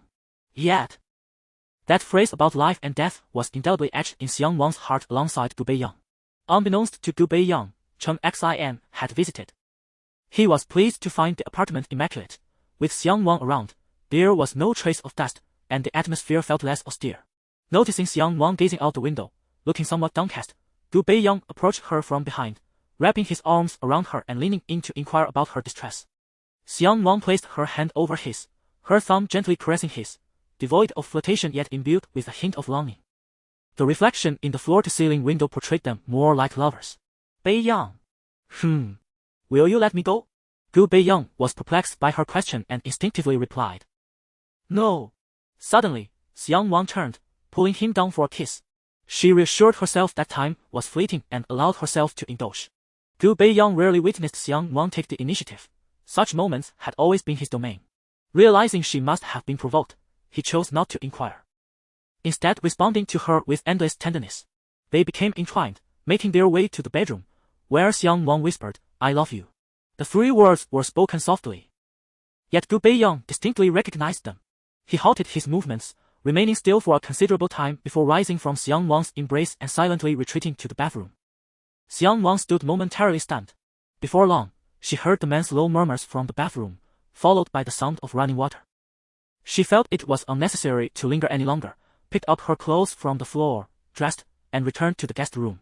She locked the door behind her and, unable to hold herself any longer, slowly slid down against the door, sitting on the ground and quietly weeping. Gu Beiyang was startled by Xiang Nuan's words. A ripple of unease stirred within the depths of his soul, a sensation he detested, overshadowed by a greater fear. Xiang Nuan's infatuation was a part of his plans. Yet he felt himself estranged from the very scheme he had devised. He managed to quell his impulses and took a shower, attempting to clear his mind. Upon emerging, he found Xiang Nuan absent, and a wave of panic washed over him as he searched the entire house for her. Finally, he paused at the guest room door, gazing at the closed entrance. The moment he placed his hand on the doorknob, he knew she must be inside, yet his hand felt leaden and immovable. After a considerable time, he finally withdrew his hand and remained standing at the threshold.